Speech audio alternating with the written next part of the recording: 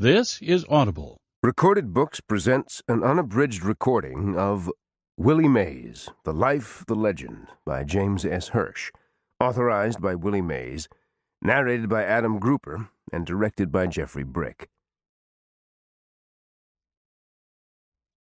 Prologue.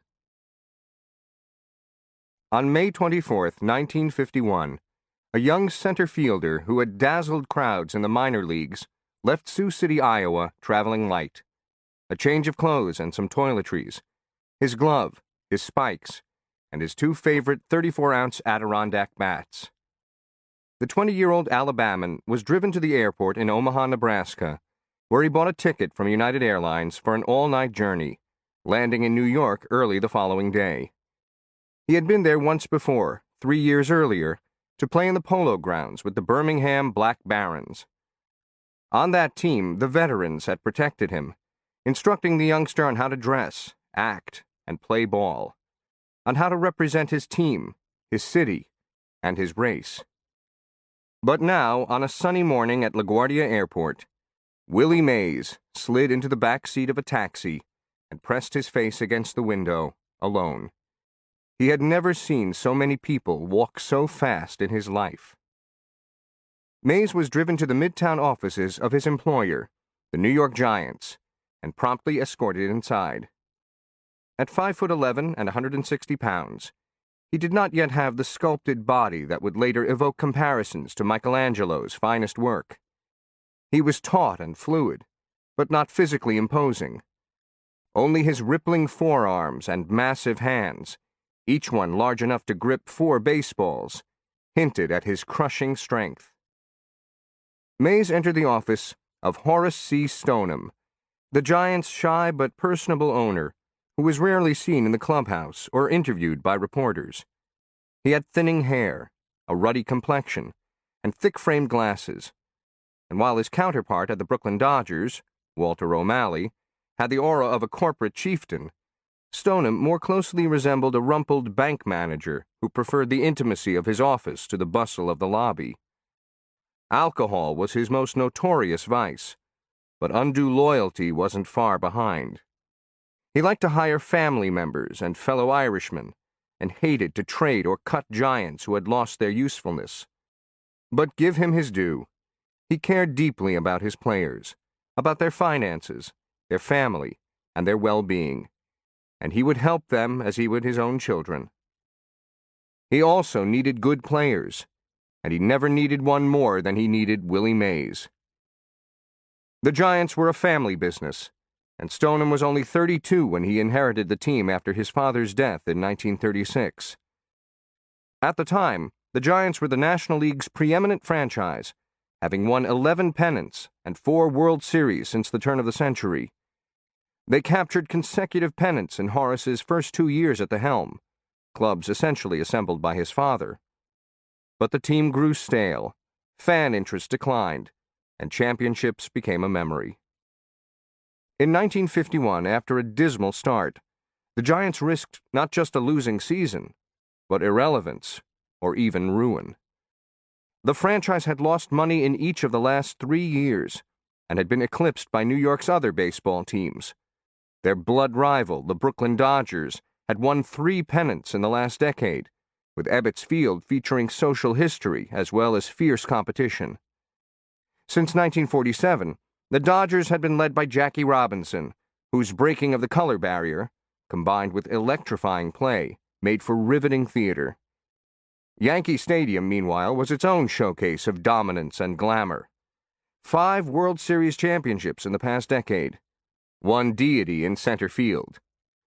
Joe DiMaggio would turn 37 in 1951, his final season, after which the landscape would be ready for a new hero. But the Yankees had already found their next wunderkind in the zinc mines of Oklahoma. The rookie Mickey Mantle, his brawn and speed exhaustively chronicled in spring training, his alliterative name tripping off the tongues of wide-eyed reporters, his blond crew cut and blue eyes capturing the hearts of young fans, was poised to be Gotham's next baseball god. Who needed the Giants? "Glad you could make it so soon," Stoneham told Mays as the rookie entered his office. but they aren't glad where you came from." Mays, confused, said nothing. "The Minneapolis fans," Stoneham said. "They're upset." Mays had begun the season with the Minneapolis Millers, a Giants farm club. In 35 games, he had hit .477. One searing drive in Milwaukee punctured a hole in the fence. Stoneham told Mays that the Giants were putting an ad in a Minneapolis newspaper to apologize for taking the local team's prodigy. "We're going to tell them," Stoneham said, "that you're the answer to what the Giants have got to have." Mays remained silent. "It's unusual, I know," Stoneham said, "but is something the matter?" Mays finally found his voice, high-pitched and earnest. "Mr. Stoneham, I know it's unusual, but what if—" "What if what?" "What if I don't make it?" Stoneham pointed to a folder on his desk stuffed with papers. Mays saw his name on the cover. "You think we just picked your name out of a hat?" Stoneham demanded. "You think we brought you up because somebody saw your name in a headline one day in Louisville or Columbus or Milwaukee or Kansas City? You think nobody's been watching you? You think managers haven't been up nights doing progress reports? That our own scouts haven't checked you out time and again? You think all of this is something somebody dreamed up in the middle of the night 2 days ago?" Mays stood there, unsettled by the barrage. The owner pushed a buzzer beneath his desk and spoke into the intercom. "Ask Frank to come in here." He looked at Mays. "Got luggage?" "No, sir. It's still back in Minneapolis. They're sending it on." Stoneham nodded and pushed the buzzer again. "Ask Brannock to save out $70–80, he said, referring to the team's dapper traveling secretary, Eddie Brannock. Then to Mays. "Buy yourself a couple things. Underwear, shirts, socks, until your stuff gets here." The door opened and Frank Forbes, a black fight promoter hired by the Giants to be Mays' chaperone, walked through. "Here he is," Stoneham said. "Take him with you." He extended his hand. "Good luck, Willie." "Thank you, Mr. Stoneham. I hope I can get into a few games, get a few chances to help. I hope you won't be sorry." "I won't be sorry." Stoneham turned away, then suddenly turned back. "Get in a few games, get a few chances to help? Don't you know you're starting tonight?" May's mouth went dry. "Starting? Where?" Stoneham glared at him, then laughed. "Center field," he barked. "Where else?" He looked at Forbes. "Get him out of here, Frank." The Giants were already in Philadelphia, where they would begin a 3-game series that night at Shibe Park. Forbes and Mays hustled to Pennsylvania Station, boarded a train, and sat in a Pullman parlor car. Mays had seen the opulent coaches in the movies, the ubiquitous Negro porter fawning over white passengers. But now Mays was the passenger, and the swivel armchairs were layered with meaning. His father, Willie Howard Mays Sr., had been a Pullman porter, making beds in the sleeping cars chugging out of Birmingham. The train's quiet rhythm lulled the white passengers to sleep, and the elder Mays, wearing a white jacket, would listen to the sound of the whistle at night, signaling which engineer was driving the train. "He'd lay his hand on that rope," he said, "and it was like an autograph." Now his son sat in a Pullman car, heading south on an 85-mile trip that the young man could not have envisioned even a month earlier, with the clicking of the wheels saying to Willie, "You're a giant, you're a giant, you're a giant, you're a giant." Willie Mays began his major league career poorly. He went 1 for 26, but he slowly found his way. He blasted home runs over the lights at the Polo Grounds, chased down fly balls in the cavernous outfield, unleashed deadly throws to the plate, and ran the bases with daring glee. But what mesmerized his teammates, what captivated the crowds, was his incandescent personality, bringing, his manager said, a contagious happiness that gets everybody on the club, and moving Branch Rickey to observe that the rookie's greatest attribute was the frivolity in his bloodstream, which doubled his strength with laughter. Newspapers promptly hailed the Negro slugger as the Amazing Mays and the Wondrous Willie, a unique blend of speed and power who performed with childlike exuberance. But the most prescient account appeared on June 24th in the New York Post, 1 month after his debut, which chronicled a stunning base-running feat as part of the legend of this new marvel. Long before his Rookie of the Year award, long before his 2 Most Valuable Player awards, and his 1 batting title, and his 12 Gold Gloves, long before his 24 All-Star games, and his 3,283 hits, and his 660 home runs, and long before the catch, Willie Mays was a legend.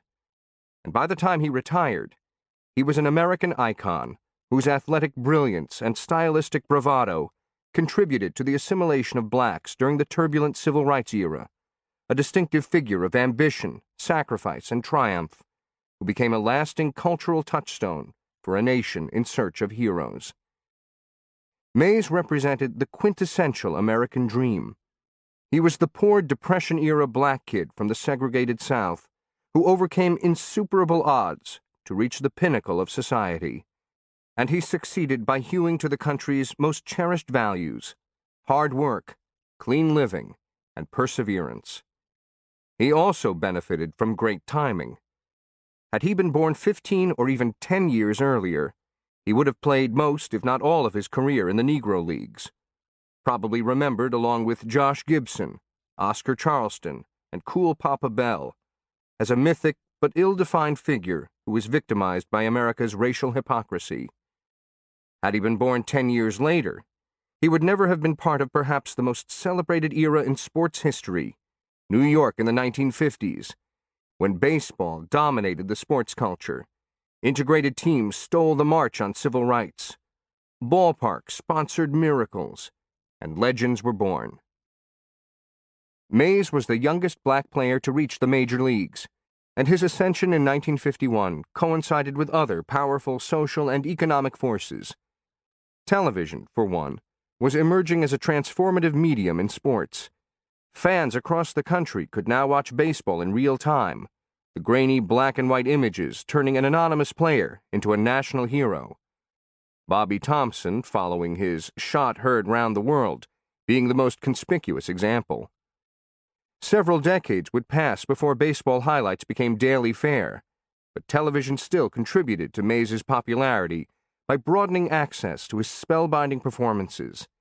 The spinning catches followed by laser throws, the churning legs rounding second base, his feet barely brushing the dirt, his cap sailing off like a flimsy derby in a windstorm, the giddy smile that bespoke his love for the game.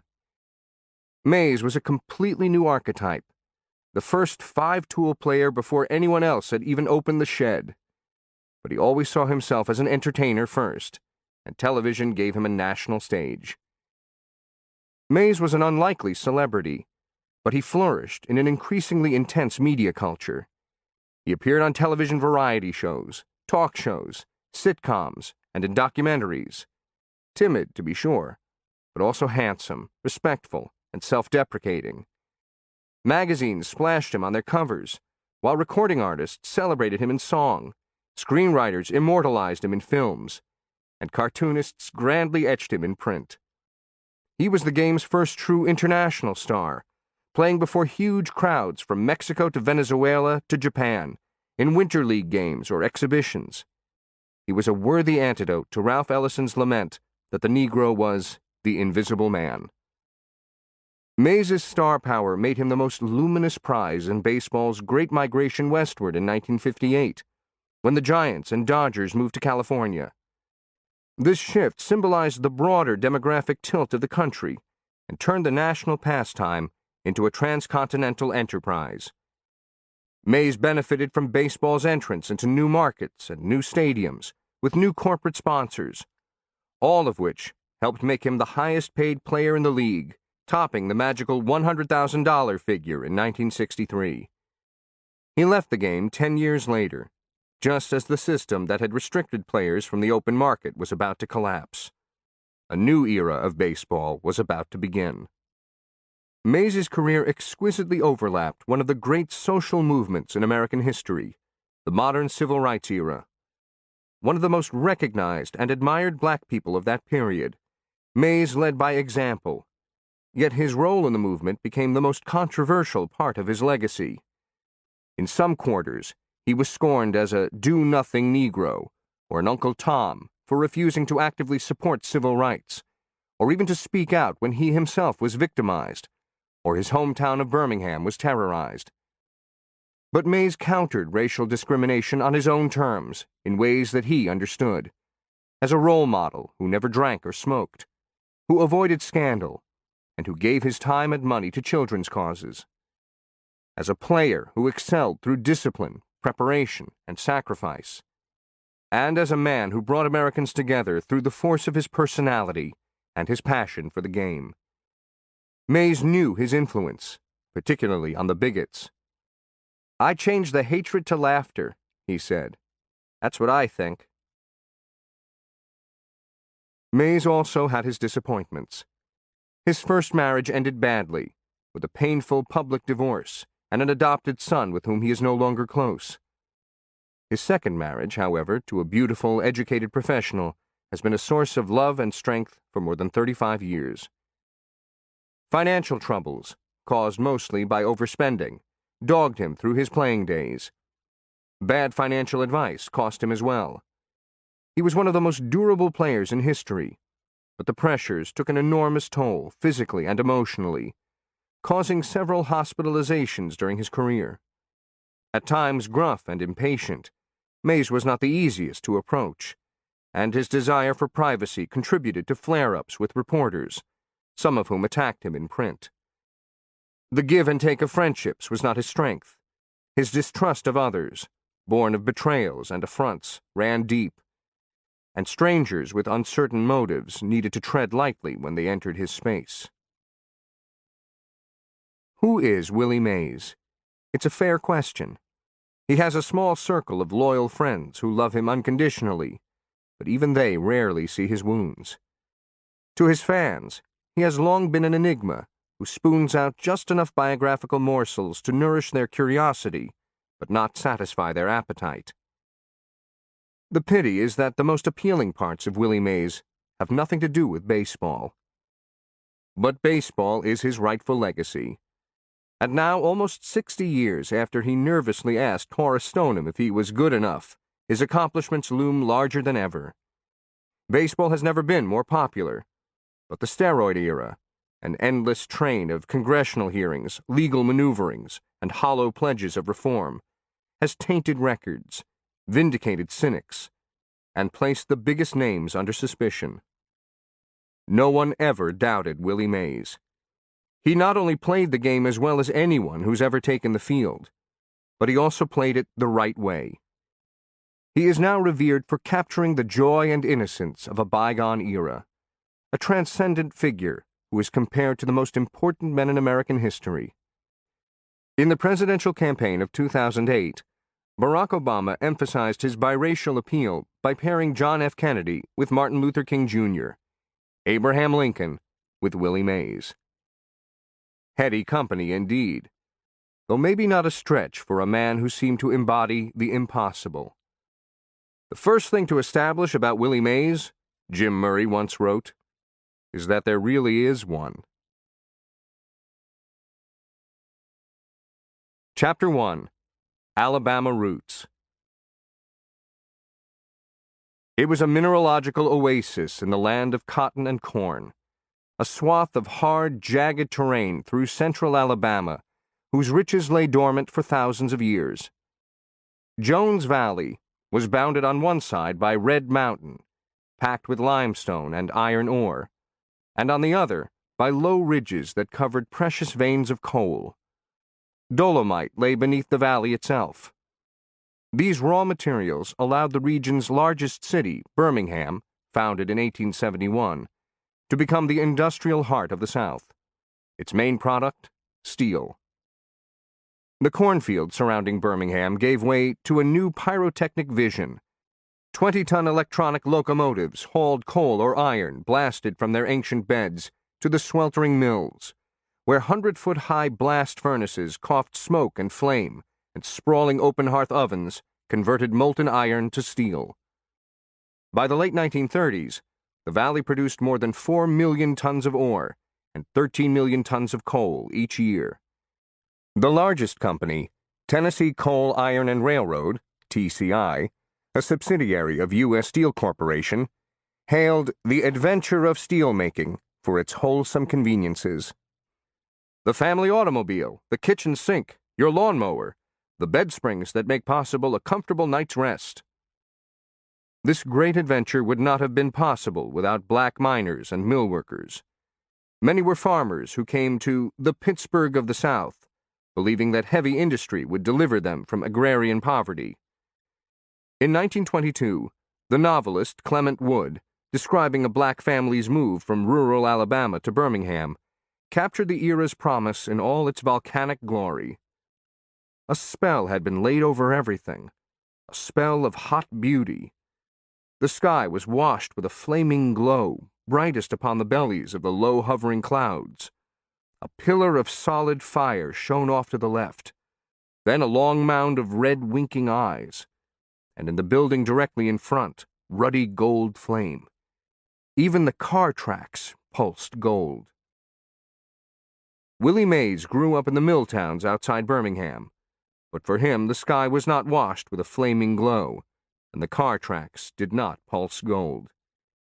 He wanted nothing to do with steel, wire, or coal, or with the other menial jobs that were then available to black men in the South.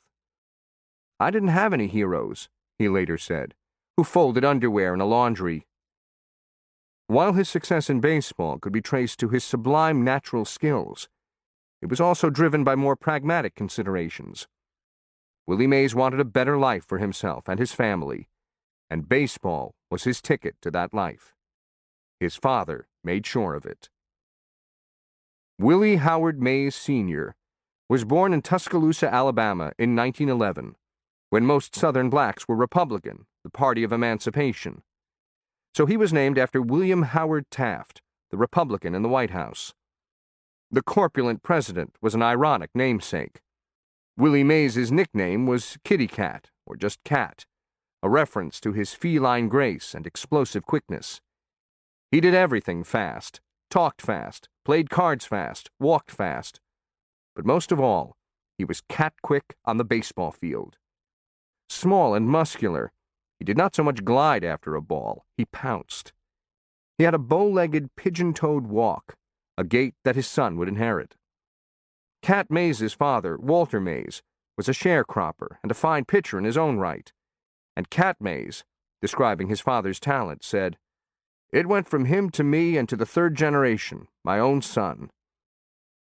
Exactly when Cat Mays arrived in the Birmingham area, or with whom, is unclear. But surely he or his family was lured by the mines, mills, and furnaces that produced the valuable metals. But Birmingham had something else: baseball. Compared with the North, baseball and its precursors came slowly to the South. The game was rarely played there before the Civil War, and did not take root until after Reconstruction, when railroads helped create small towns and trading villages. Typically an urban game, baseball gradually found a home in these southern communities, the teams themselves viewed as symbols of progress. Both whites and blacks played, though the sport had special meaning among freed slaves. In the postbellum South, baseball was the most popular event at the annual Juneteenth, emancipation, celebrations. The contests, when combined with food, dancing, and music, were imbued with a holiday spirit that was later evident in the Negro Leagues. In southern mining communities and steel plants, baseball was also designed to tighten the bonds between labor and management. Industrial jobs moved workers from the seasonal rhythms of farming to the uncompromising dictates of the clock. The boss men wanted faithful employees who would adhere to their grinding regimen. They also wanted their workers to shun the labor unions who sought footholds in these new outposts. That loyalty could not be bought by wages alone. The company towns had to provide schools, housing, health care, and recreation, and few activities stirred more passion than baseball. The hotly contested industrial leagues, in which each team was sponsored by an individual company, produced some of the game's best early players, notably Shoeless Joe Jackson. The leagues were also a godsend for their sponsors, a collective enterprise that did not threaten management's hegemony, but did reinforce workers' allegiance to their employers, who bought their uniforms, scheduled their games, and covered their expenses. It was a small price for labor peace. While the South is often associated with football, it was no accident that both Cat Mays and his son embraced baseball, which was the most important ritual in the industrial community, according to the scholar Christopher Dean Fullerton. That ritual was particularly spirited in Birmingham, whose industrial league was considered the largest and most competitive in the South. It was created in 1905, with virtually every enterprise having its own team. The squads were segregated, the game's appeal crossing racial lines. By 1928, there were 30 white teams and 8 black. The latter group with names like cq2cq, American Cast Iron and Pipe Company, Stockham Valve, and the Pratt City Nine. Some contests drew several thousand fans, many of whom had no place to sit save an empty hillside. The games were covered by newspapers, presided over by company officials, and highlighted by marching bands and jubilee singers. In some cases, workers were hired strictly for their talents on the diamond, and rewarded through higher wages and bonuses, as well as lighter work schedules. The best white players went on to play in organized baseball, and after 1920, the finest black athletes could graduate to the Negro Leagues. But even the professional black players didn't necessarily make more money than their peers in the industrial leagues. The black professional teams typically received a percentage of the gate receipts, which were erratic at best, and earnings were also reduced by travel expenses. The benefits of hitting and catching a baseball were not lost on Cat Mays. Most of the mining and mill jobs were dangerous, but starting as a young man, perhaps even before he was 20, Mays swept floors in TCI's wire mill in Fairfield, 9 miles southwest of Birmingham, and played baseball for the Fairfield wire mill team. Sweeping floors was a reward for his athletic prowess, a benign task that allowed him to leave work at 2 p.m. and head for the ball field. The mill paid him $2.60 a day, but the work wasn't steady. The Great Depression throttled Birmingham, the worst-hit city in the country according to the Roosevelt administration. So Cat Mays scraped by as a kind of baseball free agent, selling himself to the highest bidder, to an industrial league team or to one that barnstormed through the South. "I made it during the Depression," he later said, "by playing for anybody who'd give you money. Because every time somebody come to get me to play baseball, I'd say, 'I can't go, man, I got something to do.' And he'd say, 'Come on, man, I'll give you $2.50. Sometimes when things was bad, you'd have to go for 10 cents a game. And for that money, you learned baseball." At some point, as a teenager, Cat Mays met a slender young woman named Annie Satterwhite. Born in Randolph County in eastern Alabama, Annie was one of 7 children. One sibling had died young. The family moved to Westfield, an all-black village whose houses were owned by TCI, and whose residents worked in the adjacent mills in Fairfield. Annie was an exceptional high school athlete in both track and basketball. The principal, E.J. Oliver, later said that Annie was the type of young person you like to deal with, because she soon became knowledgeable about what the values were in life. Little is known of the relationship between Cat Mays and Annie Satterwhite, but on May 6, 1931, their son was born, Willie Howard Mays, Jr. Annie was very light, which gave the baby's skin a cinnamon tint. According to one account, perhaps apocryphal, the doctor who delivered the boy exclaimed, "My God, look at those hands!"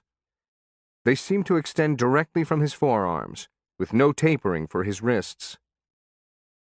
Willie's teenage parents, Annie was 16, Cat 19, never married each other, so they faced the question of where the baby would live.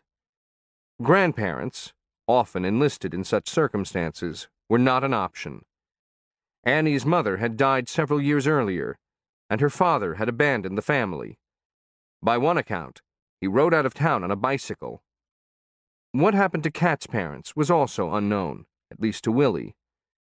In an employment form for the Pullman Company, Cat identified his mother as Susie Smith, but he never told Willie anything about his paternal grandparents. Like his maternal grandparents, they were presumably the children or grandchildren of freed slaves. Neither of Willie's parents ever shared that particular history. Willie Mays always recalled his childhood as a joyous, sunlit time, surrounded by loving friends and family, who encouraged his dreams and sheltered him from hardship. Those cheerful memories have been confirmed decades later by those who grew up with him. But it is also true that Willie's childhood had many moving parts, with a large shifting constellation of relatives, a fractured immediate family, the harrowing death of a loved one, a physical confrontation with his stepfather, and the specter of abandonment.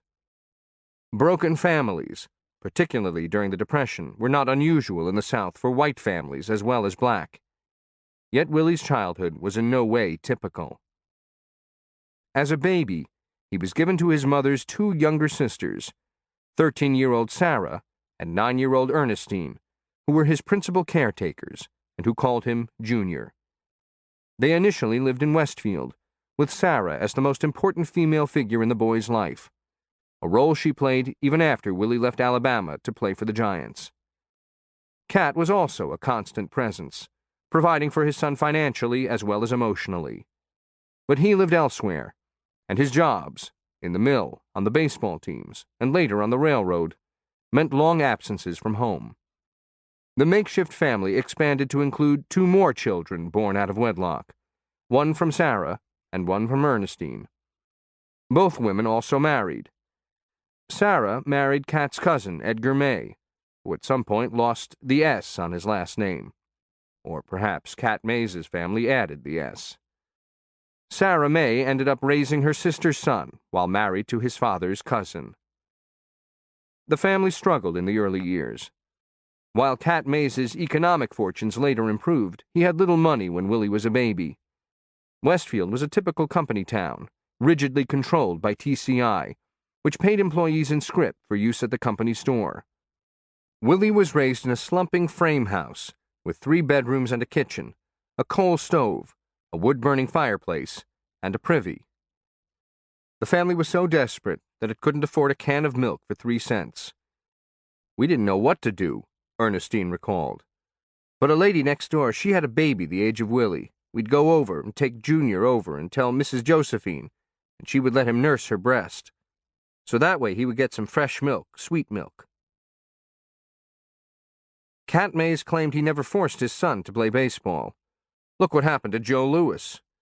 Joe's mother supposedly bought him a banjo, and he ended up in the boxing ring.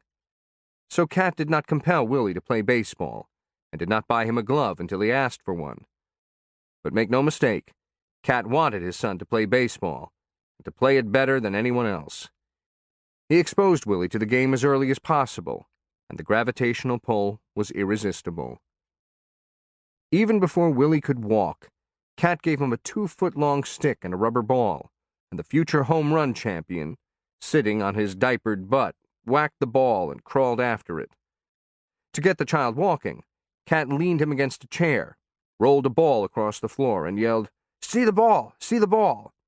He then turned Willie loose. Cat later said, "I knew he was going to be special as soon as he started walking, right around the time he got to be 1 year old. He's 1 year old, and I bought him a big round ball. Willie would hold that big round ball and bounce and chase it. If it ever got away from him, he'd start to cry. You couldn't believe how good Willie was, 1 year old, chasing down that big round ball. Little bit of a thing. But even then his hands were sure and strong. I'm telling you the truth, right then when he was 1 year old, I knew he'd be a great one." He added, "I was pretty good, but my hands are regular size. Willie gets those big hands from his mother." By the time Willie was 5, Cat was throwing the ball to him outside, yelling, "Catch it!" They lived near a cornfield and cow pasture, which was also used as a ball field. They went out in the afternoon, sometimes in the rain, the father taking his son to each position and showing him how to play it, then teaching him about hitting and throwing and base running. Cat told him that he had to be good at everything, all positions and all parts of the game. The more things you could do on the field, the more likely you would stay on the team. They used a rock and rags for their baseball and a stick for their bat, and Cat would smack ground balls across the rutted terrain, giving Willie some early lessons in bad hops. The boy had initiative. As Cat recalled, by the time Willie was 6, I'd come home from work and catch him across the street on the diamond all alone, playing by himself. He'd throw the ball and hit it with the bat, and then run and tag all the bases, first, second, and third. And then when he got home, he'd slide. He learned that from watching me. In time, father and son would play pepper, with real bats and balls, 15 feet apart. Willie pitching and Cat hitting. Liners, bunts, pop-ups. Forcing Willie to make quick adjustments. Cat yelling encouragement. "Pick it up! You're dug in like a potato! How can you go to the side? Bend those knees!" According to Willie's boyhood friend, Herman Boykin, Cat was an indoctrinator. On a daily basis, he kept saying to Willie, "You can do this." He wanted Willie to be self-sustaining so he wouldn't have to work in the mills. Cat took his son to watch the Birmingham Black Barons, exposing him to Negro League players while also having fun in the stands. At one game, when Willie was 5 or 6, Cat announced that he was a magician. "Stand up," he said, and everyone in the crowd stood. "Sit down," and they all sat. Several years passed before Willie learned about the 7th-inning stretch. Sports at their most basic level, throwing, catching, running, were woven into his daily life. Each morning, on his way to elementary school, he walked to Charles Willis's house, a rubber ball in his hand. As he waited, he bounced the ball against the ground. And when Charles appeared, they walked to school and played catch, which they continued after classes were out, when they walked to a field to play in a pickup game. "When I try to remember events as a kid," Mays later said, "in my memories, somehow a ball always ends up in my hands." Willie's baseball education intensified when he was 10 and allowed to sit on the bench at his father's Industrial League games. Suddenly, he was around hard-muscled men discussing the intricacies of the sport. How to play a right-handed pull hitter who was facing a pitcher with a slow curve. How big a lead to take from first base against a southpaw with a quick delivery. With fans cheering, Willie watched the drama unfold, always paying close attention to his father. The players were all good, but Cat's breakneck speed was combined with a certain flair as well as a mastery of the game. On a close play on the bases, he would deftly slide on the opposite side of the tag. His son tried to copy the moves. Before Cat's games, now on a real ball field, Willie would run to first and slide, then get up and run to second and slide, and then to third and slide, and then to home and slide again. He soon asked for his own glove. In 1938, Cat Mays's mill wages and baseball earnings allowed him to move the family to adjacent Fairfield. A step up from Westfield, with better houses, neighborhoods, and schools, it proved to be an ideal setting for Willie. Like Westfield, the town was safely beyond the more racially charged Birmingham, but its origins as a model industrial city accounted for its relative stability. When U.S. Steel bought TCI and its land holdings in 1907, it began developing wire mill and coke plants outside Birmingham. The city's disease-ridden shacks and negligent services diminished the workers' productivity, a concern of mill companies across the South. Seeking an alternative, U.S. Steel enlisted private investors to build a town that was patterned after the Garden Cities of England, an urban planning effort at the turn of the century. The goal was a carefully planned community that would soften the harsh edges of industrial life. Ground was broken in 1910. The former president, Theodore Roosevelt, visiting the next year, proclaimed the effort simply extraordinary, and even the social reformer Jane Addams commended the undertaking. The town was originally named Corry, after W.E. Corry, the president of U.S. Steel. But scandal, an affair with a New York chorus girl, cost him his job. So U.S. Steel's chairman, hoping to give his nascent community a clean start, asked the new president for another name. He didn't have one, though he volunteered that he lived in Fairfield, Connecticut. Fairfield seemed to be a perfectly fine name, suggesting that northern capitalists were creating a fair field for the workers. In 1914, Fairfield, Alabama, opened its first wire mill, while it also aspired to set a new example. Across the country, congested cities were rightly seen as breeding grounds for crime, leading reformers to urge the development of pristine physical environments to improve human behavior. Fairfield's town planners wanted to increase the residents' exposure to the salutary benefits of nature. Roads were laid gently up and around slopes. 10,000 shrubs and thousands of trees, chinaberry, pine, fig, pecan, walnut, were planted. Ball fields provided pastoral recreation. Like most model towns, however, Fairfield could not meet its lofty goals. It had plenty of greenery, but other plans, a major drainage system, sanitary outlets attached to every lot, the paving of more than 20 miles of streets, all fell short. Most streets remained dirt roads until at least the 1940s. Long 2-foot ditches carrying rainwater ran down some streets into a larger ditch, where pigs raised in yards or fields would drink. The wind-blown soot from the mills fell on streets and porches. The many houses without plumbing relied on large wagons driven by mules to carry away human waste. Even the wisteria next to the tennis courts fell into neglect.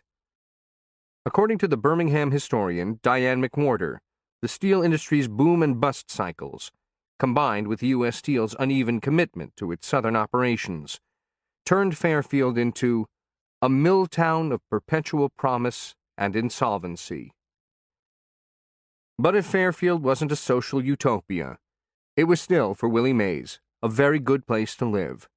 A biracial town of predictable rhythms and clear expectations. Unlike the company-owned houses in Westfield, many Fairfield residents owned their dwellings, reflected in freshly painted fences, well-tended yards, and blooming gardens. Some parents taught their children that Fairfield was not a suburb of Birmingham, but Birmingham a suburb of Fairfield. For many years, Fairfield was the home of one of the richest black men in the South, A.G. Gaston, whose businesses included a funeral home, so advertised on hand fans distributed at church. The physical hazards of the mills and mines, combined with constant economic perils, sustained an ethic of self-help, discipline, and sharing, where the A&P supermarket sold goods on credit, families shared garden vegetables with hungry neighbors, and everyone sacrificed. Recalls one of Willie's peers, "Our parents took us to church on Sunday, sent us to school on Monday through Friday, and then sent us to the movies on Saturday, and then to a baseball game after the movies. The men worked in those mills and mines while the ladies washed clothes over a scrub board, heated irons, and cooked over a wood-burning stove, so that the men could come home and cut the grass, trim the hedges, water the plants, feed the chickens, and whip my bad backside for the trouble I got into before sitting down to eat a meal that was prepared by their lovely ladies." While the Depression made subsistence living the norm, the children still had fun. Whether riding their new roller skates down a hill on Christmas morning, fighting a stray turkey like a matador on a main thoroughfare, eating delicious ice cream from Dr. Parham's drugstore on a warm summer evening, or just playing ball, they were active, busy, and rigorously protected. "We were somewhat sheltered from the harsher realities," says U.W. Clemon, who was born in Fairfield in 1943 and became Alabama's first African-American federal judge. "You could own your own house in Fairfield, and you could buy what you needed in private stores." While Fairfield's racial divide was always clear, it was less dehumanizing than in other southern towns, certainly less so than in Birmingham. Blacks and whites had separate neighborhoods, schools, movie theaters, water fountains, and trolley seats. The northern industrialists who controlled the town had to abide by segregation, but they made some effort to treat blacks fairly. A hospital in Fairfield, for example, did attempt to provide separate but truly equal care. The disparities were more evident beyond Fairfield. A streetcar ride to Birmingham would pass an amusement park and baseball field for whites only, as well as beautifully tended white neighborhoods of plush lawns, colorful flowers, and green pastures dotted with horses. The streetcar would then reach Birmingham, where city ordinances segregated the steps at the train station and barred blacks and whites from playing checkers with each other. Any downtown clothing store gladly welcomed Negroes, but if they wanted to try on the clothes and shoes, they had to pay for them first and do it at home. Fairfield lacked the palpable racial tensions of Birmingham, probably because so many residents, black and white, worked together in the mills. The town's superior overall condition, the newer houses, the more attractive neighborhoods, helped diffuse hostilities as well. For the children of either race who just wanted to play sports, so much the better. Willie Mays was happily insulated from racial concerns for much of his youth. He lived in the black interurban Heights section, where every child knew the rules. You had to sit in the back of the streetcar. You had to address white adults as Mr. or Miss. You could patronize only certain theaters, or had to sit in the balcony of a racially mixed movie house.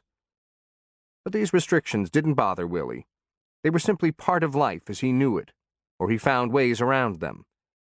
To avoid sitting in the back of the streetcar, Willie and his friends would simply jump on an outer platform and ride for free. He kept a positive view.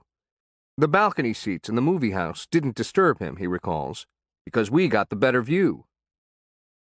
Willie saw the superior yards in Fairfield's white neighborhoods, but never felt envy or anger. And why should he? The white kids were not just his friends, but more important, his teammates. Despite the laws that imposed segregation, black and white youths in Fairfield found one another on the diamond, basketball court, and football field, where Willie's prowess was evident early. The white children, no surprise, wanted Willie on their team, and Willie couldn't be bothered with skin color. Playing in this social bubble, his only concern was winning. But Willie could not escape the outside world entirely. When adults saw the racially mixed teams, they would call the police, who would break up the games, or sometimes the police acted on their own. Just plain dumb and crazy, Willie thought. The teams would reconvene when the cops left. Willie never forgot these episodes. As an adult, his generosity toward children was driven by many considerations, but his own experience as a youth was critical. If children were left alone, he believed, they would do the right thing. It was the adults who screwed things up. Chapter 2. Raised to Succeed. Though Willie Mays' most important influence was Cat, his father was also an enigma to his son. He never told Willie anything about his own youth in Tuscaloosa, or about his parents, or any other family members. He once mentioned to Willie that he had fathered a daughter. Willie never met her.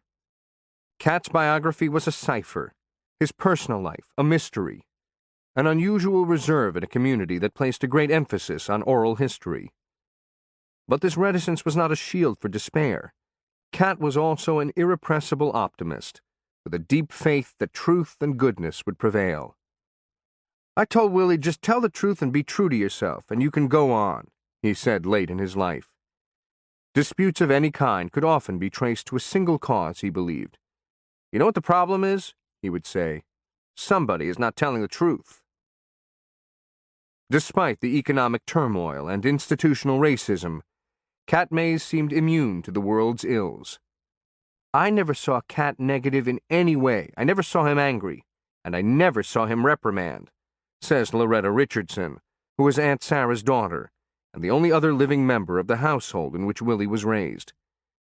She recalls how the three children in the house, she, Willie, and Aunt Ernestine's son Arthur, who was called Arthur B., all first cousins, would meet Cat after he left the mill and race him home. Cat always won. Even when he talked about playing baseball and not getting to the level he wanted, he never made it beyond the Industrial League. He never said it with anger or regret, Richardson says. He just said, "It wasn't my time." Richardson, who is 7 years younger than Willie, also fondly remembers how much attention Cat lavished on all 3 cousins. He loved Willie, but he loved all of us. Willie absorbed every side of his father's personality. As an adult, he vigorously guarded his privacy, rarely talking to his friends, let alone the press, about his youth, his family, or his personal feelings.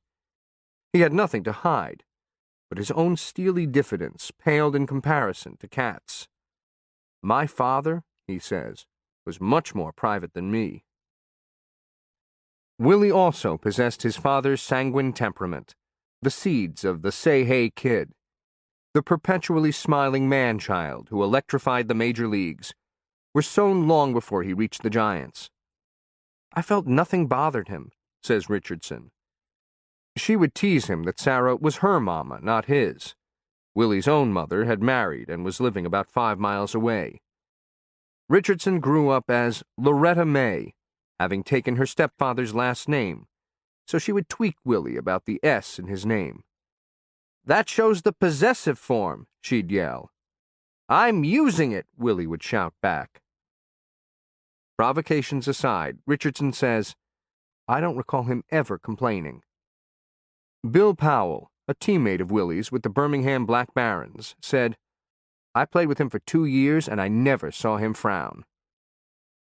The only time Willie appeared sullen was when his team lost. "He was basically a quiet, happy-go-lucky kid, but he was always very competitive," says Otis Tate, a friend from Fairfield whose finger is still sore, 60 years later, from catching a ball that Willie threw to him at third base. "Whatever he did, he tried to win, and he'd get mad if he didn't win. But you would never know it because that's when he'd go into his little shell." Mays credits his father for his high spirits, which always helped him through adversity, from racial insults to financial setbacks to hitting slumps. "My father gave me that one thing, positive thinking, that allowed me to look past whatever was happening," he says. "If you say to me, well, there had to have been some pain, sure there was some pain. But if you can overcome your pain and do your job, the pain disappears the next day. That's where the positive thinking comes in." While Cat pushed Willie to succeed, he never yelled at him or embarrassed him. Even when he had to discipline Willie, he never raised his voice, and that approach had a profound effect on Willie's relationships with managers and other authority figures. He responded to encouragement, support, love, everything his father gave him, but recoiled from criticism, ridicule, and sarcasm, the more so if it came from a harsh voice.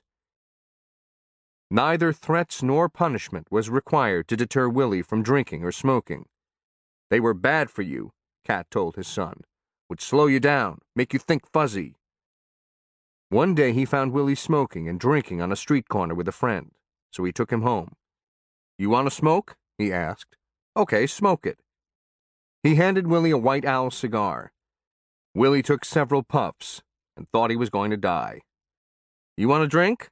Cat asked. "Drink it." He gave Willie a glass of Old Crow.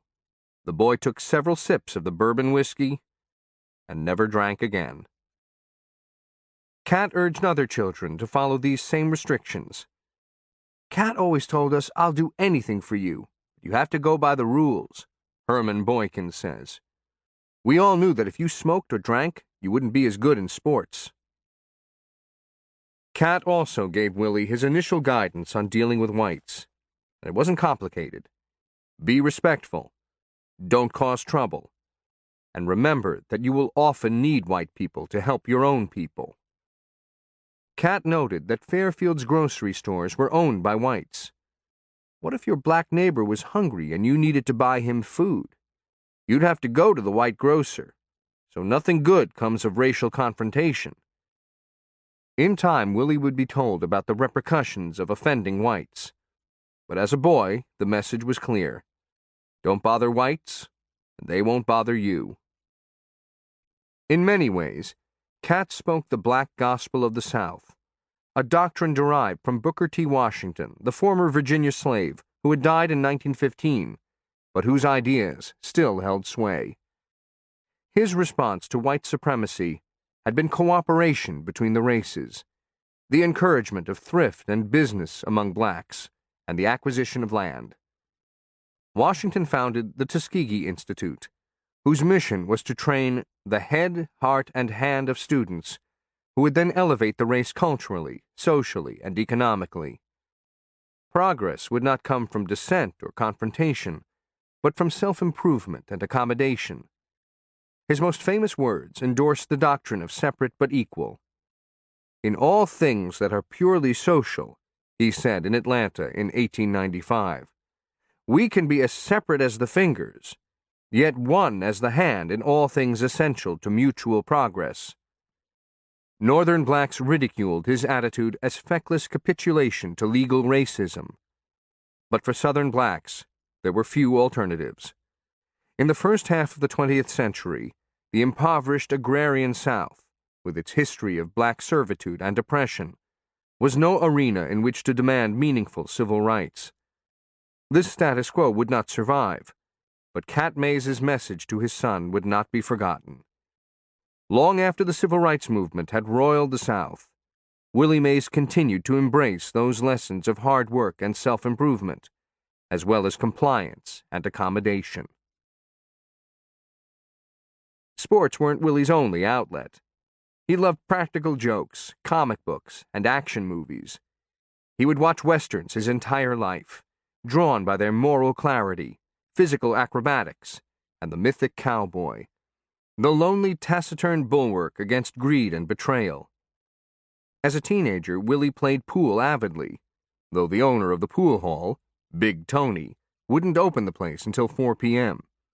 He told the kids they needed to stay in school and do their homework.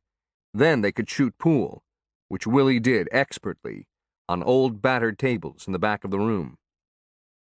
Willie was no stranger to mischief. Conspiring with friends, he'd sneak into peach orchards, pluck the fruit off the trees, and hurl them to his confederates. His job carried the most danger, but he had the best arm. Watermelon patches were also easy targets. Without money, Willie and his friends filched pork rinds on occasion from a general store. "Willie's hands were quicker than your eyes," Otis Tate recalls. When Willie was at Fairfield Industrial High School, he'd sneak out of the building through a floor crawl. Fearing that his dirty clothes would betray him, he went to the school laundry room, where students were taught cleaning and pressing, and wash his overalls before returning to the classroom. With his friends, Willie rode in an open dump truck and taunted other drivers, instigating sharp turns and near collisions. The hijinks infuriated their own driver, Herman Boykin, who took them to their baseball game, pulled the gear, and dumped them into a mass of adolescent merriment. Willie got into minor things, but they never had to put the chastise on him, because he never really crossed the line, Boykin says. Besides his father, 3 other adults ensured that Willie stayed on course. Aunt Sarah was known as Dute, which, like many nicknames in the South, had uncertain origins. Hers may have come about because she was considered cute. A small, compact woman with short hair, she had a deep Christian faith, high ambitions for the children she raised, and an authoritarian resolve that held the family together. Though barely a teenager herself when she began caring for Willie, she was his mother in all but name. She fed him, disciplined him, and signed his report cards. When Willie in 1952 had to identify his guardian or parent on an agreement with Art Flynn Associates, an advertising firm, he wrote Sarah Mays. She was the perfect complement to Cat. While Cat did not attend church, Sarah confessed to Christ as a young girl and attended Jones Chapel AME Church in Fairfield every Sunday. She made sure Willie, properly dressed, went as well. Willie's education was important to Cat, but Sarah emphasized it as a part of a larger message of self-improvement and achievement. "My mom talked about it all the time. You have to be better than the rest to even be recognized for being good," Loretta Richardson says. Sarah wanted her daughter, as well as Willie and Arthur B., to attend college. That would spare them the hard labor endured by most Southern blacks, domestic work for women, the trades, farming, or the mills for men. When Richardson brought home her first report card with mediocre grades, her mother said, "You won't bring another C in here." And she didn't. Though Sarah accepted that Willie would never excel academically, she made sure he attended school and made the effort. In his senior year in high school, according to his report card, he received mostly B's, but got A's in cooperation, effort, and sportsmanship. Sarah also gave Willie his chores and his curfews. "She didn't whip me that much because I didn't like it, but she made sure I was in by 11, Willie says. Sarah married Edgar May after the family moved to Fairfield, but Edgar was killed in India in World War II. As a widow, Sarah received monthly Social Security checks, which she supplemented by working as a receptionist in a doctor's office, and later as a licensed practical nurse at a hospital. A dedicated gardener, she grew green beans, peas, tomatoes, and squash, and she planted trees and shrubbery in the yard as well. She ran the family, Willie says. She would make things happen. If we needed money, she could get it. Sarah opened her house to all comers. "It was just a happy place to be," Richardson says. "My mother was friendly and warm, and she just seemed to draw people around her. Every weekend we had friends over. It was like the Dewdrop Inn." Adds Herman Boykin, "Sarah fed us every day. 4 or 5 of us were running together playing ball, and Willie just brought us over, and Sarah would open the table for us. She was that kind of person." For all of her nurturing, Sarah never displayed physical affection with any of the children. As Richardson notes, "I had to learn to hug people." The same could be said for Willie. His friend Charles Willis described Sarah as a good woman who took care of Willie as any mother would for her own child. But Willie never had motherly love. Motherly love should have come from Sarah, but she didn't give him that. Nevertheless, Sarah's devotion was undeniable. Willie liked to watch the football games on Saturday afternoons at Miles College in Fairfield. Without money for tickets, he would climb a tree and watch from a perch 25 to 30 feet above the ground, although it was against the rules. One time, when he was 12, he tried taking a nap in the tree, but he got too comfortable and plunged to the earth. Breathless and sore, he made it home, but fearing the wrath of Aunt Sarah, he didn't say a word.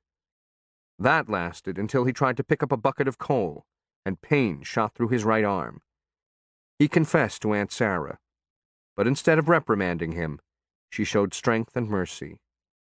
"She carried me to the hospital," Willie says. "My aunt was kind of a tough lady." The arm, his throwing arm, was broken. By then, Willie had already shown that he might play ball beyond the sandlots of Fairfield, but a damaged arm could change all that. The arm was set in a cast, and all Willie could do was wait. "We were worried to death," Boykin says. Before the injury, Willie threw the ball sidearm, or even with a submarine type of motion. It was peculiar, but it generated sufficient thrust and felt natural. When the cast came off, he started throwing the ball 3/4 overhand. That delivery felt more comfortable, and he started throwing the ball harder. It appeared that a mere flick of the wrist generated enormous power. The healing of the broken bone had either strengthened his throwing arm or forced him to use a more potent delivery.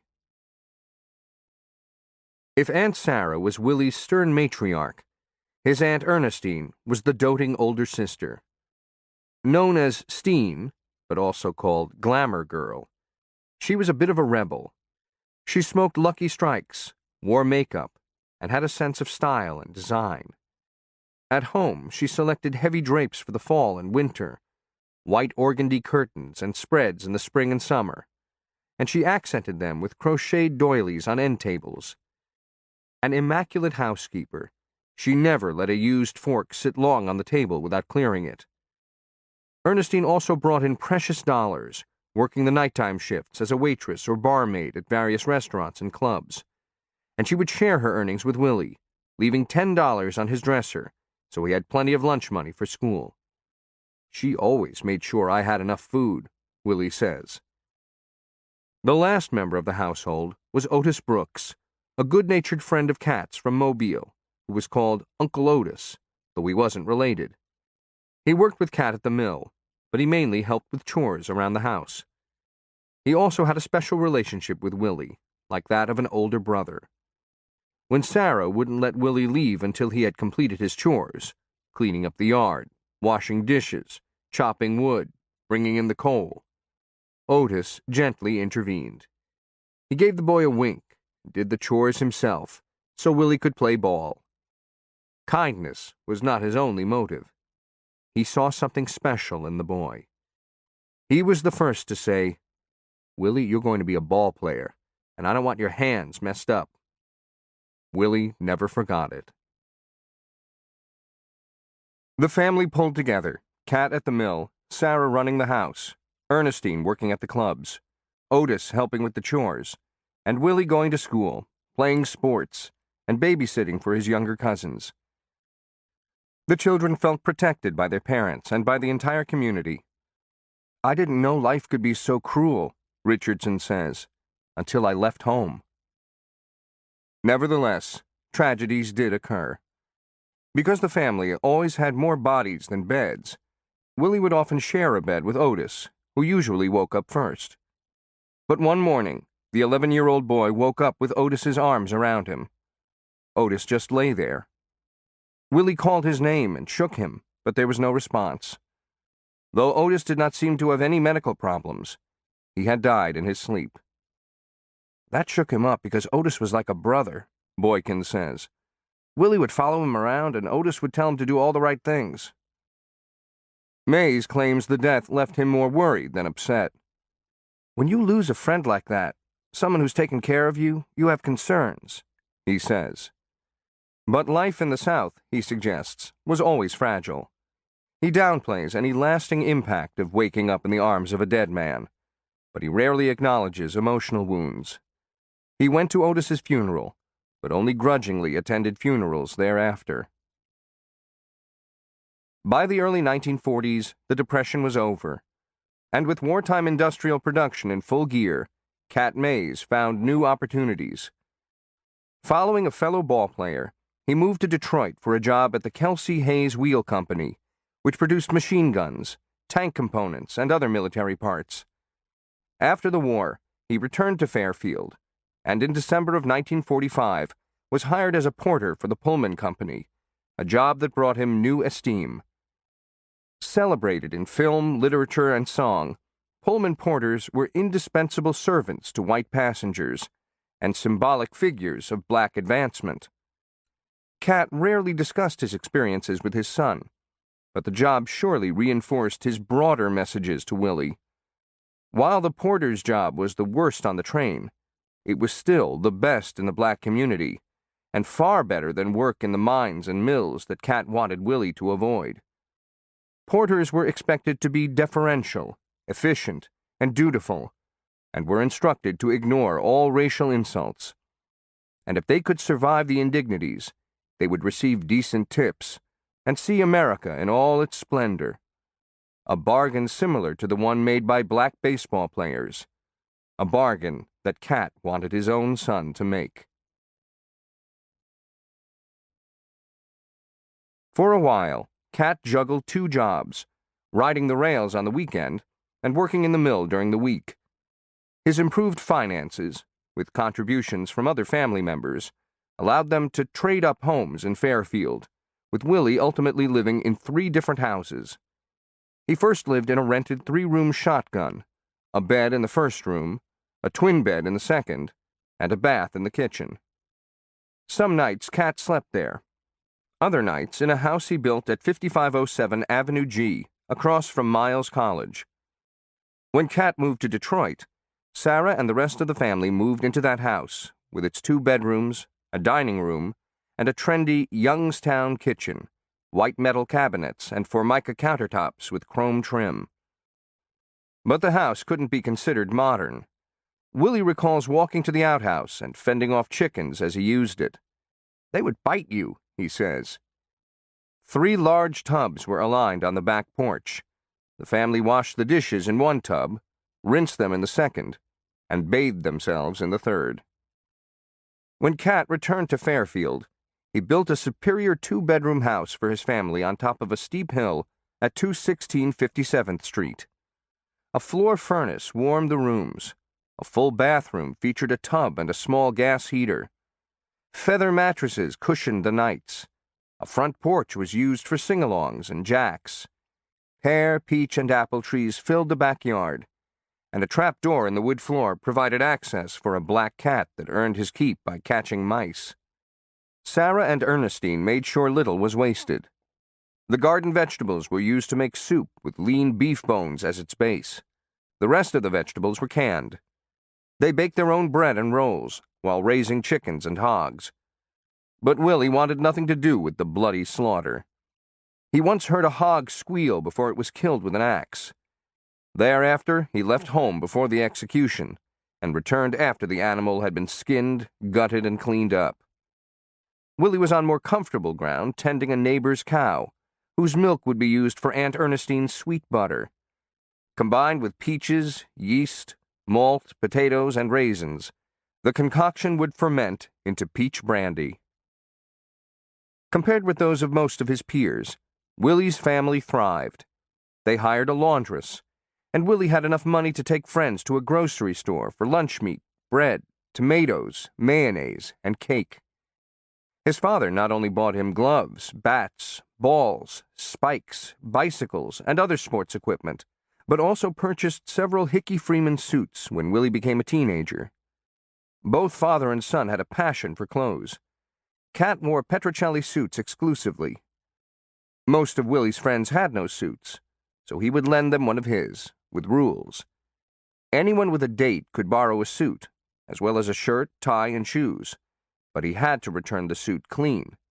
If you didn't bring it back clean, Willie says, you couldn't wear it again. When Willie began earning money from semi-professional teams or the Birmingham Black Barons, his stature was only enhanced. Other kids had jobs, but none that paid as much as Willie's. He ultimately received $250 a month as a Black Baron. That made Willie valuable. When a fight broke out that required the police, Willie's friends would make sure he had left the scene, by car if available. If I got put in jail and they got put in jail, who was going to get them out? He says. I could get them out because I had the money, and if I needed money, I could get an advance on my salary. Athletic and handsome, Willie was popular with girls, his baseball income making him that much more desirable. He had one serious girlfriend, Minnie Hansberry, who was quiet and pretty, with long hair, high self-esteem, and class. Willie's friends thought they would marry, but the relationship didn't survive once Willie left Fairfield. Willie learned something else in his youth. Successful men not only lived better than others, but also were usually more highly respected.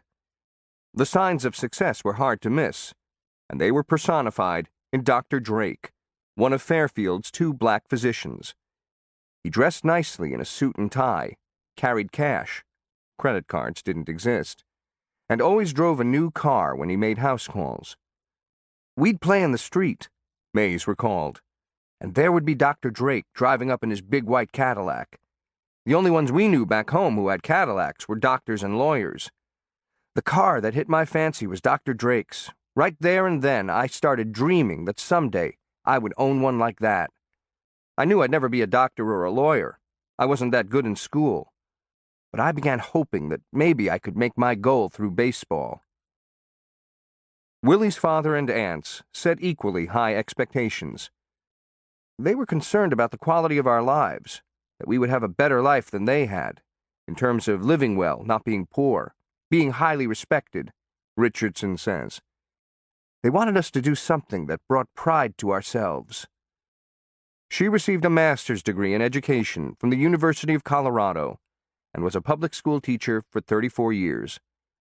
I got to the point where I wanted to do something sloppy, but my instincts wouldn't let me, she says. The same was true for her cousin. Willie could have had all of those baseball skills, but still not have had all of those accomplishments, she says. But he wasn't raised to do anything halfway. Chapter 3. Supernatural Gifts. They called him Buck Duck, or just Buck, though Willie never knew how he got that nickname. Ernestine later speculated that it came from his high behind. Several decades after Willie Mays became one of the greatest brand names in baseball history, his childhood friends still call him Buck. And Buck was different from everyone else. It wasn't just his strength, speed, and agility, but also how he did things. He was brashly inventive, visually dramatic, unpredictably daring. Willie hated chores, for example, but not if he could turn them into a game. Mop the floor? Turn the mop into a dance partner and whirl it across the linoleum. He'd seen it in the movies. Dry the dishes? Slide them down the counter or flip them in the air, then dive before they crash. He'd seen it in baseball games. He chopped wood so the pieces fell in precise cuts, ironed jeans with perfect creases, turned his bicycle with grace and balance. I knew he was not an ordinary person. I could sense that early on, Loretta Richardson says.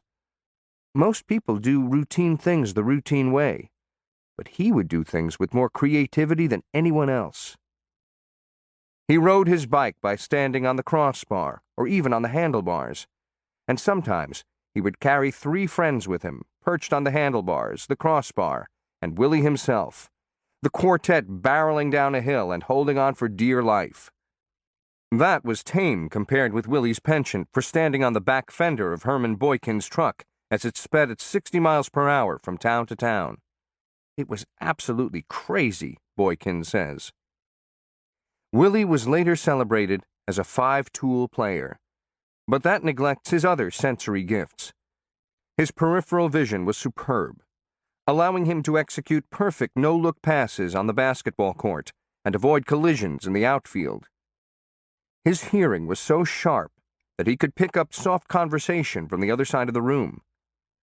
Someone would make an off-the-cuff statement and he could hear you, Boykin says. It was a little uncanny.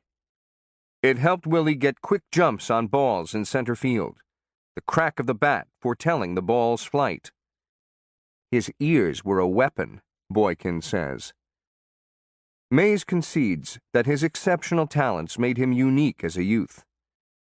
I don't like to say this too much, but I was something special, and all the young kids I ran around with, they knew that, he says. So they all protected me from a lot of things that ordinary people get in trouble with. Adults also looked out for him. His teachers allowed him to leave school early for baseball practice. When he was ill, Dr. Drake made house calls, but wouldn't necessarily charge the family. He was one of the guys who said I was going to be a great athlete, Mays says.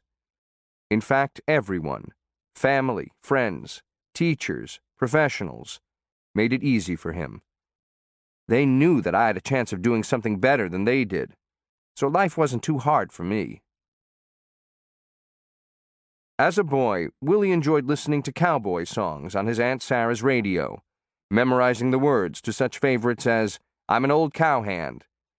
He fantasized about becoming a cowboy himself, and Sarah suggested he might become a singing cowboy. "We'll call you Bing," she said. But sports took priority, even on the radio. When Willie was 10, he listened to the reports of Joe DiMaggio's 56-game hitting streak, giving him a new idol. "Call me DiMaggio," he told Charles Willis. He actually followed 3 players, Stan Musial and Ted Williams, as well as DiMaggio, reading stories about them in the Sunday newspaper and watching newsreel footage before movies. But DiMaggio was his favorite. His comprehensive skills, combined with grace and poise, evoked his father's injunction for Willie to become a complete player. He studied how the Yankee center fielder threw, ran, and hit, and patterned his open batting stance after him. The possibility that he might play in the major leagues never crossed his mind. His dream was to play for the Birmingham Black Barons. But when Jackie Robinson opened the 1947 season at first base for the Brooklyn Dodgers, he had a new hero and greater aspirations. "I had a hope then that I could be one of those guys," he says. "I didn't know how, but that was in my mind. I could do the same things they could do if I got the chance. Baseball probably wasn't his best sport. He was always a great athlete, Otis Tate says, but he was better in basketball and football, which he played in high school. The football team, called the Baby Hornets, regularly scrimmaged against college squads. Even as an underclassman, Willie could easily break tackles and kick the ball 50 to 60 yards, but he played quarterback, his rippling arm providing uncommon strength, his long fingers allowing him to expertly guide the ball. He was the greatest passer I've ever seen, says William Richardson, a friend. He was just unbelievably accurate, and he could throw the ball 60, 70, 80 yards on a line. The local newspapers compared him to Harry Gilmer, 5 years older than Mays, who was starring at the University of Alabama. That a black high school student was being compared to a white college player, they both used the jump pass, was itself a breakthrough. Mays' most acclaimed moment in football occurred when his team played against Booker T. Washington High School in Pensacola, Florida. With 3 minutes left and Fairfield losing 7-0, Mays heaved a 70-yard pass which was caught. Then he ran for the extra point and tied the game, according to a school history. His exploits were equally dramatic in basketball, where he played quick forward, relying on a picturesque sky hook with an unusually high arc. One year, he led Jefferson County in scoring and his team to a state championship. "We had a center," Mays says, "and when he got the rebound, the first thing he would do is look for me, because I was down the court already." He could score 30 or even 40 points a game, but he says that he would often stop at 20 because that was enough. Mays concurs that baseball was his third sport, but the decision to make it the centerpiece of his life was never in doubt. Practical considerations won out. Football meant excessive risk of injury. Basketball required height. But the most important factor was money. For most of Mays's youth, there were no equivalents in football or basketball to baseball's Negro Leagues.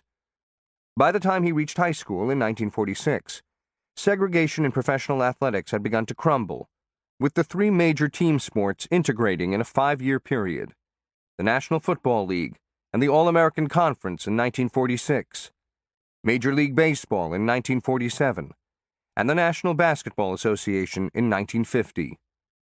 But professional football and basketball players first attended college.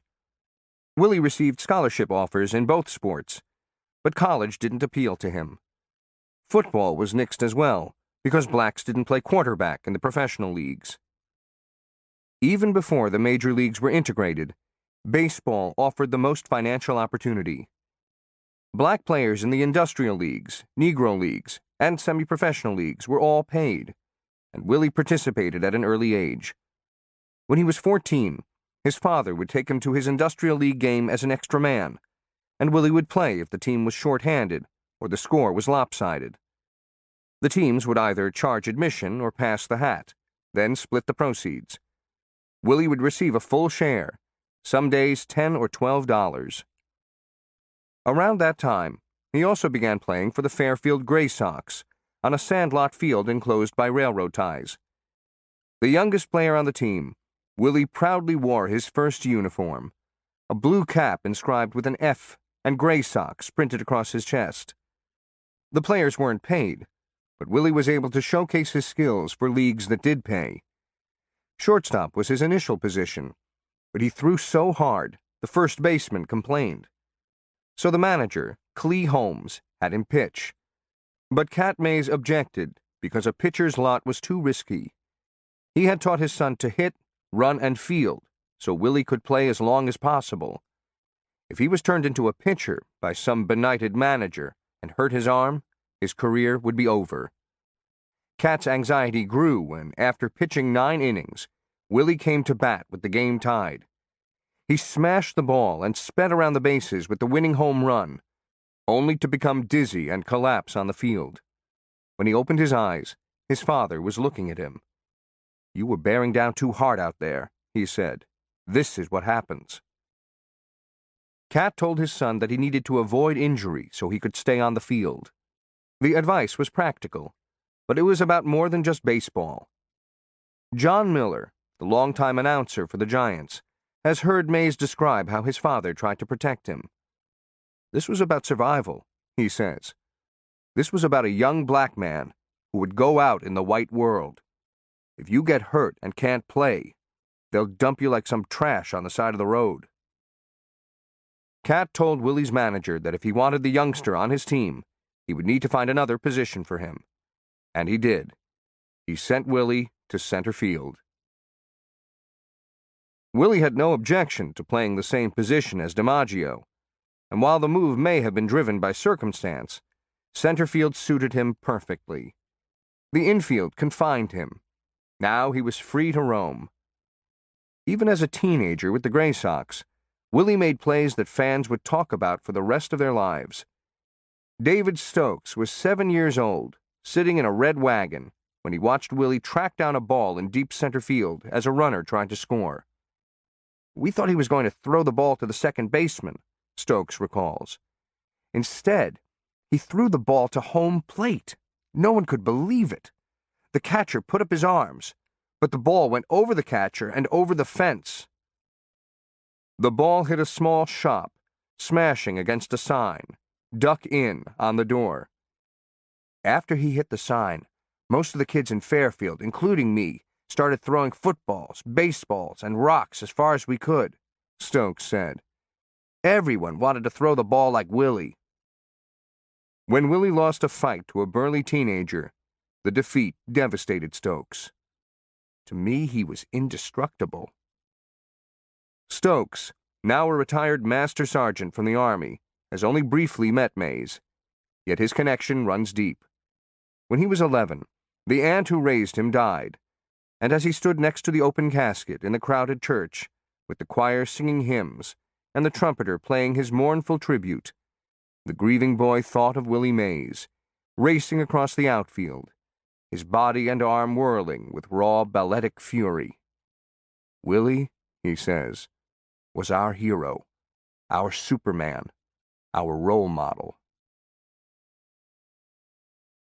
Willie loved sports partly by default. "In the South," he said, "you only had certain things you could do, and if you didn't play a sport, what else could you do?" But his commitment was more layered. While he was drawn to the playing fields by his father and his own natural skill, sports also had rules, structure, and clarity. For a soft-spoken youth who would live in 4 houses before finishing high school and was indifferent about school and church, sports were his refuge. "During baseball season, we played till late afternoon," he said. "When baseball season was over, we played basketball till 11 or 12 at night. And football we played, especially in the summer, until 9 o'clock. I used to play on the high school football team, and then we'd go play sandlot ball on Sundays without any shoulder pads. And when we didn't have shoes, I used to kick barefoot." As a teenager, Willie made one effort to get a real job. Britling's cafeteria in Birmingham hired him to wash dishes, and he lasted 1 day, apparently quitting before he was fired. He left early because he didn't want to miss his game. "I ain't going back for the money," he told his father, "because I want to play baseball." That was fine with Cat, who had already warned him about the coal mines. If he worked there, he would die there. Lung cancer might get him, or the mine itself might collapse on him. The fenced-in mills weren't much better, disabling workers with severed fingers, ripped shoulders, burned arms, and shattered eardrums. Some men walked out so dirty that their wives couldn't recognize them, so hot they could pour sweat out of their shoes, so dazed that they confirmed what Cat said of the mills. They were death traps. "Okay," Cat told his son upon hearing of his aborted career as a dishwasher. "You play baseball, and I'll make sure you eat." In the South strata of black baseball, community teams like the Fairfield Gray Sox were sometimes called semi-pro, even though compensation wasn't offered. The industrial teams and the minor league circuits were a notch higher, both feeding into the actual Negro Leagues, as they are now known, in which the Birmingham team played. In 1946, Willie Mays turned 15 and was attracting attention from beyond Fairfield and Birmingham and even Alabama. Beck Shepard was a baseball enthusiast in Chattanooga, Tennessee, who owned a minor league team that played in the Negro Southern League, the Chattanooga Choo-Choos. Like a dozen other owners, scouts, and managers, both black and white, Shepard later claimed that he discovered Willie Mays, in this case, playing baseball on a cow pasture diamond in Alabama. As he told a reporter, "I said to myself right then, get this boy to play on your choo-choos and you've got it made." He wanted to sign Willie to a contract, but Aunt Sarah told him Willie had to finish school. "Let me have that boy for 5 years and he can buy his own school," Shepard told her. Sarah held firm. Willie never signed a contract, but he was allowed to go to Chattanooga, where he moved into the Martin Hotel and played for the Choo-Choos during the summer. They were hard to miss on the road, what with Choo-Choos scrawled on the side of the bus, and they played games from Texas to New York. "We learned it was a big world," says Harold Shepard, Beck's son, and a bat boy on Willie's team. On the road, when the men found nightclubs and other diversions, Harold and Willie went to the movies or played cards in their hotel room. Willie was initially assigned to shortstop, but the first baseman had trouble with his throws from deep short. On one play, the ball simply ripped off his glove. Willie returned to the outfield, where his education in baseball continued. "We'd go out there early, look at the field, and see what's wrong," recalls his teammate Frank Evans, who was 10 years older than Mays. Some fields had embankments, others slopes or ditches. "You don't wait until you get in the game to see what's out there," Evans told Mays, "because otherwise you can get yourself killed." Evans worked with Mays on his base running, tag everything with your left foot, and hitting, but he offered no pointers on throwing. "The Lord blessed him," he says, "with a hell of an arm." Mays' youth made him the target of jokes so severe that on one road trip, Beck Shepard stopped the bus and told his team to ease off the boy or he'd leave them all on the road. "Willie and I would have finished the trip alone," Shepard later said. "Willie was a better ball club all by himself than all the rest of the players I had put together." The teasing stopped. Willie had other concerns. The players were paid a percentage of the gate, so if rain canceled the game, they received no money. On one road trip, bad weather postponed 4 or 5 games, and Willie was running out of cash. "We'd eat loaves of stale bread and sardines and crackers and RC Cola, and I remember, we were in Dayton, Ohio at the time. I said to myself, if this ever gets over, I'm quitting," Mays said. Back in Chattanooga, he called his father and said he was coming home. He told Shepard he was returning to Birmingham because his mama was sick, and he asked for $2.50 in bus fare. "You be back tomorrow?" Shepard asked. "Yeah," Willie said. He never returned. He had been with the team about a month. The Choo-Choos folded several years later, and by the time Mays was playing in the Polo Grounds, Shepard was running a shoeshine parlor in Chattanooga. But his brush with the future Hall of Famer had a residual value. In 2005, a copy of a Choo-Choos team photograph with Mays sold on eBay for $2,750. The following year, Willie was playing for the TCI wire mill team with a special teammate, his father. Cat was 36, still fit but past his prime. They patrolled the outfield, father in center, son in left. Since Willie was a boy, he had measured his own talent by his father's. How much faster, stronger, and smarter was he than I? The gap had been closing until this season, when fly balls that Cat once would have handled, if only to protect his son, were now fair game for either.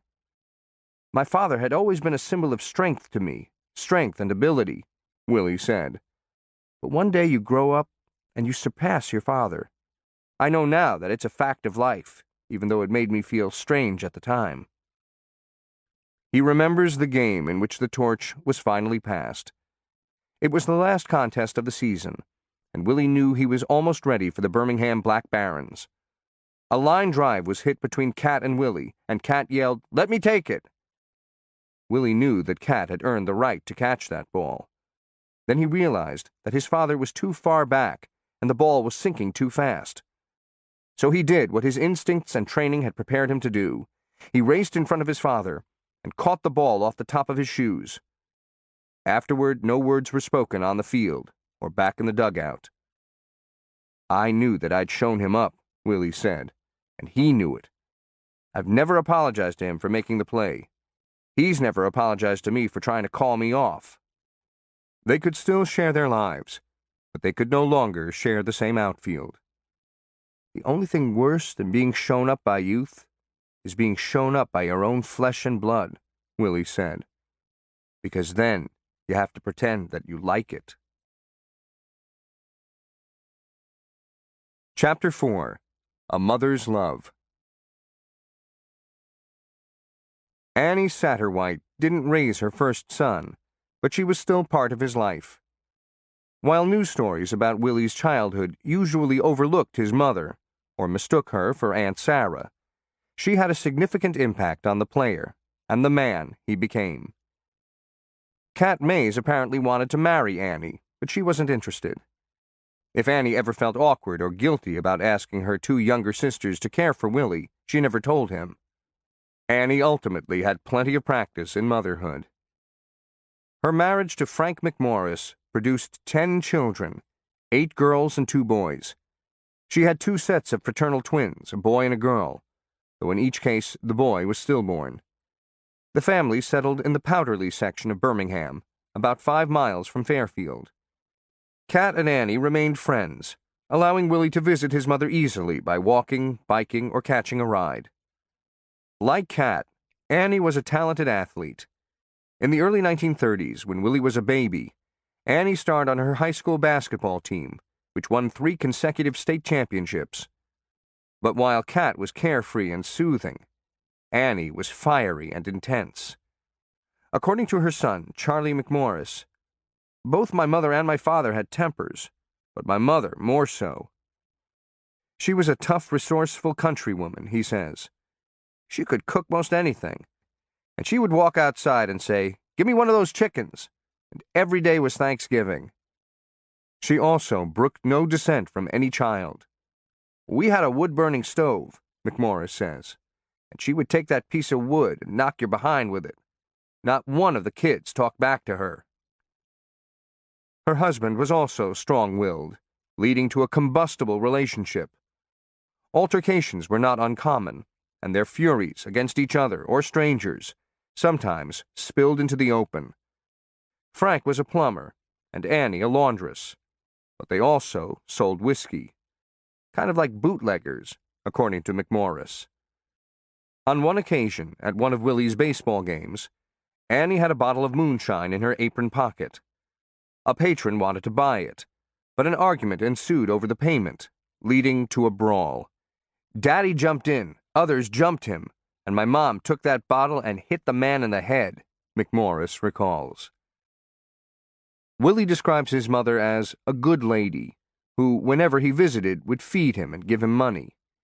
He played basketball and other games with his half-siblings, but was never part of that family. He says he didn't feel abandoned or neglected by his mother, and Herman Boykin, who drove him on some of his visits, saw Annie's tenderness toward him. Willie never felt disconnected to her, he says. Love overshadowed everything. Annie was also one of his biggest fans. When Willie reached the Birmingham Black Barons, she would sit behind home plate in a white hat and red blouse and cheer boisterously for her son. When he became a major leaguer in 1951, she pinned a Giants pennant on her wall and followed the games on radio. When a reporter for the Baltimore Afro-American wanted to interview Willie Mays' mother, Annie called Sarah and asked if she wanted to present herself as Willie's mother. Sarah said no. The reporter did interview Annie, and the story, published on October 9, 1951, described a mother's love for her now famous son. Annie said her 3 biggest days were when Willie signed with the Giants, when he played in his first big league game, and when the Giants won the pennant. "We were lucky to beat the Dodgers," she said, "but I thought we'd win all the time." Willie knew about the tensions between his mother and stepfather and tried to stay clear of them. But one day when he was a teenager, Annie and Frank visited his house, and an argument broke out between them. "My mom had a mouth, and she didn't back up," Willie says. The hostilities escalated, and Frank raised his fist and started punching his wife. Frank was about the same size as Willie, but not nearly as strong. Willie jumped in, grabbed his stepfather, and threw him against the wall. "If you ever come into this house again, you sit in that chair and don't move," Willie told him. "Because if you do, I'll whip your goddamn ass." In retrospect, Willie says, he may have thrown his stepfather too hard, but from that day on, when they came over, my mother would run around the house and he would sit in that chair. On April 15, 1953, Annie gave birth to her 11th child, Diane, but she hemorrhaged badly and died on the way to a hospital. She was 37. Her death stunned her children, who had come to believe that giving birth, at least for her, was routine. Mays learned of her death while he was in the Army, stationed at Fort Eustis in Virginia, and he was granted a leave to attend her funeral. Mays almost never talks about his mother. Friends of his for more than 50 years say they've never heard him mention her, perhaps because he doesn't like to talk about or even consider sad events or unpleasant memories. "It don't pay to dig up the past," he once said. "Let it rest." But there is little doubt that his mother, and her raising of a large family that did not include her firstborn, played an important role in shaping Mays, who many years later would use Annie as a computer password. "It contributed to his insecurity and drove him to overcome it," says one close friend. "He thought, my mom might have left me, but I am something, and I'm going to prove it." I think that is part of what makes Willie tick. I don't think it's something that a child lives through and is not affected by. On Mother's Day in 1954, a year after Annie's death, Mays described his feelings in an As Told To story for the Chicago Defender, a black newspaper. He saluted Annie as someone who supported him unconditionally in his career, preparing chicken tenders, sweet potatoes, and chocolate layer cake for his road trips as a teenage ball player, and who contributed generously to her church, which sometimes meant sending her children out to solicit funds. Willie also said that his mother had prepared him for her own death. "One of the things she told me constantly was how uncertain life was, and how futile it was to grieve over the loss of someone you love. If she died and I broke down because of it, it would be just as bad as both of us dying." That steely temperament, forged as a young athlete to overcome any adversity, defined Mays's career as well as his life. He did not let his own pain or suffering deter him from his goals. The essay's most telling section was its conclusion. "Someone once asked me if I carry a picture of her," he said. "I don't. A picture would take me back to the past, might aggravate the hurt of knowing she is gone, physically. I'd rather carry her image in my heart, and that's the way she'd want it." Willie Mays never looked back on anything, and what he brought with him he rarely shared with others, but carried silently in his heart. Chapter 5. The Black Barons. Willie's close relationship with his father made it natural for him to seek out others like Kat, strong but nurturing figures who would push him to succeed while protecting him from unwanted intrusions or outright predators. Leo DeRocher would be his most storied mentor, but before reaching the majors, Willie fell under the tutelage of an Alabama hero who prepared him for greatness in the Negro Leagues and beyond. Lorenzo Davis looked like a Roman centurion, 6'3" and black as coal. Even when relaxed, he seemed to stand at attention. Davis was born in 1917 in the small coal mining town of Piper, Alabama. Its Negro school ended in 9th grade, so his family moved to Fairfield so he could attend high school. After he joined the basketball team, Davis was sitting on the bench when fans began to chant the name of his hometown. "We want Piper! We want Piper!" He was Piper Davis thereafter. He received a partial scholarship to play basketball at Alabama State College, but during his freshman year, his family ran out of money, so he returned to Fairfield, where he initially worked in the coal mines. After 2 miners were killed in accidents, he found a job as a pipe fitter for $3.26 a day. He played in the Industrial League on the weekends, a line drive hitter with long, smooth strides and a strong arm. The Black Barons noticed, and in 1942, the team signed him for $500 a month. He was an instant star.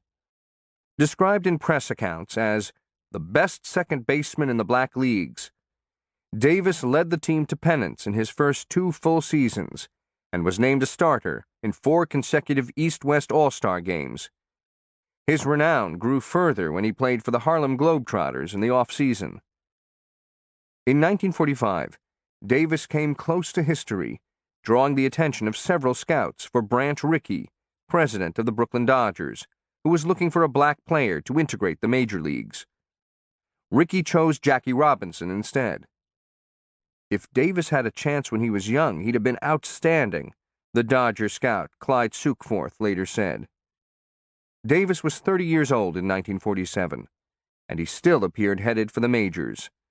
The St. Louis Browns purchased a 30-day option on him from the Black Barons, but they never placed him on their roster and let the option expire. Davis spent the year in Birmingham. Early in the 1948 season, the Black Barons were on a weekend road trip in Chattanooga, and at the hotel, Davis bumped into Willie Mays, who was in town playing for one of the industrial teams in the Birmingham area. Davis had played with Cat Mays in the Industrial League before he joined the Black Barons, so when word spread about a gifted young center fielder named Mays, Davis knew who he was.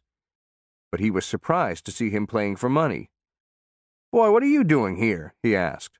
"I'm playing ball," Mays told him. "If they catch you playing for money, they won't let you play those high school sports," Davis said. Willie shrugged. "That's okay." Davis had good reason to be intrigued by any prospect, for he had a new job that year, managing the Black Barons. The team had won 2 Negro League pennants in the 1940s and 3 in its history, but never a World Series.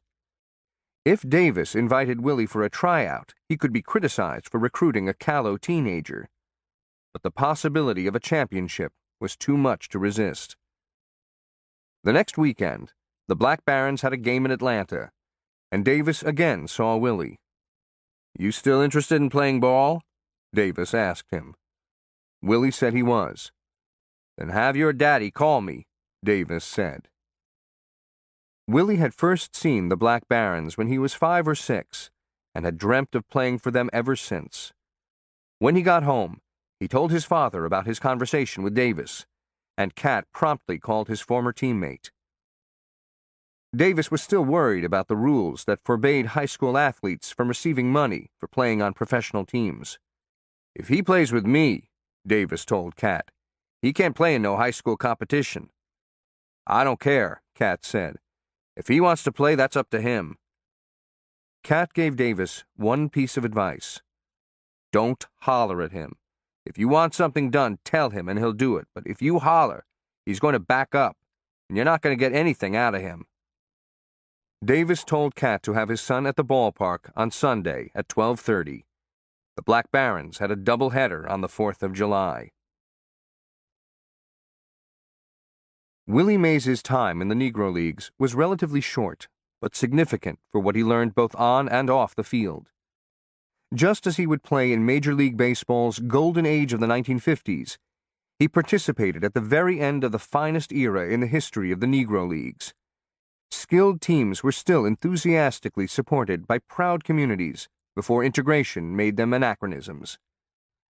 Mays himself was one of the last great products of the Negro Leagues, and he brought with him black baseball's energy, sass, and theatrical flair, which sustained the legacy of those leagues long after they had faded away.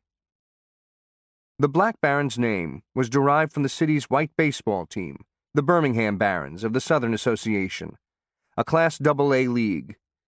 The Barons' claim to fame occurred when Michael Jordan played for them in 1994.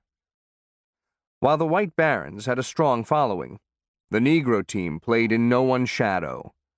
Called the Jewel of Southern Black Baseball, the squad was formed in 1920 with players from the Industrial League.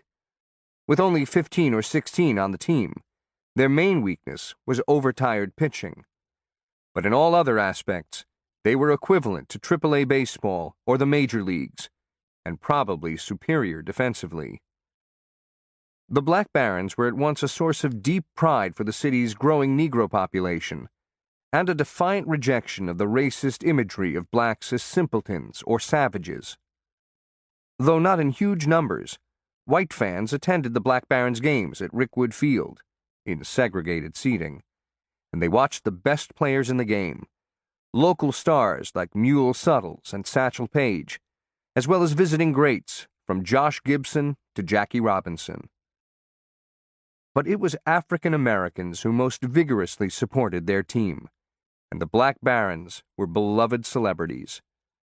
On game days, they would walk or ride down 4th Avenue, the heart of the black community, preening in their freshly laundered uniforms. Local businesses showered the players with gifts. The hitter who slammed the season's first homer would get a diamond-studded watch from a jeweler, 2 dinners from a restaurant, and $50 from a funeral home. Salons and dress shops would sponsor young women for the annual Miss Birmingham Black Baron Beauty Contest. Some games would feature jitterbug contests, marching bands, and various dignitaries, including the Brown Queen of Birmingham. John W. Goodgame was a perfectly named pitcher for the Black Barons. When his career ended, he became the pastor of the 6th Avenue Baptist Church South. On Sunday mornings, he would end his sermon, "Well, I'm going to the ball game," and encourage his parishioners to follow suit. The fans' loyalty wasn't blind. They loved their team when they won, but denounced them with equal gusto when they lost. The ragged, listless, puny performance by the locals against Memphis, said the Birmingham World, the city's black newspaper. Birmingham fans like a hustling, fighting, chatty baseball club. They don't like players too lazy to trot off and on the field, to speed back and tag up, and who are too indifferent about the game to pep things up. The Black Barons survived the Depression, and in 1940 were sold to Tom Hayes, the heavyset son of a Memphis undertaker, who oversaw the team's most successful years. An appealing part of the team was its ballpark, Rickwood Field. Built in 1910 for the White Barons, the concrete and steel structure cost $75,000 and was seen as a monument to baseball's success in the South. Its main entrance featured twin parapets and fanciful masks to evoke a movie house, while a graceful cupola hovered above the grandstand. In the 1930s, steel frame light towers allowed Rickwood to become the first minor league park with night baseball. The grandstands could hold 7,000 spectators. Connie Mack, the legendary manager of the Philadelphia Athletics, personally laid out the diamond so the sun wouldn't interfere with the outfielders. The field itself favored pitchers, with straightaway center at 470 feet. By the start of the 21st century, Rickwood stood as America's oldest ballpark. It may have been a baseball paradise, but it also reflected the South's racial hierarchy. The segregated stands gave white fans superior seats. In some years, the Black Barons and their opponents couldn't use the clubhouses, but had to dress in one of the city's black hotels, either the Palm Leaf or the Rush. At Black Baron games, African Americans could work as concessionaires and gatemen, but the ticket sellers had to be white. The most frustrating disparity was the most obvious. The team didn't own its park, but was forced to pay rental fees, a black enterprise enriching white owners, and was subject to the whims of white schedulers. In the major leagues, Mays was often described as the game's most exciting player, and his style can be traced to his years with the Black Barons. The black game placed greater emphasis on speed, creativity, and daring, for it was designed to explicitly entertain fans at a time when organized entertainment was limited. Negro League games featured a range of performers, such as tap dancers, jugglers, vocalists, and bands, and the players themselves were part of the show. Of course, the teams played to win, but victory wasn't the only criterion for success. At an extreme, the teams relied on showboating and clowning, literally.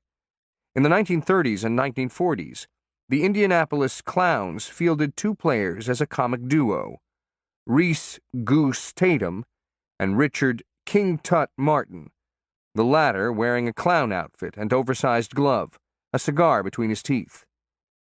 Goose Tatum blended sports and vaudeville, first as a clown and later as a rapid-dribbling Harlem Globetrotter, recycling some stunts, such as throwing confetti on the fans, in both acts.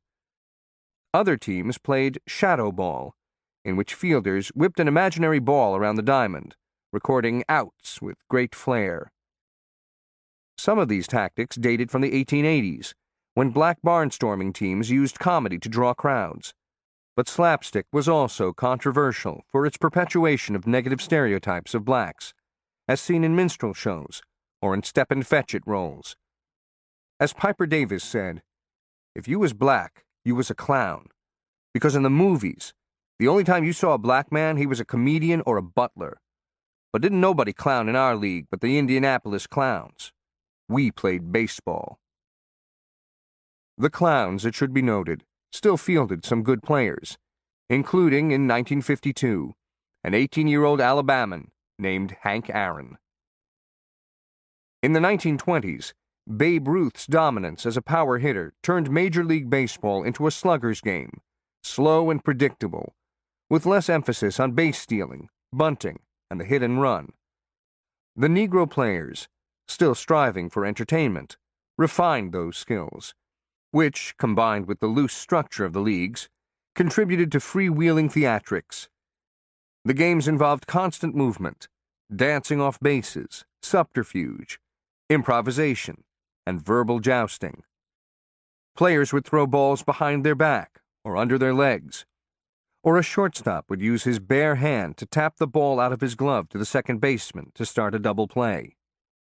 Just as segregation fostered the spirituals, blues, and jazz, designed to perpetuate black culture, the strict racial divide allowed Negro baseball players to develop their own athletic imprint. When Willie Mays arrived at Rickwood Field, he had been given no assurances that he would make the team. He was given a faded uniform, number 21, with Birmingham across the chest, and a cap inscribed with 3 B's on the front. "Go shag some flies," Piper Davis told him.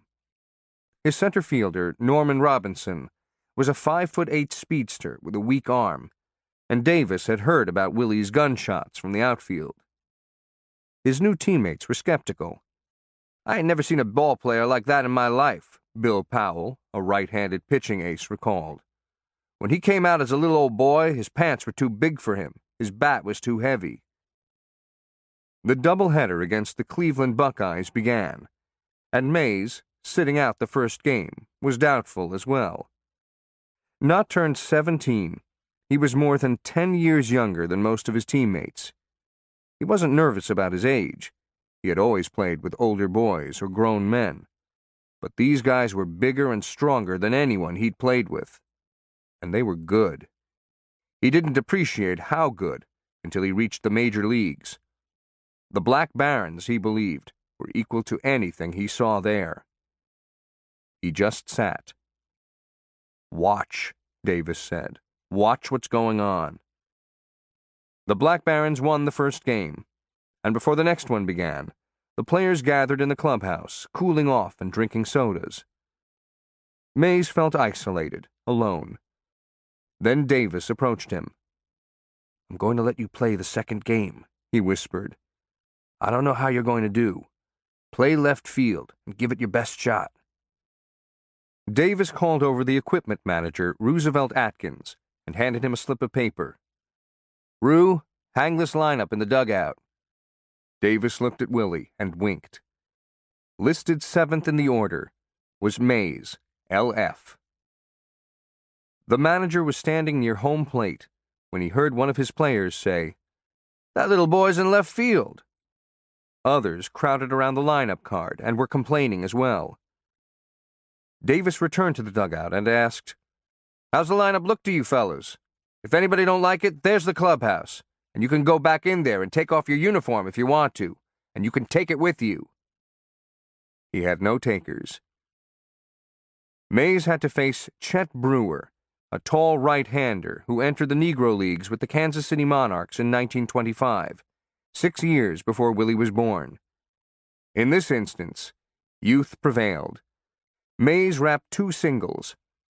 After the game, Davis told Willie that he was hired, and the Black Barons would pay him $250 a month, though it would increase to $300 if he hit over 300 in any one month. He never did in his first season. Mays hadn't cleared every hurdle.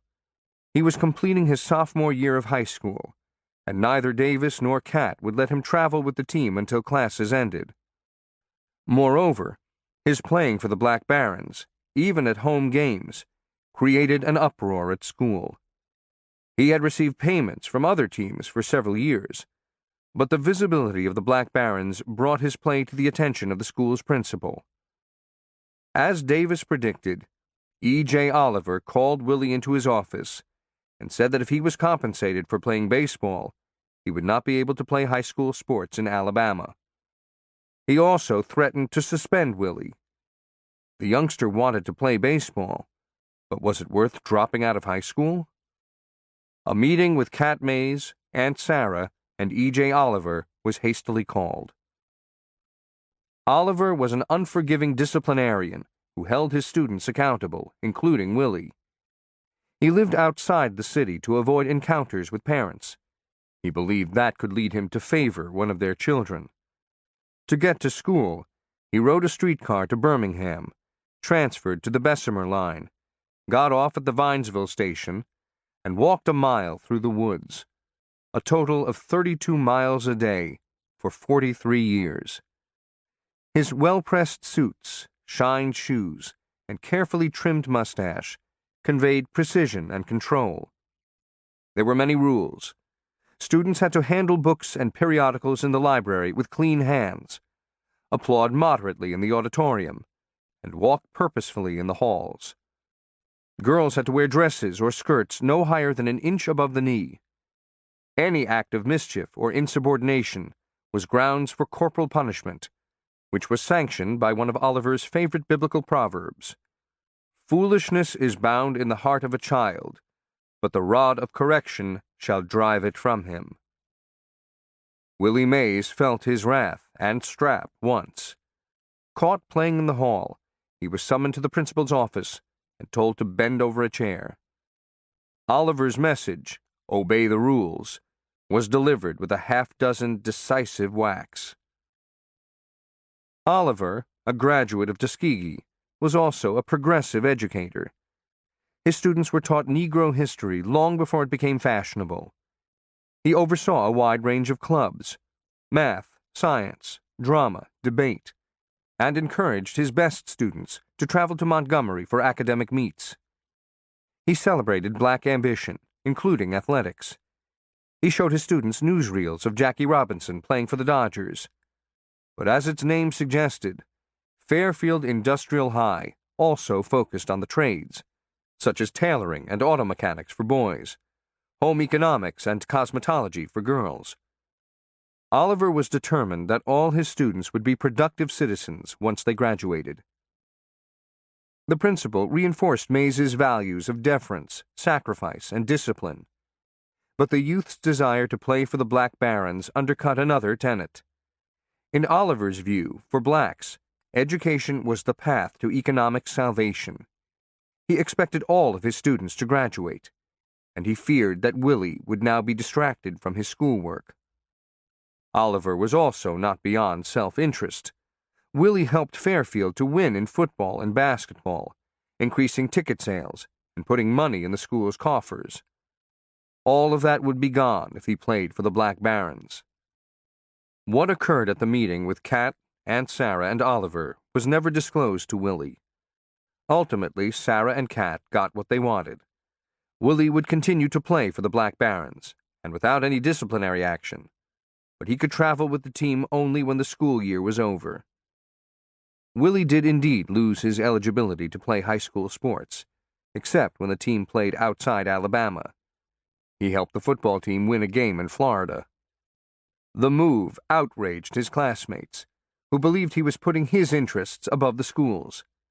But Willie was unmoved.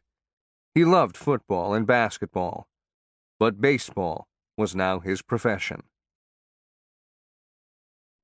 In 1948, Piper Davis knew that all Willie needed was the opportunity. He was an infant compared to the folks he was going to be playing with, but you could see the talent in him, he recalled. He had that something special inside. His job was to teach Willie on the field and protect him off it. In truth, he tried to protect him on the field as well. Mays was not expected to be an everyday player, but Norman Robinson broke his ankle, leaving center field open. The job was suddenly Willie's, though the corner outfielders tried to take advantage of him. One game, when a ball was hit to right or left, the other outfielders yelled, "Come on, Willie! Come on, Willie!" forcing him to make long runs for the ball. Davis would have none of it, and between innings he called over the offending Black Barons. "You're going to have to earn your money," he barked. "We can get anybody to stand out there and yell, 'Come on, Willie!' I don't want you running him foul line to foul line." While Mays was precocious, he was still unpolished. His arm was as powerful as rumored, but Davis instructed him to charge the ball as fast as possible, especially with a runner on second base. This advice, in hindsight, seems self-evident, but the practice wasn't common at the time. In organized ball, outfielders were instructed to field grounders on one knee to ensure that the ball didn't skip past them. When Mays reached the major leagues, he stunned base runners when he charged the ball. He played the outfield like the infield. Davis found other ways to help. Playing second base, he would signal to Mays in center field what pitch was being thrown, and on the bench, he would tell him what the pitchers would try to do and who would knock him down. On the bases, he implored Mays to slide more aggressively into fielders who tried to block him from the base. At the plate, Mays struggled with the curveball, but Davis told him to stand straighter, keep his shoulder pointed toward the pitcher, and resist lunging. Ironically, major league pitchers tried to get Mays out with hard stuff, high and tight, because he now killed curveballs. Davis emphasized forcing the action, speed, and aggression, especially on the bases. "If you think you can make it, try it," he'd say. Toughness was equally important. In a game against the Memphis Red Sox, Mays sped toward home plate and barreled into all-star catcher Clinton Casey Jones. Mays and the ball arrived simultaneously, the runner's spikes catching Jones high on the leg and leaving a long, bloody gash. Jones dropped the ball, but Mays felt terrible. When he reached the dugout, he headed straight for Davis. "Piper, I couldn't help it. I didn't have to hit him like that." Davis took him aside. "Willie, that's the man to hit. He's got all that equipment on, and he beats up on everyone, so he's the one to tear up. He won't block the plate on you no more." On another occasion, Mays hit a home run off Chet Brewer. His next time up, the veteran pitcher drilled him in the arm with a fastball. No ball had ever hit him so hard. Mays crumbled to the ground and began to cry.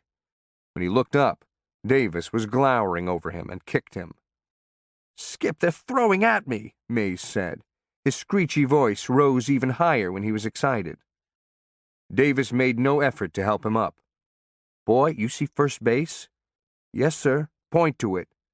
"It's right down there," Mays said, motioning down the line. "Then get up and go down there, and the first chance you get, you steal second and then third." Davis turned and walked back to the dugout, and Mays trotted down to first. He stole second, and then third. He scored on a fly ball. Back in the dugout, Davis said, "That's how you handle a pitcher." Willie saw shadow ball in his first year with the Black Barons. The game stopped in the 7th inning, and as he recalls, they played baseball without the baseball. His teammates were running around the bases and sliding into home just before the tag. It was fun and entertaining, and people loved it, he says. But the real value was the mental part. You had to think what you were going to do with the ball even when there was no ball. You had to exercise your mind. Mays had always competed to win, but now, playing before large crowds, some reaching 10,000, he realized he could be more than a baseball player. "In the Negro Leagues, we were all entertainers," he says, "and my job was to give the fans something to talk about each game." In later years, he would contrive plays to incite fan reaction, such as slipping to the ground before making a catch. But at this age, his natural ability was enough to generate howls, particularly on the bases and in the outfield. He was the most exciting young player you've ever seen, outfielder James Zapp recalls. It was a thrill just to watch him in a rundown, because most of the time he'd get out of that hot box. Adds Bill Powell, he did some impossible catches in the outfield, and then people would just stand there and shake their heads. On one drive to left center, Willie and the left fielder arrived at the ball simultaneously and nearly collided. The left fielder missed the ball, but Willie leaped and caught it barehanded, then threw it to the infield before anyone knew what happened. It was remarkable. A barehanded catch deep in the outfield, except Willie did it twice more. Using his oversized hand like a glove, he learned to charge and scoop up base hits with his right hand and throw the ball home in one fluid motion. Nobody, Davis later said, and I mean nobody, ever saw anybody throw a ball from the outfield like him or get rid of it so fast. The Negro League's quintessential showman was Leroy Satchel Paige, the ageless right-hander, all legs and arms, whose windmill windup, famed hesitation pitch, and memorable quotes fueled his popularity. Among his rules for staying young, go very light on the vices, such as carrying on in society. The social ramble ain't restful. His unerring control and ability to change speeds also made him, according to some experts, the greatest pitcher of all time, any color, any league. Mays faced Paige in one game in the summer of 1948, when Paige, 41, and playing for the Kansas City Monarchs, had been pitching professionally for more than 20 years. Mays knew little of the legend, and his first time up, he hit a fastball for a double. As he dusted himself off at second base, Paige walked toward him. "That's it," he muttered. Mays wasn't sure what he meant, but he heard Paige tell his third baseman, "Let me know when that little boy comes back up." Next time up, the third baseman said, "Satch, here he is." Paige walked halfway to home plate and said to Mays, "Little boy, I'm not going to trick you now. I'm going to throw you 3 fastballs, and you're going to sit down." Paige threw 3 fastballs, and Mays sat down. Shortly thereafter, the Cleveland Indians signed Paige, who had pitched for 5 years in the American League, and then at 58 would return for one additional game for the Kansas City Athletics. But he never faced Willie Mays again.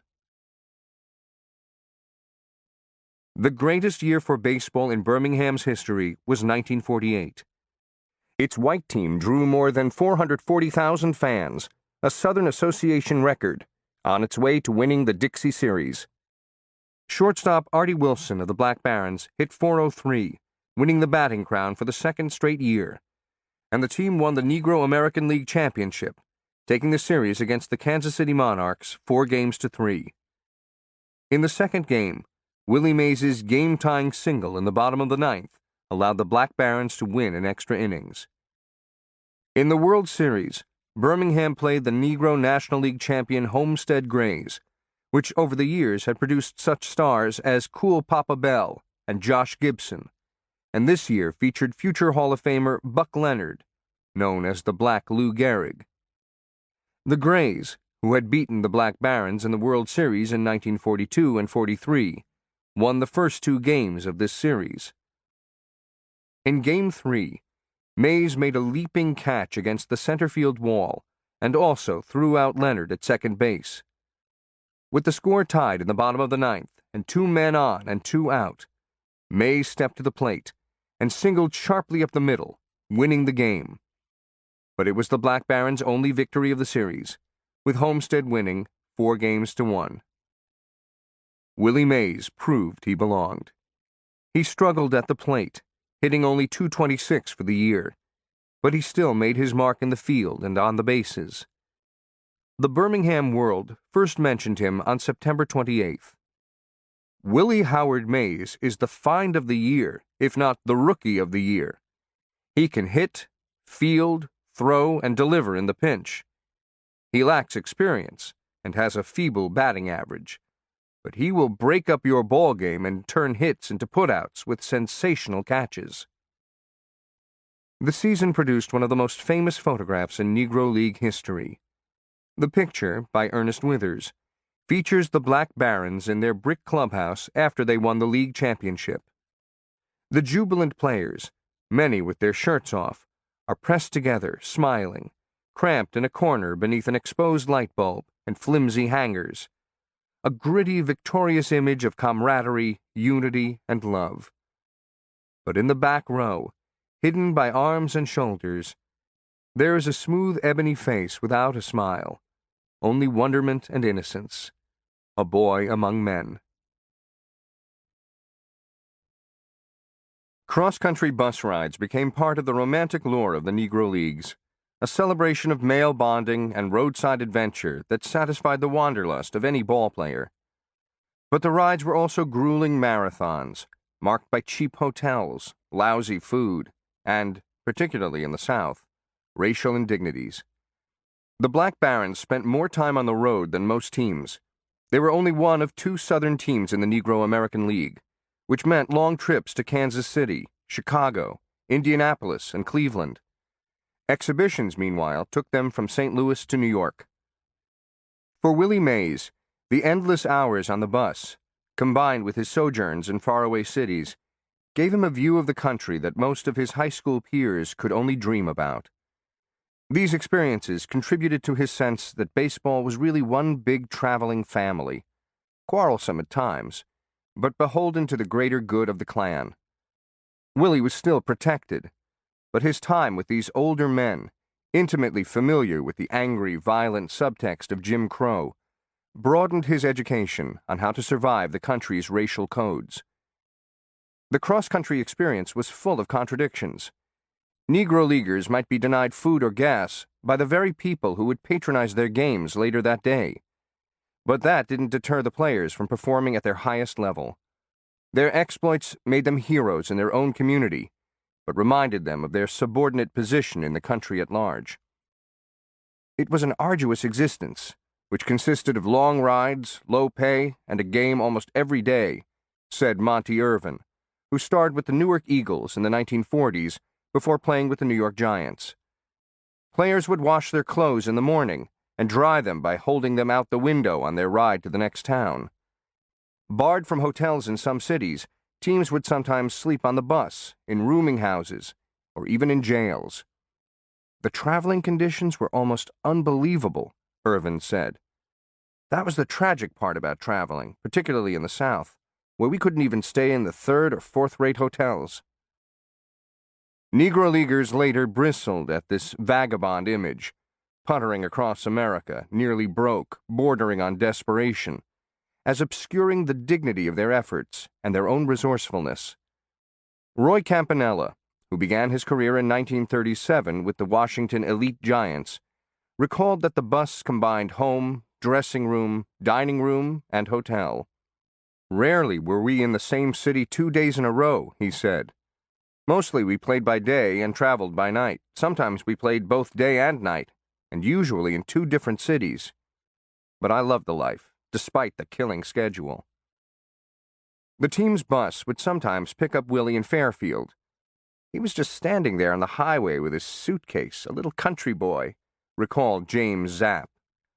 Other times, the bus driver would pretend not to see Willie and drive right past him, alarming him until he saw the bus circle back to get him.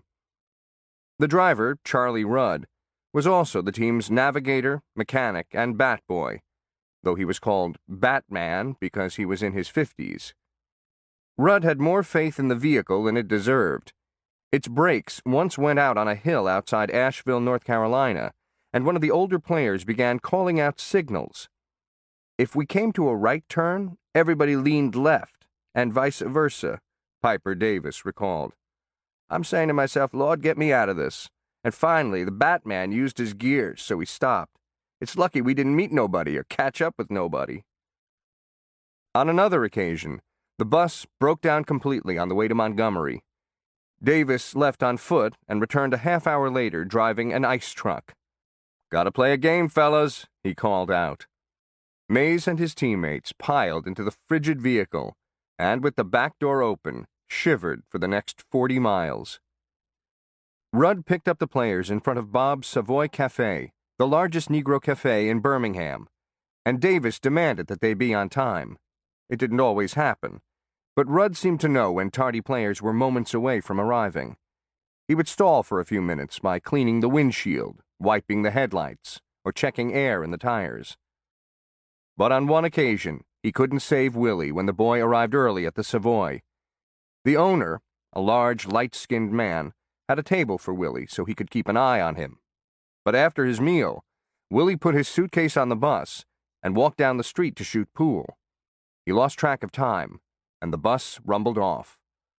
Alerted, he raced outside, found a taxi, and, with the car blaring its horn, caught up with the bus several miles outside Birmingham. "You can't leave me," he shouted at Davis in his high voice. "You don't want to be late," he said, "so get your little chicken butt on your seat and sit down so we can get going to Kansas City." Davis didn't reimburse the taxi fare, and Willie was never late again. As the youngest black baron, Mays sat in the back over the rear wheel and watched this traveling ecosystem. There were memorable characters, such as pitcher Nat Pollard, who was called the Prophet, and later became a preacher, and catcher Pepper Bassett, who by reputation never met a hanging curveball or a pretty lady he didn't like. Card games drained a lot of time. Tonk, a kind of knock rummy, was the most popular. Other players sang gospel songs, told jokes, or read newspapers. Third baseman John Britton studied the sports pages and told Willie how many hits DiMaggio had made. Some players discussed their sexual conquests, but the most popular topic was simply baseball. Some rides would start at midnight, hurtling past cotton fields and prairies so the team could avoid a hotel bill. A different city every night. Kansas City or Chicago, Little Rock or Memphis. They would eat out of paper bags or stop at grocery stores along the way. At one bus station in New Orleans, black cooks and waitresses would give them special service in the back. One time, a white customer complained about being neglected. The manager walked into the back and yelled at the waitress. Willie always remembered what happened next. She took off her apron, placed it over her chair, and walked out the door without saying a word. Willie's teammates were accommodating to a point.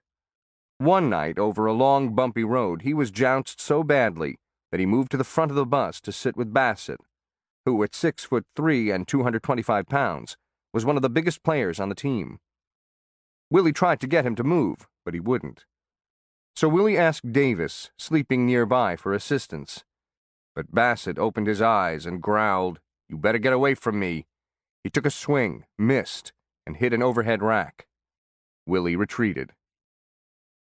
Willie was usually an adept sleeper, on some occasions able to snooze by lying on the duffel bag stuffed in the back.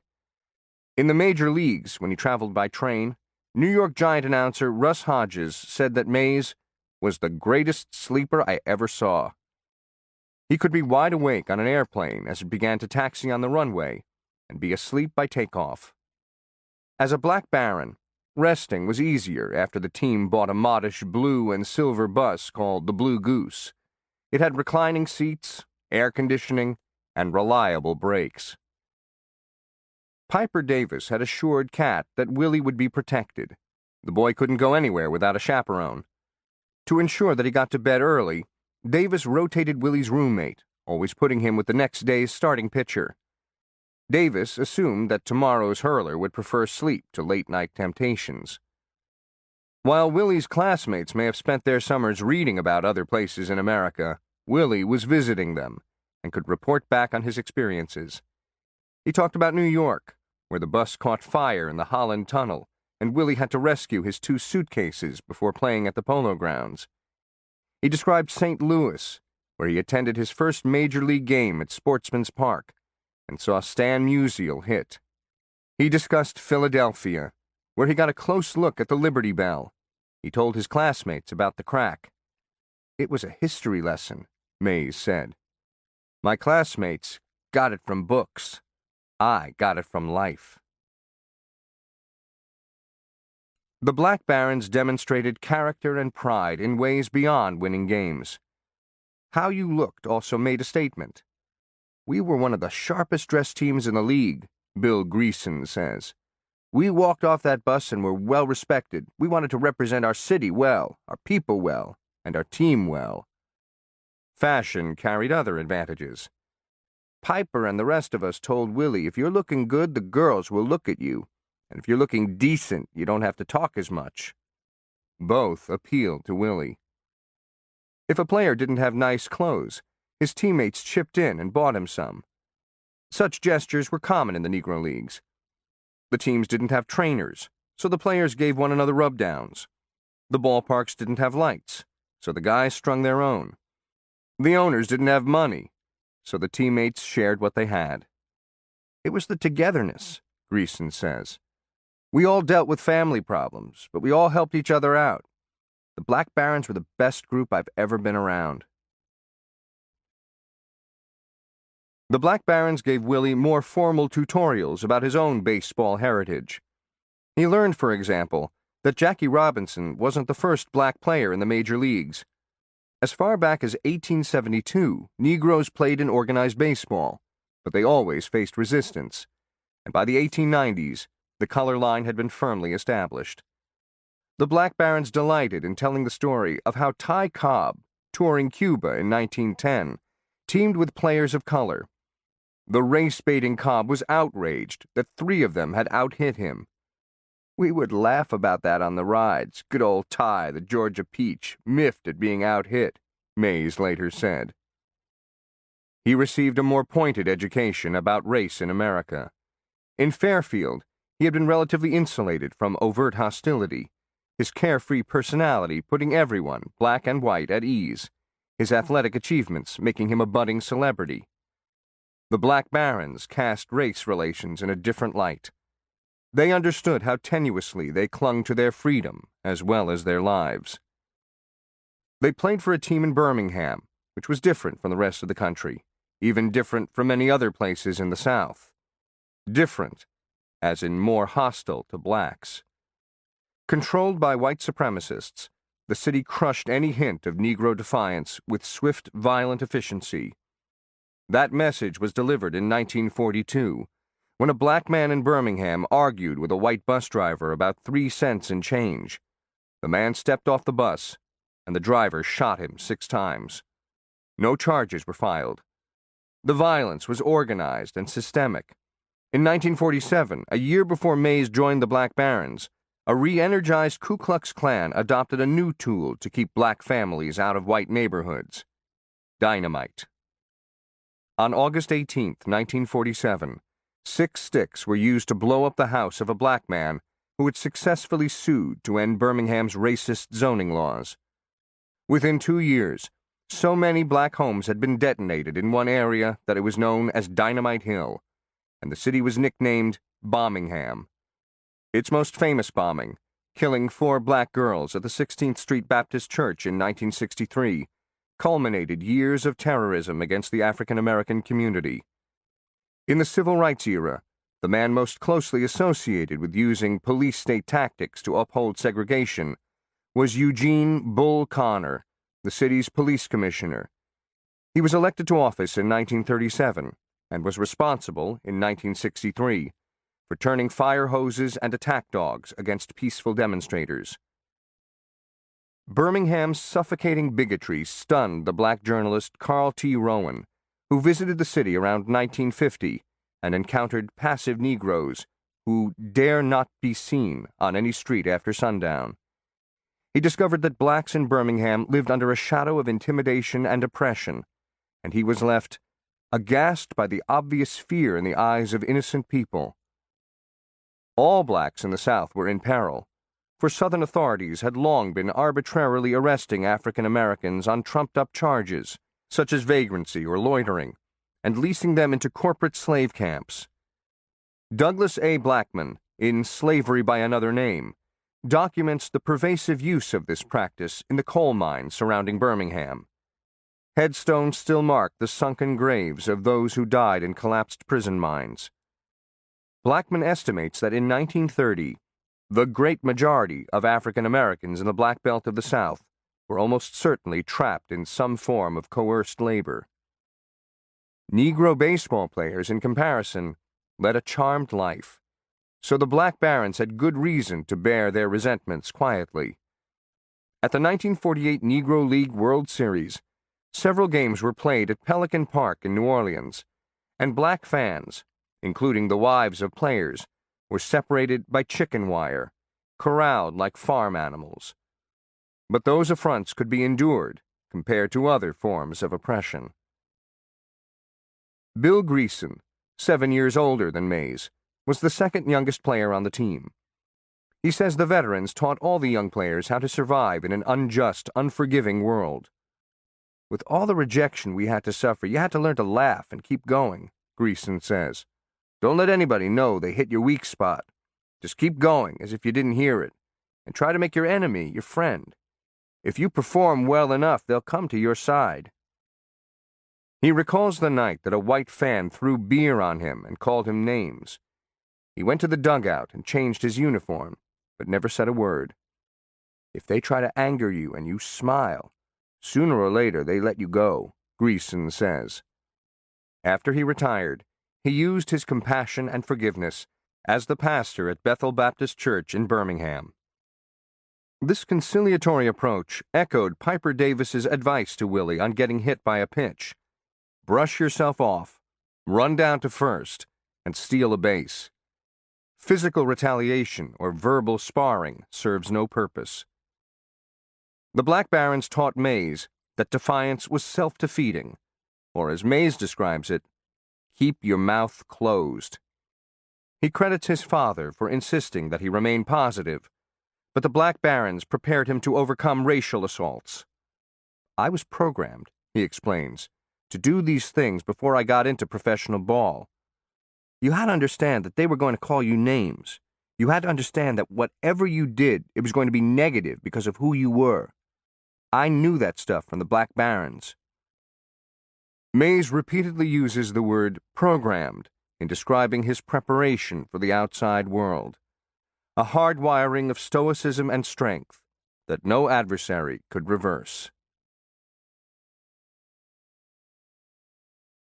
Chapter 6. The Giant's Call.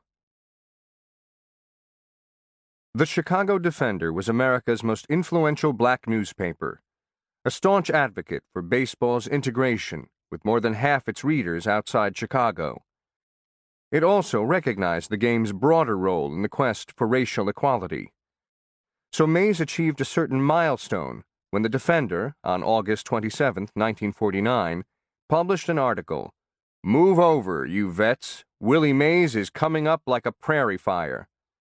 It said that Mays, a mild-mannered young chap, was probably the most promising youngster to come up to a Negro American League team in a long number of years. Some Major League scouts were already looking at him. A photograph shows Mays in his baggy uniform with his hands on his knees, a broad smile across his face. an image of confidence and joy. The defender's enthusiasm was understandable. Mays had joined the Black Barons as a rough, uncut diamond, but his brilliance soon emerged. In his second year, he raised his average to .311, and in the first 9 home games of 1950, he was batting .394. But his hitting was almost secondary. Over the years, the Black Barons had many fine hitters.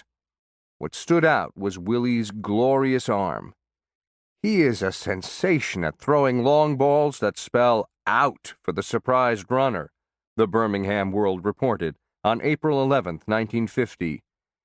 Mays, in a recent game with the Cleveland Buckeyes, chalked a 295-foot fly, threw the ball the entire distance to home, and cooled a probable 3-run rally. The paper, which nicknamed him The Arm, published a photograph of Willie on May 9th beneath the headline, "Death to Base Stealers." The story noted that Mays is believed to have the best long-throwing arm in Negro baseball today. Mays hit fourth in the lineup, and his teammates called him Sonny Boy. At Rickwood Field, white reporters began writing about him. Young ladies threw pennies his way on the outfield grass. Willie was unfazed. He didn't receive accolades so that he was puffed up and proud, Bill Powell said. He always had that pleasing personality, always jovial, always laughing.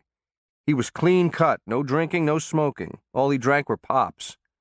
No matter how many accolades he received, he was still Willie Mays. But he couldn't save the Black Barons or the Negro Leagues.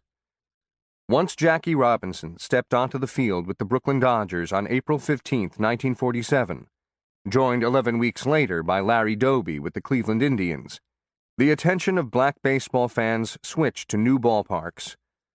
The Black Barons may have drawn record crowds in 1948, but elsewhere, attendance plummeted. That year, African Americans preferred seeing Robinson, and by then Roy Campanella in New York, St. Louis, Boston, and other National League cities. Larry Doby, and by July, Satchel Paige, were the big attractions in American League towns. In August, for example, Paige drew 51,000 for a game at Comiskey Park in Chicago, which he won 5-0. Several nights later, the annual East-West Negro League All-Star Game at Comiskey drew 37,099, a 30% decline from the previous year. By 1951, the paid attendance was down to 14,161.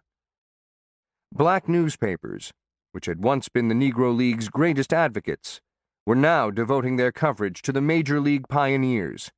They were the battering ram against the country's broader walls of segregation.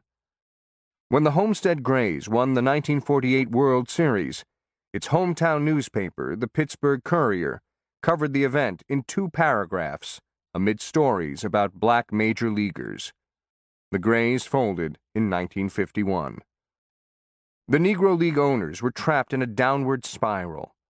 To reduce their losses, they had to sell their top players, which accelerated their demise.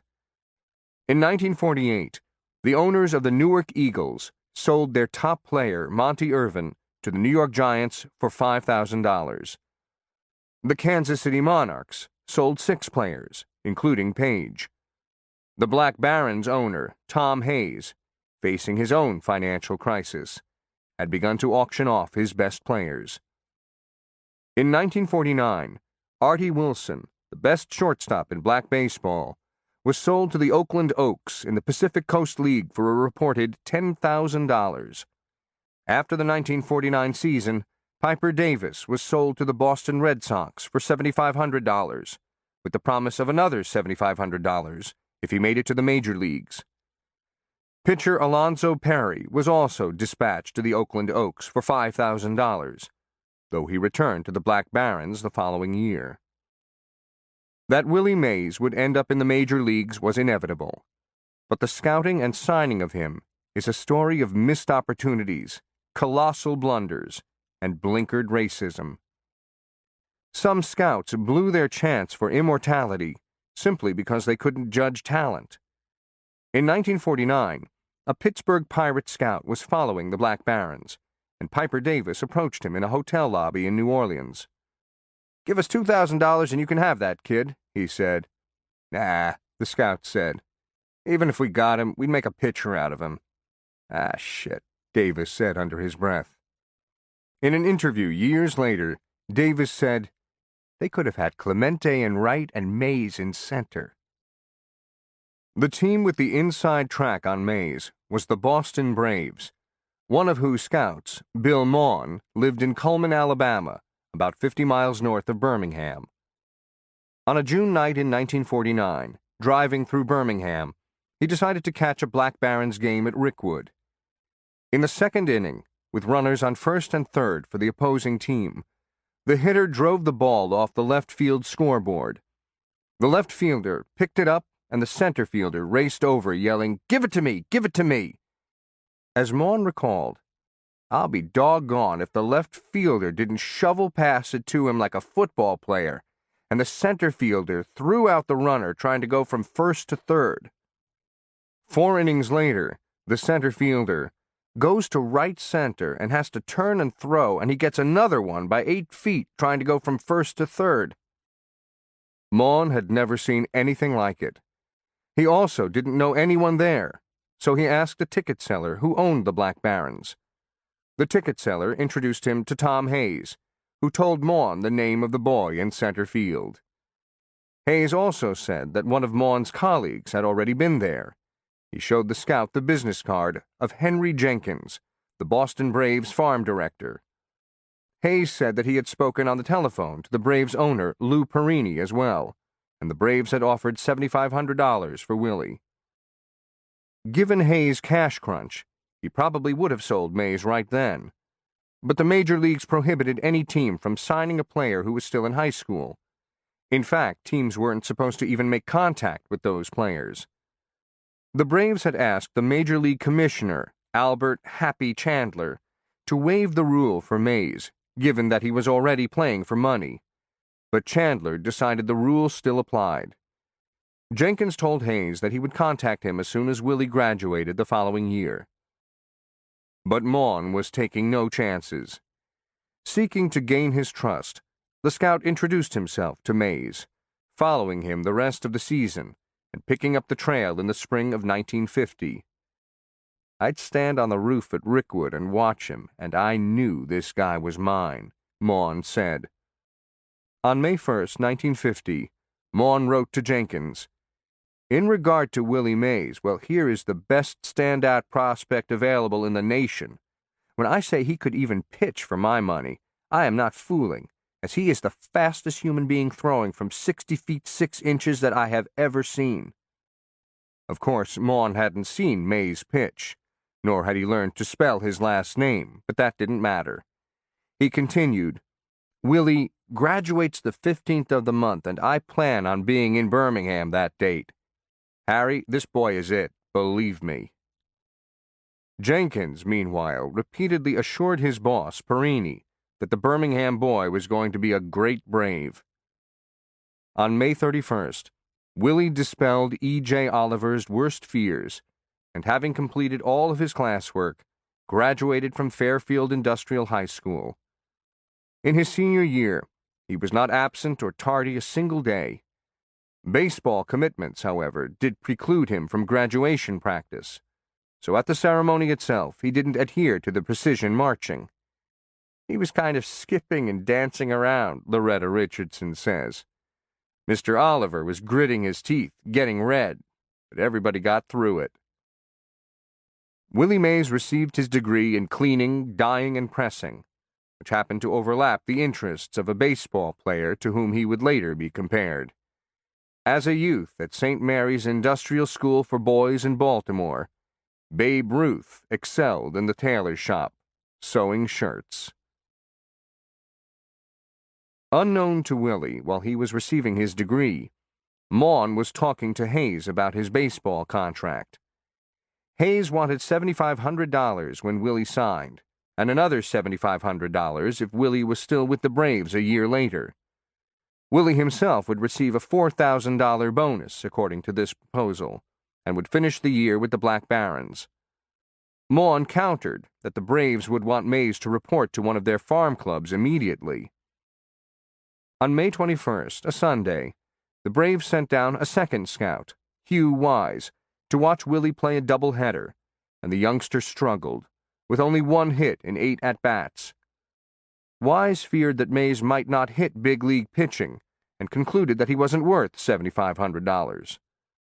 Maughan argued that Wise had seen him play only one day, but Wise said he had seen enough. After a full year of scouting Mays, the Braves never made an offer. Perini later lamented how myopic financial considerations cost him the greatest center fielder ever. But money wasn't the primary issue when teams, including the Braves, were paying tens of thousands of dollars for prospects. The issue was race.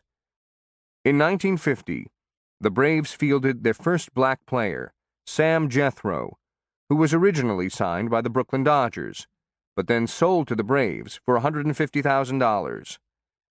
Jethro, a fleet-footed center fielder, was a very good player. He would be the National League's Rookie of the Year, which might have encouraged the Braves to bring in more blacks, even those with questionable hitting skills. But bringing in 2 Negroes in 1 year could be seen as excessive. One at a time was sufficient. As Maughan ruefully noted in a 1965 interview, they moved slower back then. 2 years later, the Braves did pay the Indianapolis Clowns $10,000 for Hank Aaron, who reached the majors in 1954. The club had moved to Milwaukee in 1953. Aaron spent 21 years with the team in Milwaukee and Atlanta, and, but for the blunders of his organization, could have been part of the greatest 1-2 punch in baseball history. While Maughan had lost his man, he was still eager to help Mays. On June 17, 1950, he bumped into New York Giants scout Eddie Montague at an all-star high school game in Atlanta.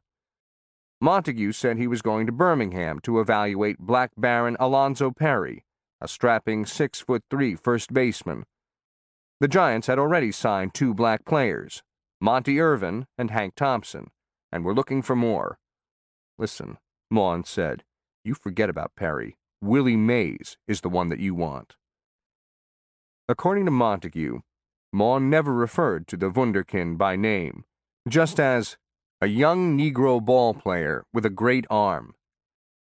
On Sunday, June 19th, Montague and a fellow Giant scout, Bill Harris, reached Birmingham for a Black Baron doubleheader.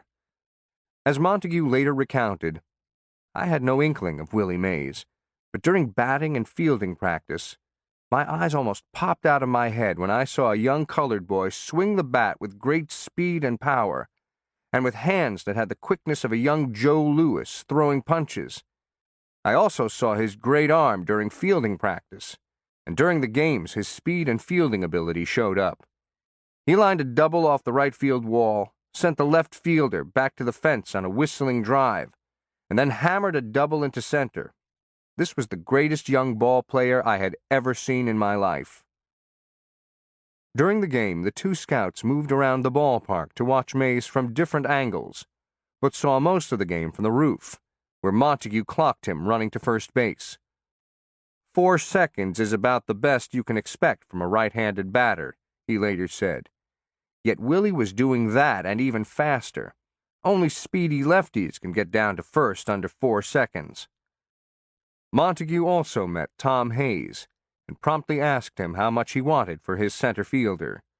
Hayes said $15,000, half now and half when he reported, though he wanted to keep Mays for the balance of the season.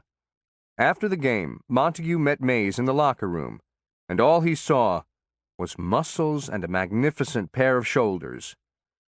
But the scout was also impressed by his likable attitude. He told Mays he would see him the following night in Tuscaloosa.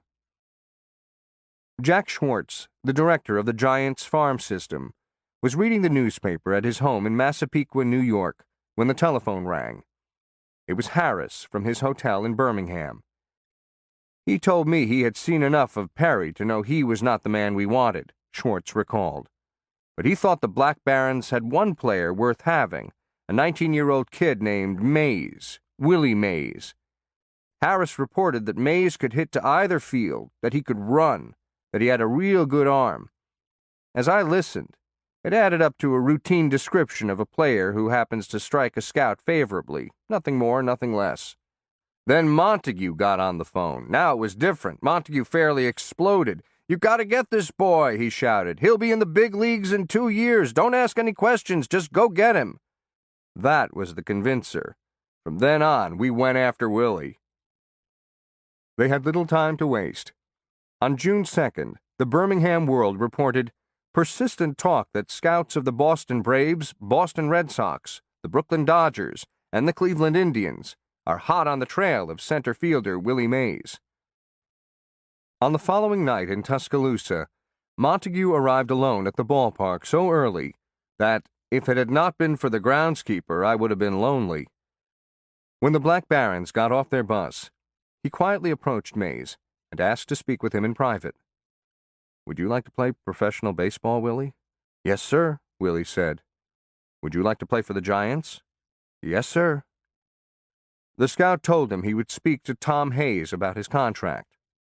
"What contract?" Willie asked. "Mr. Hayes doesn't own me." While Willie did sign a contract for his first season, he had not for the remaining 2. Montague said if that was the case, he would deal directly with him, and Willie gave him his phone number and address in Fairfield. Montague assumed he had to move fast, because he saw Brooklyn Dodgers scout Ray Blades at the game in Tuscaloosa, in which Mays smoked several line drives and made a fine catch and throw. The next morning, when Montague called, Willie said he'd have to deal with his Aunt Sarah. She came to the phone, and the scout asked how much it would take to sign Willie. Sarah said $5,000. Montague said he had to touch base with his home office. Then he'd be at their house that afternoon. He spoke again with Schwartz. "If he's that good, go and get him," Schwartz said. At the house, Willie introduced Montague to his aunt and Loretta. At 4 p.m., Cat arrived home from the mill. The contract was drawn up, and the whole crew proceeded to a notary to have the document signed and notarized. Cat signed for his underage son. According to Montague's later account, the bonus was actually for $1,000 less than what Sarah had requested. Montague talked her down to $4,000, plus a salary of $250 a month. The Giants also paid Tom Hayes $10,000, mainly to keep the team on good terms with him.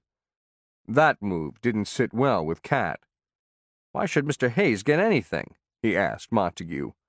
"I ain't signed no contract with Mr. Hayes. Willie ain't signed no contract with Mr. Hayes."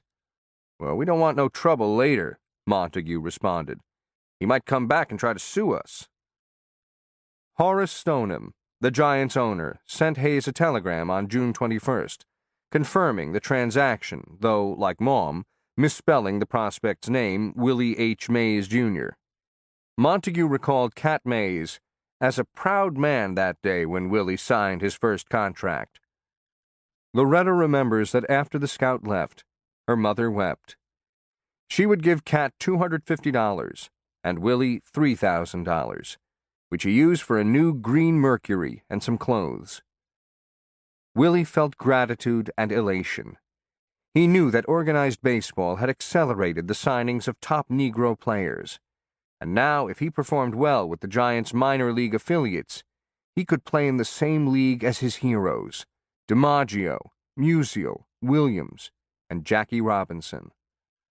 On one level, Mays' signing seemed to suggest how alert major league teams were to promising young Negro players. Mays had just turned 19 and was barely out of high school. The signing was actually a case study in baseball's halting efforts to integrate. Mays was not a hidden gem.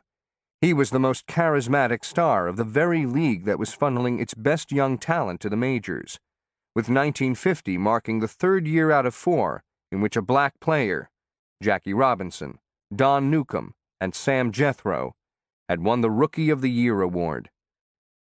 By 1950, 5 years had passed since the Dodgers had signed Jackie Robinson from the Kansas City Monarchs. But only 4 of 16 teams in the major leagues had blacks on their rosters. The Dodgers, Indians, Giants, and Braves. The Browns had had 3, but had released them. Both the Giants and the Braves had approached Mays. But where were the other 14 teams? At least 2 other organizations had reports on Mays: the Dodgers and the Chicago White Sox.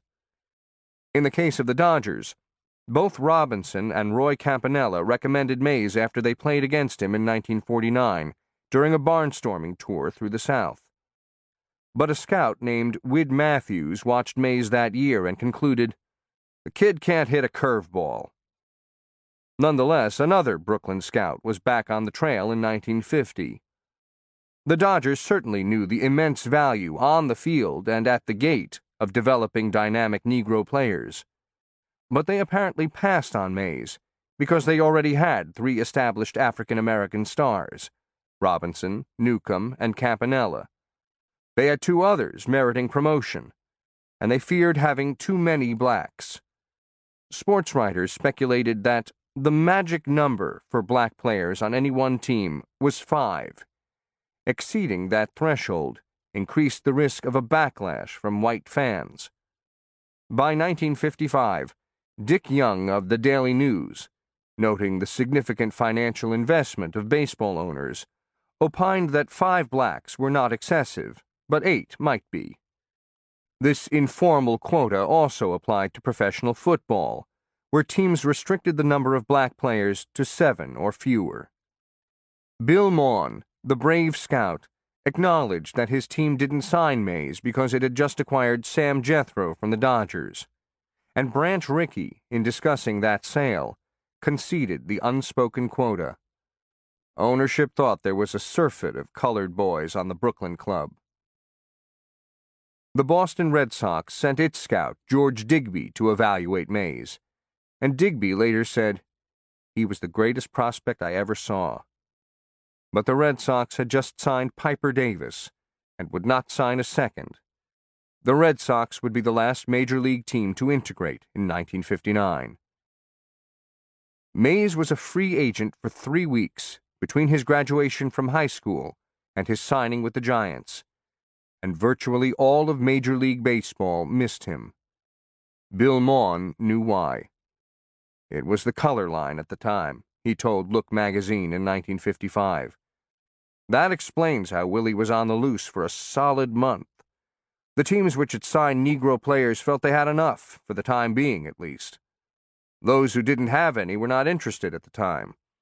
Most of the scouts I told about Willie after the Braves turned him down were Southerners, who would be inclined to look the other way. That was certainly the case with New York's third baseball team, the Yankees, who were determined to keep the squad white. In 1949, their general manager, George Weiss, heard about a young center fielder with the Birmingham Black Barons. His bosses notwithstanding, Weiss dispatched his part-time scout, Bill Wheels McCory, to Alabama for a report. Though born in upstate New York, McCory, according to Roger Kahn, has the attitudes of a Southern Klansman, which he made little effort to conceal.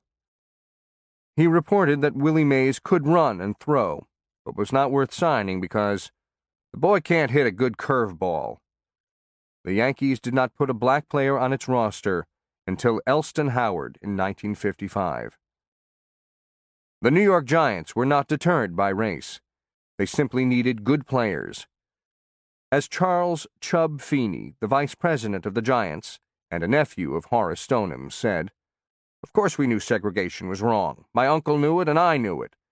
But pure idealists we were not. Competing in New York against the Yankees and the Dodgers, the resource we needed most was talent. In 1949, the Negro Leagues were the most logical place in the world to look for talent."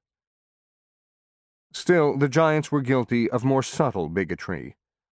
On June 22nd, Eddie Montague wrote a letter to Jack Schwartz, in part to celebrate his own skills in outmaneuvering their other rivals, as well as to offer an evaluation of Willie.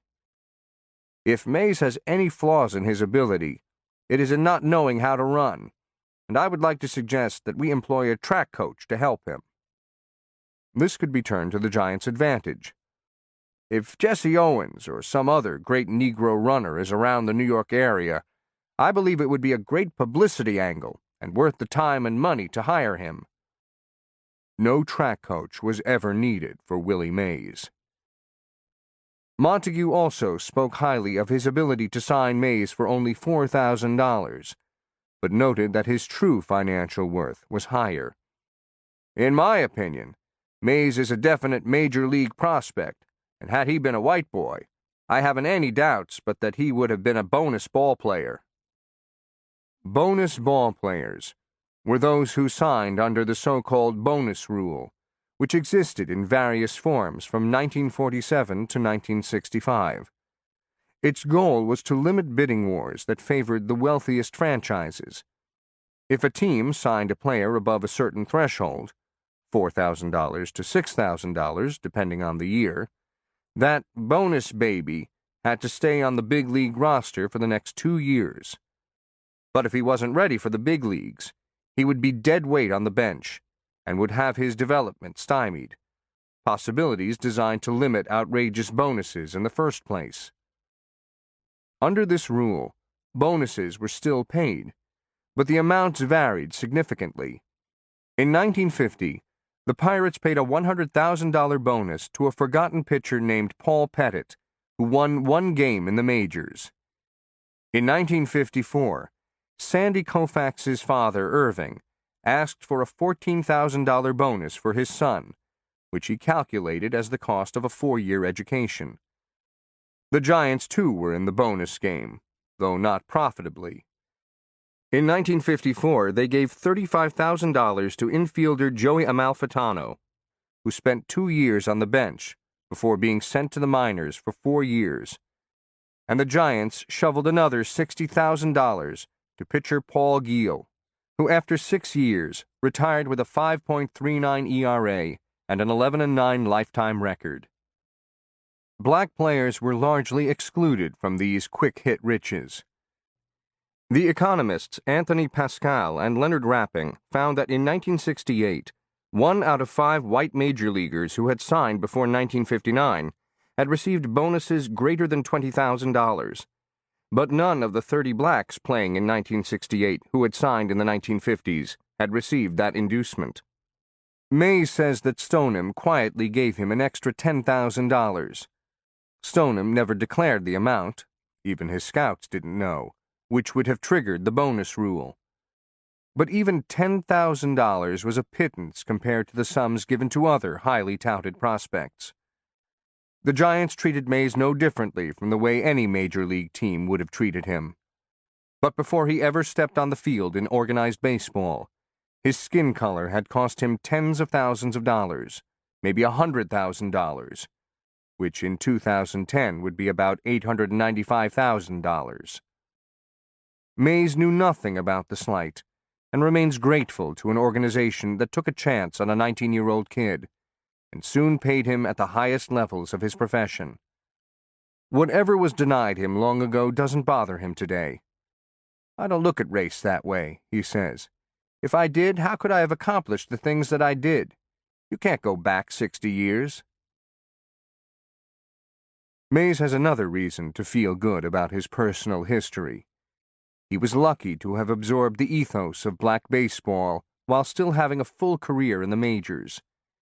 He played in what was the final Negro League World Series in 1948, and he left Birmingham 2 years before Tom Hayes sold his team. Negro squads continued to play through the 1960s, but they were easily ignored in a decade when 23% of Major League players were African American. The Black Barons played until 1963, but most of the players, including Piper Davis, never made it to the majors. Still, their legacy survived.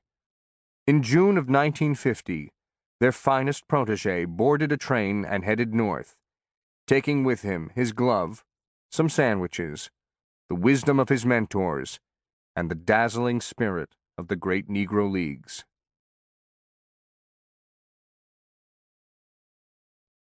Chapter 7. The Minors. Willie Mays was too nervous to eat. On the train ride out of Birmingham, he fumbled with the bag of sandwiches that Aunt Sarah had made, but mostly he stared out the window. It was June 23rd, 1950, a beautiful spring day, and the lush green countryside looked familiar and comforting. But it was now zipping past him, and he knew he would miss it. He already did. He stood up, walked from car to car, and wondered if he'd be leaving the mill town of his youth for good. His senior prom was that night, but Willie decided to skip it so he could make his first game. He tried to make amends with his girlfriend by lining up another escort, a friend to whom Willie gave clothes, money, and a car for the evening. And now Willie wondered what songs they would be playing. Till I Waltz Again With You, perhaps, or On Top of Old Smoky. The kids would be jitterbugging, or holding each other close. Willie realized he no longer had time for that. He was now a full-time professional ball player. Many years later, Mays said that his biggest thrill in baseball was signing his first contract with the Giants. But on the train out of Birmingham, he mostly felt fear and disbelief, tinged with amusement. The Giants were paying him good money for a chance to get to the big leagues. He would have played for free. His new employer wasn't certain where to put him. The Giants' first choice was their Class A team, which was several rungs below the majors. But that squad was part of the Southern Association, which included the Birmingham Barons, and the Giants were not about to send their prize recruit into the heart of the old Confederacy. Another option was Sioux City, Iowa, where its Class A affiliate played in the Western League. But that, too, was risky. Racial tensions had been simmering there since an American Indian had been buried in a cemetery for whites, and the Giants feared the arrival of a black baseball player could plunge that town into turmoil. So Mays was sent to the Trenton Giants in the Class B Interstate League, which he considered mildly insulting.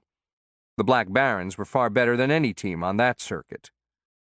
But Trenton was close to New York, so Horace Stoneham and the other Giant executives could watch him, and most of the teams were in small northeastern towns, such as Wilmington, Delaware, and Lancaster, Pennsylvania. That environment was presumably less hostile, but Mays would still be the first black player in the league. His debut would be in Hagerstown, Maryland, the league's only city south of the Mason-Dixon line, a hub for slave traders before the Civil War, and a town that still honored its antebellum past. Memorial Stadium, where Mays would play his first game, was 3 blocks from Rose Hill Cemetery, where 2,000 Confederate soldiers were interred. At the Hagerstown train station, Mays was picked up by the team's radio announcer, who drove him to the stadium. And in the visitors' clubhouse, he saw his uniform, with Trenton inscribed across the chest, and number 12 on the back. The game had already begun, so Mays watched the rest of it from the dugout. That alone was significant. As the sports columnist Frank Colley wrote in the Daily Mail the following morning, "History was made last night as far as the color line is concerned, when the Trenton Giants placed a colored player in uniform, and he sat out the last 2 innings of the ball game on the bench." Mays himself was unsettled. He had played baseball his entire life, but never before had he been the only black person in the dugout or on the field, nor had he been in a stadium populated almost entirely by white people. That first night, the team's manager, Chick Genovese, greeted Mays warmly and eased some of his concerns by saying that he would be the squad's center fielder, but Mays's apprehension quickly returned. After the game, the team bus drove Mays to the colored section of Hagerstown and dropped him off at the Harmon Hotel on Jonathan Street, a fine establishment that served the heavyweight champion Jack Johnson and the jazz great Ella Fitzgerald. The Harmon still wasn't the Alexander Hotel where the rest of the Trenton Giants were staying. Mays wasn't particular about hotels, but he had never been separated from his teammates before. He knew about segregation, but his segregation had always been collective, with friends, relatives, or teammates, who derived strength and pride from their unity. Now he was segregated and alone. Some of his teammates noticed his fears. Shortly after midnight, Mays heard a knock on his window. 3 players had climbed the fire escape and were now entering his room. One of them, Bob Easterbrook, told him they wanted to check up on him. "Hey man, I don't need no help here," Mays said. Easterbrook said they were going to spend the night. "I can handle it," Mays insisted. The 3 players stayed and slept on the floor. At 6 a.m., they got up, climbed out the window, and returned to their hotel. Mays next saw them when the bus picked him up at 4 p.m. Nothing was said of the visit, and as far as Mays could tell, no one else knew about it. But on his first night in organized baseball, he slept soundly. The incident made a lasting impression. Throughout his career, Mays often received special treatment because of his talent. But in this case, he hadn't played a single inning when his teammates arrived. To ensure his safety, they risked their careers and even their own safety. Mays had learned from the Black Barons that your baseball team was your family, but these giants had confirmed that the family circle included white players as well. Racial considerations were secondary. The team protected its own. Mays needed that support for the impending storm. The next day, Genovese put him in the lineup, playing center field and batting 6th. When he walked out of the dugout, he heard someone shout, "Who's that nigger walking on the field?"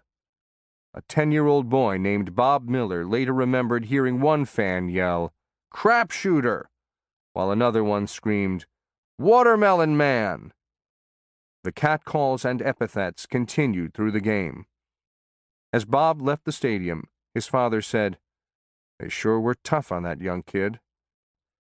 Mays ignored the taunts, which probably hurt him less than his performance. He went 0 for 3. He also took the collar in the next day's doubleheader. "I went 0 for Maryland," he later said, and he worried that his poor showing reinforced the bigots' view that he was unfit for this league. He took some solace when the public address announcer asked the crowd to stop booing him. The racial insults continued in other towns, and Mays wanted to respond, but Cat Mays kept tabs on his son by calling him on the phone, and he urged restraint. Willie recalls, "He knew I would fight very quickly, so he would always call and say, 'You got to turn the other cheek.' I would say, 'I'm not going to turn no other damn cheek,' and he would say, 'Nah, the only way you're going to get ahead is to make sure you downplay it. We need you to play baseball. We need you to do things the right way, and the right way is to take whatever they have to dish out and take it strong.'" Mays' struggles at the plate continued as well. He made outs in his first 22 at-bats, but Genovese did not let him become too dispirited. The manager recognized that Mays was pressing, so he urged him to relax, to not overswing, to not worry about home runs, just make contact. The base hits would come. His teammates rallied to his side even before Mays started hitting. They recognized that his natural gifts seemed to spill out of him like whiskey from a shaky tumbler. He was the team's fastest player, had the best arm, and made plays that no one had ever seen or even imagined. Against a Wilmington power hitter, he raced back to the 405-foot sign in dead center field, jumped, and caught the ball bare-handed as it sailed over the fence. Regaining his balance, Mays threw the ball on a fly to home plate. As one Trenton infielder said, "I never knew a peg could come in so fast from the outfield. He could throw a ball 200 feet and make your hands sting." Mays' skin color was not his only physical distinction. Without weightlifting or physical training, he appeared to have been carved from granite. First baseman Bob Myers told him that he had the largest forearms he'd ever seen. "They look like Popeyes," he said. His teammates called him Junior, which his aunts had used at home, a name that easily attached to someone whose youth was matched by innocence. The high voice, the big smile, the determination to please, they all made him popular. During one game, Mays was decked by a high fastball. Thrown at many times in the Negro Leagues, he now glared at the pitcher, got to his feet and resumed his batting stance, making it clear that he could not be intimidated. The next batter, right fielder Eric Roden, sent a more explicit message. He bunted down the first baseline with the intention of bowling over the pitcher when he tried to field the ball. It rolled foul, averting a collision, but both benches still emptied. On another occasion, Giant catcher Len Matty told Mays that he would take care of any racial incidents on the field, and that he, Willie, should not get involved. As the year wore on, the race baiting from fans and opposing players diminished, until, according to Mays, I just didn't hear it anymore. Off the field he lived alone in a boarding house in Trenton, but on the road, the Giants sent him a Hispanic roommate from the New York Cubans. The arrangement was contrived, and Mays disdained the newcomer as a showboat from the big city, while he was just a country boy.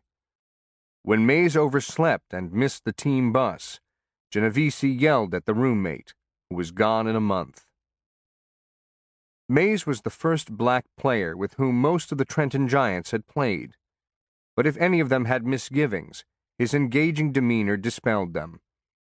On the bus, Genovese would nudge his players to sing songs, and Mays would start off with Clarence the Clocker, and soon everyone would join in. In Mays's eyes, the bus rides were no different than those he had taken with the Black Barons, teeming with goodwill and camaraderie, young men who loved baseball and dreamt about making it to the big leagues. In 1950, white Americans across the country denied blacks equal treatment on buses. But on the Trenton Giant bus, Willie Mays received special treatment. In need of rest, he would pile the duffel bags in the back, lie down, and sleep. Mays experimented in the field. During batting practice, he saw how close he could play in center while still being able to track deep flies. On ground balls, he realized that if high grass or soft ground slowed the ball, he could still reach hits in the gap while also snaring low-line drives that would otherwise go for singles. For years, Mays would walk on the outfield grass before a game and throw a ball down to determine if the surface was fast or slow.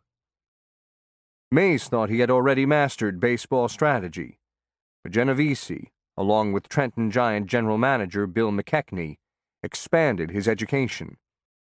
Sitting on the bench before games or riding on the bus, the two men fired questions at Mays.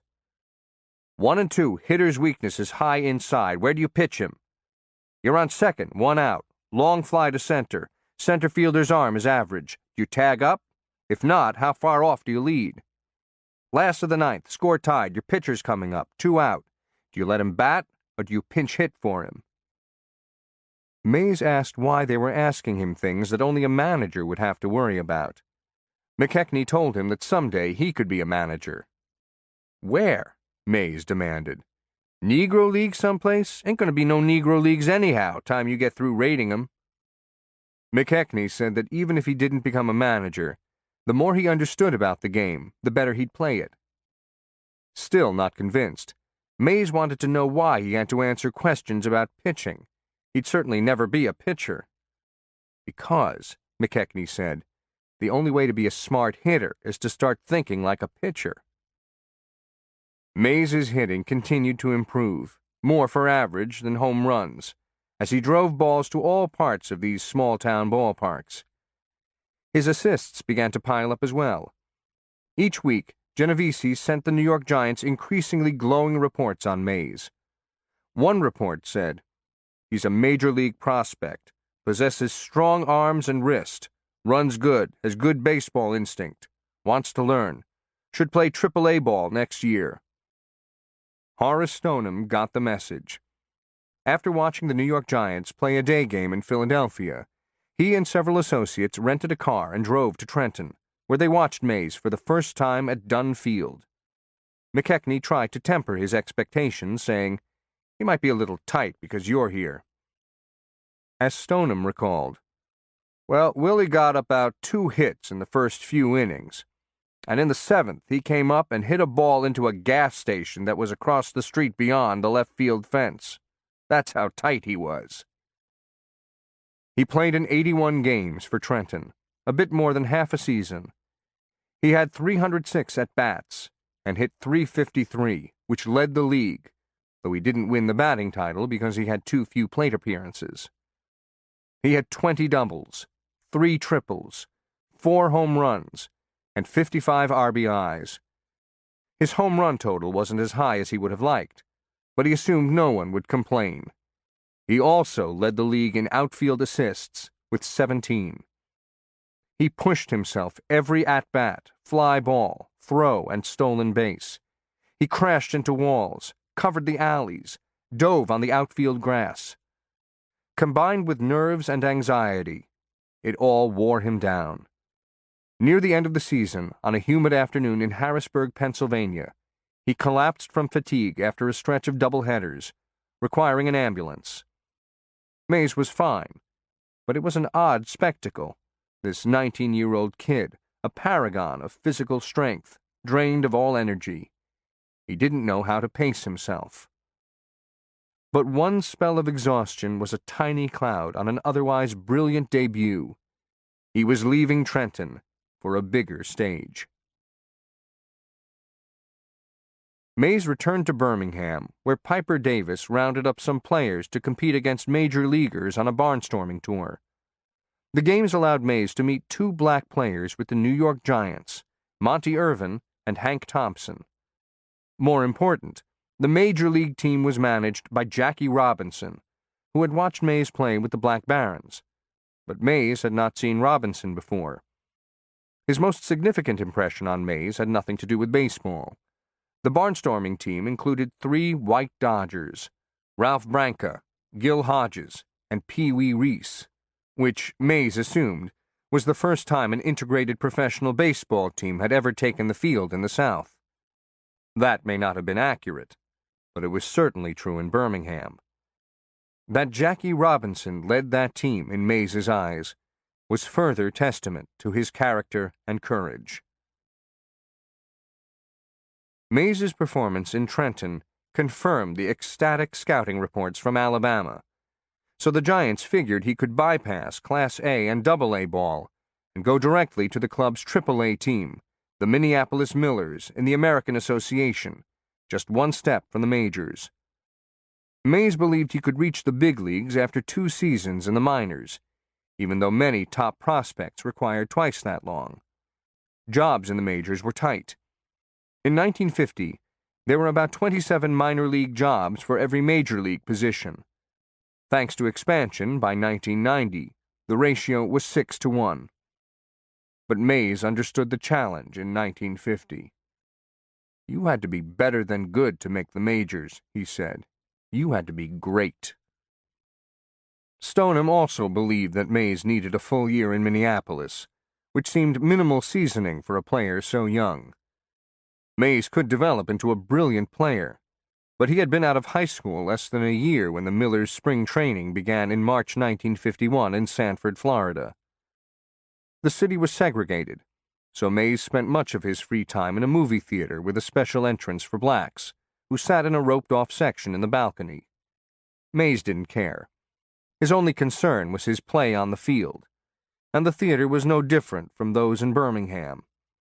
Finding solace in the darkness, he spent hours watching movies, often double features, preferring the westerns. Unlike the Trenton Giants, the Millers had 2 veteran players from the Negro Leagues, both of whom had joined the Millers the previous year. So Mays had roommates. One was pitcher David Barnhill, a strikeout artist whose wicked curveballs elicited complaints that he doctored or nicked the ball. The other was Ray Dandridge, one of the finest players in the history of black baseball. Raised in the cornfields of Virginia, he was 20 when he joined the Detroit Stars in 1933. Short and bow-legged, he was a master glove man at third base, who perfected a sidearm toss from his knees, which he used after a diving stop. In his 11 seasons in the Negro Leagues, he hit for what is believed to be a lifetime .355 average. Some baseball experts claim that Josh Gibson was his only superior, and that no white third baseman was his equal. Unhappy with his meager pay in the Negro Leagues, he played a number of seasons in Mexico, where his hitting prowess gained him national fame. In 1949, he returned to the United States and was managing the New York Cubans when the Giants offered him a contract to play for the Minneapolis Millers.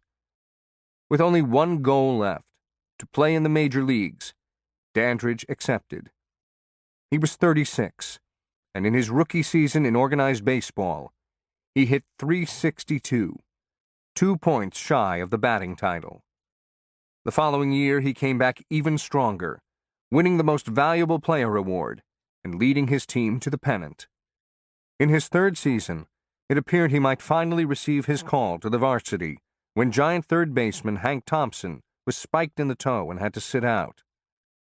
But at the time of the injury, July 18th, Dandridge himself was in the hospital for the removal of his appendix. So in the summer of 1951, the Giants installed a slumping outfielder named Bobby Thompson at third, where he stayed for the rest of the year.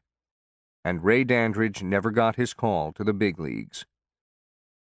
During spring training, Dandridge recognized that Mays would not suffer the same fate. They lived in the same rooming house, and Dandridge, only 2 years younger than Cat Mays, formed a paternal bond with the young player. "You've got a great chance," Dandridge told him. "When I played in the black leagues, we were barnstorming most of the time. Sometimes I played 3 games in one day. We made about $35 a week and ate hamburger. You're going to eat steak, and you're going to make a lot of money. You just keep it clean and be a good boy." To reach the majors, Mays had to impress Leo DeRocher, the combative baseball lifer who had been hired by the Giants 3 years earlier, but had so far failed to bring home a pennant. The previous year, DeRocher had seen Mays play in Harrisburg. He noted Mays's torn shoes and worn spikes, but also remembered the raw ability.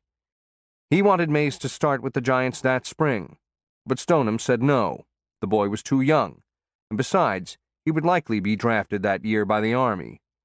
DeRocher relented, but had the Millers schedule an exhibition game so he could get a good look at the prospect. The game occurred early in March, a special 9 a.m. contest in Sanford between the Millers and Ottawa, another Giant farm club. DeRocher was accompanied by Stoneham and Carl Hubble, the Hall of Fame screwball pitcher who was responsible for player personnel. The Giants had moved their spring training to Phoenix in 1947, but held camp in St. Petersburg, Florida in 1951, then returned to Phoenix. "Hey, kid, what are you going to show me today?" DeRocher asked Mays before the game. "I've got quite a report on you from Trenton, kid. This guy Chick Genovese thinks you're the greatest he ever saw." "Oh, really? What'd the report say?" "It says that your hat keeps flying off," DeRocher laughed. He took his seat in the bleachers, amid a scattering of fans puzzled by the early start. Mays didn't know that the game had been called specifically for DeRocher to watch him, but he was eager to impress. He began the game in left field, but was then moved to center. DeRocher wanted to see him run, and he did not disappoint. As DeRocher recounted years later, "I could tell you every move Mays made that day. He made a couple of great catches in the outfield. He threw a guy out trying to go from first to third on a base hit into left center, a shot. Threw another guy out at the plate late in the game, a shot. Hit a bullet into right center for 2 his first time. Struck out on a sidearm curve, popped up. The last time he came up, Red Hardy, a good veteran pitcher, tried to get him with the sidearm curve again, and Mays hit it over the clubhouse in left field, about 370 feet away. Not ready, huh? I said. I want him." DeRocher decided he had seen enough after 7 innings, so he, Stoneham, and Hubble left without acknowledging Mays. The young player was rattled by their abrupt departure. He wondered if he had done something, thrown to a wrong base, missed a cutoff man, failed to take an extra base. "When the game was over, I just sat in front of my locker, so tired I couldn't even shake my head," he later said. "I felt like a raw rookie who had just flunked his only chance." Mays did not see Durocher again that spring, and soon refocused his efforts on making the Millers. They were managed by Tommy Heath, a rotund former catcher who knew that he would not have Mays for long. One morning, Heath called him into his office and said, "Willie, we're taking you with us to Minneapolis, but I kind of have the feeling that you're not going to spend the whole summer with us. I think it's only a matter of time before the Giants call you up." The words lifted Mays' spirits, and he continued to have a terrific spring training, prompting a sports writer from Minneapolis to write several glowing stories about him. The reporter's editor asked him to tone down the praise, but the writer said, "I have been toning it down." Expectations were high when Mays reached Minneapolis. He rented a room on 4th Avenue South, right across the street from Dandridge and Barnhill. Their presence removed the isolation he had experienced in Trenton and eased the transition on the ball field. On opening day, he woke up, looked outside, and saw snow. He had only seen it once before, and, certain the game would be canceled, went back to sleep, until the telephone rang a few hours later. "Why aren't you here?" Heath demanded. "It was snowing. It's stopped now, and we're about to start the game." "But I never played in snow before." Heath explained that a helicopter was used to blow the snow off the field. Mays scrambled to dress, and as he headed toward Nicollet Park, wondered if Piper Davis ever had to play in snow. The conditions didn't faze him. In the first inning of the first game, Mays, wearing number 28, made a fine running catch near the flagpole in deep center, about 400 feet away. Batting third, he singled in his first plate appearance, and later hit a home run. The next day, the Minneapolis Tribune published photographs of him and the snow. He was an instant sensation, fulfilling the preseason hype and making plays that fans would talk about for years. There was, for example, the game on May 7th against the Louisville Colonels, in which a bruising hitter named Taft Wright drove a ball over Mays' head. But Mays, according to game reports, literally climbed the right center field wall to pick off Taft Wright's jet drive. Mays later said it looked as though the ball was going to hit high on the fence, so he had to improvise a way to catch it. "I just caught my spikes in the wall and I sort of walked up the wall. How high I couldn't estimate, but I caught the ball and threw it back in." The runner on second base thought the ball was a hit and didn't stop until he crossed home plate and reached the dugout. Wright, meanwhile, cruised into second base and was wiping his hands, kicking the dirt, and preparing to take his lead when the umpire told him the bad news. "You're out," he said. "No, I'm not," Wright said. "He didn't catch that." When he continued to protest, his manager had to come out and escort him off the field. He refused to believe Mays had caught the ball. 30 years later, a Minneapolis sports writer who'd been covering the game bumped into Wright in Orlando, Florida, and reminded him of the play. "That little son of a bitch never did catch the ball," Wright said. "How could he catch that?" In another game at Columbus, the opposing team had the bases loaded and no one out in the bottom of the ninth. The Miller outfielders had to play shallow, and the hitter lined the ball over Mays' head. He raced back, jumped, and caught the ball facing slightly away from home plate. He whirled around and fired a bullet to home. The runner barely beat the throw, but after the game, the Millers' catcher, Jake Hurley, told Mays, "Willie, you're losing your control. That pitch was on the outside corner. If you had put it on the inside corner, we would have had him." Mays displayed his power at Borchert Field in Milwaukee. He hit a ball so hard that it blew a hole in the outfield fence. Rather than repair it, the grounds crew drew a white circle around it. After a road trip early in the season, the Millers returned home, and in 16 games, Mays went 38 for 63, .603 average. He also celebrated his birthday on May 6th. He was now 20 years old. His teammates chided him about his high voice, which was barely audible when he got excited. but at the plate or in the field, his nerves left him, and his confidence rose. Opposing pitchers threw at him, just as they had when he was with Trenton. Mays didn't believe the brushbacks were racially motivated. Rather, he played in an era when intimidating hitters, by moving them off the plate, knocking them down, or drilling them, was a cornerstone of pitching, particularly against a young player racking up hits. He had confronted the same threatening tactics as a Black Baron, and even though batting helmets were not yet worn, insisted that knockdown pitches didn't bother him. He thought he was quick enough to dodge them, and he usually was. But in Minneapolis, as in Trenton, the tight pitches gave his teammates a chance to show their support. When a tall Louisville pitcher winged a fastball past Mays's head, Heath sprinted out of the dugout, stopped at the foul line, and yelled, "If you come close to him again, I'll meet you right here." Mays was moved by his manager's response, and believed Heath would go to any length to protect him. Heath would have protected any of his players, but he also recognized Mays's unique value to the Giants.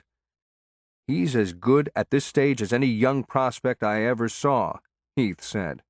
"In fact, I'll go out on a limb and say he's the best I ever had anything to do with.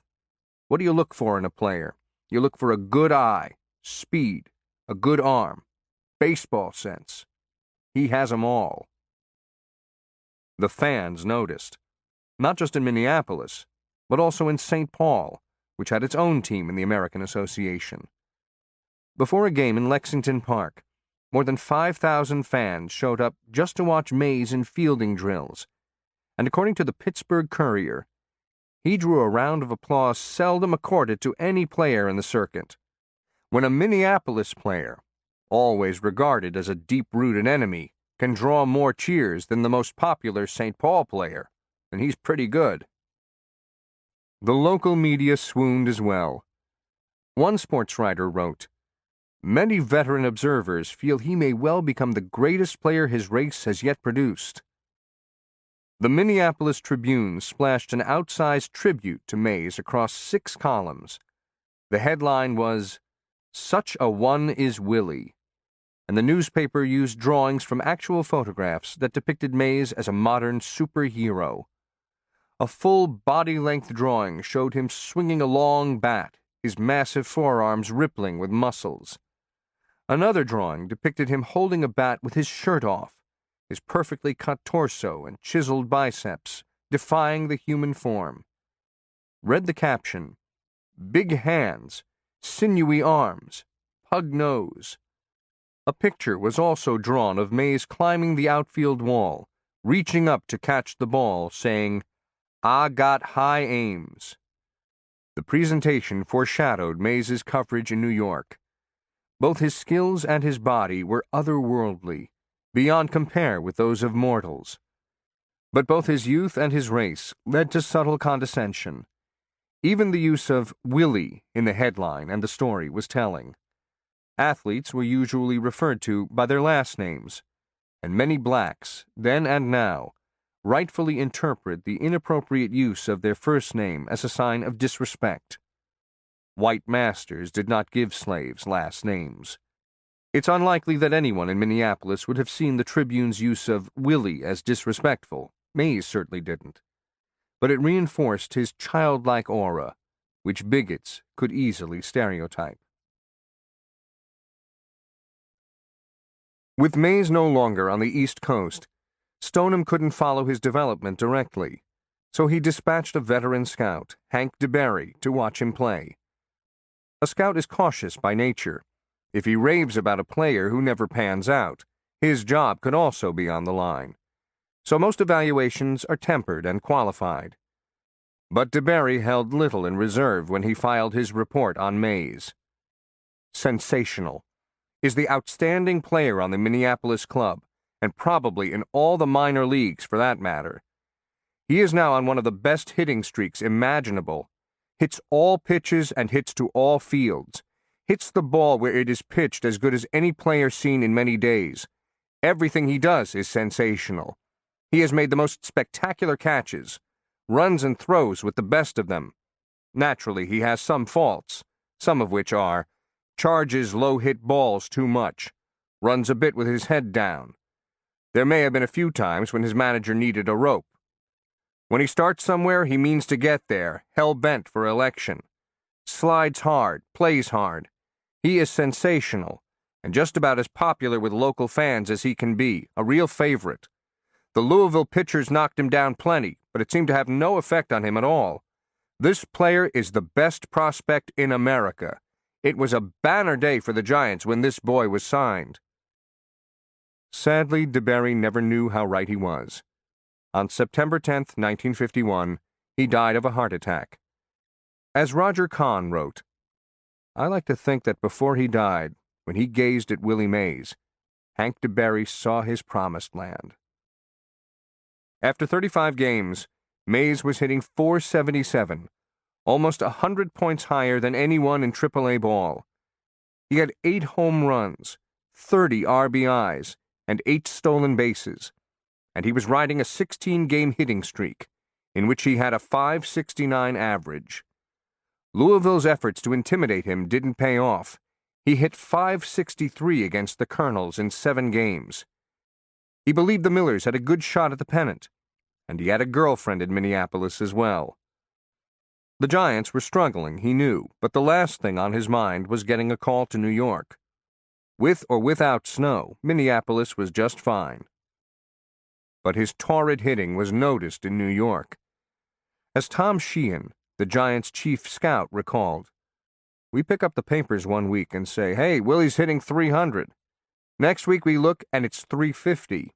Another week and it's .400. Finally, holy mackerel, Willie's up to .477, which has to mean he's going at something like a .600 clip. So he's got to come to New York.'" The Millers traveled to Sioux City, Iowa for an exhibition game, and on their day off, Mays went to the movies. As was his custom, he went alone. Even with friends on the team, he looked forward to time by himself. Perhaps it was all the nervous energy he brought with him to the field, the high expectations he placed on himself, or the pressure to succeed that drove him from his earliest days. He tired easily, but the isolation renewed him. The movies allowed him to escape in a way that cleared his mind and relaxed his body. He always enjoyed films with surprise endings, but on this spring day in 1951, he got one like no other. Midway through the movie, the projector stopped, the lights came on, and a man appeared on stage to make an announcement. "If Willie Mays is in the audience, would he please report immediately to his manager at the hotel?" Mays's first thought was that something had happened to his father or Aunt Sarah, or maybe to someone else at home. He rushed back to the hotel and headed straight for Heath's room. Heath had sought out Mays after receiving a call from DeRocher, who told him that Stoneham had granted him his wish. The Giants were calling up Mays. "You just broke my heart," Heath had told DeRocher. "But I don't blame you. If this boy isn't as good a ball player as there is in the country, we might as well all pack up." Now Mays knocked on his door and stepped inside. "What's up, Skip?" "Guess what?" Heath said. "I just got off the phone with New York. Let me be the first to congratulate you." "What for?" "The Giants want you right away." "Who says so?" "Leo himself." Mays was dumbstruck, then petrified. He wasn't ready to go. "Call him back," he pleaded. "What for?" "Tell him I don't want to go to New York. I'm happy here, and we got a good chance to win the pennant." Now Heath was stunned. He tried to talk sense into him. "You have a chance to go to the big leagues. It's something you always wanted. It's something every kid always wanted." "I know," Mays said. "It's just something that I'm not ready for." Heath wasn't about to call DeRocher, who had a short fuse in the best of circumstances. "You better talk to Leo yourself," he said, and he placed a call to New York. "Leo, I got Willie here, and he's got something to tell you." Mays heard a loud voice on the other end of the phone. "Tell me what?" as Heath handed him the receiver. Mays took a deep breath. "I'm not coming," he said. Mays braced himself for a rebuke, but he could not have anticipated the volcanic eruption that followed. "What the hell do you mean you're not coming?" A minute-long tirade followed, with the most creative use of profanities Mays had ever heard, the gist of which was that the Giants had signed him for this purpose, and he was in no position to refuse. Mays held his ground, admitting that he was scared, and insisting that he wasn't ready for the majors. He said he couldn't hit big league pitching. "What are you hitting now?" DeRocher asked. "477, Mays said. "Well," DeRocher said, "do you think you could hit 255 for me?" "Sure," Mays said. "I think so." "Well," DeRocher said, his voice rising again, "I could tell you my troubles with the whole fucking ball club, but the Giants don't have enough money to pay for how long the goddamn phone call would take if I took the time. So get up here. We're playing in Philadelphia, and I want you there." He hung up. Mays handed the phone back to Heath, saying, "It looks like I'm going to Philadelphia." He was on a United Airlines flight to New York that night. Heath called Tom Sheehan, the scout, and said, "Tom, you'll think I'm crazy, but this is the only guy I ever saw who can bat .400. Mays was indeed scared that he couldn't hit major league pitching, but his fears were heightened by the inflated expectations of others. "I didn't want to go because I knew there'd be more pressure on me, joining a team that was going bad," he later said. "The Giants were in a losing streak, and they'd be looking to me." Mays's departure was a crushing blow to the Minneapolis baseball fans, many of whom had been waiting for the warm weather to see him play. They became members of the "I Didn't See Him" club. Mays's loss hurt the entire league. An official with the Milwaukee team estimated that it cost the American Association $250,000 in gate receipts. Stoneham recognized the disappointment in Minneapolis, so he bought a 4-column ad in the Sunday Minneapolis Tribune. "We feel that the Minneapolis baseball fans, who have so enthusiastically supported the Minneapolis club, are entitled to an explanation for the player deal that on Friday transferred outfielder Willie Mays from the Millers to the New York Giants.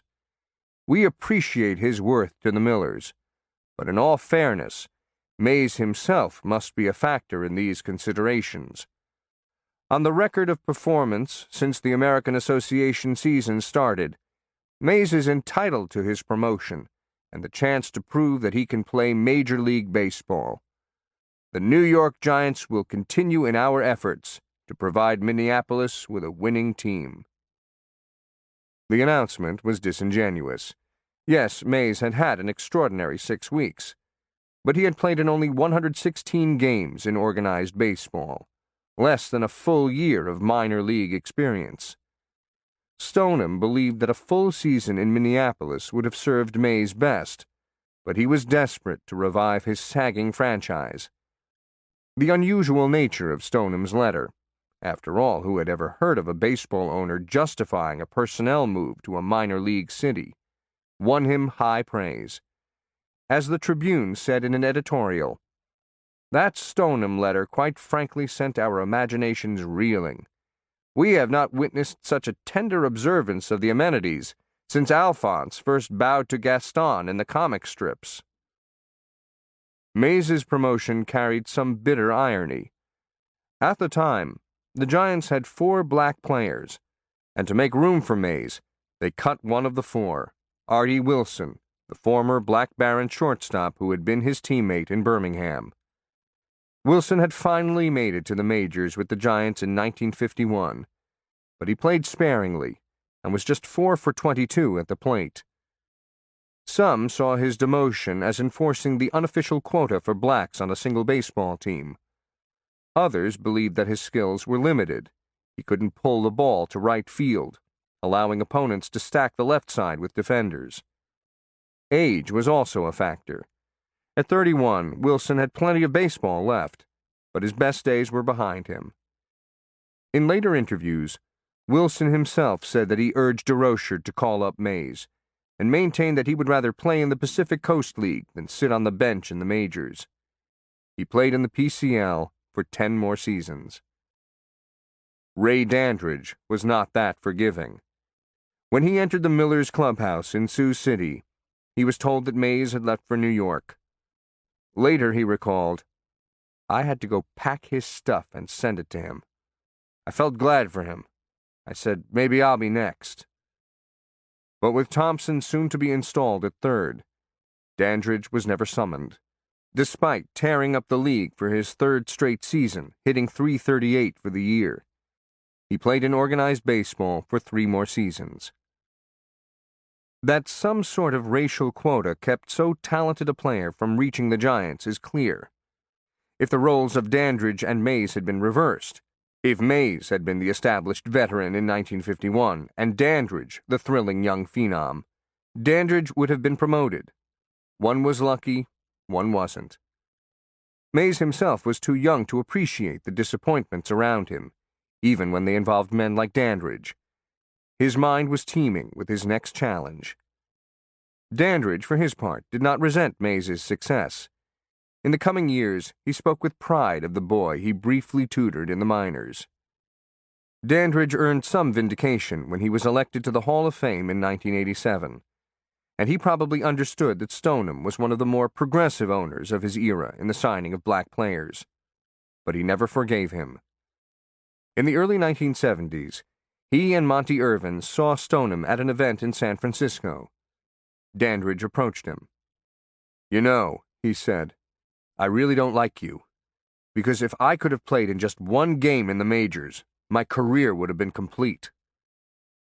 Stoneham looked sheepish. "Yeah," he said, "I made a mistake."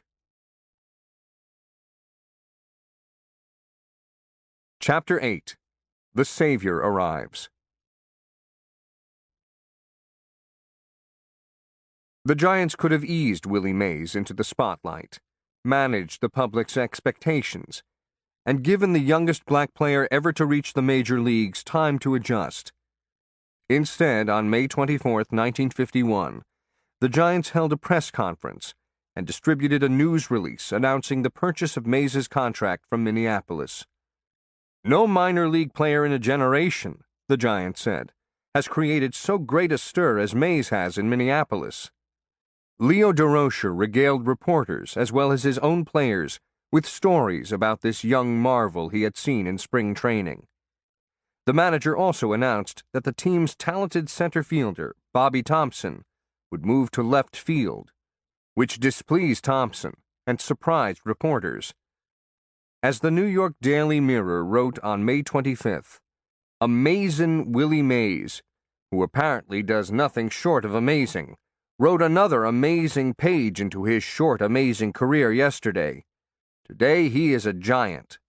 Not only that, he's the regular center fielder, shoving Bobby Thompson, the best CF in the National League, to left field for tonight's game in Philadelphia. It's amazing." The hype was all the more surprising in light of the Giants' dismal track record with highly touted rookies. In 1940, the team touted Johnny Rucker as the new Ty Cobb, both came from Georgia, gave him a hysterical nickname, the Crabapple Comet, after his hometown, and saw him retire after 6 mediocre years. More recently, there was Clint Hartung, a 6'5", 220-pound greyhound. He was 24 years old when he joined the Giants in spring training of 1947. Reportedly, he could hit a ball 700 feet and had a bazooka for an arm, which could be deployed in the outfield or on the mound. His nickname, the Hondo Hurricane, in honor of his hometown in Texas, evoked a force of nature. Reporters anointed him the second coming of Babe Ruth. But Hartung fizzled, both as a pitcher, 29 and 29 over 4 years, with a 5.02 ERA, and a position player. By 1951, he hung on as a utility outfielder, retiring the following year with a career batting average of .238. Now here was Willie Mays, promoted with the same gusto that intensified the pressures on young Hartung. Skepticism was understandable. The New York Daily Mirror columnist Dan Parker using the alliterative style favored by sports writers of the day, asked, "Will Willie Mays rescue the Giants from the daze they've been in for days and days? Mays may merely lead them into the maze, as other spring phenoms have in bygone days." The Giants, however, had good reason to herald their new find. The team, once part of baseball royalty, had been mediocre or worse for more than a decade. In New York's baseball pantheon, they played a dull third fiddle to the implacable regal Yankees and the boisterous pioneering Dodgers. Those teams had flourished over the past decade, while the Giants hadn't won a series in 18 years, or a pennant in 14, the worst drought in club history. The organization was also being squeezed financially by an old, poorly located ballpark and a declining fan base. The Giants needed more than a center fielder.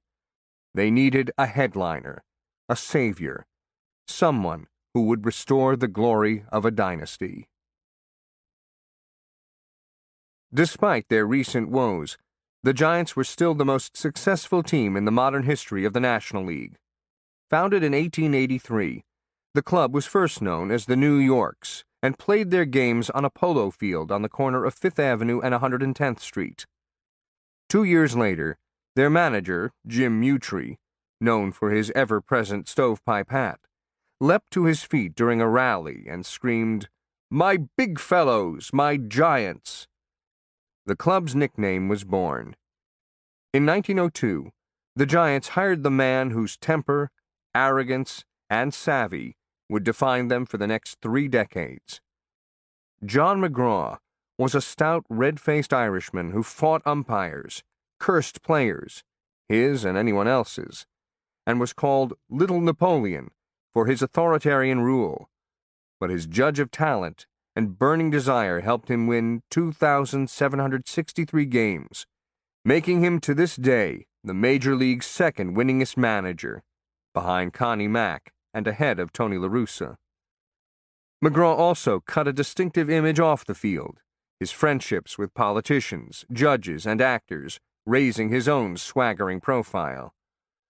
McGraw's Giants, as they were called, had the game's most dazzling idol.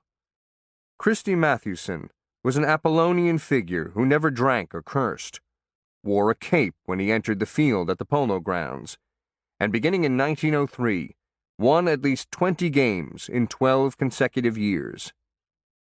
The Giants won 6 pennants between 1904 and 1917, plus the World Series in 1905.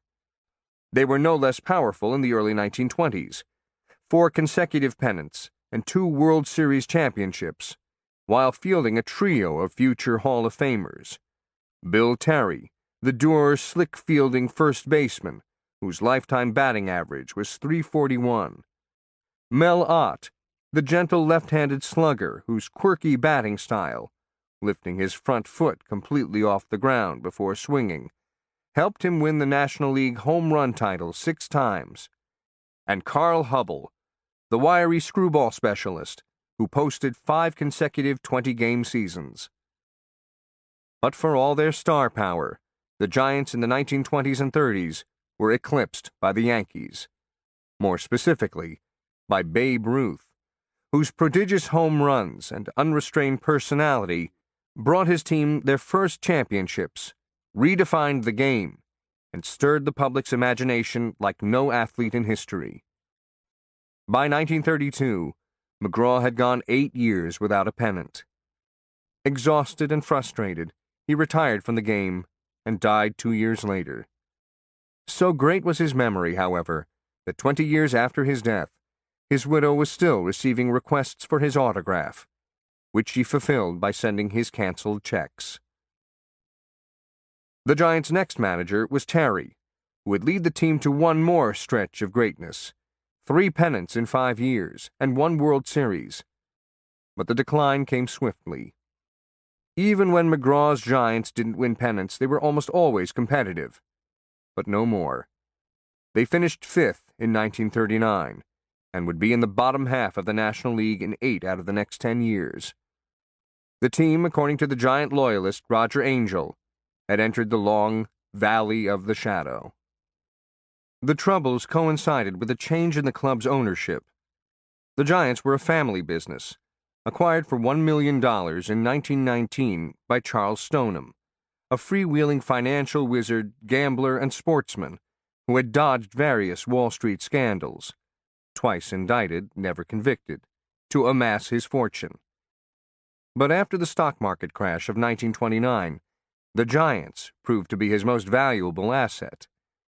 When he died in 1936, his son, Horace, became the principal owner at the age of 32. Horace saw his first Giants game when he was 6 and was 15 when his father bought the team. Dad came home one night, he recalled. Mom and I were sitting there, and I remember just what he said. Maybe we're going to have a ball club. It was quite a moment. After home games, John McGraw came to their house and talked baseball for hours with the elder Stoneham. His son listened intently. A self-described poor student, Horace dabbled at 3 prep schools and briefly attended Fordham College. Then his father sent him to California to work underground in some copper mines he owned. Horace was interested in engineering, but didn't have the grades for admission to the right colleges. So he returned home, doing the one thing he knew he loved, working for the Giants.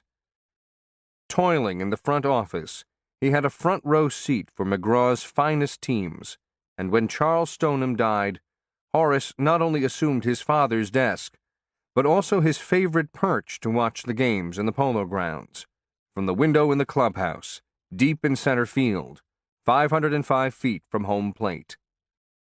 It was the perfect lair for the shy, stocky owner, who was rarely seen in the clubhouse, granted few interviews, and had thin skin. I always liked it better up there, he said. I don't like having people give me hell in the stands. Seclusion also allowed him to generously imbibe with friends, relatives, and colleagues, who would sometimes have difficulty leaving the office until the scotch bottles were empty. Stoneham's drinking buddies included players, such as Giant left fielder Dusty Rhodes, who described himself as Horace Stoneham's bartender. We used to get loaded all the time. Later, Stoneham's bouts of public intoxication were a source of embarrassment, but in his early years as owner, alcohol was not a problem. What enraged fans was the Giants' miserable play, and many blamed young Stoneham, whose most conspicuous qualification for the job was his last name. On one point, the owner was rightfully criticized. Stoneham had a weakness for the home run, believing a team of sluggers had the best chance of winning, while also creating the most excitement. He was not the only one to hold that view in an era still dominated by Ruth's accomplishments. But Stoneham learned the limits of the long ball in 1947. Featuring mastodons like Johnny Mize, Willard Marshall, and Walker Cooper, the Giants hit a Major League record 221 home runs and led the league in runs scored and slugging percentage, finishing 4th. No one stole more than 7 bases. They were slow, one-dimensional, and uninspired. The following year, the desperate Stoneham went to his bitter adversary, the Brooklyn Dodgers, and enlisted the one man whom Giant fans viewed as the Antichrist of baseball. His decision shaped, and maybe even saved, Willie Mays' career. For many years, the rivalry between the Dodgers and the Giants was based more on proximity than parity. While the Giants racked up victories and pennants, the Brooklyn team amassed losses and name changes, from the Trolley Dodgers to the Dodgers to the Robins and back to the Dodgers. They were best known, however, as Dem Bums. They would win only 2 pennants between 1901 and 1940, and would not win a World Series until 1955.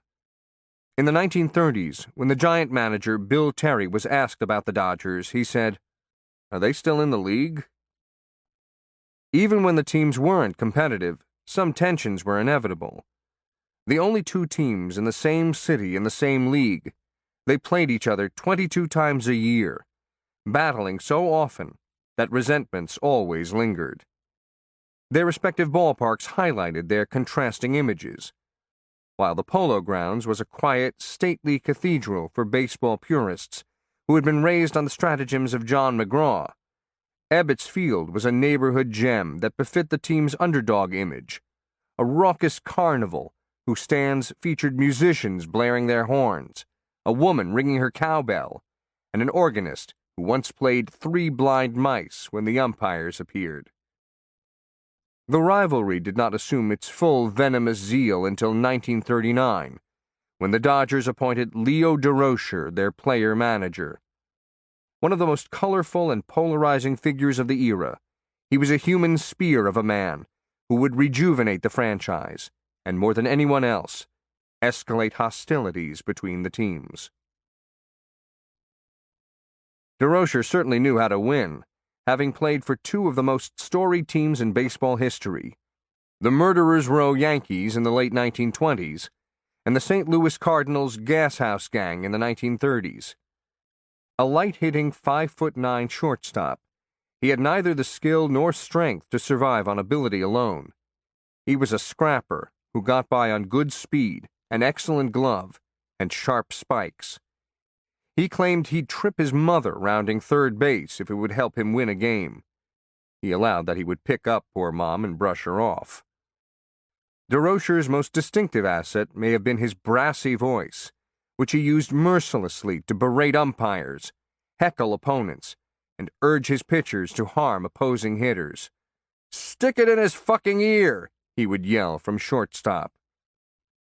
At a time of lyrical nicknames, the Wild Horse of Osage, the Sultan of Swat, DeRocher's was simply the lip, from which obscenities constantly roared.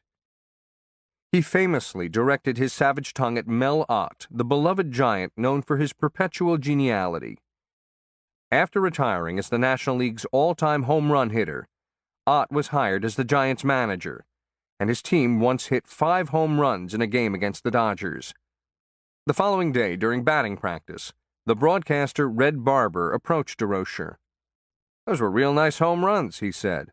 "Oh, come on," DeRocher yelled. "They were pop flies." "Now, Leo, be a nice guy. Be a nice guy and admit they were real nice home runs." "Nice guy," DeRocher sneered. "Who wants to be a nice guy? Look over there at the Giant bench. Where would you find a nicer guy than Mel Ott? And where's he? In 8th place." The quip, recast as "nice guys finish last," entered the lexicon. DeRocher could be an affable rogue and a rough-hewn charmer, but no one would ever mistake him for a nice guy. In high school in West Springfield, Massachusetts, he whacked his science teacher across the back with the metal pole used to raise the windows, effectively ending his education and costing him a baseball scholarship to Holy Cross. As a Yankee, he feuded bitterly with Babe Ruth, who accused DeRocher of stealing his money. As the Dodger manager, he stopped playing in 1945, he instigated beanball wars, triggered fights on the field, launched verbal assaults, and made, according to one writer, a science out of dirty play. DeRocher himself said his first rule was, "Don't clutter your brain with ethics," and "Good sportsmanship is so much sheep dip. Good sports get that way because they have so much practice losing." DeRocher was despised by many sports writers, who respected his baseball acumen, but loathed his ego and arrogance. Dick Young, the abrasive Daily News columnist, prepared a young reporter for his first meeting with DeRocher. "Figure you and DeRocher are shipwrecked, and you both end up on this little raft with sharks swimming all around. Leo slips into the water. A shark closes in. You dive in and pull him out. But while you're rescuing him, the shark comes up and takes your right leg. You bleed like hell, but somehow you survive. The next day, you and DeRocher start even." Initially, Stoneham belittled DeRocher's appointment to the Dodgers. "If DeRocher keeps them hustling," he told the Brooklyn Eagle, "I feel they have a great chance for 6th place." But the turnaround came quickly. Before 1939, the Bums had finished in the top half of the league only twice in the previous 8 years. But in their third year under DeRocher, they won their first pennant in 21 years and would finish in the league's top half in 8 of 9 years.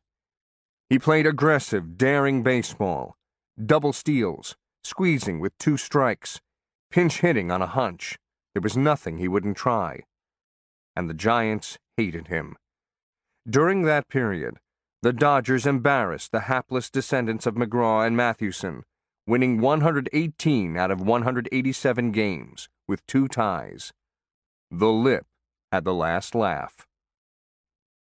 Off the field was another story. DeRocher's love of pool halls, gambling joints, short skirts, and nightclubs guaranteed controversy. An altar boy who was raised in a neighborhood of poor Catholics, he seemed determined to leave behind his material deprivation and his faith.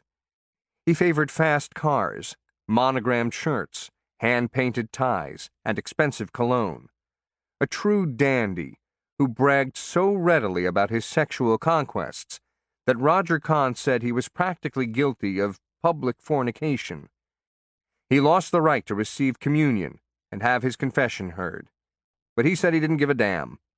At various times, he was accused of assaulting a fan, beating his wife, impregnating a young woman, swindling players, and even throwing games for money. None of the charges stuck, but scarred by intractable debts, bounced checks, and stormy marriages, he ran afoul of creditors, ministers, and judges, leaving Branch Rickey to observe, "Leo has an infinite capacity for going into a bad situation and making it worse." To which DeRocher responded, "Carve it on my gravestone, Branch. I have to admit it's sometimes true." DeRocher's personal life took an improbable turn when he courted the actress Lorraine Day, whose devout Mormonism and rectitude on the screen presented a bizarre contrast with her flamboyant suitor. His apartment, to take one example, did not impress her. It included a bar built like a dugout, trimmed with autographed baseballs, the tops of stools made of catcher's mitts, the legs baseball bats, the floor covered with linoleum in the pattern of a baseball diamond. Day despised baseball. "I happened to be one of the heretics who had never seen a regularly scheduled baseball game," she said, "never read a sports page, and had a good hearty disdain for the little men who made such a fuss over it." Her romance with DeRocher had another problem. Inconveniently, she was married, and her husband publicly accused DeRocher of seducing his wife. Day's affection for the manager had some rationale. DeRocher had a soft spot for kids, and he showed genuine warmth toward Day's 2 young adopted children. Day divorced her husband in January of 1947, and 1 day later married DeRocher in Mexico.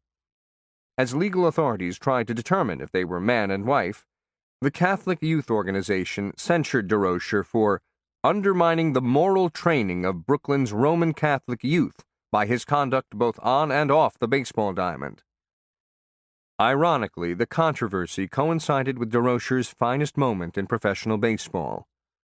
For all his personal faults, he judged players on their merit, not on their backgrounds or reputation or their race. The color he cared about was green. If a player could help his team win and put more money in his pocket, he would embrace him. DeRocher's principles were tested during spring training of 1947, when the Dodgers were in Panama for some exhibition games. Jackie Robinson had not yet been named to the team, but the promotion was expected. With the Dodgers billeted at Fort Gulick in the Canal Zone, a number of players, mostly from the South, began circulating a petition that they would not play with Robinson. A Dodger official woke up DeRocher at 1 a.m. and told him the news. Fearing that the team could irreparably splinter, DeRocher promptly got his coaches out of bed and told them to bring the players to the kitchen behind an army mess. "Boys, I hear some of you don't want to play with Robinson," DeRocher began, as players leaned against chopping blocks and stoves. "Some of you have drawn up a petition. Well, boys, you know what you can use that petition for. Yeah, you know, you're not that fucking dumb. Take the petition and, wipe your ass. DeRocher told them that he'd play an elephant if it helped him win, and Robinson was no elephant. He was a great player who could run and hit, and who was going to win pennants and earn money for all of them. And there's something else. He's only the first, boys, only the first. There's many more colored ball players coming right behind him, and they're hungry, boys. Unless you wake up, these colored ball players are going to run you right out of the park. The petition died. Unfortunately, DeRocher was not able to reap the benefits of his noble stand. Before the season began, Major League Baseball's Commissioner A.B. Happy Chandler suspended him for 1 year, the official reason being for an accumulation of unpleasant incidents and conduct detrimental to baseball. No specifics were given. DeRocher was forced to watch his replacement, the veteran coach Bert Schotten, win the pennant and secure a place in history as Jackie Robinson's first manager. DeRocher was reinstated in 1948, but the team, playing poorly, was in 6th place by July. The Dodgers owner, Walter O'Malley, had already concluded that DeRocher was poison at the gate, and Branch Rickey, the son of a Methodist preacher who was fond of quoting scripture, viewed his manager as a superb field general, but an unrepentant heathen. Rickey demanded DeRocher's resignation. Across town, the Giants were faring no better. Mel Ott, in his 7th year as manager, had never finished higher than 3rd. Twice his teams finished last. DeRocher was right. Surrounded by cronies, Ott could neither urge nor bully his players to greatness or even mediocrity. He had been with the team for 22 years, and to Stoneham, who valued loyalty above all else, Ott was family. Horace was a boy when he had first met him. But now Stoneham had to fire Ott, or watch his club sink further into the abyss. "My daughter," he recalled, "didn't speak to me for a month." Stoneham didn't have any internal candidates, but had been impressed by Bert Schotten's calm stewardship in DeRocher's absence. So on July 15th, he called a meeting with Branch Rickey and told him that he was firing Ott. He needed a replacement. "Who did you have in mind?" Rickey asked. Stoneham drew his breath. "I want your permission to talk to Bert Schotten," he said. "I have plans for Bert." "Doing what?" "Managing the Dodgers." Stoneham was shocked. "What about Leo?" he asked. "I'm about to dismiss him," Rickey said. "Why, do you want to talk to him instead of Schotten?" Hiring the loathsome, tarnished DeRocher, as the Giant fans saw him, would be an act of heresy. But Stoneham saw opportunity. He arranged to meet DeRocher at his Manhattan apartment. Arriving first, he asked Lorraine Day for a drink, and told her that he hoped Leo would be managing the Giants soon. Day needed little convincing. She walked to her console radio, tuned to WHN, which was about to broadcast the Dodger game. "Then why am I listening to this?" She clicked off the radio and asked, "Scotch, Mr. Stoneham, or bourbon?" DeRocher had one final visit with Rickey. He wanted to know his job status in Brooklyn if he didn't take the New York job. "Your future lies over the river, Leo," Rickey said. DeRocher quickly came to terms with Stoneham, receiving a raise that made him the highest-paid manager in baseball. On July 17th, the front page of the Daily News blared, "Lip replaces Ott. Bert back with Flock." DeRocher was satisfied, though Lorraine Day begrudged the Dodgers. Responsible for the decor in Leo's office at Ebbets Field, she had everything moved to his new office at the Polo Grounds, save an autographed picture of Branch Rickey on the wall. Day had it moved to a nearby bathroom, directly over the toilet. Day herself assumed a higher profile with the Giants. She did a television show before each game from the Polo Grounds, in which she interviewed players or coaches. Her loyalty to the Giants was not appreciated at Ebbets Field, however, where a Dodger fan during one game threw his paper bag lunch at her. DeRocher moved quickly to remake the Giants into his image, a hustling team that could play defense, run, and battle until they bled. He traded the Lumberjacks, Mize, and Cooper, and acquired the gritty double-play combination of Alvin Dark and Eddie Stanky, both of whom could bunt, hit and run, and barrel into catchers. The moves, as Day noted, were risky. Leo was on the horns of a dilemma, she said. The home run hitters were great favorites in New York, but he felt they would never bring the Giants a pennant. He could keep them and get booed, or he could trade them and possibly get murdered. DeRocher brought up the Giants' first 3 black players, Monty Irvin, Hank Thompson, and Ray Noble, a black Latin, and he improved his pitching through good trades, Jim Hearn from the Cardinals, and good luck. Sal Maglie returned from the Mexican League. Wins still came slowly, leaving the Giant fans to boo DeRocher or to forswear the team entirely. But in the second half of the 1950 season, the Giants won 34 out of 46 games in one stretch and finished third, 5 games out of first. DeRocher was certain that he finally had his kind of team. He told reporters, "If we don't win it next year, boys, you can have me. You can write whatever you want about me, and you'll get no complaints. Because if we don't win it by at least 6 games, I don't fucking belong in baseball." Stoneham was no less eager for a championship, in part to prove himself as an owner, but also for more practical reasons. The Giants were suffering financially, having lost $466,503 from 1948 to 1950, while both the Yankees and Dodgers were in the black. The Giants, in fact, were hemorrhaging during a highly profitable era in baseball. But their aging ballpark, combined with its location in Harlem, had become increasingly problematic. White fans were moving to the suburbs, parking was scarce, and night games heightened anxieties.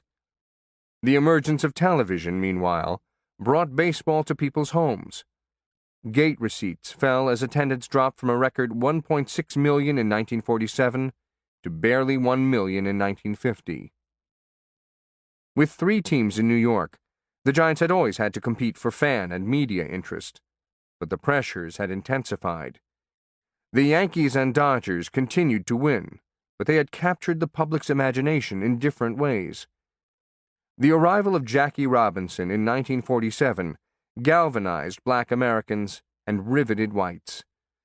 His scintillating play meant fans could watch stalwart hitting and brilliant base running, as well as dramatic social change. Commentators discussed Robinson's political significance. The addition of the young black stars Roy Campanella and Don Newcombe created further excitement.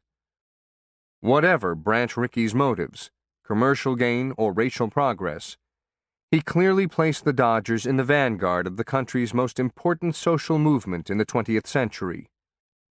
The Giants' Monty Irvin, Hank Thompson, and Ray Noble were pioneers who withstood racial indignities, but they were not icons.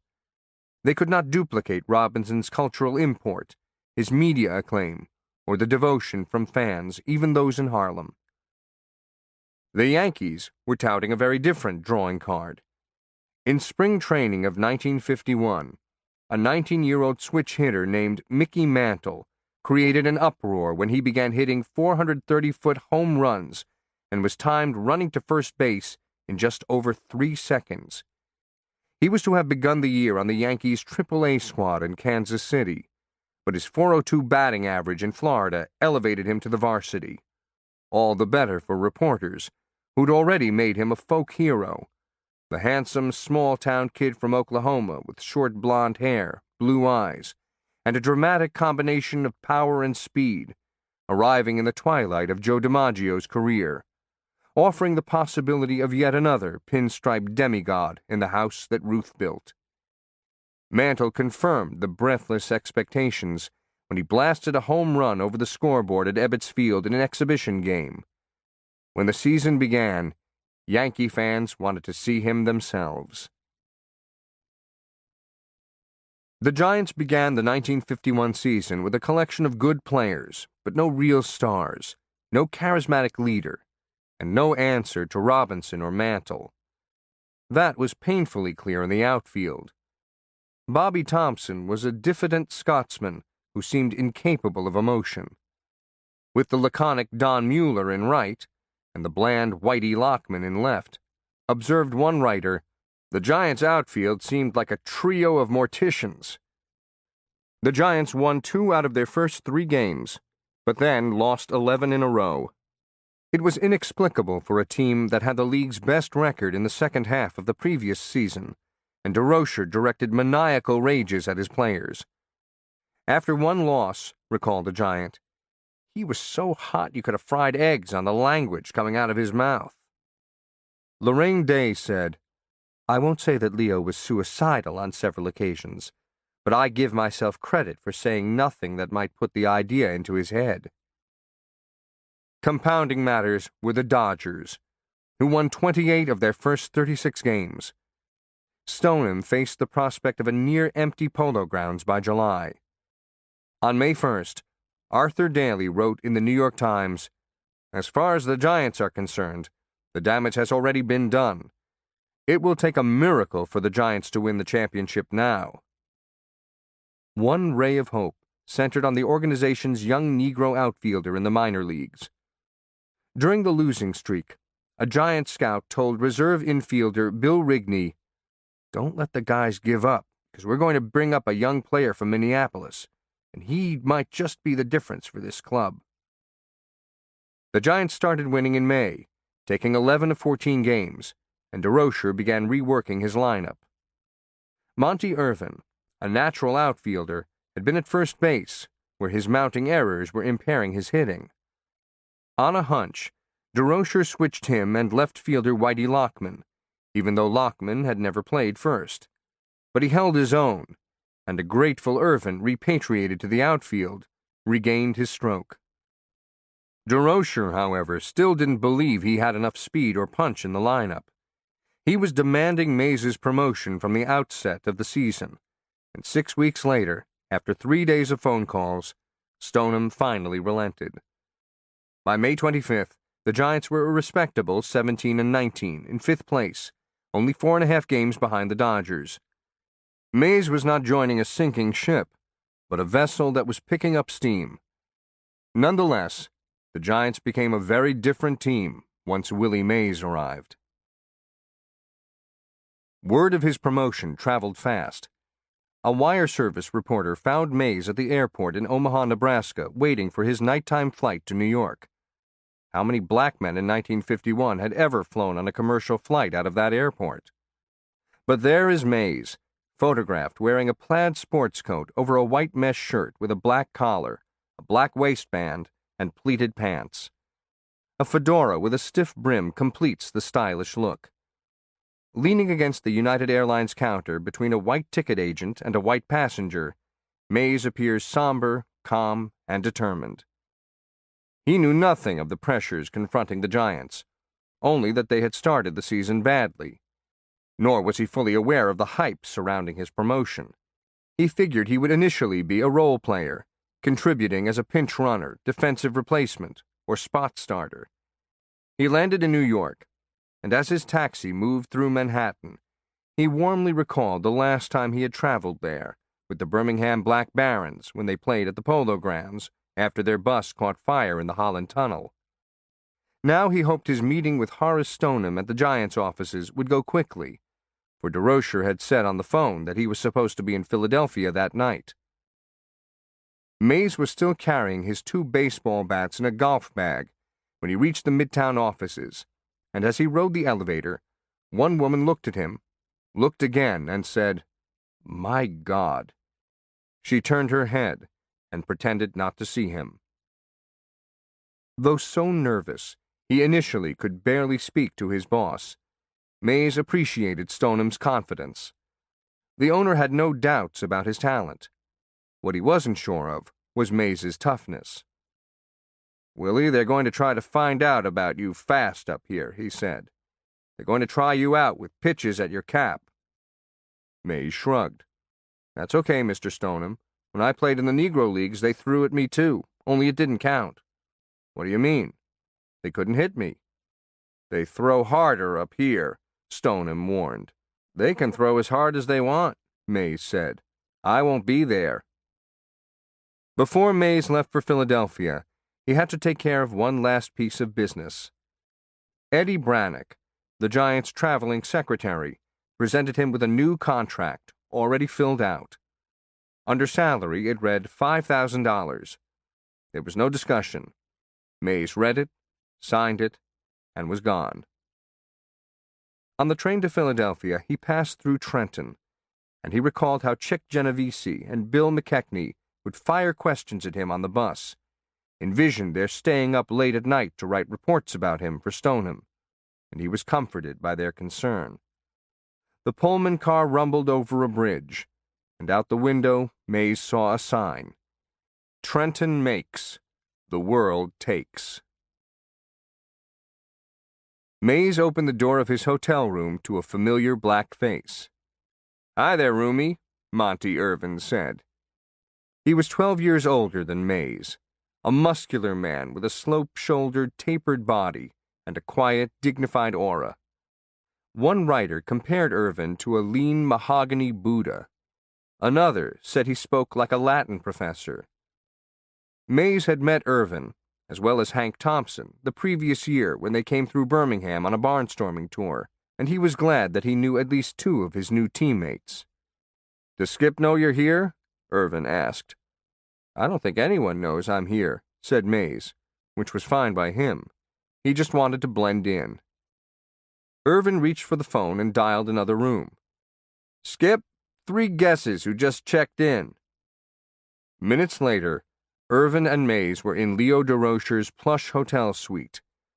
The manager stood in the center with a deck of cards in his hands. He'd been playing solitaire. He had thinning, dirty blonde hair, combed tightly back, and was a whirlwind of moving hands, quick steps, and rapid-fire comments. He was known as Fifth Avenue for his extravagant clothes, the custom-made suits and argyle socks, and pearl-buttoned shirts, all delivered from Sulka's. Though he was in Philadelphia for only a weekend series, his closet was stuffed with more suits and ties than Mays had ever seen outside a store. "Glad to see you here, son," DeRocher said. "Glad you're hitting 477. He told Mays how he had wanted him to be with the club since spring training, but Stoneham wouldn't let him. "He said you needed more seasoning, but I could see you were a natural and only needed to play." DeRocher told him not to worry about anything. His only job was to hit and field. DeRocher's efforts to build his confidence had begun. The manager correctly assumed that the transition would be rocky. How could it not be? In less than 1 year, Mays had moved from Fairfield Industrial High School to the New York Giants, from the provincial South to the sprawling metropolis, from a regimented lifestyle to endless temptations, from a black canvas to a glaring white tapestry. To survive, he would need unconditional support and an extensive education. "Why do you have all the suits?" Mays asked. "Because I'm the only asshole in this organization with an ounce of brains," DeRocher said. "Ball player buys an expensive suit, then lets the hotel clean it for him. Hotels care about how quick they do a suit, not how good they do it. This way I can change to a new suit and leave the ones I was wearing till I get home, so they can get a decent cleaning and pressing. Remember that." That night's game against the Phillies was at Shibe Park, built in 1909 as the Major League's first steel and concrete stadium. When Mays walked into the clubhouse, he noticed how solemn it was, at least compared to the usual banter of the Black Barons. Maybe every fifth-place team is quiet, he thought. There isn't much to talk about. His locker was next to Irvin's, and a jersey with the number 24 hung inside. Mays 24 seemed fitting, given that he was called to the majors on May 24th. He was still looking at his number when DeRocher walked over to him. "Son, you're batting third and playing center field." Mays stood in disbelief. Batting third and playing center field? Isn't that what Joe DiMaggio did? Isn't the third hitter supposed to be your best batsman? Isn't your center fielder the one who takes charge, leads the team, makes plays? He tried to mask his fears by giving DeRocher a big smile, but his heart was pounding. He sat down and tried to gather his thoughts, focus on his responsibilities. Someone passed him a baseball to autograph. He'd autographed balls before for fans, but now no fans were around. He picked up the ball and wrote, "Willie Mays." Then he added, "Number 24. It looked so real. He wished his father and aunts could see him now. Newspapers in New York and Philadelphia whipped up interest in his debut. The New York Times published a story and photograph beneath the headline, "Mays, Negro Star, joins Giants today." Just before 6 p.m., on a cool, clear evening, Mays walked onto the spacious field with the outfield alleys stretching more than 400 feet and the center field wall at 447 feet. The reporters who crowded into the press box noticed an unusual stirring this night. Hundreds of black fans, who normally attended only when Jackie Robinson was in town, had been eagerly waiting for Mays. So, too, were the players on both the Giants and Phillies. As Mays walked to the batting cage for his pre-game cuts, the relaxed atmosphere suddenly gave way to anticipation and excitement. Mays stepped in, felt loose, and began swinging.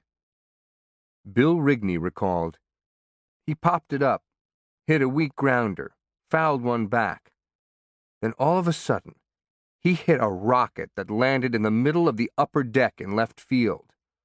Then he hit another rocket that went over the roof. Then he hit one that hit the right field scoreboard. Everything stopped. The Phillies stopped warming up, and Ashburn and Hammer and Pudd'nhead Jones and all the others stopped to watch him hit. He got everyone's attention. He was amazing." Philly pitcher Robin Roberts remembered, "I'm thinking, wow, I've got to face this kid tomorrow night. How will I pitch to him? He was hitting them over the left field grandstands." Stoneham had driven to the game with other Giant executives, and after Mays was done hitting, DeRocher walked past Stoneham's box. The owner yelled, "Hey, Leo, how do you like him?" "I'll marry him," DeRocher yelled back. Next, Mays jogged into the outfield, and according to the New York Times, started winging the ball in from deep center to third and home plate without a hop. It was a tremendous exhibition and impressed one and all. But Mays's nerves showed in the actual game. He took a third strike in his first at-bat against Bubba Church and finished the night 0 for 5. He also misplayed a fly ball in the first inning for a triple and later bumped into Irvin in right field on a ball that fell for a double. His debut could not have gone much worse. And yet it didn't matter, certainly not to reporters.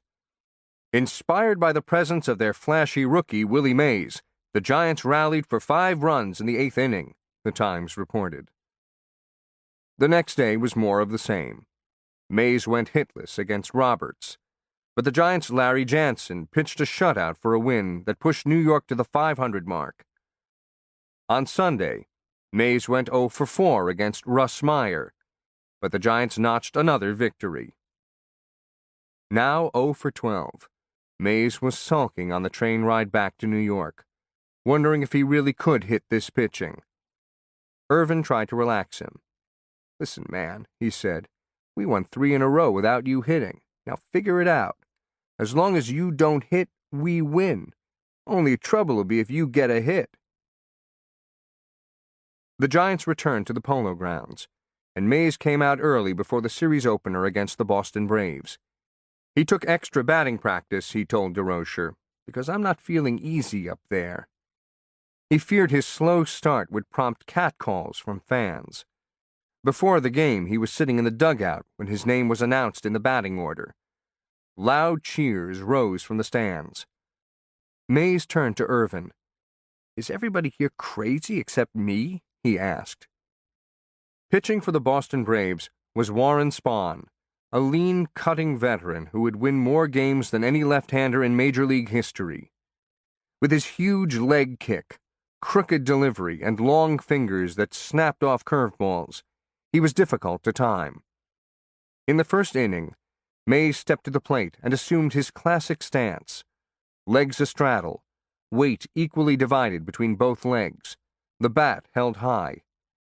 In form and movement, he was a clear descendant of DiMaggio's, with one barely noticeable exception.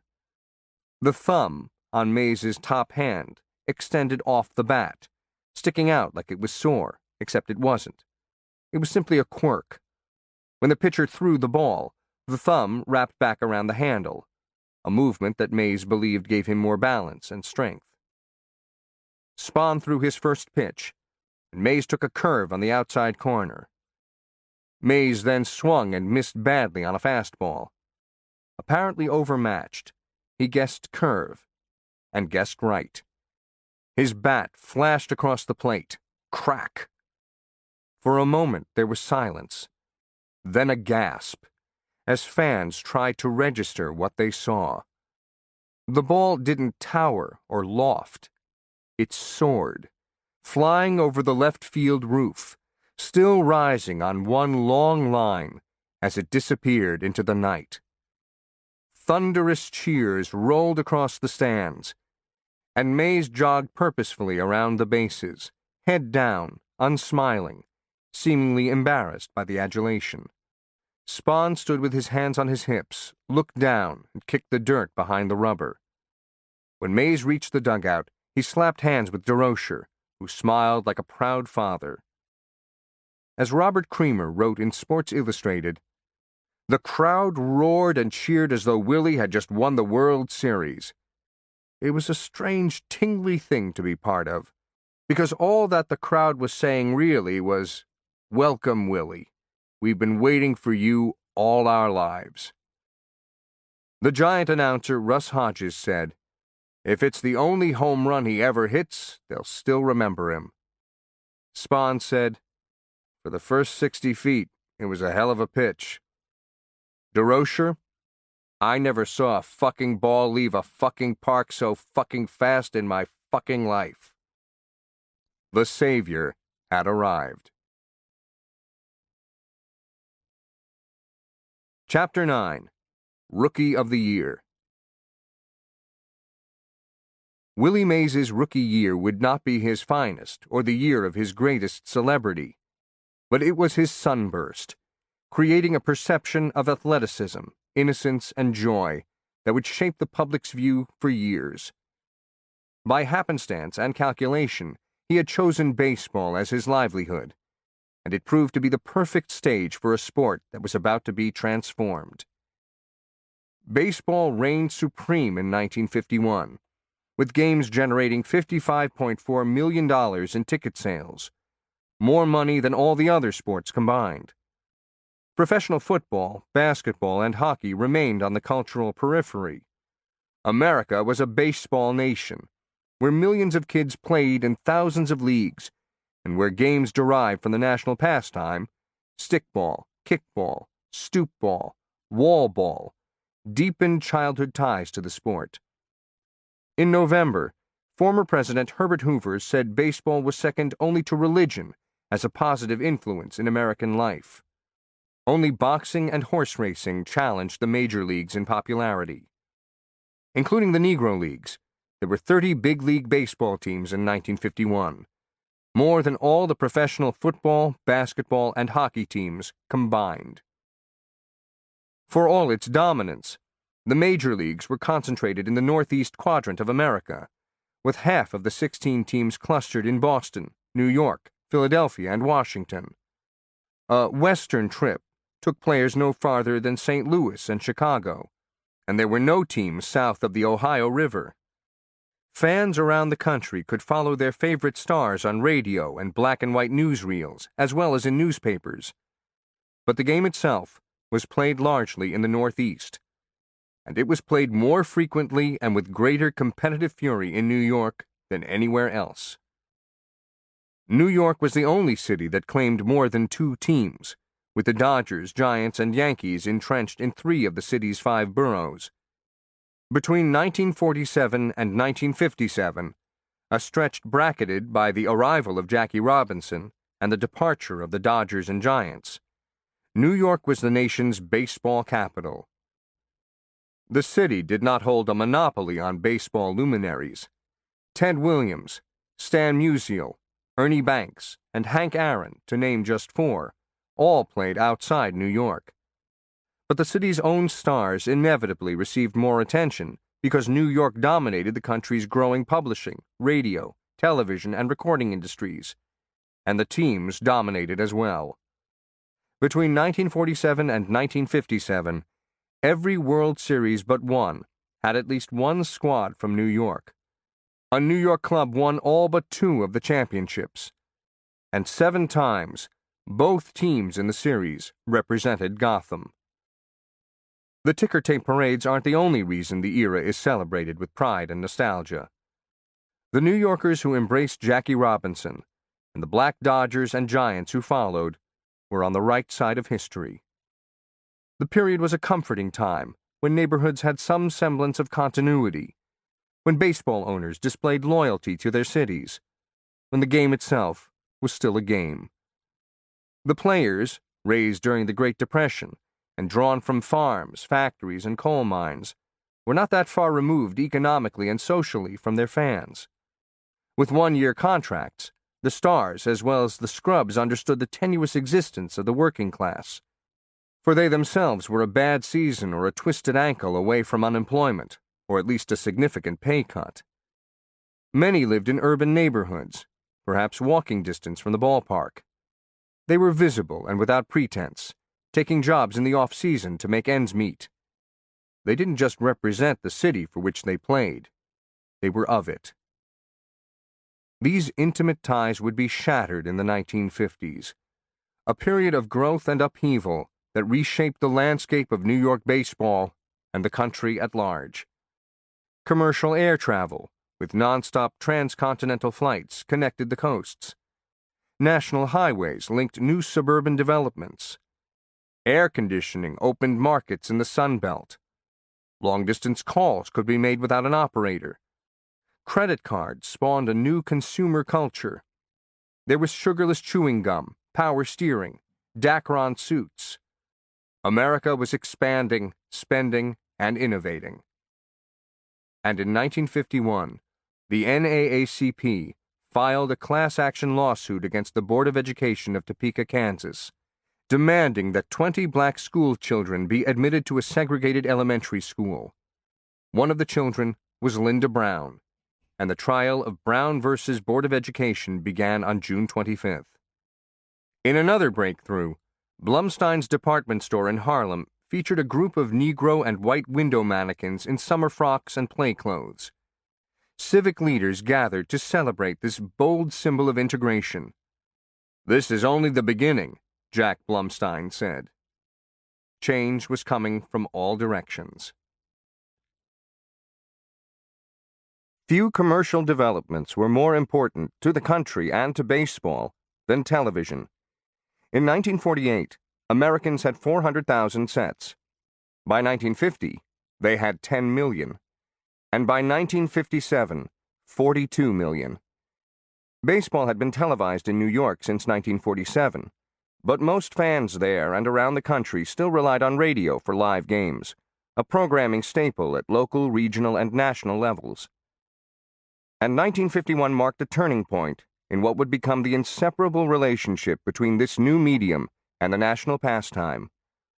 The networks, still in their infancy, could not broadcast live shows from coast to coast. Toast of the Town, after 1955 The Ed Sullivan Show, for example, would broadcast live in New York on Saturday night.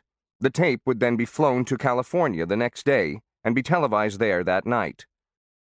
But by 1951, an underground coaxial cable, combined with radio transmitters and receivers, allowed the networks to televise events live across time zones. The technology, to be sure, was crude. On most sets, the actual black and white images were fuzzy. In some cases, blizzards broke out on the screen when an airplane flew overhead. The first baseball games in color were broadcast in 1951, though, as Red Smith noted, the players all emerged with magnificently bronzed complexions, and Gil Hodges' arms appeared encased in a pelt of somewhat lovelier tone, about the shade of medium roast beef, than Gil wears in real life.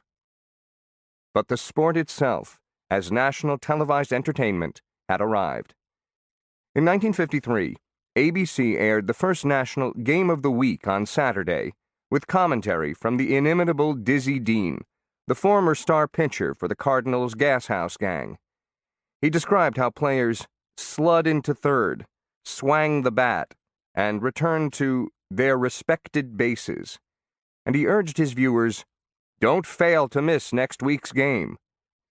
Saturday baseball, shown on various networks over the next half-century, became a weekly institution. However gradual its steps, television showcased players in all corners of the country, forged connections with distant fans, and elevated stars to heroic status. In that sense, the medium paralleled a similar change in communications technology of a previous generation. At the beginning of the century, Americans would gather in town squares or urban arenas and watch pitch-by-pitch recreations of World Series games on large electrical scoreboards. In the 1920s, a new medium, commercial radio, expanded baseball's reach and changed the experience itself for its followers. Radio, however, represented just one new medium in America's new way of knowing. According to the historian Jules Tigel, movies, newsreels, tabloid newspapers, magazines, and advertising were all revolutionizing people's ability to vicariously participate in the world around them. And baseball was a prime beneficiary.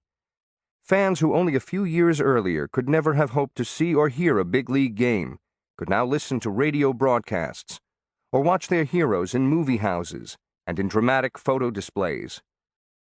The new media needed a messenger, and they found one in Babe Ruth.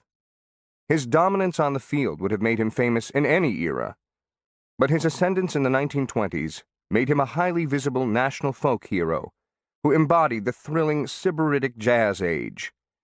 Newsreels, radio, and even several forgettable movies celebrated the Babe's exploits.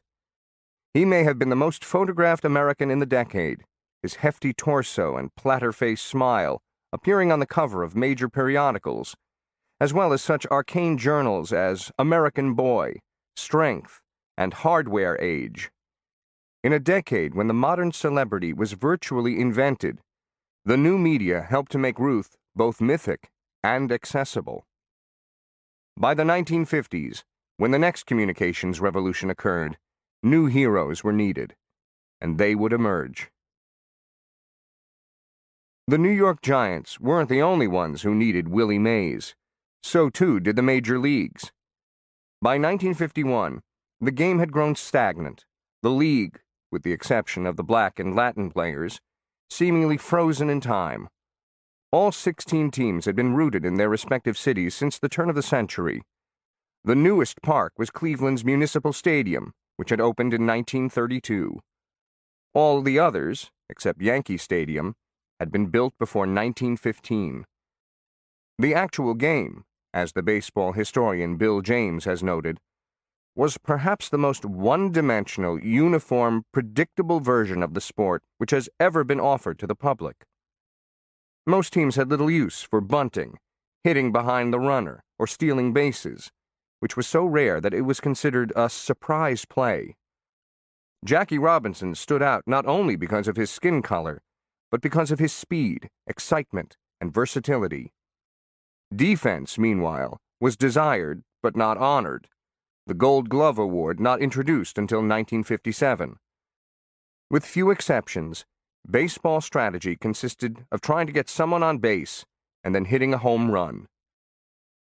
Mays would have made a splash no matter when he entered the major leagues, but 1951 served him unusually well. His skills shine brightly on a sluggish team in a plodding league, in a big stage city that was about to lead a communications revolution. He was a game-changing catalyst in a storied rivalry about to embark on a historic pennant race, a radiant contributor to an era forever consecrated as the golden age of baseball. Mays had one more thing going for him: the historic Polo Grounds, whose bizarre configuration was an ideal setting for his talents. The stadium itself, hunched on the eastern shoulder of Manhattan beside the Harlem River, was an acquired taste. Derided by some as a metropolis of steel and concrete whose age and squalor could incubate a communicable disease, it was also celebrated as an absurd and lovely sanctum built at the foot of a cliff, Coogan's Bluff, so patrons actually walked downhill to their seats. Roger Angell wrote, "You came slowly down the John T. Brush stairs in the cool of the evening, looking down at the flags, at the tiers of brilliant floodlights on the stand, and beyond them, at the softer shimmer of lights on the Harlem River. Sometimes there was even a moon rising right out of the Bronx. As you came closer and were fingering for your ticket in your pocket, you could hear brave music from the loudspeakers, broken by the crack of a fungo bat, and through a space in the upper deck, you caught a glimpse of grass, soft and incredibly green in the outfield. You walked faster, tasting excitement in your mouth, and with it, every single time, the conviction of victory." One oddity of the Polo Grounds was that no one ever played polo there. The name was derived from a polo field used by a Giants team in the 1880s. When the squad moved uptown to 8th Avenue between 155th and 157th Streets, the name moved with it.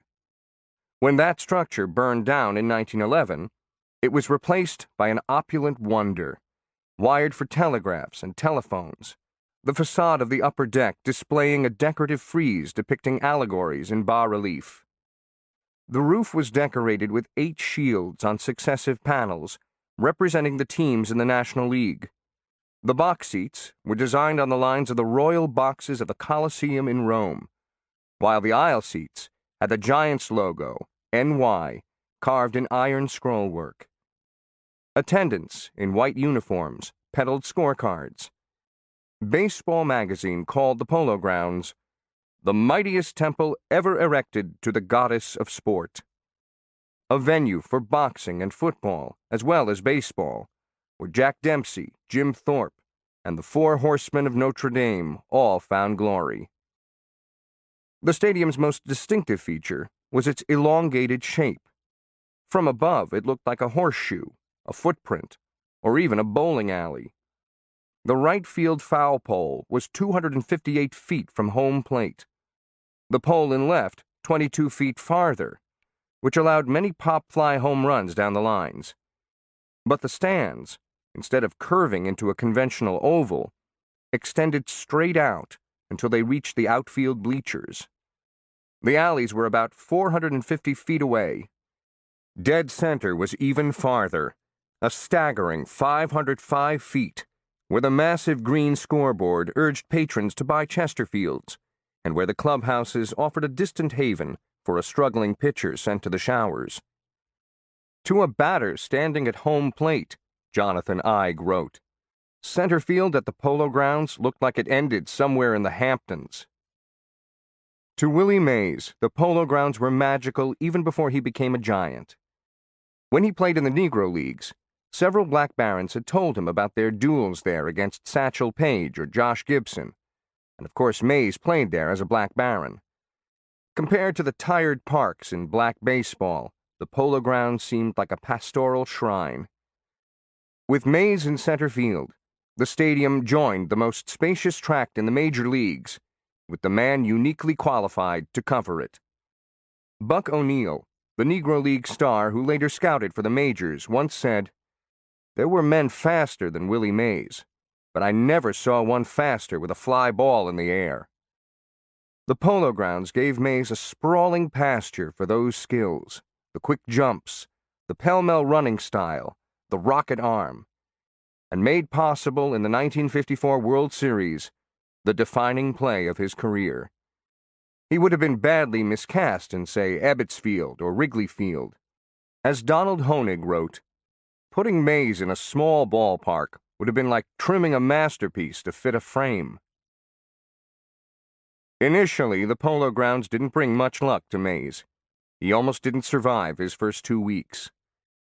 His home run off Warren Spahn marked his arrival in New York, but did not end his slump. The following day against Boston, he went 0 for 3 in the first game of a doubleheader and made outs in his first 2 at-bats in the second game. Leg cramps then forced him to the bench. Mays tried to put up a brave front after the game. "It's only a slump," he told reporters. "I've been taking a lot of pitches because I want to see what they throw up here. Now I found out. They're throwing me the same stuff I was belting in Minneapolis. Not many curves either. They're giving me the sort of stuff I want." In truth, he was repeating his experience from a year earlier, when he began 0 for 22 with Trenton. The harder he tried, the worse he performed. Maybe the pitching was too tough. Maybe the Polo Grounds, with 54,500 seats, was too daunting. Regardless, the pressure was all self-imposed. Mays had played in only 6 games, 4 of which the Giants had won. The press and the fans remained patient, his teammates sympathetic.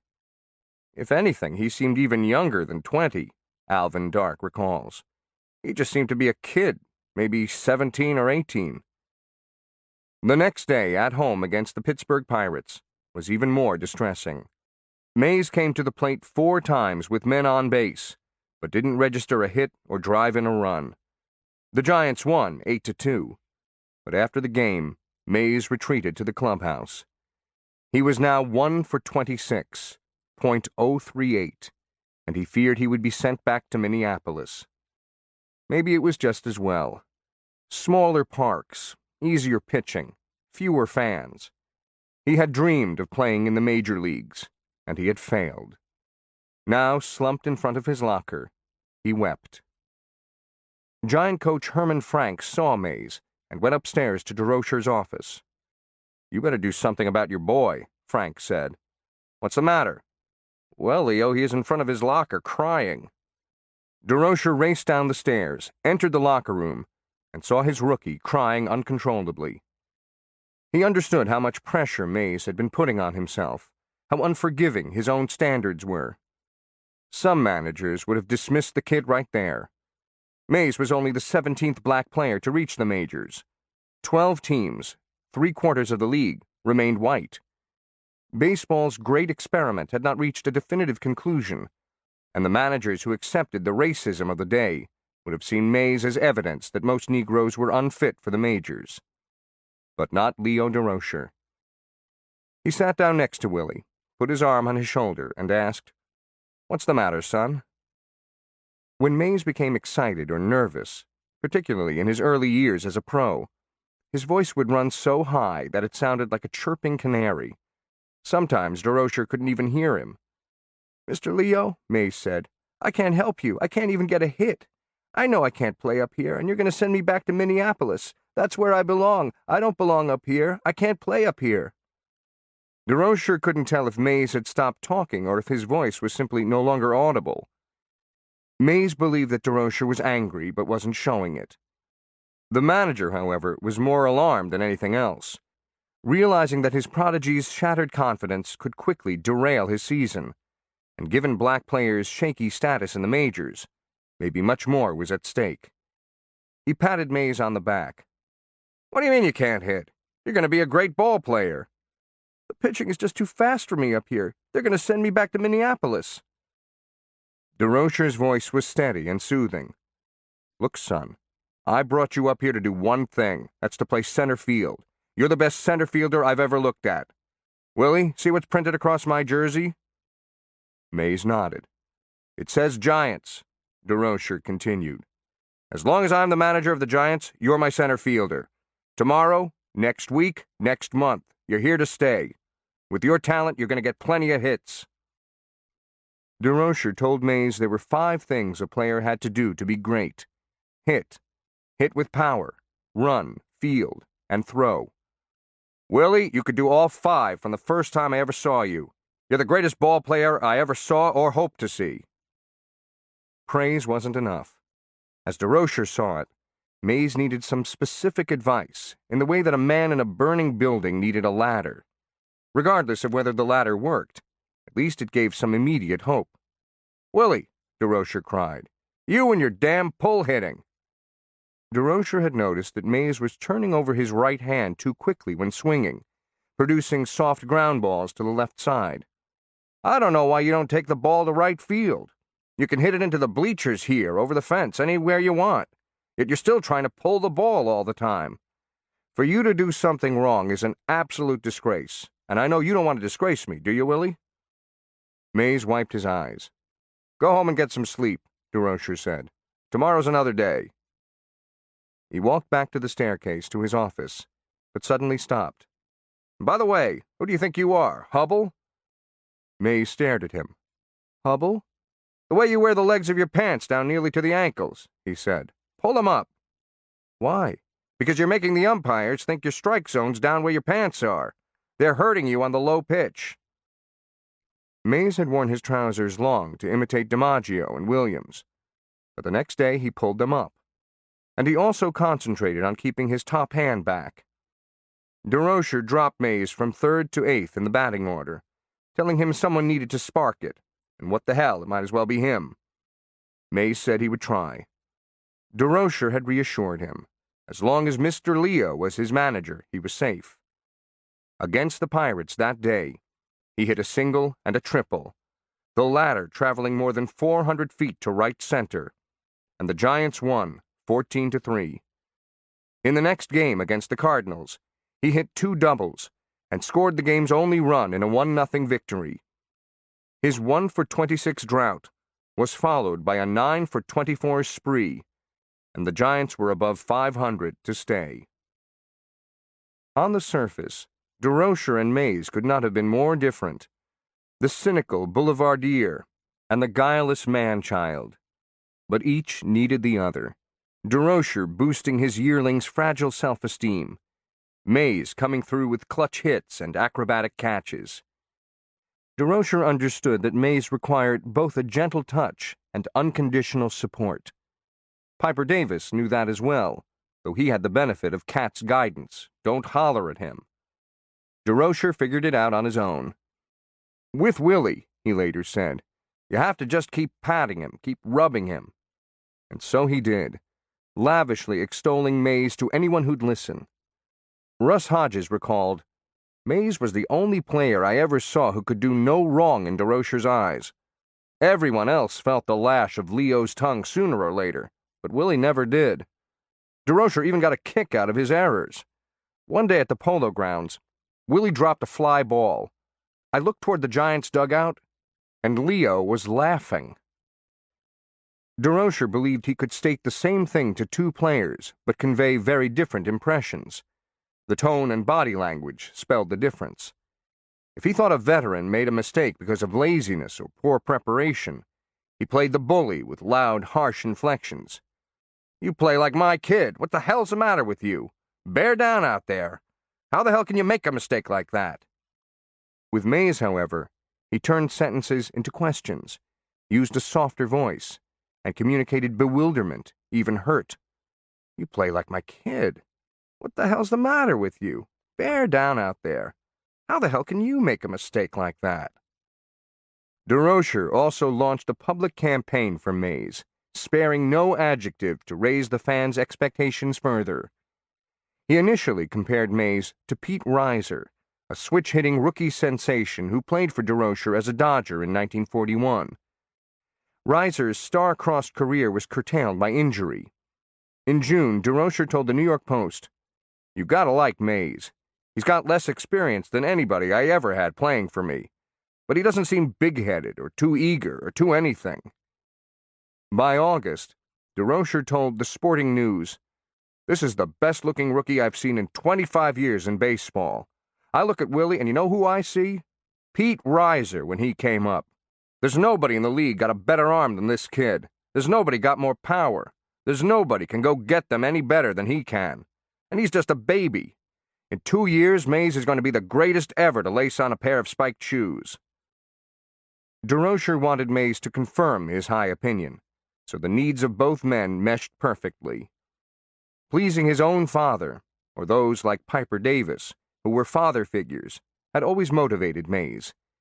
He played for men who taught and protected him, who loved him, and now Leo DeRocher played that role. Mays said at the time, "All those nice things that Leo says about me make me feel like I want to go out there and do all those things he says I can do." He was equally intent on satisfying the fans. I know they expect much from me. I want to be good more than they want me to. I'm miserable down inside when I mess up a play in the field or when I don't get a hit. DeRocher's paternal touch, his gentle discipline, was evident when Mays didn't show up for the start of the Giants' doubleheader in Pittsburgh on June 17th. His roommate, Monty Irvin, was also missing. DeRocher seethed. At the Crosley Hotel across the street, Irvin and Mays were eating in the dining room when their waiter asked, "Aren't you guys playing today?" Irvin said they were. "Why do you ask?" "Well, I think they're playing now," the waiter said. "In fact, I know they are because I've got it on the radio." The ball game starting time had been moved up by 1 hour, but neither Irvin nor Mays had gotten the message. They paid their bill and ran to Forbes Field, and someone told DeRocher that his missing players had arrived. The manager walked into the clubhouse and said, "It better be good." Irvin said no one had told them about the time change.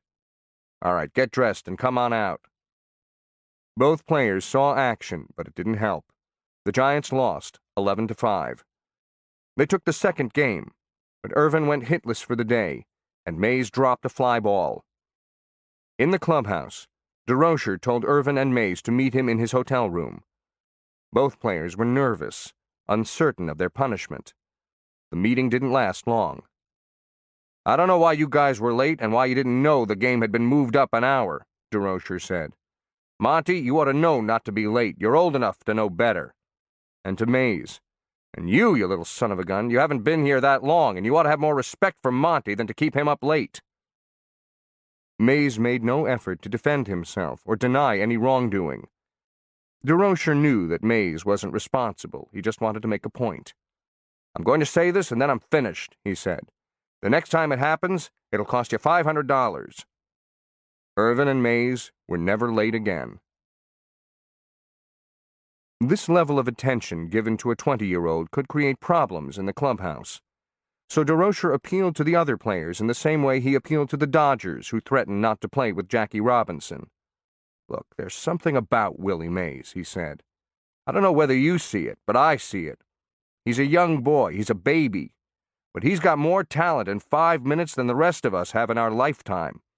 It doesn't mean that I don't like you fellows equally well, but I think it does something for Mays if I keep telling him, 'You're the greatest, no one can carry your glove, nobody can put your shoes on.' I think it makes him a better player. And as long as it does, buddy, he puts money in your pocket and mine." From the outset, Mays was a willing student, asking Monty Irvin for the tendencies of each hitter and seeking guidance in the outfield on positioning. Years later, computer analyses could create detailed profiles of every hitter. But during Mays's career, the players usually had to get scouting reports on their own. Mays did that and much more. He once asked Irvin how he stole home with a left-handed hitter at the plate, defying conventional wisdom, because the catcher had a clear shot at him. Irvin said that it's sometimes easier to steal home with a lefty at the plate. "Did you notice how the third baseman was playing very wide because a pull hitter was at bat? So I could take a bigger lead."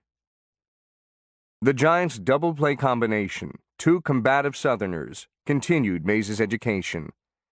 Second baseman Eddie Stanky from Mobile, Alabama, was described by DeRocher as someone who can't run, can't hit, can't field, but he just knows how to win.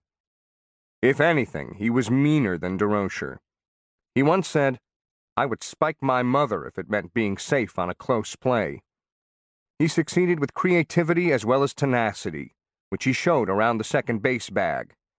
With runners on first and second, nobody out, and a ground ball hit to the shortstop, Stanky would make the putout at second, but instead of turning the conventional double play, he'd throw to third and catch the runner making a wide turn. Dark, from Comanche, Oklahoma, was a quarterback at Louisiana State University, and his ruggedness in baseball earned him the captaincy from DeRocher. At shortstop, his job was to peer toward the catcher, get the sign, and flash his fingers behind his back so Mays could anticipate where the ball would be hit. On other pitches, Stanky did the same at second. They taught Mays that fastballs are struck differently from curves and change-ups. An outfielder's toughest chance is a line drive right at him, and the pitch's speed influences the arc of the ball. Fastballs will sail over the fielder's head. A slower pitch will drop faster. On the bases, Dark and Stanky explained how to stay in a hot box so other runners could advance, and how to draw throws to protect the trailing runner. Not all of this was new to Mays, but the repetition and emphasis made a difference. He learned just by observing. He had always assumed, for example, that a runner stole bases on either the catcher or the pitcher. But by watching Whitey Lockman, he realized that the first baseman played a role as well. If the first baseman places his right foot against the inside corner of the bag, the runner can dive back head first. But as Lockman demonstrated, if the first baseman's right leg is directly between the runner and the bag, standing literally as a barrier, a head-first dive can easily be blocked. The runner needs to slide with his foot extended, spiking the first baseman if necessary, but also requiring a shorter lead. First basemen who used the conventional stance to hold runners gave Mays a better chance to steal. Mays rewarded DeRocher's faith in him. After his clubhouse pep talk, he began spraying the ball all over the field, and soon posted a 10-game hitting streak, culminating on June 14th in a 3-for-5 performance against Cincinnati. He hit .408 during the stretch, collected 4 homers and 16 RBIs, and raised his average to .280. He also helped the Giants win 10 of 12 games. On June 22nd, after they had lost 2 straight, Mays hit a 10th-inning 3-run homer in Chicago off knuckleballer Dutch Leonard to give the Giants a 9-6 win. Cub manager Frankie Frisch sought help from his friend Charlie Grimm, who had managed against Mays in Minneapolis. "How should we pitch to this kid?" Frisch asked. "How the hell should I know, Frankie?" Grimm barked. "He hit .580 against us." Mays's friends and family in Fairfield tracked his progress through telephone calls, newspapers, and the radio. No one was prouder than Cat. "He was all smiles," Herman Boykin recalls. "He would come around and say, 'That's my son.'" Mays still had his slumps, but never lost his confidence. On July 3rd, against the Phillies at the Polo Grounds, he was mired in an 0-for-15 spiral when he stroked 3 hits, including a game-tying homer in the 13th inning. The Giants won 9-8, putting them 10 games over 500, their high mark until the middle of August, and still within striking distance of the Dodgers. Later in July, Mays had an 8-day stretch in which he had only 6 hits, but they were all home runs. He was also stealing the occasional base. He had 7 for the year, which would increase in later seasons, but still wasn't bad for a power hitter.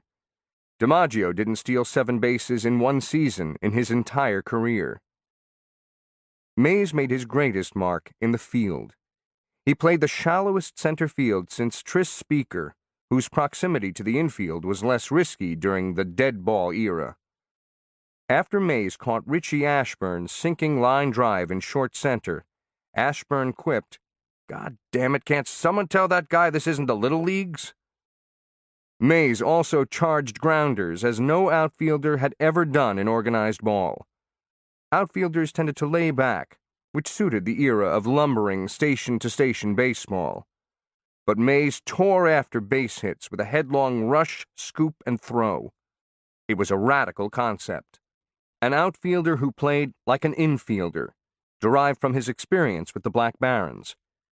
He occasionally overcharged balls, a costly blunder in the acreage of the Polo Grounds, turning singles into doubles, triples, or even inside-the-park homers. But the miscues were offset by his gunning down advancing runners. He had 12 assists for the year, or 1 every 10 games. The Dodgers' Carl Furillo had the most assists in the majors, 24, but he averaged 1 every 14 games. In his first month or two, the baseball writer Arnold Haino concluded, Mays had revolutionized outfield play. Outfielders today must be shortstops in their approach to ground ball base hits. Even if other outfielders copied his aggression, None could match his singular exploits. On the evening of July 24th, the Giants played the Pirates at Forbes Field, where the center field fence was 457 feet from home. When left-handed Rocky Nelson hit a soaring drive to the deepest part of the park, Mays broke fast, calculated the ball's flight, and sprinted toward the brick wall. But as the ball began to descend, it flared toward left field. Still running at full speed, Mays appeared deep enough, but the ball, sinking fast, remained to his right. He adjusted his route and briefly ran parallel to the wall. He could not get his glove into position, so he reached out with his large, bare hand. The ball smacked the palm. The third out was recorded. When Mays turned toward the infield, a smile creased his face. Mays had caught balls barehanded in the minors and with the Black Barons, and he had almost made a leaping barehanded catch 2 nights earlier at the Polo Grounds. But the fans at Forbes Field had never seen anything like it. Mays touched his cap to acknowledge the crowd, ran off the field, and walked 3 steps down into the dugout. He expected handshakes, but DeRocher was looking at the lineup card. Bobby Thompson was cleaning his spikes. Hank Thompson was drinking at the water fountain. Others sat there with their arms folded. No one patted him on the back, said, "Nice catch," or even looked him in the eye. At DeRocher's orders, they were giving Mays the silent treatment, a small prank on their eager-to-please outfielder. Confused, Mays confronted his manager. "Hey, Leo, didn't you see what I did out there?" DeRocher looked at him and shrugged. "No, I didn't see it. You'll have to go out there and do it again before I'll believe it." Branch Rickey saw it. He was by then the general manager of the Pirates, and he sent a note to the visitors' dugout. "That was the finest catch I have ever seen and the finest catch I ever hope to see." A team photograph was taken of the 1951 Giants at the end of the season. Beneath the clubhouse at the Polo Grounds, 3 rows of men are presented in their bridal white uniforms, their faces stoic, solemn.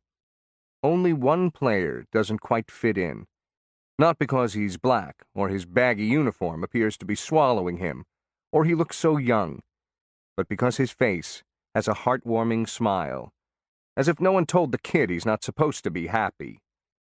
Willie Mays not only played different, beyond the color of his skin, he looked different. He tilted his black woolen hat forward, for example, so the rear band ran precariously high on his crown. The visor's jaunty angle protected his eyes from the glare of the sun or lights, but its teetering repose also ensured that it would fly off when he rounded the bases or chased fly balls.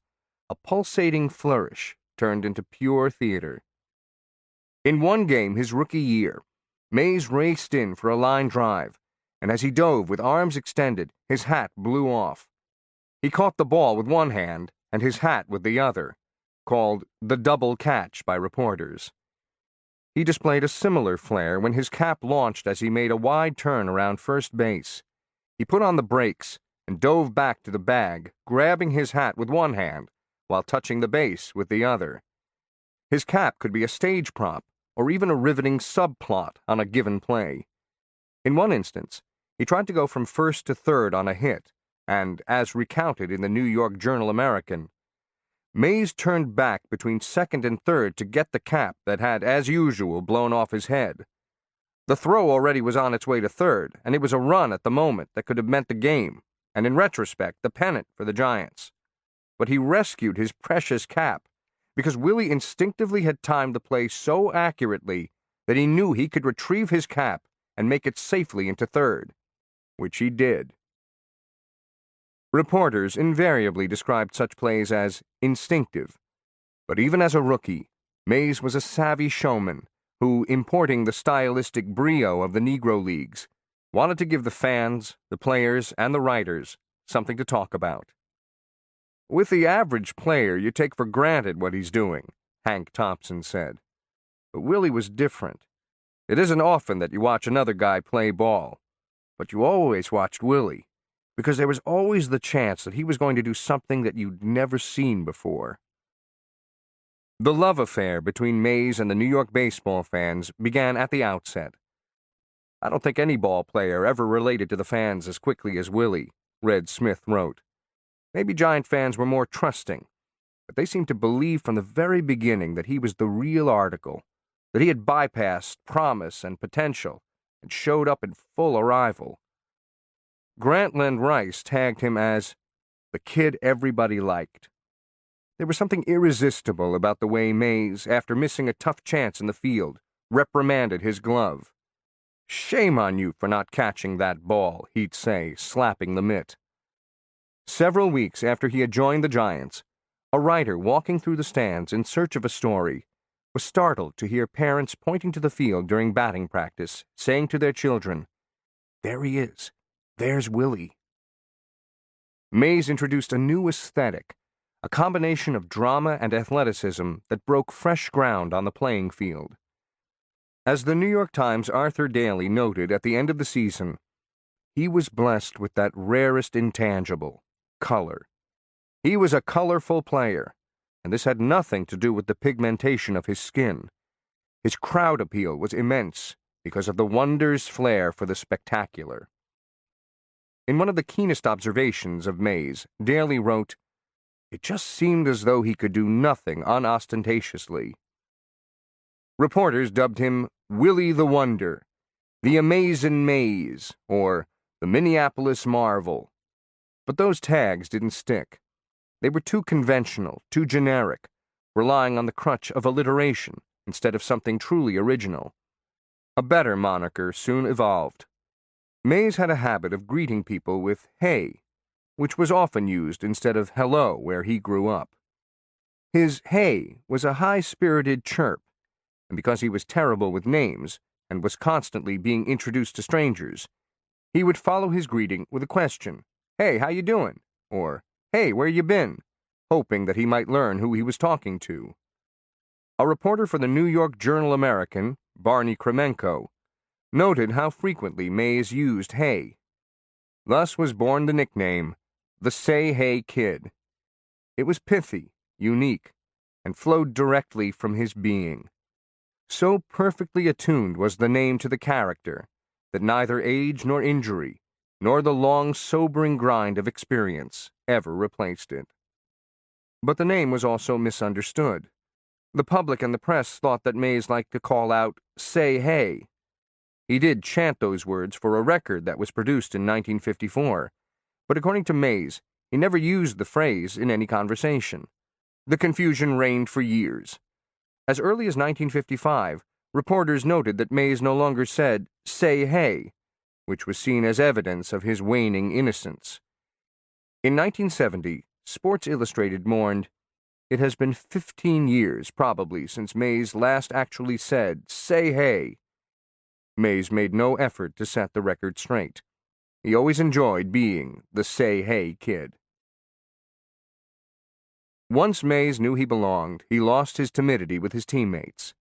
He always enjoyed pranks, and the Giants' sullen clubhouse needed a few laughs. Mays bantered, snapped towels, battled in the showers, and led choruses of "It's Howdy Doody Time" on the train. He let his nails grow, put his index finger in someone's ear, turned his finger, and laughed uproariously. His teammates began covering their ears when they saw him coming. Whitey Lockman said Mays was the life of the party. It would not be right to call him a clown. He was just bubbling over with excitement and enthusiasm. DeRocher recalled, "He electrified the clubhouse. When he came in, all eyes were on him. The other players would make jokes around him, and Willie would laugh in that tenor voice. And suddenly everyone would feel good and know that our team had no more worries." Reporters were also smitten. "Willie answers all your questions breathlessly," said Bill Roeder of the New York World Telegram Sun. "He sounds like a guy who has just been told that his house is on fire." His teammates found Mays an easy target. They sometimes used a coarse hairbrush to scrub him down in the shower. In the locker room, after one victory, they walked past him on their way to the shower, patting him on the back, each player with concealed shaving cream in his hand. Mays soon looked like a stick of cotton candy. In mock horror, he cried out in complaint, his voice, according to one sports writer, sounding like a ferryboat whistle tooting frantically in a fog.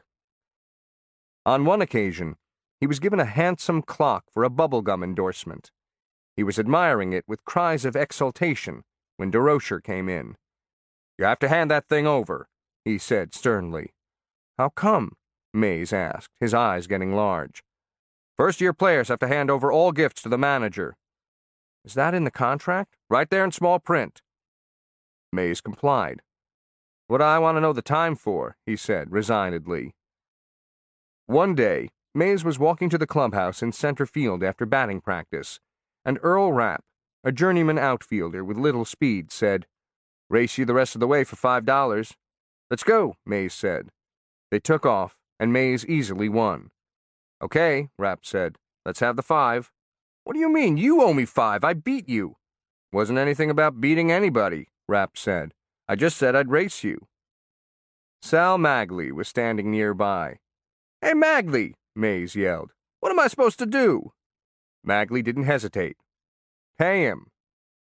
Before Mays could reach into his pocket, another race was arranged, this one legitimate. Mays won by 10 yards and squared his bet. Even warm-ups could be turned into performance art, as Mays showed when he played Pepper with Monty Irvin and DeRocher. The game involves a hitter's wrapping ground balls or liners to fielders 10 to 15 feet away. But DeRocher had a different approach. As a member of the Gas House Gang, he, with Pepper Martin and Joe Medwick, played a version that more closely resembled 3 jugglers in a circus, a game that DeRocher's new partners embraced. For example, with Irvin hitting, DeRocher seized a line drive and wound up to throw it back, but in a blur of elbows and knees, tossed the ball to Mays, who snared it, faked a throw to Irvin, and floated the ball back to his manager. When DeRocher lunged for it, Mays slapped him in the gut with his glove. "Oof," DeRocher grunted. Mays spun away, keeling over in laughter. Fans showed up early for these spirited exchanges. The wily DeRocher with nimble hands and crackling ad-libs versus the amateur Mays with his captivating pantomime and wailing ripostes. Mays and DeRocher would place bets on the Pepper games. Each error by Willie would cost him a Coke. One morning, DeRocher smashed the ball well to Mays' right, and all he could do was knock it down with a full-stretch lunge. "Coke!" DeRocher roared. "That's 6 you owe me." "Ain't no Coke for that," Mays cried in his high, plaintive voice. "That's a base hit. 6 Cokes you owe me." "Monty, what you say, roomie?" 6 Cokes, Irvin deadpanned. Mays pouted, while the appreciative fans cheered and hooted, and the reporters noted his indelible spirit. Willie's exuberance, Roger Kahn says, was his immortality. Not everyone immediately embraced Mays, whose arrival forced Bobby Thompson to switch positions. "Naturally, you stay a little laid back when a new kid comes and takes over a key position," Lockman recalled. "We knew a little about Willie, but didn't know whether he would be able to do the job, having just turned 20. But after watching him for a while, we could certainly see he was going to be something special. Later in the season, there were a couple of players who began feeling resentful that Leo paid so much attention to Willie. The black players in the league were clearly targeted by pitchers for brushbacks and beanballs. Of the 4 batsmen who were hit most often, 3 were African American. The Braves' Sam Jethro, 11 times, Monty Irvin, 9, and Jackie Robinson, 9. As Horace Stoneham predicted, Mays was targeted. But as Mays had known, his quick reflexes allowed him to escape. Pitches hit him only twice. One writer noted that Mays hit the dirt as violently as anybody, and then he's up in a second and back over the plate, waving his bat ominously and offering no word of complaint. His teammates recognized that as the mark of a real professional. The Dodgers were particularly aggressive, and their catcher, Roy Campanella, delighted in taunting Mays. He called him "my pigeon." When Mays stepped into the box, Campanella would start the razzing. What do you say, pup? What do you say? What do you say, Willie? When are you going to get married? You getting much? Mays would address his tormentor as Mr. Campanella, urging him to leave me be, until one day he stepped out of the box and asked DeRocher, who was the third base coach, for help. "He's bothering me," Mays told him. That could be easily solved, DeRocher told him. "Pick up a handful of dirt and throw it in his face." Mays told Campy he would do just that if the catcher kept harassing him. One time, Dodger pitcher Preacher Rowe almost drilled Mays with a pitch at his chin. As Mays stared at him from the ground, Campanella said, "You think he's a good pitcher, Willie? Well, wait till you see Newcomb. He just hates young niggers." It was a joke designed to rattle, but the hazing came with an edge. Campanella had spent 9 years in the Negro Leagues and didn't believe Mays had paid his dues. It all came too easy, too fast. He deserved to be knocked down. This resentment softened over the years, but not in Mays's rookie season. Campanella said, "When I was his age, I couldn't get into the majors. I had to learn the hard way. This kid walks right in, and he's going to have to learn the hard way, too." The Giants recognized the pressures that uniquely affected their Negro players, so they asked the boxing promoter Frank Forbes to be their guardian. Forbes was a distinguished 58-year-old Harlemite, a former athlete himself, baseball, football, and boxing, who favored bow ties and erudite phrases. In 1951, his principal responsibility was Willie Mays. "When I first met Willie," Forbes later said, "I thought he was the most open, decent, down-to-earth guy I'd ever seen, completely unspoiled and completely natural. I was worried to death about the kind of people he might get mixed up with. He'd have to live in Harlem, and believe me, that can be a bad place, full of people just wanting to part an innocent youngster from his money. Somebody had to see to it that Willie wasn't exploited, sift the chalk from the flour, figure out who was in a racket and who was in a legitimate organization." His first task was finding Mays a suitable place to live. When they met, Mays was living near the Polo Grounds, in a railroad flat with 7 rooms, an arrangement made through a family acquaintance in Fairfield. Forbes disapproved. The place was crowded, with 2 or 3 sleeping in a room, and far too loud with conversation and hilarity. It was no place for a ball player. Mays needed a good home environment with good home-cooked meals, and Forbes found one. The first floor of a house owned by David and Ann Gooseby on the corner of St. Nicholas Place and 155th Street, a short walk from the ballpark. Mrs. Gooseby, as Mays called her, reminded him of his Aunt Sarah.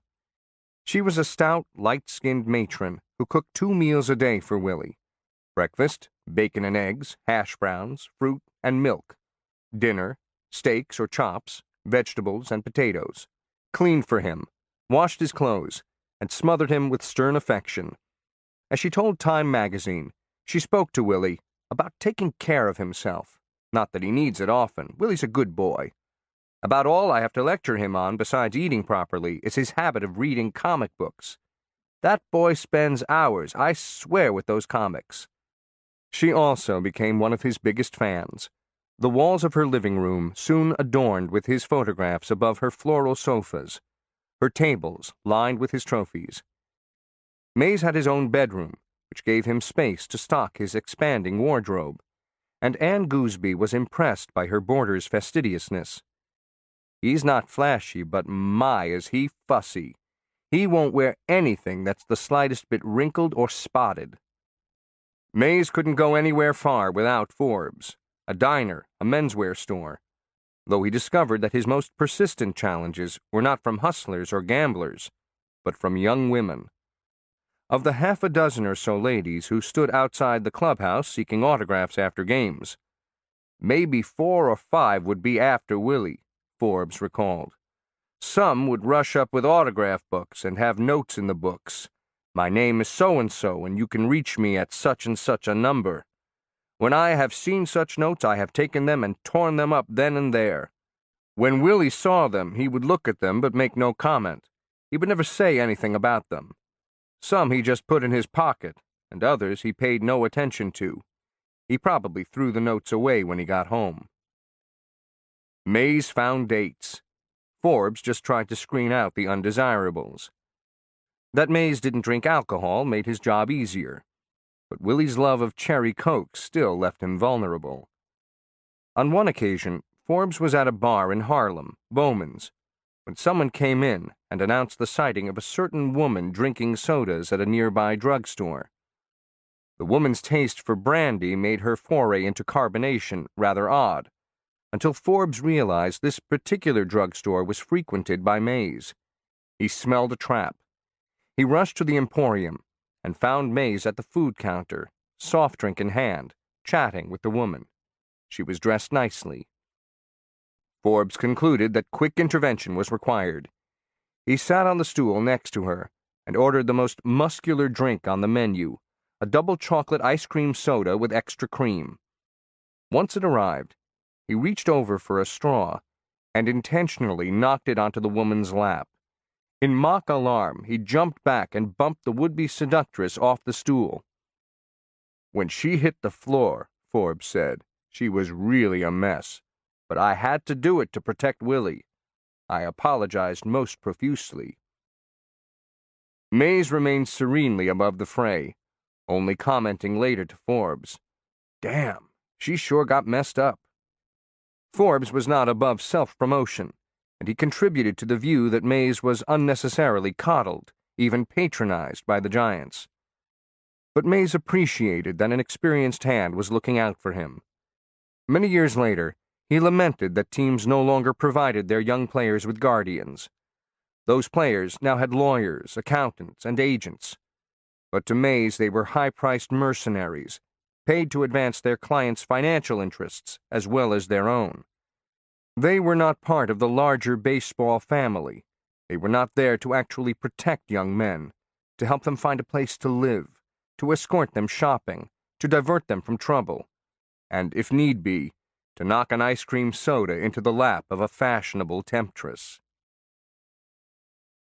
Once Mays moved in with the Goosebys, DeRocher began to call almost every night, and their relationship deepened as the season progressed.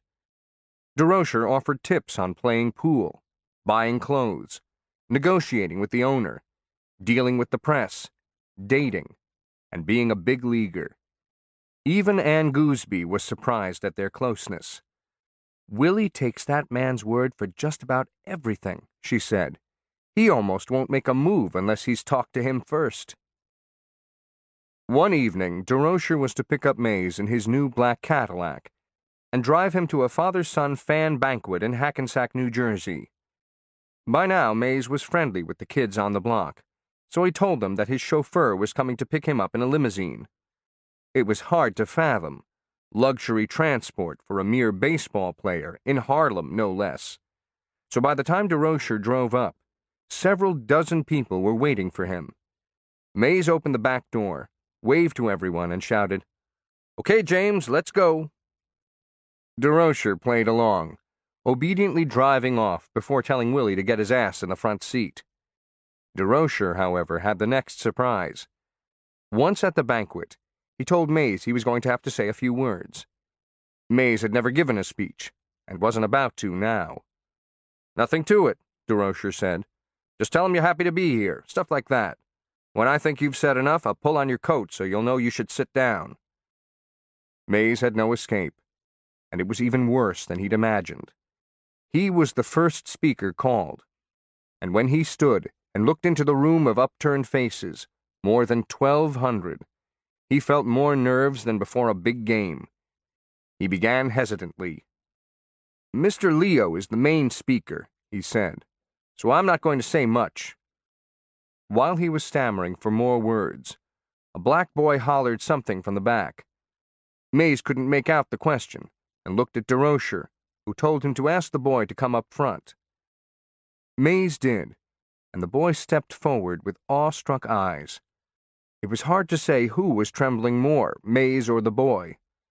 Finally, the boy asked, "Willie, who's the greatest center fielder in baseball?" Mays just stared at him and delivered the perfect answer. "You're looking at him." The crowd went wild. Mays grinned, and DeRocher grabbed his coattail and began pulling it, "Sit down," he said. "You got 'em now. You don't have to say anything more." Mays was so completely unaffected, so transparent, that he always amused DeRocher. On the road, he would approach him in the hotel lobby, pull out his pockets, and ask to borrow $20. "I'm empty, man." "Well, what do you want from me? I know you're loaded, man. You're loaded." DeRocher would pull out a $20 bill. Mays would snatch it. And the next day, when DeRocher asked for his change, Mays would again plead poverty, claiming he bought ice cream for a group of kids. But DeRocher needed no excuse to spoil him. He would invite Mays into his room and show him a mohair sweater or a handsome sports coat. "How'd you like one of these?" he'd ask. And before Mays could respond, he'd say, "Well, it's yours." And Mays would beam with appreciation. If DeRocher was Mays's father figure, then Monty Irvin was his surrogate older brother. Their friendship played a decisive role in both their careers and the fate of the 51 Giants. Understated and respectful, Irvin took remarkable care never to offend. His name, for example, was Montford Merrill Irvin, and he was called Monty with a Y. But when he reached the big leagues, he changed his name to Monty with an E, because when he signed baseballs, the Y ran into the names of other players. He was born in Alabama, one of 13 children, but in grade school his family moved to Orange, New Jersey, where he lived in a hardscrabble integrated neighborhood. Monty could have easily found trouble, but turned to sports instead. He almost died as a senior in high school when he contracted hemolytic streptococcus, a potentially fatal infection. The doctors thought they needed to amputate his left arm to save him. "No," his mother said. "He's an athlete. If he wakes up with no left arm, he'll die anyhow." She called on a higher doctor. Monty survived, leading him to conclude that he had been saved for a special mission on Earth. That mission was baseball, played with gratitude and honor. At 19, he joined the Newark Eagles in the Negro Leagues, a fast right-handed hitting outfielder who could catch, throw, and drive the ball with power to all fields. So great was his potential that one of his high school teachers called a major league owner, urging him to watch the kid play. The owner sent 3 different scouts. Their conclusion? He's the next DiMaggio. The owner was Horace Stoneham, but it was 1938, and Stoneham was no pioneer. It was too soon, he later told Irvin. So Irvin stayed with the Eagles, and by 1941 may have been the best player in the Negro Leagues, averaging .409 over 2 full seasons. The following year he played in the Mexican League, got married, and hit .397 on his honeymoon. He was just reaching his prime when he was drafted by the Army and served in a segregated engineering outfit in England, France, and Germany.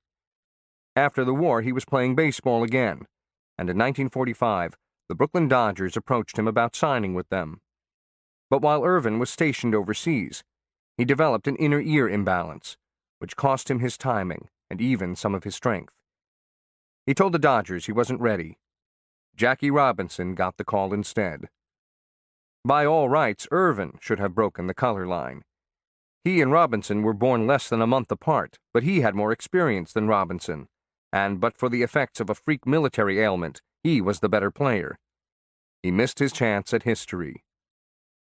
Irvin stayed with the Newark Eagles. 4 years later, Stoneham amended his previous oversight and signed him to a contract. When Irvin made his debut for the Giants in July of 1949, he was already 30 years old. The Giants had pegged him as their great black hope, a counterpoint to Robinson, and he indeed increased the attendance of African Americans at the Polo Grounds.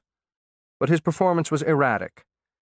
After a disappointing start in 34 games in 1949, .224 average, 7 RBIs, and no home runs, he began the 1950 season in the minors. He returned to the Giants in a month, and over 110 games had a good year, .299 average, with 15 homers and 66 RBIs. But 1951 began as a disaster. Playing out of position at first base, he made 8 errors in 34 games. He said he felt like a bear trying to open a sardine can, and was hitting .276 with 2 homers. He was dropped to 8th in the order. He was bitter about his defensive assignment, and his career seemingly stalled, sullen about the glory that had eluded him.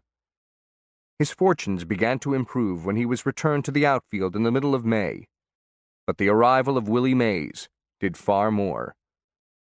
Irvin saw something special in the young man from his own state of Alabama. Irvin saw himself. He had been 19 when Stoneham concluded it was too soon to bring a black player to the majors, but the time was right for Mays. Irvin believed he could be a role model, a credit to their race, someone whose accomplishments on and off the field could far exceed any of his own. DeRocher told Irvin, "Tell him what to do and how to do it." That partly referred to baseball. Irvin positioned him in the outfield and advised him on what pitchers threw, how well they held runners, and which catchers had good arms. Mays helped Irvin as well. After the two bumped into each other on their first night in the outfield in Philadelphia, DeRocher ordered that any ball Mays could reach was his to catch. The corner outfielders could seed the gaps and just protect the lines, reducing their burdens. Irvin had a good arm, but on some balls hit over his head, Mays sprinted to medium left field to serve as the cutoff man, shortening the distance for Irvin, while giving the Giants a much stronger arm for throws to home plate. Off the field, Irvin saw Mays for what he was: good-natured, shy, naive, unschooled in city life, untouched by cynicism. Mays all but shouted out his vulnerability. At one point, he signed an exclusive bubblegum testimonial, but then he signed another testimonial, equally exclusive, for the bubblegum's chief competitor. Something had to be done, so he sent the second company a letter that said in full, "Being an infant and under 21, I could not sign legally with you people. Please forgive me. Willie Mays." As Irvin recalls, coming from the South, he didn't have a lot of the social graces or the sophistication that he should have, but he was a quick learner. In restaurants, Irvin taught him how to order food. For eggs, just say medium. What fork to use, how much to tip. Mays bought a car in New York, a Pontiac, because that's what Irvin drove, but it sat in a parking lot. DeRocher didn't want him to use it, and Mays wouldn't learn how to drive until the off-season. Irvin told him the places to go and, more important, the places and people to avoid. Sharpies, numbers runners, pimps, and unsavory characters, as well as barmaids and women with bad reputations or questionable motives. Mays had already heard some of this advice from the Black Barons, as well as from Frank Forbes, such as the warning not to date white women. Mays never did. All the women came after him, Irvin says. He would ask me, "Irv, do you know this girl?" I'd just say, "If she's got a good reputation, then good luck."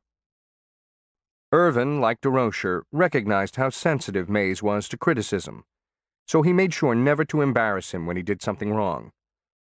"If it were me," Irvin would say, "I'd do it this way." Sometimes his advice was taken, sometimes not. Irvin, for example, believed that Mays's reluctance to talk to reporters hurt his endorsement opportunities. As a rookie, Mays allowed DeRocher to do most of his talking, and DeRocher typically screened interview requests as well. But by 1954, Mays was still uncomfortable around many writers, and in some cases wouldn't speak with them, even those eager to praise him. Irvin told Mays to look at Mickey Mantle, who was depicted in the press as a personable fellow, ready to share a good joke and an easy laugh. "I think if you just kid around with reporters a little more, be a little friendlier, and be more like Mantle, you'd get more endorsements," Irvin said. "I have to be me," Mays replied. Irvin was also mindful that the journalists were using Mays to perpetuate negative stereotypes about Negroes. At the time, blacks were often presented in literature and film as having an innate gaiety of soul. They lived An entire lifetime of laughs and thrills of excitement and fun in a society burdened with unnatural inhibitions. Mays had his first brush with the step-and-fetch-it image, servile and simple-minded, in Minneapolis, but would experience it more broadly in New York. One newspaper cartoon in 1951, echoing the cartoon that had appeared in Minneapolis a year earlier, depicted Mays in action saying, "I gives base runners the heave-ho. I aims to go up in the world." While he was constantly described as a great natural or instinctive player, the cliché was often used to patronize him, to diminish his intelligence, to imply that he was simply following the impulses of his body. As the New York Journal-American's Bill Coram wrote, "He is no mental giant, Willie. Yet baseball is played by instinct, and a fellow with a quick eye, sense of timing, and natural instinct for it seldom makes the wrong play.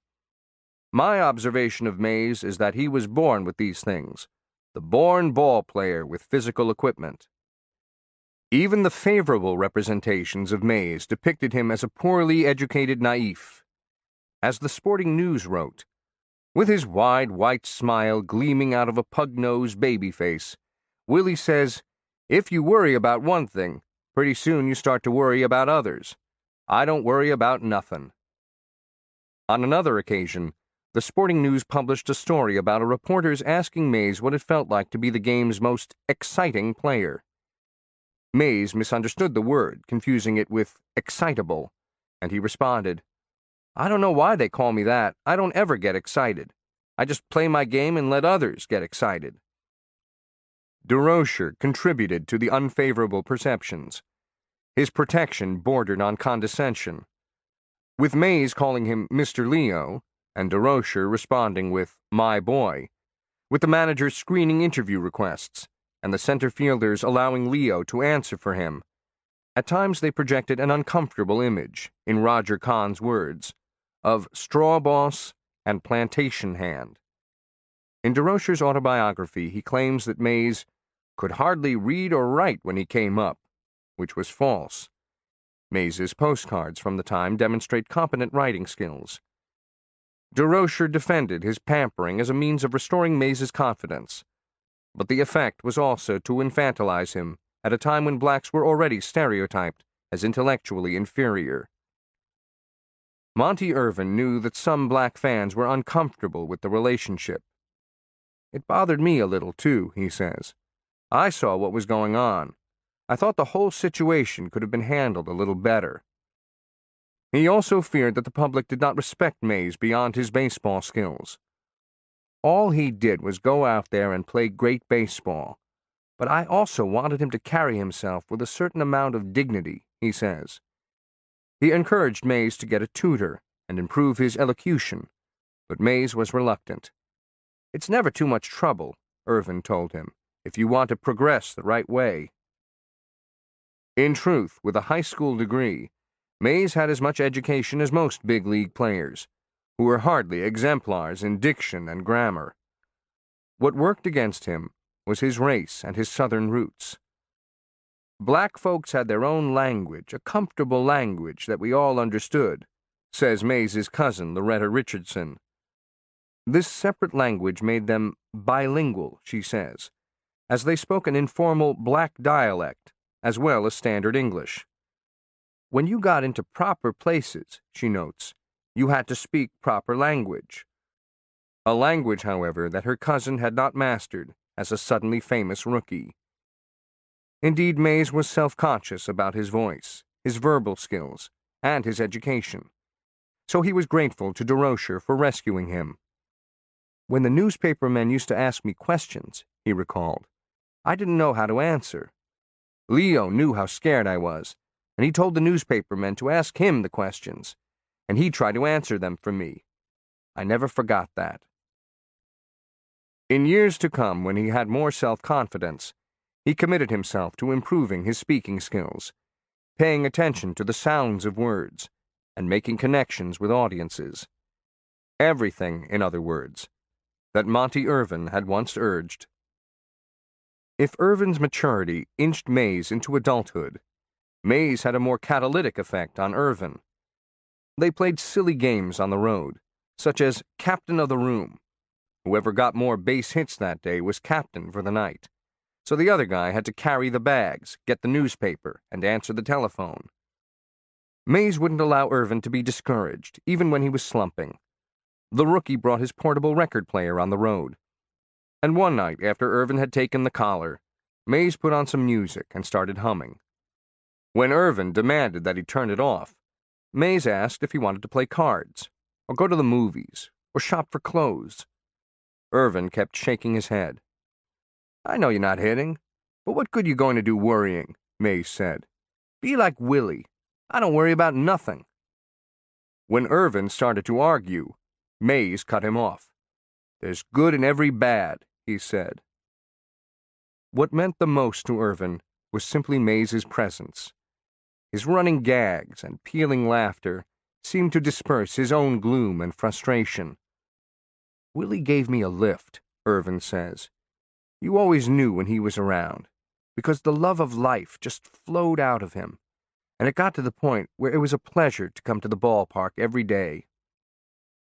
It showed in Irvin's performance. Despite his bad start in 1951, he led the team in batting average, .312, RBIs, 121, which also led the league, and on-base percentage, .415, was tied for first in stolen bases, 12, and was second in homers, 24, and slugging percentage, .514. By far his finest year in the majors, he finished third as the National League's MVP. But he said he was not the most important player on the team. "The single greatest factor in our pennant run, beyond a shadow of a doubt, was the presence of Willie Mays. He just made it better for everybody," he said. At the All-Star break, the Giants were 44-36, and 8 games behind the Dodgers. The Giants brought up second baseman Davy Williams from Minneapolis. Stanky was fine, but DeRocher wanted to look at Williams for the next year. The move seemed reasonable, for the Giants couldn't close the gap in July, and by early August, the Dodgers appeared to have sealed the race. On August 9th, they beat the Giants 6-5 in a bitter 10-inning contest that concluded a 3-game sweep. The Dodgers had now won 12 of 15 against the Giants, and were 12.5 games in front. Afterward, in the thinly partitioned locker rooms at Ebbets Field, the Dodgers taunted DeRocher. Leo, you in there? Eat your heart out, Leo. Yeah, that's your team. Nobody else wants it." Next, they sang Roll Out the Barrel, We've Got the Giants on the Run. Finally, Jackie Robinson stood outside the locker room. He and DeRocher had had an ugly falling out when DeRocher returned as the Dodgers manager in 1948. These two single-minded, competitive men now hated each other. With the pennant seemingly in hand, Robinson raised a bat, pounded the door, and unleashed a victor's stream of epithets. There was a pause.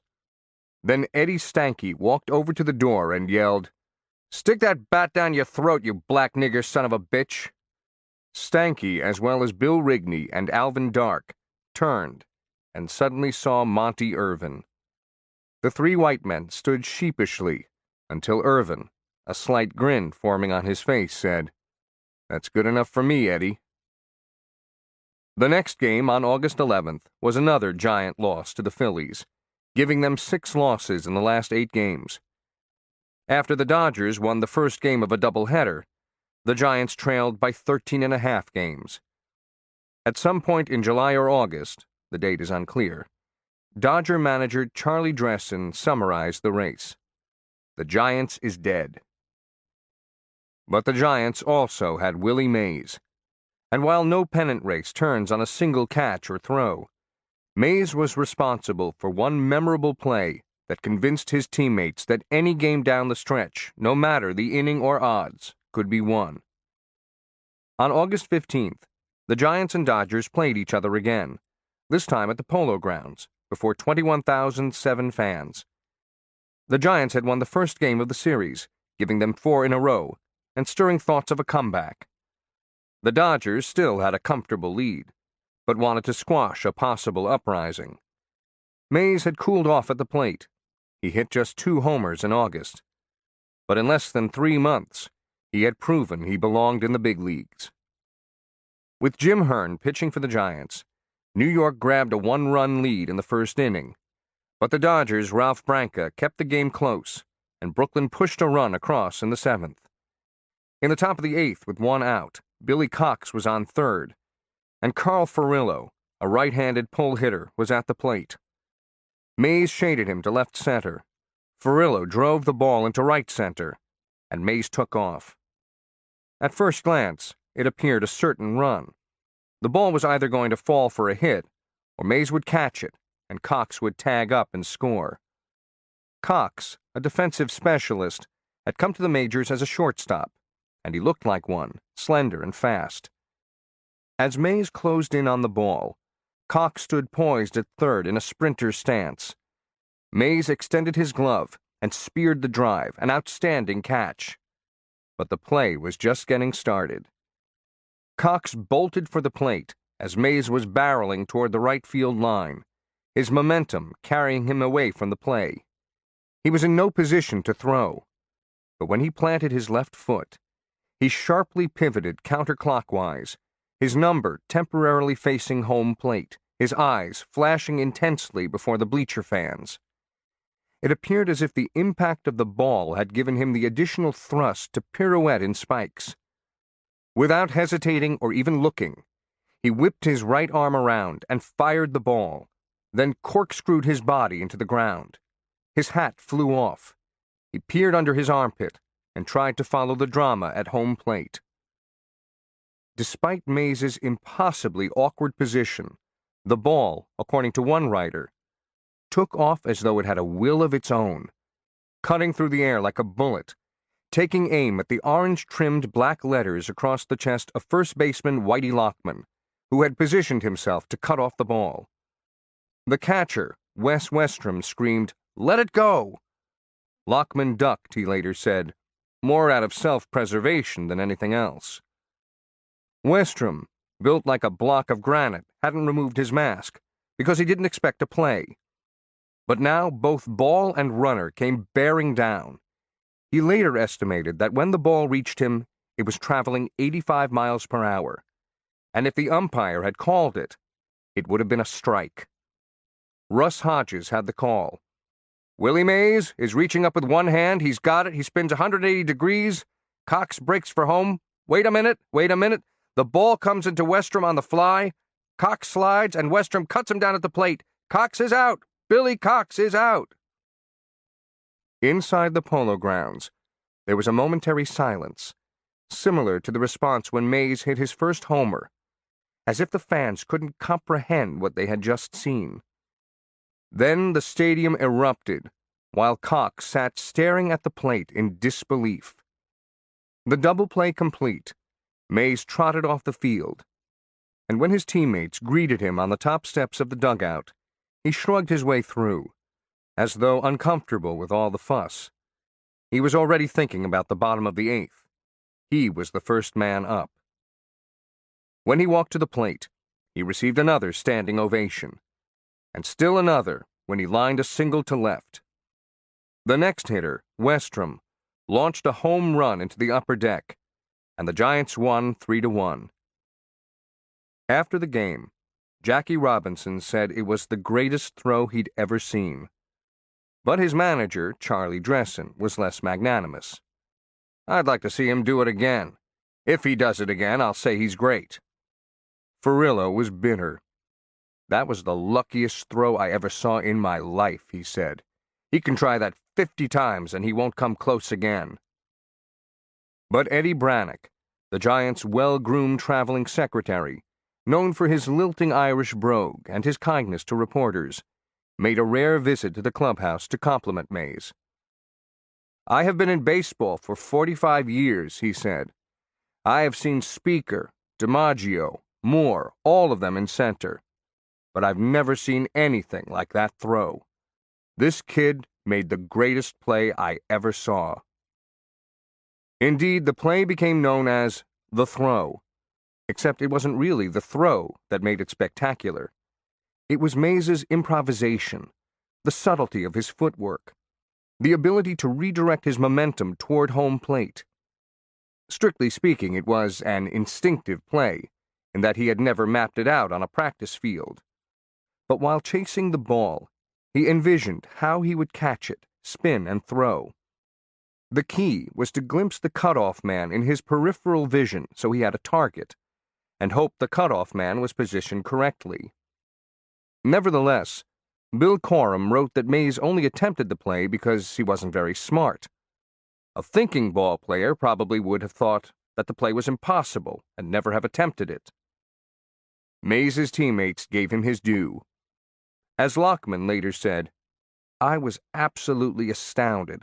I'd had balls thrown to me by Stanky or whoever was playing second, only a few feet away, really hard.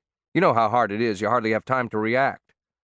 Well, this ball was like that, only it was coming from, 250, 275 feet away. I remember seeing Willie throw, and the next instant, the ball was on top of me." Because the play was not filmed, it survives only in written accounts and in the fading memories of those few who saw it. But Mays knows it was one of his greatest feats ever on the playing field. As he said at the time, "It was the perfectest throw I ever made." It also cut the Dodger lead to 10.5 games. The win continued a streak that would reach 16 games, culminating in a doubleheader sweep against the Cubs on August 27th, which cut the Dodger lead to 5 games. Oddly, with the exception of Mays and Westrom, the Giants were not that good defensively. In August, they committed at least one error in 22 consecutive games, but they were led by fine pitching, the double-play combination of Dark and Stanky, and the emergence of Irvin as a consistent force at the plate. Irvin credits DeRocher for encouraging his team without applying undue pressure. He would not implore, "We have to catch the Dodgers," or "You have to get a hit." Rather, he'd say, "Let's see how close we can come," or "I need another hero today. Who's going to step up?" Mays's inexperience showed at times. On September 3rd in the Polo Grounds, Mays hit what appeared to be an inside-the-park homer against Robin Roberts of the Phillies, but he missed third base and was called out, and the Giants lost 6-3. Another time, he ran from first to third on a drive to the outfield. When the ball was caught, he raced across the diamond, forgetting to touch second, and was doubled off. He made rookie mistakes in the outfield as well. He could be too aggressive, charging past grounders, overthrowing bases, or taking balls that would have been easier caught by teammates. Though DeRocher had told him to catch everything in sight, some reporters accused him of hogging balls. Mays's miscues were easily forgiven, however, as his popularity extended beyond the Polo Grounds. At the time, players were occasionally given their own day for some special tribute in their own ballpark. But on August 17th in Philadelphia, Shibe Park was the unlikely site of Willie Mays Day. The residents of nearby Trenton wanted to honor Mays for his previous season in their town. A 9-man citizens committee in Trenton organized the tribute, and with several thousand Trentonians in the stands, a ceremony was held before the game. Mays received, among other things, $250 in cash from the Carver YMCA, a plaque from the city of Trenton, a golf bag and clubs, and an oil painting of himself in his Giants uniform, leaping for a catch. The bleacher fans in the Polo Grounds, perhaps discomfited by a rival city's celebrating their hero, pooled their coins together, and on September 1st gave Mays a new wristwatch. On September 8th, the Giants lost to the Dodgers in a blowout at Ebbets Field. With the Dodgers ahead 7-0 in the 8th inning, Dressen ordered Jackie Robinson to squeeze a run home. After the game, DeRocher cheerfully dismissed the suggestion that the Dodgers were rubbing it in. Asked why, he said, "Because now I've got their motherfucking bunt sign, that's why." After winning the next game, New York was now 5.5 games behind, and the schedule had broken against them. They were in the midst of a 16-game road trip. On September 11th, they split a doubleheader in St. Louis, putting them 8 games out on the loss side. Newspapers began printing the Dodgers' magic number, 11. But the Giants kept winning, inching to 5 games out on September 15th, though the fans were losing faith. 1 week later, with the Giants 4.5 games out, fewer than 12,000 people showed up at the Polo Grounds with the Boston Braves in town. The Giants won, while the Dodgers lost a doubleheader. Then the Giants reeled off 4 more straight wins, including 2 in Philadelphia. On September 27th and 28th, as the Giants rested, the Dodgers lost 2 games, finally tying the teams as they headed into the last 2 games of the regular season. The race had captivated New York. The Times began putting the scores on the front page, and at the featherweight title fight between Sandy Sadler and Willie Pep at the Polo Grounds on September 26th, the public address announcer gave the Giants' score between each round. In the final weekend, the Giants faced the Braves in Boston, with Warren Spahn pitching. Mays was still struggling at the plate, perhaps feeling the pressure of the pennant race, and went hitless for the game, but was still a key offensive player. In the second inning, he drew a walk. At the time, if he wanted to steal, he would nod his head just enough so that the bill of his cap would bob. If DeRocher consented, he would show Mays the palm of his hand. Now DeRocher, standing in the third base coaching box, looked at Mays and thought he saw his cap bob. DeRocher couldn't believe it. As he later said, "Warren Spahn had the best move to first base anybody had ever seen. You didn't steal second base on Spahn. You just tried not to get picked off." But sure enough, the bill on Willie's hat jumps again. He not only wants to run against Spahn, he wants to run right now. I'm sweating, and this rookie, all he wants to do is run? You want to go, son? Here's the palm. Go ahead. Boom! He stole second base clean as a whistle, dusted off his pants, and the cap is going up and down again.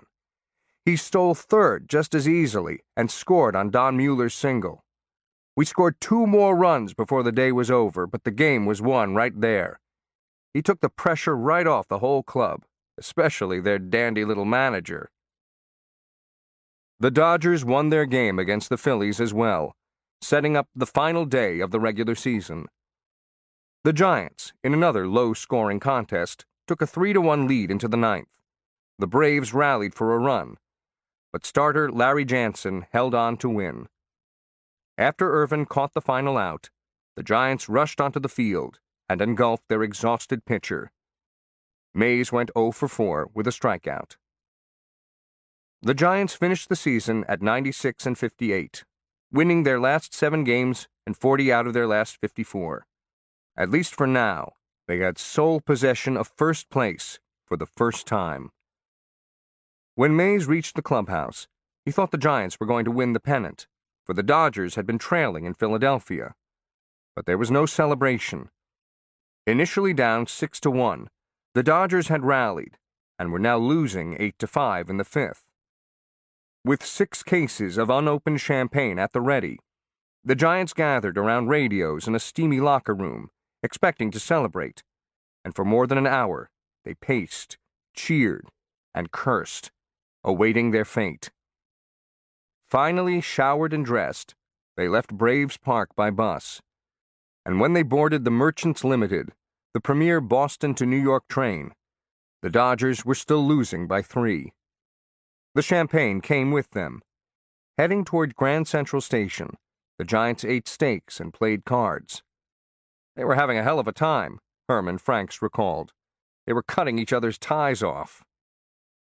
Giant Vice President Chub Feeney could follow the Dodgers game on a telephone in the back of the train. He dialed into a radio station in New York, and he relayed the action, play by play. The Giants heard that the Dodgers scored 3 runs to push the game into extra innings. But when the Phillies loaded the bases with 1 out in the bottom of the 12th, Feeney lost his contact at the station. With 2 outs, the Phillies' Eddie Waitkus smashed a low line drive to the right of second base. Surely this would end the Dodgers' season. But Jackie Robinson ran to his right, dove, and caught the ball with his glove just off the ground. He fell hard on his shoulder, scraped his face, and stayed on the ground. But he finally rose and walked unsteadily to the dugout. In the top of the 14th, in what might have been Robinson's greatest day in the majors, he came up with 2 outs and crashed a homer off Robin Roberts, giving the Dodgers a 9-8 win. A reporter on the Giants train was told of the score by phone. Word soon spread, and the champagne was never opened. 5,000 fans met the Giants at Grand Central Terminal at 9:30 that night, and another throng, not as large but equally boisterous, greeted the Dodgers at Penn Station. The resurrection of the Giants over the last 2 months had been matched by the Dodgers' improbable comeback in 1 game. The teams would now face each other in a best-of-3 playoff series. The winner would face the Yankees. Little else in New York seemed to matter, as the New York Times editorialized the next day. Now the playoff comes. For the next few days, just as in the past weeks, even the grimmest of worldwide news will have an overshadowing rival for attention in the whirl and clash of the great American game. This is as it should be. It is not thoughtless or careless to turn away from time to the drama of fine sport. And what we have witnessed, and one hopes will be privileged to continue witnessing for at least 2 more days, is the highest and most inspirational drama we could hope for. In September, the Giants won 20 out of 25 games. What Mays remembered from the race, what all the Giants remembered, was how the team pulled together. I don't think there's ever been a club in the history of baseball that's been closer than the New York Giants were the last week of that season, Rigney later said. I mean, guys were helping each other out so much it was unbelievable. We were still making errors, throwing to the wrong base, that kind of thing. But instead of getting on the culprit or giving him the silent treatment, everyone else would sort of swarm around him and shower him with encouragement and love. The team's racial diversity made its unity even more meaningful. Back in those days, the race business was still a big problem for baseball, Irvin recalled. And we had, 4 or 5 black guys on the club, all from down south somewhere. And then we had all these white guys, and a lot of them were Southerners, Dark, Stanky, Lockman, Hearn, Kennedy, at least a dozen others. And yet there was never any anti-feeling on the club. Everybody pulled for everybody, no matter the color. In that respect, it was a very unusual club. Most every other club that had blacks in 51, there were problems. Even the Dodgers had problems. They still had guys on that club who were upset about playing with black men. My guess is that the Dodgers probably lost 6 or 7 games purely on that alone. To Mays, the Giants' togetherness simply confirmed his notion of baseball as a family enterprise. Just as the parents, uncles, or older brothers help out the youngest in the clan, the owner, the manager, and the veterans help out the inexperienced and the unsure. Mays still marvels at how much support he received from Dark and Stanky, as well as DeRocher, Irvin, Forbes, and the entire organization. That was the significance of his rookie season. Baseball's familial bond was as powerful in the major leagues as it was in the cornfields of Alabama. Mays had hit less than 200 down the stretch, which seemed to confirm DeRocher's decision in August to drop him in the order. He put Mays in the 7th hole, flipping him with Bobby Thompson, who had had a rocky year himself. Thompson was miffed at DeRocher, and perhaps Mays himself, for removing him from center field. DeRocher, for his part, didn't believe Thompson showed enough emotion, and the disgruntled player rode the bench for a while. By the end of June, he was hitting just .220 with 9 homers. But he rebounded in the second half, moving to third base in July to replace the injured Hank Thompson, and he proved to be one of the Giants' most productive hitters, finishing the season with a team-best 32 home runs, 101 RBIs, and a .293 average.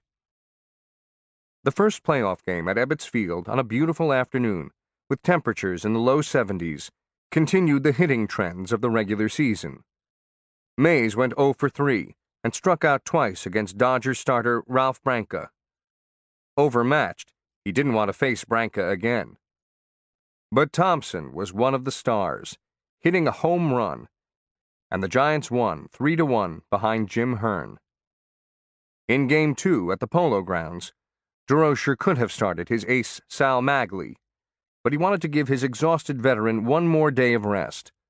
So the ball went to the erratic Sheldon Jones, a spot starter that year with a 6-10 record and a 4.26 ERA. He lost to the Dodgers 10-0, the lousy weather intensifying the misery. Mays went 1 for 4 and committed an error. Day baseball was a communal event, and fans followed the games from their offices, factories, taverns, and schools. That was never more true than in the deciding playoff game on Wednesday, October 3rd. The Dow Jones ticker sprinkled baseball updates among the stock quotes. The New York Telephone Company expanded its time of day service so that callers heard the time as well as the inning and the score. Belmont Park announced updates in between races. A Brooklyn prison provided portable radios for its inmates. Libraries set up televisions in conference rooms. Taverns without TVs were empty. Media interest had soared. The World Series was to be the first sporting event to be televised live. That New York would be the site of all the games was fortunate, because it had the best facilities for transmission. But as the season wound down, a new possibility emerged for television, a playoff and a World Series. This double bonanza, wrote Charles Einstein, touched off the wildest set-buying spree in all of television's history, before or after. In some cities, the sale of TV sets actually exceeded the sale of radios, even though the latter's totals included the radios in automobiles. The radio kingpins were also at the final playoff game, including the Liberty Mutual Network, which was carried on 520 stations, and powerful KMOX of St. Louis, which dispatched the animated Harry Carey to the Polo Grounds. 8 separate broadcasts aired the contest, but the story was television. By the time the game began beneath gray skies at 1:30 p.m., Americans across the nation were watching 16 million TVs, the first pitch seen, as Joshua Prager wrote, by more sets of eyes than had ever before beheld a ball's flight. Ironically, the game's attendance was only 34,320. The previous games was more than 38,000. Threatening weather may have been a factor, or just the nature of an unexpected third game. The crowd did include Jackie Gleason, Frank Sinatra, and Toots Shor, who, with tickets from DeRocher, rode to the Polo Grounds in a limousine stocked with booze. Both teams had their aces on the mound. Don Newcomb, the flame-throwing right-hander, and Sal Maglie, a curveball specialist with a reputation for knocking hitters down, had more than 20 wins apiece, but they each had tired arms. Newcomb had pitched more than 14 innings over the weekend. Maglie had thrown a complete game on Saturday. Neither figured to be around by the end. The Dodgers got off to a good start. Taking advantage of 2 walks by Maglie, they scored a run in the first, and a Thompson base-running blunder snuffed out a scoring opportunity in the second. Maglie settled down and retired 11 in a row. The Giants appeared ready to rally in the 5th, when Thompson stroked a double, but Mays couldn't advance him. By the 7th inning, the score was still 1-0, and as the skies darkened, the Giants finally broke through. With Irvin on third and Lockman on first and nobody out, Thompson hit a fly ball to Duke Snyder in center, and Irvin dashed home to tie the game. Mays came up once again. At that point, he was hitless for the day and 1 for 9 in the playoffs, with 3 strikeouts. He could give the Giants the lead with 1 swing or at least advance Lockman into scoring position. With the Dodgers down to their final 6 outs, Mays could be the hero. He hit into a double play. I could have been on the bench, he thought, and helped the team just as much. In the eighth, the Giants fell apart. With Snyder on first and Pee Wee Reese on third, Magley uncorked a wild pitch, giving the Dodgers their second run. Magley walked Robinson intentionally, and Andy Pafko bounced a hard grounder to third, but Thompson failed to scoop it. The play was generously ruled a hit, and Snyder scored as the ball bounced into left. The Dodgers led 3-1, and with 2 outs, Billy Cox made it 4-1, with a single past the demoralized Thompson. DeRocher replaced Magley, who in the clubhouse saw Horace Stoneham. "Sal, you had a hell of a year," he said. "Have a beer." The tension was gone from the Dodgers bench. Laughing and joking, they were certain of victory, their confidence reinforced by Newcomb's quick retiring of the Giants in the eighth. The Dodgers went in order in the ninth, leaving the Giants one last try. The number 2 hitter in the order, Alvin Dark, was leading off, which meant Mays would be 6th up. Newcomb had given up only 4 hits and showed little signs of weakening. Mays doubted he would get another at-bat and sat quietly at the end of the bench. Dark quickly fell behind in the count, 0-2, but then reached out for a fastball and slapped a ground ball wide of first for a single. With Don Mueller, a left-handed hitter, up next, the Dodgers inexplicably had first baseman Gil Hodges hold Dark. Down by 3, Dark was not going to steal.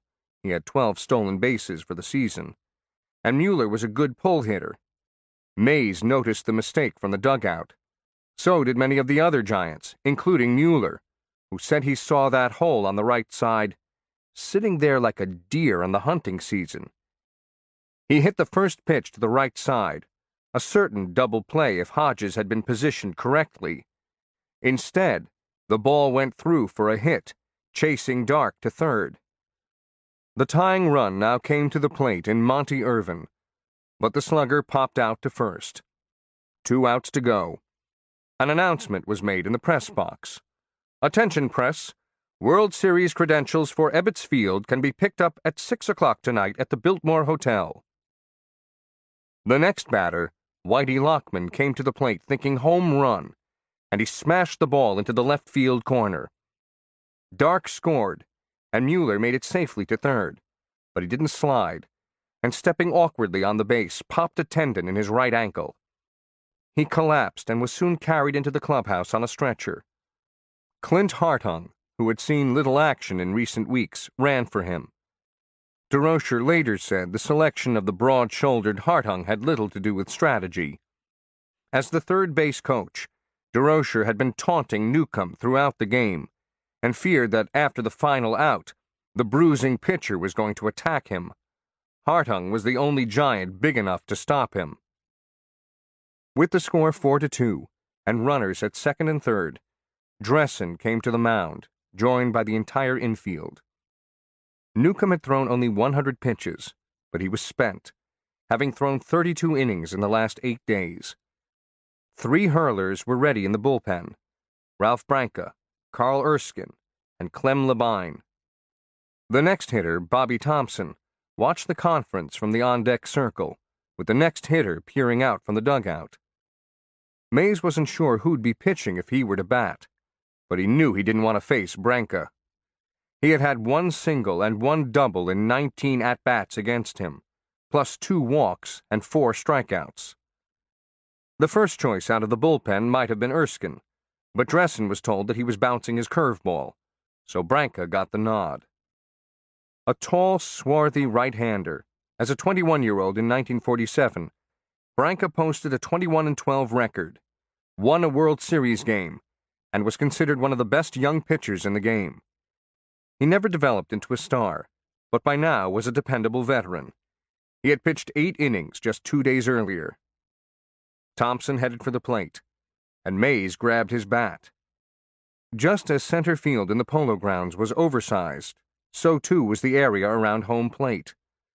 It lay 74 feet from the backstop, and was in the center of a large circle of dirt.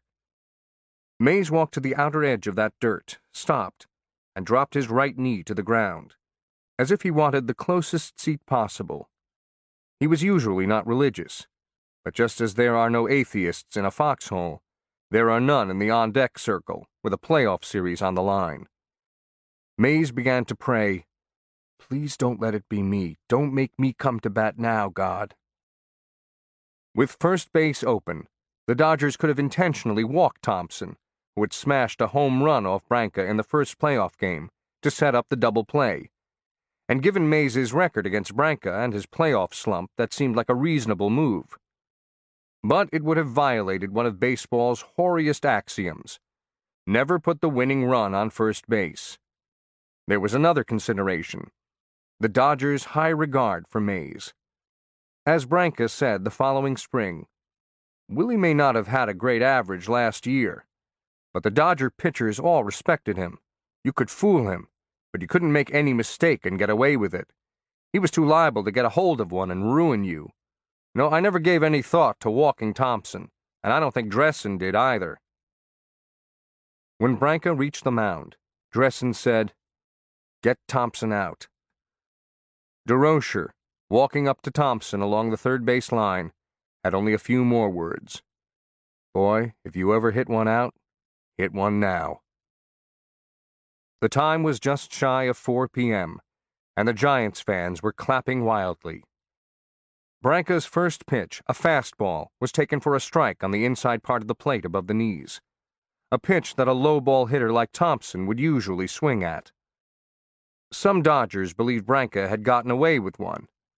As Thompson recalled, "It's true that first pitch was a blur, not because it was so fast, but because I was so nervous my eyeballs were vibrating." DeRocher thought that Branca had thrown Thompson a slider for his home run the other day, and figured he would see fastballs today. "Come on," DeRocher yelled to Thompson. "He'll come back with one." The catcher, Rube Walker, replacing the injured Campanella, called for another fastball. This one was a bit higher and more inside than the last pitch. Branca thought it was a good pitch, high and tight, tough to hit. But Thompson stepped in the bucket and uppercut the ball, powerfully rotating his broad back. He hit the ball flush, a line drive to left field toward the 315-foot mark. Branca yelled, "Sink! Sink! Sink!" Instead, it sailed. No one had a better view than Mays. When he looked up, he didn't think it would be a home run. The crowd soon knew otherwise, and so did Russ Hodges, who screamed, "There's a long drive. It's going to be, I believe, the Giants win the pennant! The Giants win the pennant!" Recalled announcer Ernie Harwell, "It was the biggest crowd noise I ever heard, a complete eruption, like the sky was being pulled apart." Left fielder Andy Pafko, at the wall, gazed up plaintively into the stands. Thompson raced around the bases, dancing with joy. DeRocher ran with him from third base. The other Giants fled the dugout and amassed at home plate. Photographers circled the gathering mob. Jackie Robinson stayed on the field, hands on hips, unwilling to leave until he saw Thompson touch each base. Ralph Branca picked up the rosin bag, threw it down, and began his long march into history. In the clubhouse, Sal Magley hoisted the bulky Horace Stoneham, put him down, then did a jig with the delirious owner. And Willie Mays froze, paralyzed with excitement and wonder and relief, his knee still on the ground when Thompson touched second base. By the time he moved, he was on the fringe of the celebration, unable to break through the swarming mass, but he jumped like a pogo stick on the mob, leaping higher than anyone else. As one writer observed, he was acting like a condemned man who had just received the midnight call from the governor. The players made their way to the clubhouse, and the fans who had stormed the field were mostly respectful, patting the players on the back and urging them to beat the Yankees the next day. Once in the clubhouse, the Giants discovered how much confidence the locker room attendant had. He had put the champagne away. He pulled it out and plunged it into ice, but the Giants ended up drinking warm champagne. For Mays, it was his first sip, and he almost vomited. Or, as Irvin described it, he got excited and fell out. DeRocher said he was surprised that the Dodgers didn't intentionally walk Thompson. "I'm glad they didn't," Mays said. "I didn't want the pennant hanging on my shoulders." Outside the clubhouse, fans were shouting the names of individual players: Thompson, Stanky, Irvin, and, of course, Willie. And a police officer finally entered the locker room and said the players needed to do something, or the crowd would never disperse. Mays was one of several who walked onto the steps and waved. Flashbulbs popped, pennants waved, hats were thrown to the sky, and the cheers wouldn't die. Mays couldn't believe the World Series started the very next day. Several Dodgers, including a tearful Duke Snider, made their way into the giant clubhouse. Jackie Robinson tapped Bill Rigney on the shoulder. "I want you to know one thing," he said. "We didn't lose it. You won it." He turned around and walked away. At the time, neither Mays nor anyone else could have envisioned the historical significance of the shot heard round the world. The journalist George W. Hunt wrote, "It was likely the most dramatic and shocking event in American sports, and has since taken on the transcendent character of Pearl Harbor and the Kennedy assassination."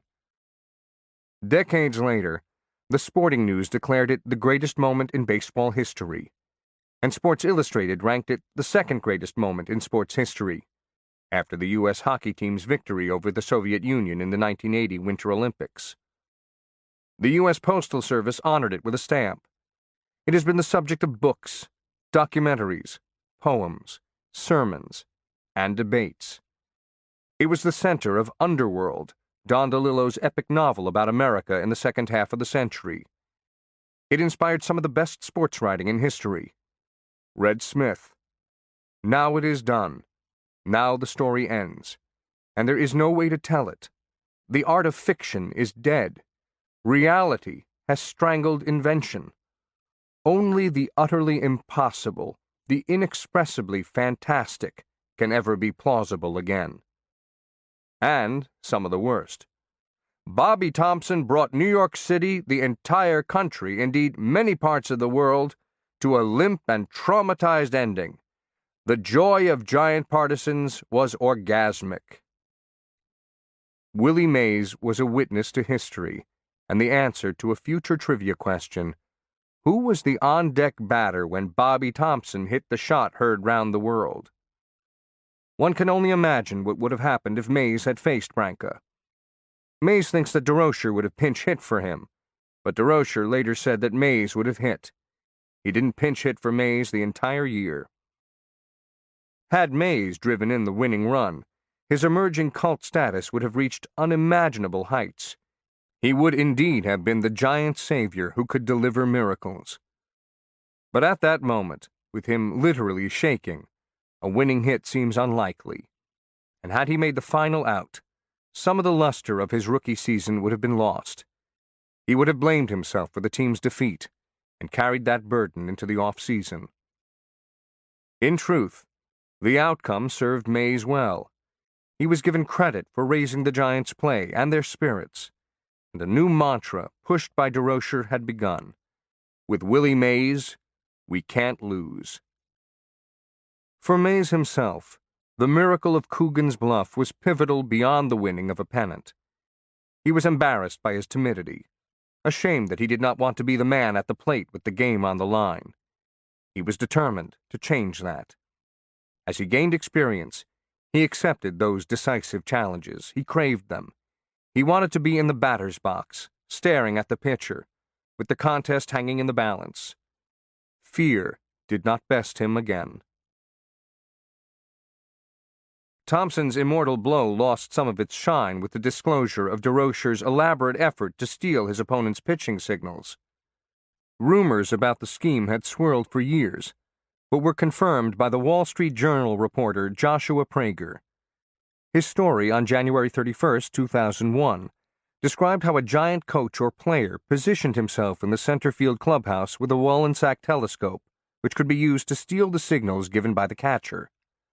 A bell and buzzer system was used to relay the pitch to either the Giants' bullpen or dugout. A player there would use various means to communicate the pitch to the hitter, crossing his legs, for example, or tossing a ball. In Prager's story, Thompson was equivocal on whether he got the sign before his home run.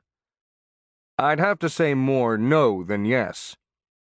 Even if he had, it was within the rules, for Major League Baseball didn't ban sign stealing with a mechanical device until 1961.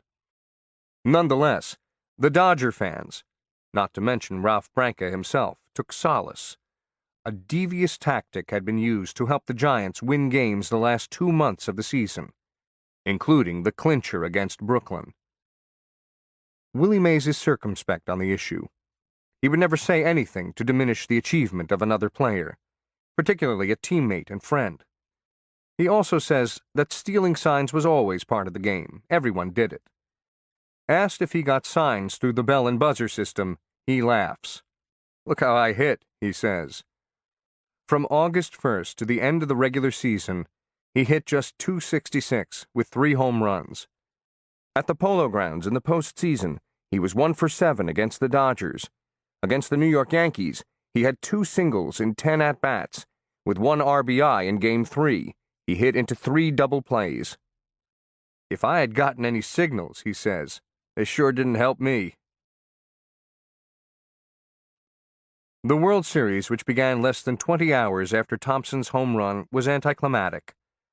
Though the Giants hadn't been to the series since 1937, the euphoria from the pennant championship could not be sustained. And the Giants were tired, especially their pitching staff, having gone the final 6 weeks with just 3 starters, Magley, Jansen, and Hearn. The Yankees didn't have their best team in history. Only 1 regular position player, rookie Gil McDougald, hit over 300, and none drove in 100 runs or hit 30 home runs. But they had won 98 games to finish 5 games ahead of Cleveland, and featured 3 excellent starting pitchers, Eddie Lopat, Vic Raschi, and Allie Reynolds, who had a combined 59-27 record. They also had 2 future Hall of Fame outfielders, one old, one young, which gave the games a whiff of nostalgia and a fleeting glimpse of the future. The Fall Classic had a unique intimacy as well. The Polo Grounds and Yankee Stadium were in sight of each other, separated only by the Harlem River. The series broke a racial barrier that may not have affected the outcome, but added an intriguing subplot to the games, and placed Mays at the center of history. The Giants began the season with Hank Thompson as their starter at third, but he was injured on July 17th. Bobby Thompson, who after Mays arrived became the team's 4th outfielder, was given the third base job, and his hot bat allowed him to stay there after Thompson was healthy again. By the season's end, Hank Thompson was stuck on the bench, but he now found himself in the starting lineup in the World Series. Don Mueller's playoff injury left a vacancy in right field. Logic dictated that Bobby Thompson, an excellent outfielder, would be sent to right field, and that Hank Thompson would regain third base. But DeRocher had other ideas. He kept Bobby Thompson at third, and sent Hank Thompson to the outfield, where he had played in only 10 of his 308 Major League games. The move made no sense, except in one regard. Hank Thompson was black, and in joining Mays and Irvin, the Giants had the first black outfield in big league history, in the World Series no less. The trio had made history on June 3rd in the Polo Grounds, when they were on base at the same time, a breakthrough noted in the press, but not welcomed by all the fans. To cover the outfield symbolized something more permanent. DeRocher said nothing to either Irvin or Mays about his decision, and neither particularly cared about the racial precedent. They were just hoping Thompson would end his season-long funk. For the year, he hit .235, with 8 home runs and 33 RBIs. DeRocher was sensitive to the country's racial dynamics.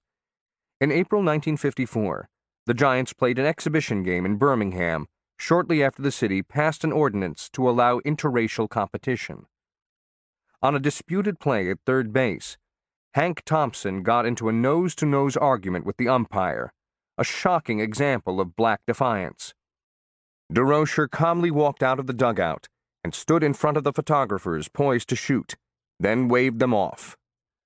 Nothing came of the confrontation.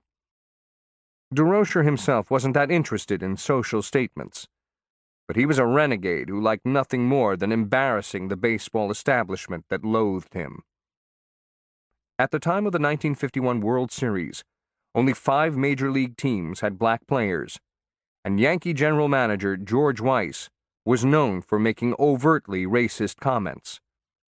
The Yankees did not have a black player on their roster for 4 more years. DeRocher assumed that Bobby Thompson and Hank Thompson would handle their responsibilities on the field, and the sight of 3 black men chasing fly balls in Yankee Stadium was too much to resist. The press noticed. A photograph of the 3 men, each holding a bat, was published across the country. The bigots also paid heed. While Mays and Thompson struggled in the series, Irvin lashed out 11 hits in 6 games and also stole home, prompting an anonymous quatrain to circulate in the press box. Willie Mays is in a daze, and Thompson's lost his vigor. But Irvin whacks for all the blacks. It's great to be a nigger. Leo DeRocher had made his point. In spring training the following year, he sent Bobby Thompson to the outfield and Hank Thompson back to third base. What made the series special for Mays was Joe DiMaggio. He saw the 36-year-old for the first time on the field, surrounded by reporters, before the opening game, but he was too shy to introduce himself. A photographer approached him and asked if he would pose with DiMaggio. "Why would he want to take a picture with me?" Mays asked. The photographer introduced him to DiMaggio and took their picture. The two chatted for a few minutes, a dream come true for Mays. DiMaggio had announced in spring training that this would be his final season, but Mays didn't know that. The only time Mays got to see his hero play was when DiMaggio was trying to beat him. The Giants split the first 2 games, and in Game 3 at the Polo Grounds, demonstrated their grit. In the 5th inning, they held a slim 1-0 lead with Stanky on first. Anticipating a hit and run, the Yankees pitched out and appeared to have guessed correctly. Stanky was trying to steal. Catcher Yogi Berra made a perfect throw to shortstop Phil Rizzuto, but Stanky kicked the ball out of his glove and reached third. He scored on a single by Dark on the way to the Giants' 6-2 victory. DiMaggio was a miserable 0 for 12, and to Mays, he looked tired. DiMaggio may have gotten a break when rain washed out Game 4, giving him a day off. He did not go out in disgrace. In the next game against Magley, DiMaggio finally singled.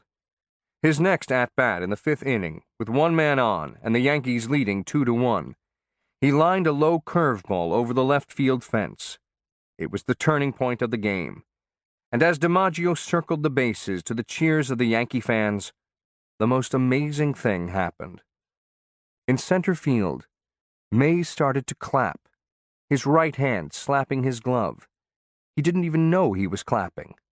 It just seemed like the thing to do, to acknowledge the man whose grainy newsreel images were the model for his own batting stance, whose grace in center field and poise under pressure were always his own ideal. Mays stopped once he realized what he was doing, grateful that no one had taken a picture while he cheered the enemy.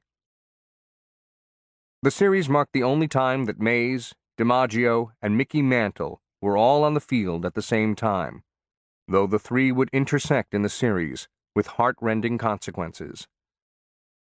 Mantle, after a slow start that sent him to the minors, returned to the Yankees and posted fine rookie numbers: 267, 13 homers, and 65 RBIs. His skills, like Mays's, appeared to have justified the hype. Playing right field in the World Series, he was told by his manager, Casey Stengel, that he should take everything he could get toward center because DiMaggio had a sore heel. In the 5th inning of the second game, Mays lifted a fly ball to right center, and he thought Mantle was going to catch it. Mantle thought so too. He sprinted into the gap, and just as he was about to haul it in, DiMaggio called him off. Mantle stopped, and the spikes of his right shoe caught the rubber cover of a sprinkler. He heard a sound like a tire blowing out. His knee collapsed, and he lay motionless, a bone sticking out of his right leg. The terrible injury reduced his speed. He had probably been faster than Mays, and plagued him in later years, giving him the aura of a tragic hero whose true greatness was never completely realized. That Willie Mays, Mantle's only real peer in athletic skills, actually hit the ball that limited those skills was a cruel twist of fate. After tying the series 2-2, the Yankees crushed the Giants in the next game, 13-1. DiMaggio went 3 for 5, driving in 3 runs and impressing Mays with his resilience. He showed the rookie who the best center fielder in the series was. Mays was 0 for 2, striking out once. In the 6th game at Yankee Stadium before 61,711 fans, history seemed poised to repeat itself. The Giants' Dave Coslow faced Vic Raschi, whom Irvin described as one of the best pitchers he'd ever seen. The game was tied 1-1 when Hank Bauer's 2-out bases-loaded triple in the 6th inning gave the Yankees a 4-1 lead. In the 8th, DiMaggio smacked a lead-off double and was thrown out at third trying to advance on a ground ball to the pitcher. The crowd, sensing the end, gave him a standing ovation as he trotted off the field. The Giants entered the 9th, trailing 4-1, the same score that began their 9th inning against the Dodgers exactly 1 week earlier. Stanky, facing Johnny Sane, led off with a single, and Dark followed with a bunt hit. Lockman then drilled a single to center, loading the bases. With Irvin, a right-handed hitter, up next, Yankee manager Casey Stengel made a seemingly bizarre move. He lifted Sane and called for left-hander Bob Kuzava, a mid-season acquisition with no World Series experience. Neither Mays nor anyone else on the Giants' bench could figure it out, though in fact, Kuzava fared better against righties than lefties. Irvin crushed a long fly to left center, but left fielder Gene Woodling ran it down for the first out. Stanky tagged and scored, while the other 2 runners advanced. Next came Bobby Thompson, once again hitting with the Giants behind 4-2, with 1 out in the 9th. This time there would be no shot heard round the world, or even as far as Harlem. He flied out. Dark scored, leaving the tying run on second with 2 outs.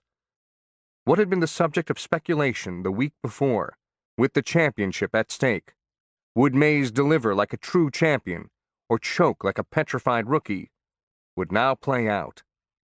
Except for one problem. Mays was now batting 8th. In all the other games in the series, he had hit 7th. But for this game, DeRocher dropped him 1 spot in the order. Ironically, Game 6 had been Mays' best of the series, with 2 singles and a run scored.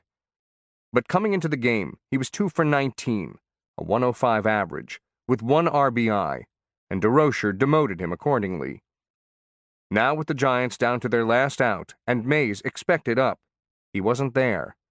As if DeRocher had made one last move to protect his rookie, to ensure that Willie would not be exposed to the potential shame or ridicule of making the final out of the World Series. The scheduled hitter, Hank Thompson, was replaced by pinch hitter Sal Ivars, who lined out. Once again, the game ended with Willie Mays on deck. Mays did not begrudge the change in the batting order. He said, "I had played like a 20-year-old. He was still proud of his year. He could have given up after his terrible start, but he didn't. And years later, he often described his rookie season to children as a lesson in believing in yourself when you're at your lowest and persevering through hardship. Mays did just that. In 121 games, he hit .274 with 20 homers, 68 RBIs, and 7 stolen bases. Those numbers, combined with his outfield play, earned him the Rookie of the Year award, receiving 18 out of 24 first-place votes. He was the 3rd consecutive black player to win it, the fourth in 5 years. A black Cuban for the Chicago White Sox, Minnie Minoso, had the best rookie season in the American League. He hit .326, had 112 runs scored, 76 RBIs, 31 stolen bases. But he lost the award to the Yankees' McDougal, who hit .306, had 72 runs scored, 63 RBIs, 14 stolen bases. The sports writers were not ready to vote a black player the Rookie of the Year in both leagues. But such resistance to integration could not hold. The players were simply too good. In the National League, 3 out of the top 6 vote-getters for MVP were black. Roy Campanella won the award. Monty Irvin finished 3rd. Jackie Robinson, 6th. In the American League, Minnie Minoso was 4th in MVP voting. The black players' contributions translated into victories. The 5 teams that were integrated for the entire season finished in the top half of the standings, while only 3 of the 11 all-white teams finished in the top half. And since the color barrier had been broken, 4 out of 5 World Series had featured at least one African American. Perhaps other clubs, the Sporting News wryly noted, will soon add Negroes as good luck charms. A new era had begun, and while the black ball players had raised the level of the game, Willie Mays would redefine it.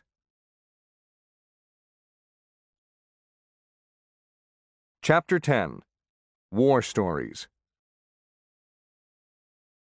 Willie Mays took his World Series paycheck of $5,000, the most ever paid to players of a losing team, and returned to Fairfield, where he bought his second car, a green Mercury convertible. His father didn't know how to drive, so he enlisted his friends, Otis Tate and Herman Boykin. Seeking an open, flat space, Tate took Mays to a ball field and taught him how to steer and shift gears while motoring around the bases. He drove the way he ran, full tilt. He drove a car faster than anyone I ever knew in my life, Boykin says. Mays was not a reckless driver. He was never involved in any accidents of note. But he loved the speed and status of luxury cars, which remained a lifelong passion. Mays wasn't home for long. He was soon playing for Roy Campanella's Major League All-Stars, a barnstorming squad that competed against Negro League stalwarts in exhibitions across the South. Campanella's team included the Giants' black outfield, undoubtedly a big draw. But Mays had to be in Birmingham on Saturday, October 27th. The city declared it Willie Mays Day. He would be the guest of honor at an afternoon parade, and in the evening, his barnstorming team would play against the Black Barons at Rickwood Field, where Campanella would give him a trophy. The city's tribute made sense. Birmingham had a rich baseball history, and now its native son was bringing it glory.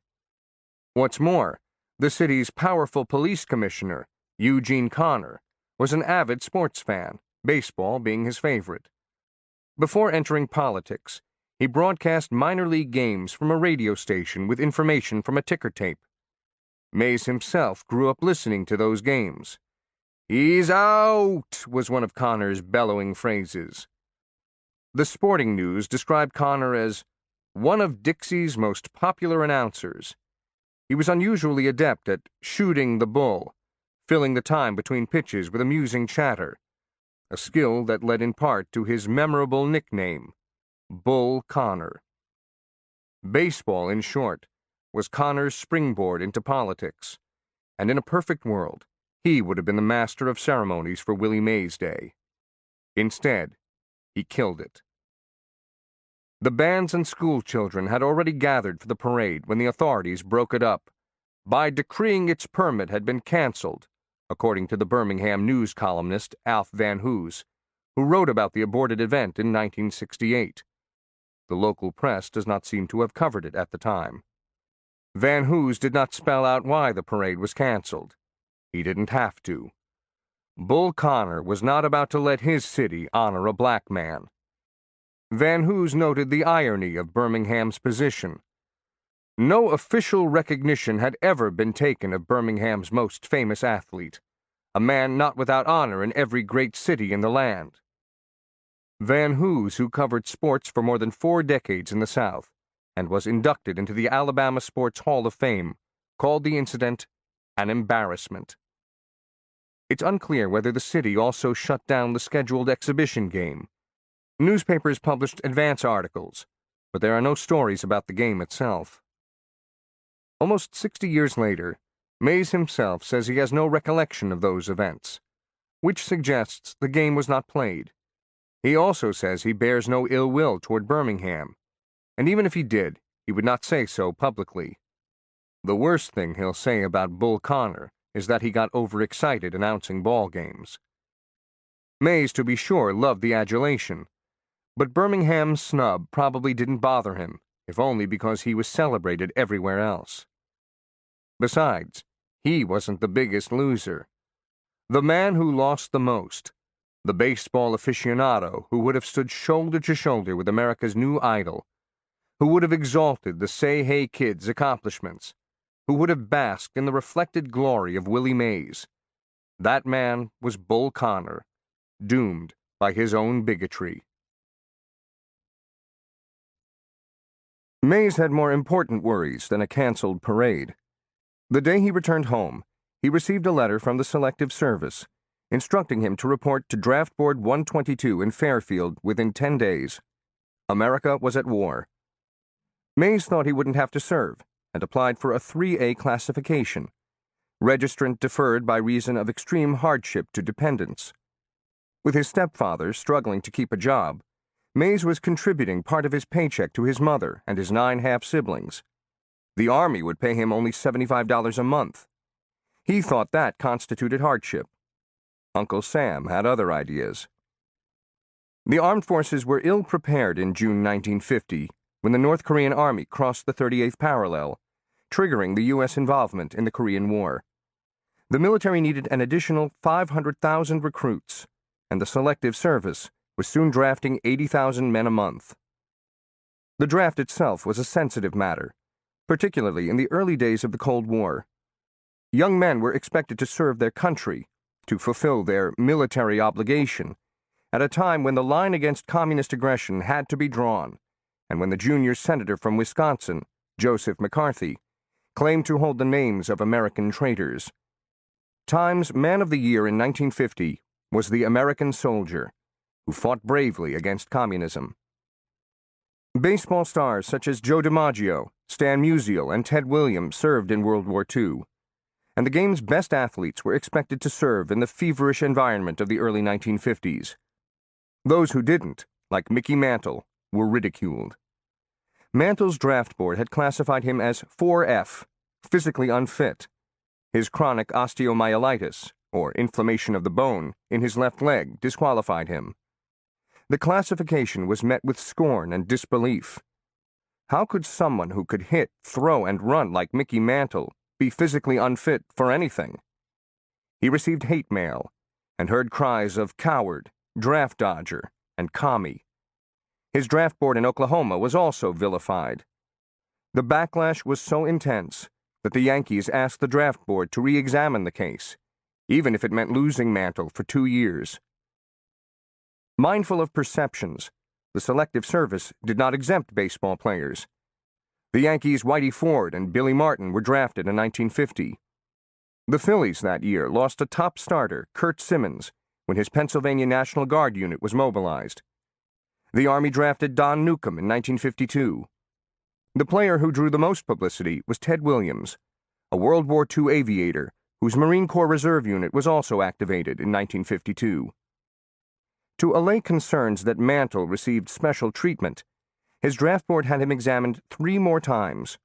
He was still deemed 4F, though strong enough to hit 44 home runs in 1952 and 1953. Willie Mays didn't hide his feelings. At a draft physical in Birmingham, where the government tested his coordination, Mays told the Birmingham News, "Naturally, I'm not interested in the Army, but if I have to go, I'll make the best of it." Mays passed his physical, but he also had to take an aptitude test. The Armed Forces Qualification Test had 100 multiple-choice questions that examined verbal and math skills and gauged a candidate's ability to perform certain tasks. The test wasn't difficult. Its main purpose was to match recruits with suitable assignments. But failing it was a disqualification for the draft. As the principal breadwinner in his family, Mays believed he shouldn't have to serve, so he flunked the test on purpose. It was a bad decision. The well-publicized results reinforced the image that Mays was no Einstein. A reporter for Sport, noting that Mays had failed the test, seemed impressed when he watched him autograph a bat in a series of firm, swift strokes, a legible and handsome signature. More important, Mays's gambit didn't work. His draft board initially said that it would not ask for a second exam, but it changed course and demanded that Mays be retested. No explanation was given, but the draft board officials may have determined that Mays, who graduated in the upper half of his high school class and had traveled more widely than most people in Alabama, was no dummy. When he took the exam again in January, a proctor looked over his shoulder. Mays passed. The cat-and-mouse game wasn't over. Mays formally requested an exemption because so many family members depended on him. But his appeal was rejected by his draft board, as well as selective service officials. Exemptions were supposedly given in one of two circumstances: for married men who were fathers, and for men who were present in the home of those claimed as dependents. Mays failed on both counts, but the Selective Service acknowledged that he was drafted because of who he was. Mays owes perhaps a greater obligation to his country than other boys because of his promise in the sports world, said Colonel James T. Johnson, the top Selective Service official in Alabama. The rationale was absurd. As Gail Talbot of the Associated Press said, "Just why does Willie owe a greater debt to his country than the kid on the next block who throws like a sissy? Are boys being penalized because they are promising athletes?" Truth be told, Mays was an imperfect Army recruit for another reason. He didn't care for guns. The news of his conscription didn't surprise the Giants. Horace Stoneham didn't want to bring Mays up in 1951, in part because he expected Willie to be drafted. Assuming they would not be so lucky again, the Giants traded Eddie Stanky to the Cardinals for outfielder Chuck Deering before the 1952 season. Mays, however, didn't know when he'd have to report to the Army, so he went to his first spring training with the Giants. For years, the Giants had trained in Miami, but in 1947, they moved their camp to Phoenix. The Cleveland Indians also migrated to Arizona, settling in Tucson for their training. Less rain, drier heat, and lower costs were among the lures of these small desert cities. The Indians' owner, Bill Veeck, also recognized that Arizona's racial climate was better than that of Florida, whose laws prohibited blacks and whites from competing on the same field. Whether Stoneham considered race in moving to Phoenix is unclear, but teams with black players were clearly motivated to leave Florida. By 1953, 5 of the 7 integrated squads trained in either Arizona or California. While conditions were better in Arizona, Jim Crow was still enforced. In 1948, the Indians' Larry Doby couldn't stay with his teammates at their hotel in Tucson, but had to live with a black family 2 miles from the ballpark. 2 years later, the Giants' first black players, Monty Irvin and Hank Thompson, could stay with their teammates at the Adams Hotel in Phoenix, but were not allowed to linger in the lobby, use the swimming pool, or eat in the dining rooms. They had their meals in their own rooms. When Irvin complained to the Giants, he was told that those were the laws, and there was nothing the organization could do. Irvin didn't press his complaint because he didn't want to jeopardize his chances of making the team. These conditions hadn't changed when Mays attended his first spring training. The setting was actually an improvement for Mays on the previous year's spring training in Florida, when the black Minneapolis Millers lived apart from their teammates. At least now Mays lived in the same building as everyone else. As the civil rights movement gained momentum in the second half of the 1950s, spring training's racial hypocrisy became a flashpoint for activists, black journalists, and the players themselves. Most of the attention remained on Florida. By the early 1950s, most Florida towns, unwilling to forfeit their lucrative fees as training sites, allowed integrated games. but they still imposed strict racial codes for transportation and housing, and in the hotels, restaurants, and movie theaters. The most outspoken critic was Jackie Robinson, though other black players, typically those not raised in the Jim Crow South, also demanded an end to the humiliation. In the early 1960s, the St. Louis Cardinals' Curt Flood, Bob Gibson, and Bill White all objected to segregation in St. Petersburg, and some restrictions, such as separate housing, fell. There was less criticism from the players in Arizona, perhaps because they knew conditions were worse elsewhere. When the Giants and Indians broke camp, they played exhibition games in Los Angeles and San Francisco, then headed east while playing in Salt Lake City, Denver, Oklahoma City, Dallas, and other southern cities, where many fans had not seen integrated teams. Racial slurs were common, but the black players, the Indians and Giants combined had about 8 in the early 1950s, had little recourse if they wanted to play in the big leagues. They endured the taunts and found other ways to cope. When the Giants had a game in Dallas, for example, Irvin said he and DeRocher could only laugh at the drunk, pathetic fan who kept yelling, "Get up, nigger!" when Luke Easter fell to the ground with a pulled hamstring. It was really comical and wasn't nearly as bad as it sounded, Irvin said. But again, we were used to that kind of stuff, so it didn't make any difference. Vic Power, a native of Puerto Rico, who spent 11 years in the major leagues, used humor against degradation. With the Indians in the late 1950s on a trip through Little Rock, Arkansas, a waitress told him that the restaurant did not serve Negroes. "That's all right," Power said. "I don't eat them." Willie Mays said he didn't need any coping mechanisms against racial indignities. As a product of the Deep South, he had been warned, he had been prepared, and he would not be deterred. As he says, there wasn't much you could do except ignore them and play the games. Leo DeRocher began spring training in good spirits. For the previous season, hailed as the greatest comeback in the history of the National League, he had been named Manager of the Year by the Baseball Writers Association of America. He had received twice as many votes as the runner-up, the Yankees' Casey Stengel. Mays was upbeat as well, eager to play as long as he could until the Army called him up, and the fans and the press celebrated his arrival in Arizona. He was still a shiny bauble on a dull, flat landscape. The New York Journal-American, for example, contrasted Mays to Dodger outfielder Carl Furillo, one of the best players in the game, whose close mechanical perfection is something of a guarantee that nobody ever would dream of going to the park to watch him perform. Mays' unpredictable brilliance, on the other hand, made it possible for him to draw more at the box office than a well-nigh perfect but colorless player. Lengthy stories were published about Mays taking infield practice, snaring ground balls hit so fast that flames seemed to be leaping from the seams, and firing to home plate with such velocity that DeRocher had to dive for safety, only to rise and threaten the player with his fungo bat. The Sporting News reported, "Willie Mays, a keen showman, is rapidly becoming the idol of local fans that Mickey Mantle was last year.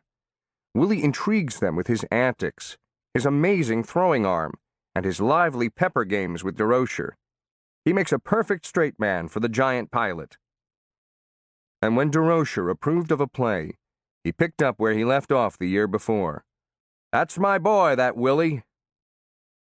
During camp, DeRocher invited the team to a dinner party at his home in Santa Monica, California, where the athletes could mingle with the manager's celebrity friends, such as Gracie Allen, Ava Gardner, Jack Benny, George Burns, and Kirk Douglas.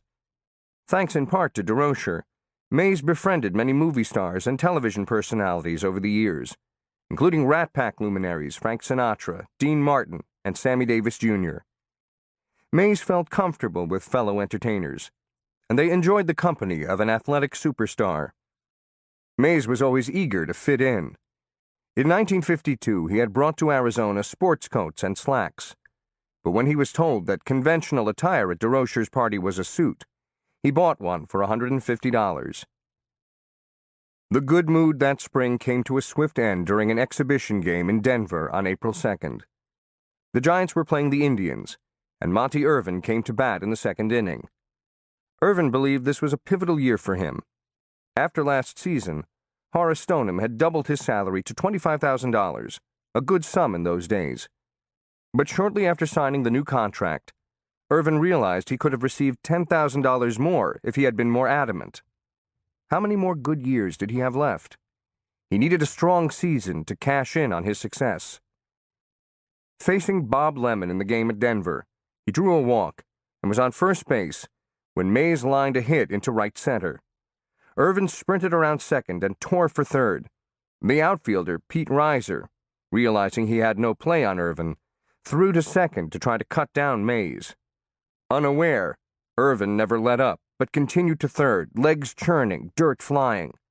The high altitude made it harder to breathe, so he was somewhat winded when he heard the ball hit shortstop Ray Boone's glove. Irvin tried to pull up, but something went terribly wrong. His spikes caught, Arnold Haino wrote, and his body's furious momentum, unleashed, pinwheeled over the leg and flipped Irvin on his face. The noise alone was harrowing. On the bench, Bill Rigney said, we could hear the ankle pop like a paper bag. Irvin's fibula in his left ankle had snapped, thrusting through the flesh. He screamed, rolled over, and smothered his face in the crook of his right arm. Third base coach Herman Franks covered his eyes and walked away, later explaining, I couldn't stand to look at it. Neither could Irvin. When trainer Doc Bowman reached him, he kept saying, Doc, I don't want to look at it. A cigarette helped calm him as Bowman wrapped his leg with a sock and administered a shot to ease the pain. The ambulance seemed to take forever. Willie Mays never made it to second base. When he saw and heard the calamity at third, he collapsed to the ground, pounded the dirt, and began to cry. His first thought? The injury was his fault. If he hadn't hit the ball to right center, Monty would be okay. The shortstop tagged out the stricken Mays. A photograph shows a distraught black player on the Indians, Harry Simpson, walking off the field with his arm around Mays, who has tears in his eyes, a grimace on his face, and his left hand below his heart. He looks as if his best friend had just been shot.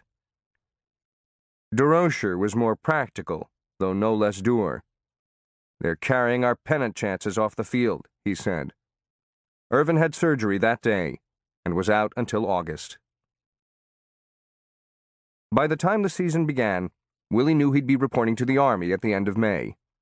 The team started hot, as if it knew it had to stockpile wins before it lost its center fielder. During one stretch in April, the Giants won 16 out of 18 games. Sal Magley won his first 9, and Larry Jansen 6 out of 7. Though Irvin was disabled, his base-running advice to Mays from the previous year still paid off. In the opening game against the Phillies, the score was tied in the bottom of the 6th when Mays led off against Robin Roberts with a single. He advanced to third on Don Mueller's hit. Next to the plate was Whitey Lockman, a left-handed hitter. Mays didn't steal home, as Irvin had done in a similar circumstance.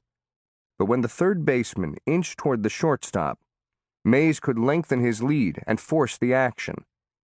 As the Baltimore Afro-American wrote, Mays displayed one of his hitherto unknown talents. He began taking long leads off of third, a la Monty Irvin and Jackie Robinson, thus harassing Roberts to the point that the Phil's ace threw wildly. Mays scored on the bad pitch, and the Giants won 5-3. Any notion that Mays' rookie season was a fluke was put to rest in the Giants' first game against the Dodgers at Ebbets Field, where he made what might have been the greatest catch of his career. With the Giants leading 6-5, the Dodgers had 2 on and 2 out in the bottom of the 7th, and Bobby Morgan was the hitter. He pulled the ball into deep left center so far that it was doubtful that anyone in the park, even the most optimistic of the Giant rooters, entertained a hope that Mays would reach it, wrote one reporter. But Mays fled across the outfield, reached the base of the wall, and dove just to the right of the 351-foot marker. He caught the ball backhanded, then crashed to the ground, bounced on the turf, and smashed into the rubber base of the wall. he lay motionless. Left fielder Hank Thompson, who was replacing Irvin, ran over, lifted Mays' glove, and pulled out the ball. Umpire Jocko Conlon, who had hustled into the outfield, threw up his right fist. The batter was out. The inning was over. But Mays was still down. DeRocher and Doc Bowman sprinted out of the dugout. So too did envoys from the Dodgers: Ralph Branca, Roy Campanella, Carl Furillo, Gil Hodges, Pee Wee Reese, and Jackie Robinson. There were anxious moments as Mays, struggling to regain his breath and focus, barely moved for several minutes. The Dodger announcer, Vin Scully, later said that he wondered if Mays was still alive. Watching on TV in his hospital bed was Monty Irvin, who later said, "My heart was in my mouth." Mays finally got up, and more than 31,000 fans gave him a standing ovation. As he headed off the field, he saw the outline of Jackie Robinson walking away. Mays was touched. "Jackie was coming out here to see if I was all right?" he asked DeRocher. Robinson had done just that. But DeRocher saw an opening. "Are you nuts?" he said. "He only came out here to see if you still had the ball in your glove." The Dodgers won in extra innings, but after the game, the talk was about Mays. Pee Wee Reese, "The greatest catch I ever saw in my life." Jackie Robinson, "That was the most amazing catch I ever saw." Giant coach Fred Fitzsimmons said he'd never seen a better play in 37 years in this business. Hank Thompson, "He could have been seriously hurt, maybe with a shoulder separation, because he landed awful hard on the shoulder. But that's the way he is, because he never thinks of protecting himself." Watching the game from the stands was General Douglas MacArthur, a baseball fan, who said, "It was a wonderful game, but for me the big show was Willie Mays." Irvin again, "I can't think of another player who would have dogged that kind of catch for fear of getting hurt. It would just be instinctive to protect yourself. Willie didn't. A foot deeper, and the ball, Mays, and the wall would have created some jumble." Mays himself ranks it as one of his top 3 catches. Some of his most spectacular grabs are ranked lower because, in his mind, he had them all the way. Others he was uncertain about, and he was uncertain about Morgan's. What raised that catch to another level was his hanging on after he slammed against the ground on the wall. Mays rarely left his feet to make catches.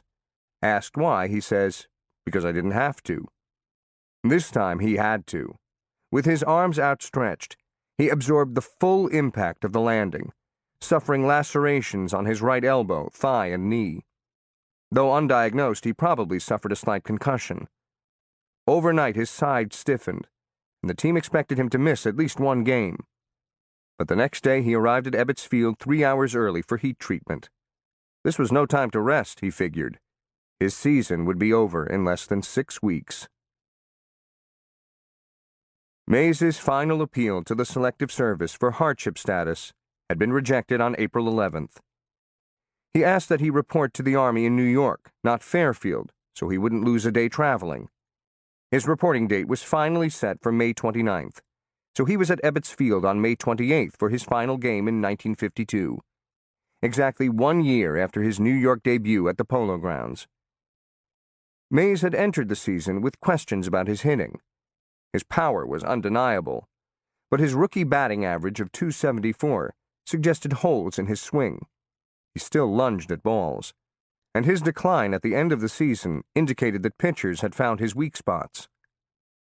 Those concerns were not allayed during his aborted 1952 season, in which he hit only .236 in 34 games. Some reporters speculated that pitchers had indeed caught up with him. Others wondered if Irvin's absence had unsettled him, or if the unrelenting media scrutiny was wearing on him. All these factors probably contributed to his slow start. Mays, however, dismissed the chatter, noting that 10 of his 30 hits had been for extra bases, including 4 home runs, and he had 23 RBIs. Only Bobby Thompson had more. Mays was also a streak hitter, and he believed he was just getting into a groove. He had 2 doubles and a home run in his penultimate game. All those hits were to right field, a sign that his slump was ending. DeRocher, not surprisingly, guaranteed that Mays would have hit at least .275 had he played the entire year. More important, at least to Mays, was that he knew he was helping the Giants win. When he went into the Army, they had the best record in baseball, 26-8, with a 2.5-game lead over the Dodgers. His final game, before more than 15,000 Dodger fans, was a poignant farewell. For all the bitterness between the Dodgers and Giants, Mays was embraced by both sides. When the batting orders were announced before the game, the crowd cheered Willie's name. This was in Brooklyn, mind you, where giant is the dirtiest word in the language, Red Smith wrote. And the giant they were talking about and cheering is a baby only 1 year in the major leagues, a child who was only learning to play baseball. Before the game, DeRocher was muttering how he wished the Army had taken him and left Willie. His words were rarely taken at face value, but he was believable when he said, "I sure am going to miss him, and I don't mean only on the field." Mays himself betrayed no nervousness about his impending Army stint, placing it in a positive light. "It's undoubtedly for the best," he told reporters. "I'm still young, and I might as well do my Army duties now. If everything goes well, I'll only be 23 when I get out. Many a fellow hasn't even reached the majors by then, so there will be plenty of time for me to play baseball. I'll probably be better off, stronger, more mature in every way." While he wasn't sure what to expect over the next 2 years, the Army itself didn't intimidate him. "I was raised to say, 'Yes, sir,' and I always respected authority," he said.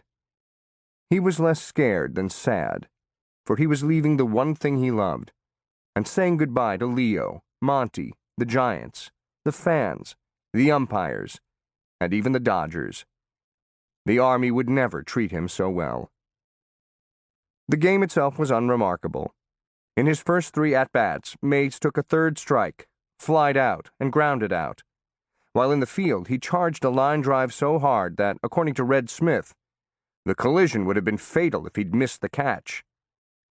The crowd was riveted by his every move. There was a feeling in the stands that somewhere along the way he would break loose, the columnist Frank Graham wrote. When Mays came up for his final at-bat in the 8th inning, the Dodger faithful rooted for him. Everybody in the place howling, clapping, yelling for a farewell hit. On the first pitch, Mays took a mighty swing, topping the ball straight down, and flailing so hard that he lost his balance and crashed to the ground. The second pitch, he missed on another big cut. He finally met the third pitch head-on, a low fastball, and scorched it to the left side, but Pee Wee Reese grabbed it at shortstop. The loud applause followed Mays to the dugout, where he tipped his cap hurriedly. The game ended with another Giant victory, their 7th in a row, and the crowd cheered Mays again as he jogged in from center field. Some fans asked him for his autograph, and all 4 umpires wished him well. In the clubhouse, he received a jeweled tie clasp from his manager and a portable radio from his teammates. Photographers flashed their bulbs, friends slapped him on the back, and Leo hugged him. Tears fell from Willie's eyes as he said, "Just hold him until I come back, fellas." And in Brooklyn's fading light, the organist Gladys Gooding played, "I'll See You in My Dreams." Private First Class Willie Mays was inducted at Camp Kilmer in New Jersey, and then sent to Fort Eustis in Virginia in the coastal town of Newport News. Established in 1918, Fort Eustis was primarily used for physical training and for teaching unarmed combat. Mays, assigned to the Transportation Replacement Training Center, completed 8 weeks of basic training, though he never took soldiering seriously. One Monday morning, he came out late for roll call with his hat turned backward, a pant leg pulled up, and his shoes untied. He was just having fun, says Fred Lovell, who was in Mays's company. He would come out and sort of put a show on for the other people. That did not sit well with a new master sergeant, who had just returned from Korea and didn't know Mays was a ball player. The sergeant thought he needed to teach the upstart a lesson, so he threw Mays to the ground, held him, and began cursing him. Mays could hold his own in any brawl, but knew not to fight a white officer who, according to Lovell, was mad as a wet hen. Lovell had become friends with Mays, and had also known the sergeant since before they were in the Army. Urged by other members of the company, he walked over to the red-faced sergeant, put his hand on his shoulder, and said, "The only friend I got in this company is this man." The sergeant listened, calmed down, and released Mays. Mays was eventually able to repay Lovell. After Mays became an instructor in physical training, he simply marked Lovell's card every time he was supposed to take his training test. Lovell, who raised chickens in Georgia after leaving the Army, said more than 55 years later, "Willie Mays was one of the nicest guys I ever met." Mays qualified for overseas service by December 23, 1952. Photographs were released of Mays in his uniform, creased hat, and shiny black shoes, saluting an officer, doing calisthenics, and marching. But the photos were a ruse. Mays never went overseas, and was never close to combat, beyond making a hard slide into second base. Mays's job in the Army was to play baseball. Just as the military had boxing exhibitions, it sponsored baseball teams, and the Fort Eustis Wheels now had the Rookie of the Year wearing their quirky uniform. The letters across the chest, Fort Eustis, written in an elegant cursive, the E in lonely isolation, while a large blocky E appeared on the front of the cap. But to Mays the uniform felt good, and the stakes were high. He was told that his company commander bet on games, and his job was to win them. He was given all the necessary amenities. Halfway through the season, when Mays said he was sore, the commander brought in a black trainer from Richmond to rub him down. Mays was excused from KP, guard duty, and virtually all other responsibilities. This would keep him fresh, though First Lieutenant retired Virgil Saxon says that Mays was excluded for practical reasons as well. "Those young recruits would have just mobbed him," he recalls. Mays never asked for special treatment. He was just given it.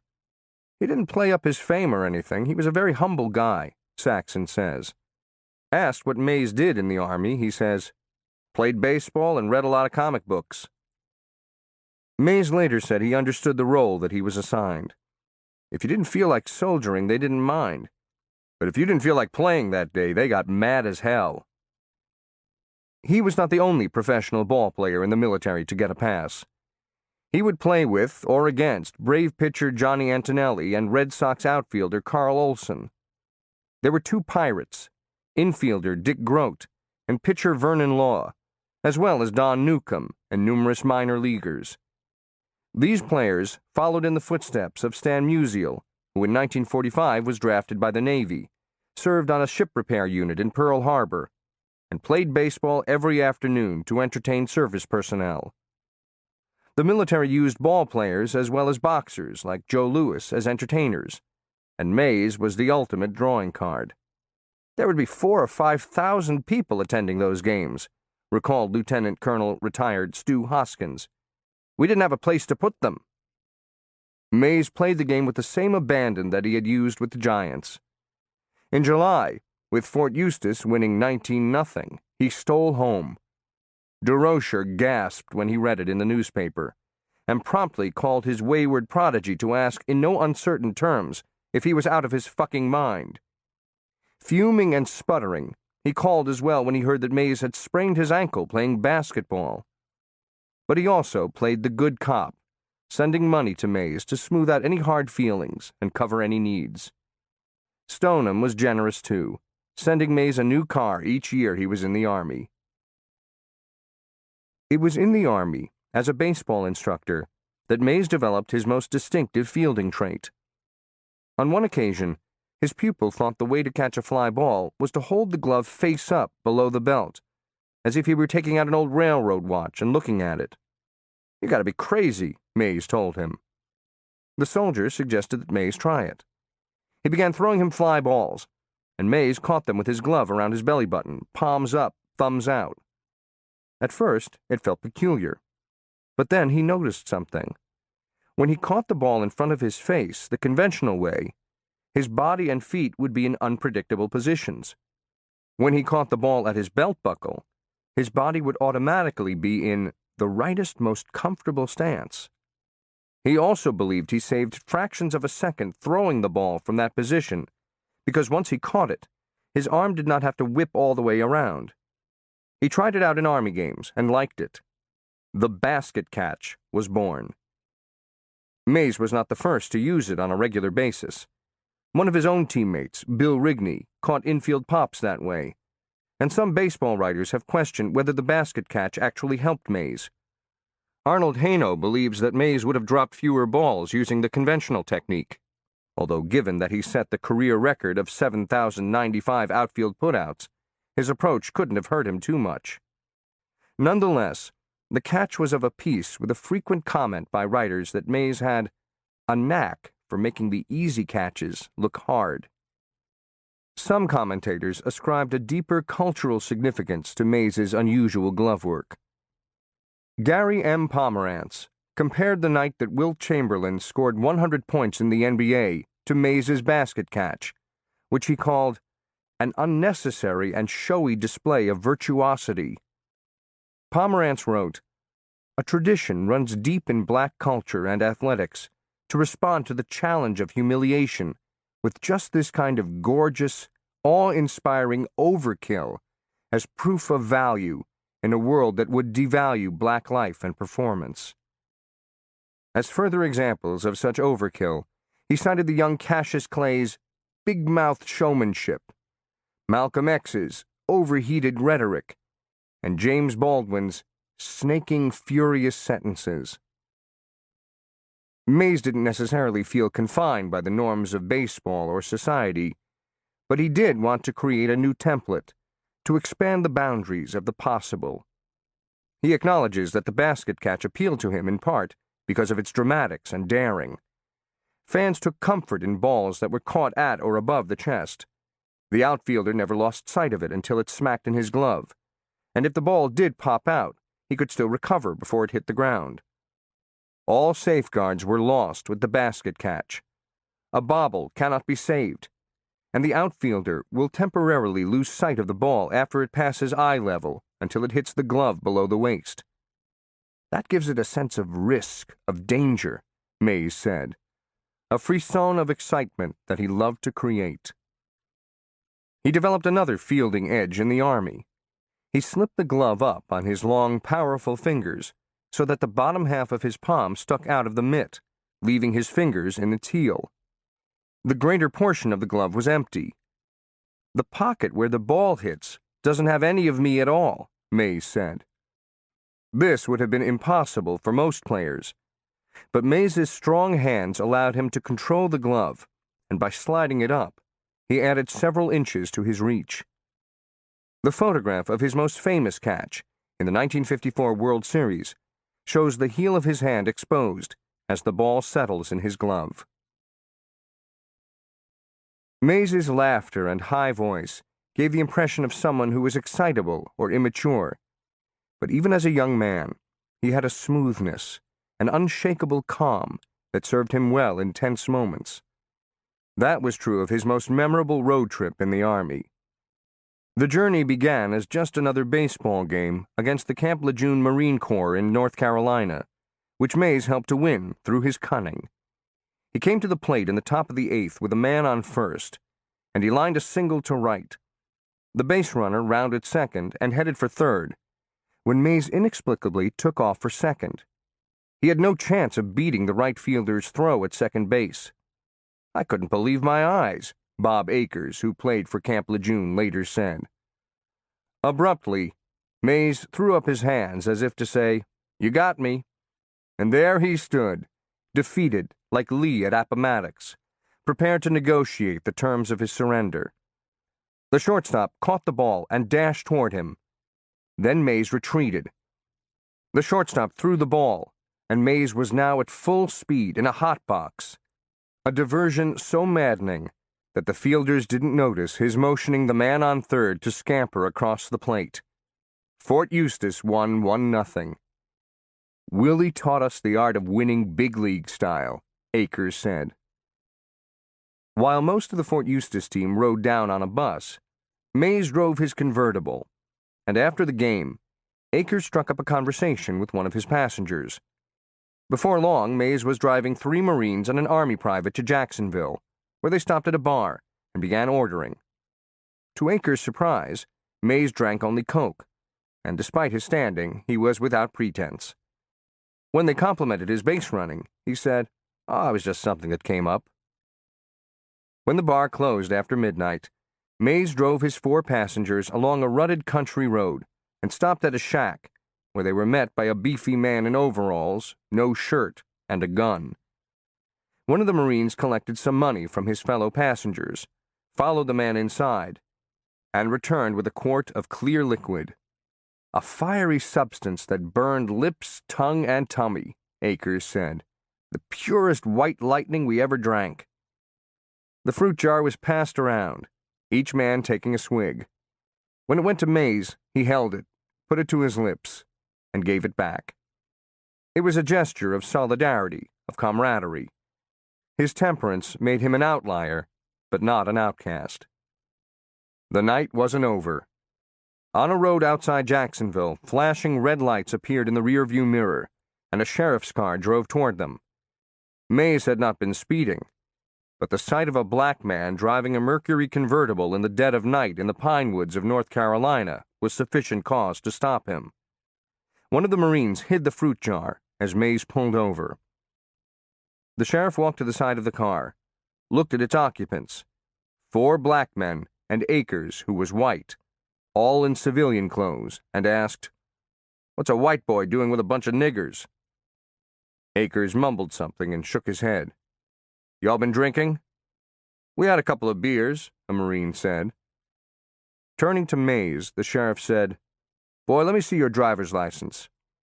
One Marine said, "Say, you know who this is? This here's Willie Mays." "I don't give a rat's mother who it is. Shut up before I run you all in." Mays silently handed over his license, as well as his military identification card. If the sheriff took them in, Mays had the most to lose. He was the driver, the baseball star, the celebrity. The publicity could have been devastating, particularly if the moonshine was discovered. But Mays never flinched. He showed no emotion, and he didn't say a word. He gave the sheriff no opportunity to rebuke him. He knew he'd have these kinds of experiences. He'd been programmed. The sheriff returned his documents. The Marines and the Army private handed over their military IDs. That they were all servicemen clearly weighed in their favor. Jacksonville was a strong military town, so any effort to railroad them would not have been well received. "Okay, get your black and white asses back to the base," the sheriff said. Mays started the car and drove off, and nothing more was said of the encounter. Akers always remembered how Mays's disposition on the baseball field, his standing on the base paths, unnerved and motionless as all hell broke loose around him, matched his coolness in the car. In both cases, Akers said, he was in total control. Mays lived off the base, and like almost everything important in his life, baseball played a central role in his arrangements. When he arrived at Fort Eustis, Mays agreed to play for a black semi-pro team called the Newport News Royals. A player he knew from the Negro Leagues, Joe Anthony, had recruited him, and Mays juggled the weekend games in the semi-pro league with the military contests during the week. Anthony had a 14-year-old nephew, James "Pooh" Johnson, who befriended Mays at the games. "We hit it off right away," he says. The teenager knew that Mays's baseball schedule often kept him away from Fort Eustis, so he asked his parents if Mays could live with them in Newport News. It wasn't terribly practical. Mays still had to report to the base, and the Johnsons lived an hour away in a dingy brick apartment building. But all the parties agreed to the arrangement. The benefits to Pooh were obvious. "God just put Willie Mays in my life, and I was the hero in the neighborhood," he recalls. Mays gladly sacrificed the convenience and comforts of the military camp for the security and friendship of an extended family. Pooh lived with his 2 sisters and his parents, while his grandmother and uncle were nearby. For the rest of his Army tenure, Mays stayed with the Johnsons, sleeping in one of the twin beds in Pooh's room. On the ball field, Mays was almost always the youngest, but in his Harlem neighborhood, and now in Newport News, he was often surrounded by youngsters, and he enjoyed his new role.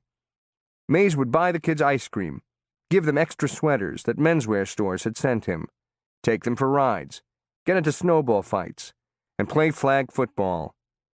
Crowds would watch the football games on Sunday mornings, and Johnson swears that Mays could throw a football farther than any quarterback in the NFL. In some ways, Mays was still a kid himself. He and Pooh would have farting contests, but he recognized that he was now a role model, and in Pooh's case, a big brother. "I had a habit of going out late," Johnson recalls, "and he would read me the riot act. He would tell me, 'Don't do anything that would make your mother feel bad.' I was hanging out with guys who were into drinking and smoking, and Willie steered me away from that. He said, 'Take care of your body. If you want to play sports, you have to take care of your body.'" Mays realized how his celebrity could be a positive force. When a white grocer in Newport News, a friend of the Johnsons, was struggling, Mays started shopping there. He talked it up, and others, black and white, began shopping there as well. In a low-income community, Mays's own success was writ large, but his generosity tempered most resentment. He would loan his new car to soldiers or friends. He made sure that Pooh and his two sisters had lunch money, and he helped with the rent for one of their neighbors. One winter, Mays had just purchased 2 double-breasted overcoats when he and Johnson saw a homeless man on the street. "Man, you cold," Mays said to him. He took off his blue overcoat and gave it to him. Johnson recalls, "We saw that guy on the street several times that winter, and he still had the overcoat on." On a furlough in the summer of 1953, Mays surfaced at the Polo Grounds and walked into the clubhouse for the first time in over a year. Everybody ignored him. Finally, someone shouted, "Hey, Willie, where you been?" "You know where I've been, in the Army." "Oh," and everyone turned away. Mays shrieked with joy at the gag, the silent treatment again, and had a laugh with his slumping teammates. He told reporters that watching the game was hard because it made him nervous. DeRocher speculated that Mays's absence would cost the Giants 20 wins that year. Mays never considered himself an agent of social change, but he made history nonetheless. Sometimes he was the first black to integrate a white organization, but as a member of the Newport News Royals, he was responsible for white players integrating a black organization. At any given game, Mays was allowed to invite 3 Army players onto the Black Royals team, and the invitations were attractive. Each player was paid for the game. Mays would invite white guys, driving them in his car. His agenda was simple. He wanted to win, and these players were the most talented. Because he had more than 3 good players to choose from, he would rotate the lineup, allowing more men to get paid. The Royals, with their games in small-town Virginia or rural North Carolina, were typically denied access to restaurants, but black families would invite them for meals. Now things were different. Now white players, accompanied by Willie Mays, walked into black homes, sat down at their table, and ate their food. No one questioned it. Mays broke other taboos. He would take a soda from a white player, put a peanut in it, sip it, and give it back. Everyone would stare, and he would turn and laugh. "I did it," Mays said, "because I felt that whatever I would do, they would do. Everybody would watch it, and it was no big deal." He recalls having long talks with several white players. They would ask me questions. "Why do they call you different names?"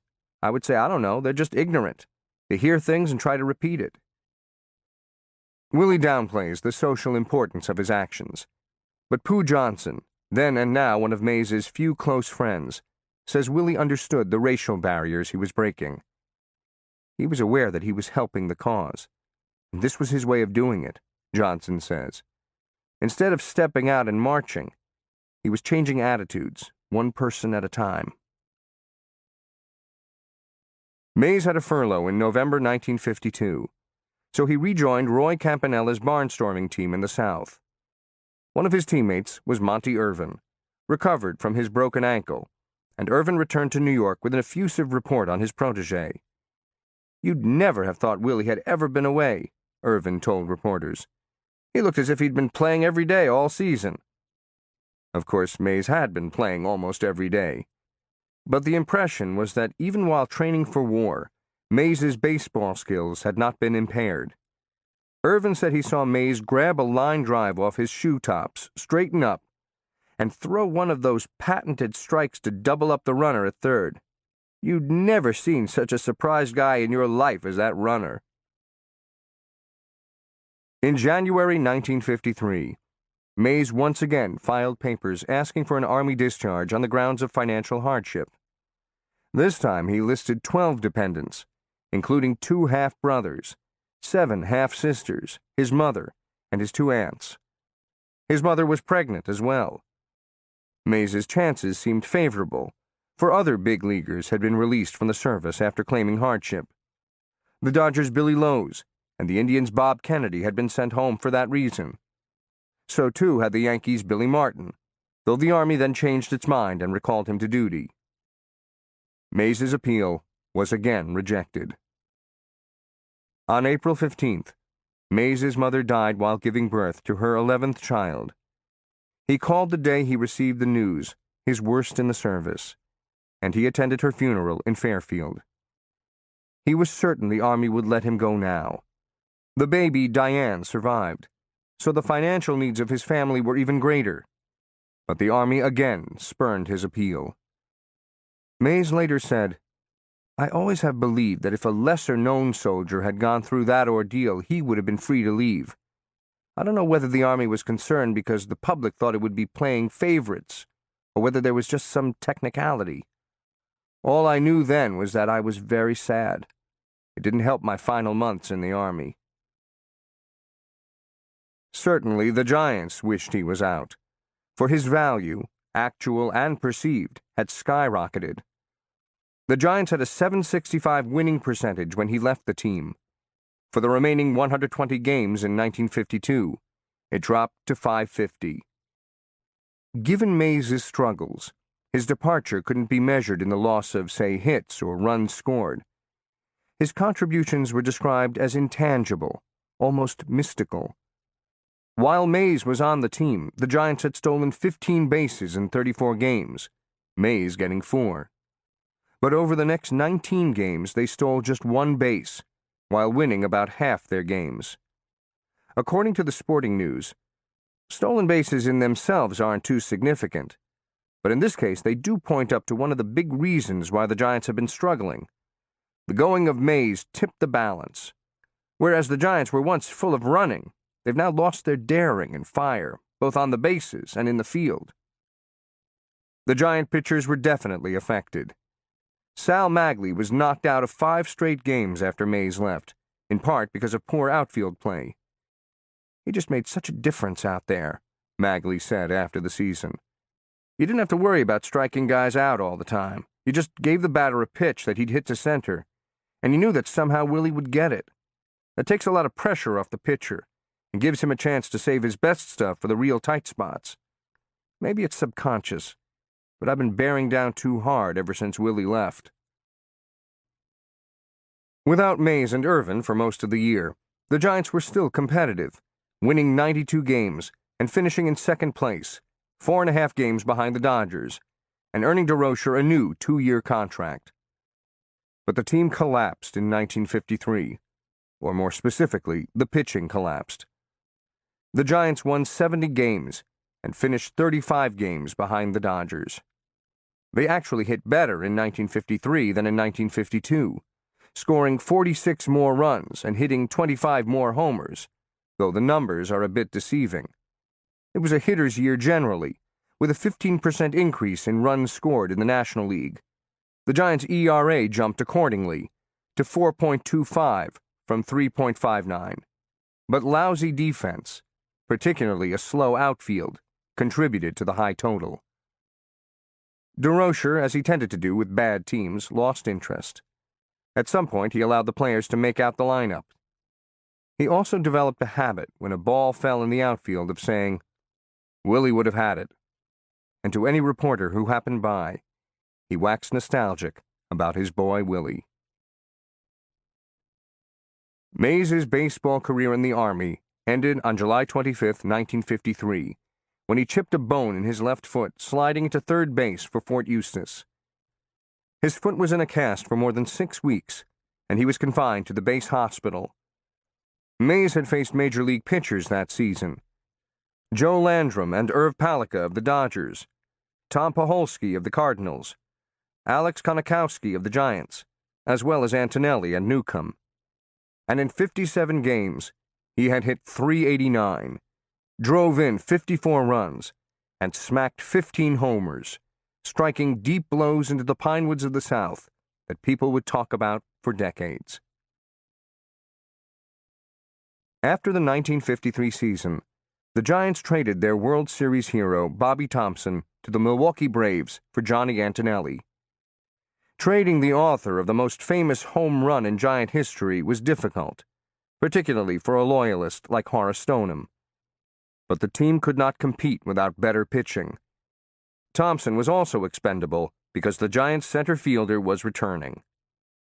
Mays's defense alone would be a lift. As the Giant publicist Gary Schumacher said, "Willie catches the triples." Others, including Vin Scully and the Dodger official Fresco Thompson, were later quoted as saying, "Willie Mays's glove, where triples go to die."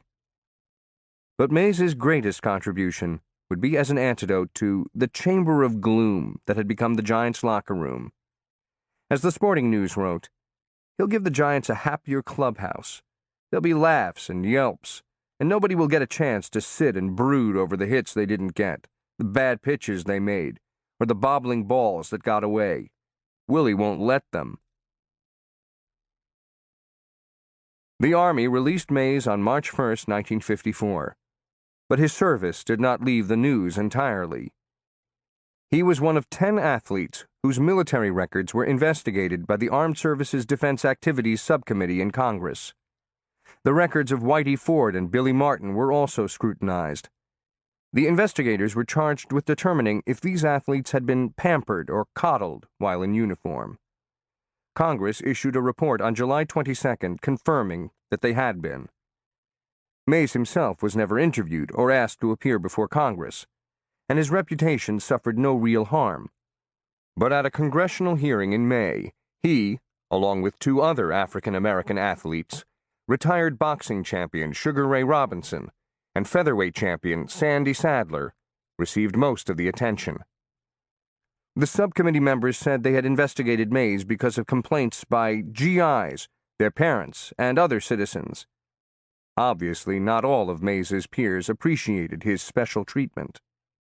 The congressional hearing conveyed the Army's corrupt handling of personnel that worked in Mays's favor. One investigator, Lloyd B. Kuhn, testified that 2 soldiers were levied for overseas duty on December 13, 1952, while Mays was passed over.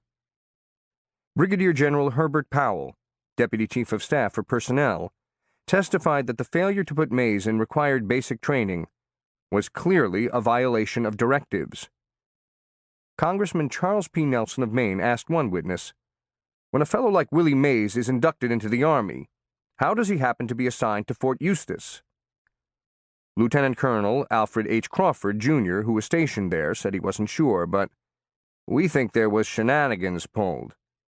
He drew a chuckle when he said, "Our ball team was mediocre, but Willie Mays was one of the finest players I've seen in my life." Neither the hearing nor the report captured the government's truly farcical treatment of Mays. He had a legitimate financial hardship case. Nonetheless, the Selective Service drafted him in part to demonstrate that it treated everyone equally. Yet the Army gave him preferred treatment at every step. For baseball's finest outfielder, it was a catch-22. Mays never even knew that he was part of a congressional investigation or a government report. Had he known, he wouldn't have cared. He had done nothing wrong, and now his Army days were over. But to his credit, he never exaggerated his military service or made himself out to be a false hero. As he said in an autobiography, "I have no pride in my Army career, but I have no apologies for it either. I did what the man said."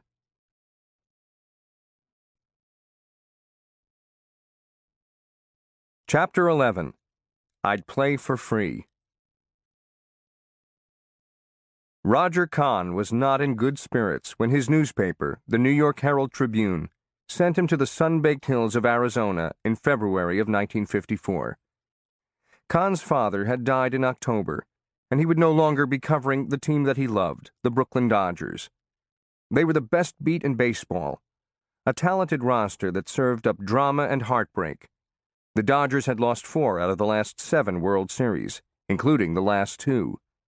And Jackie Robinson, through whom Kahn had written insightfully about bigotry in baseball and society.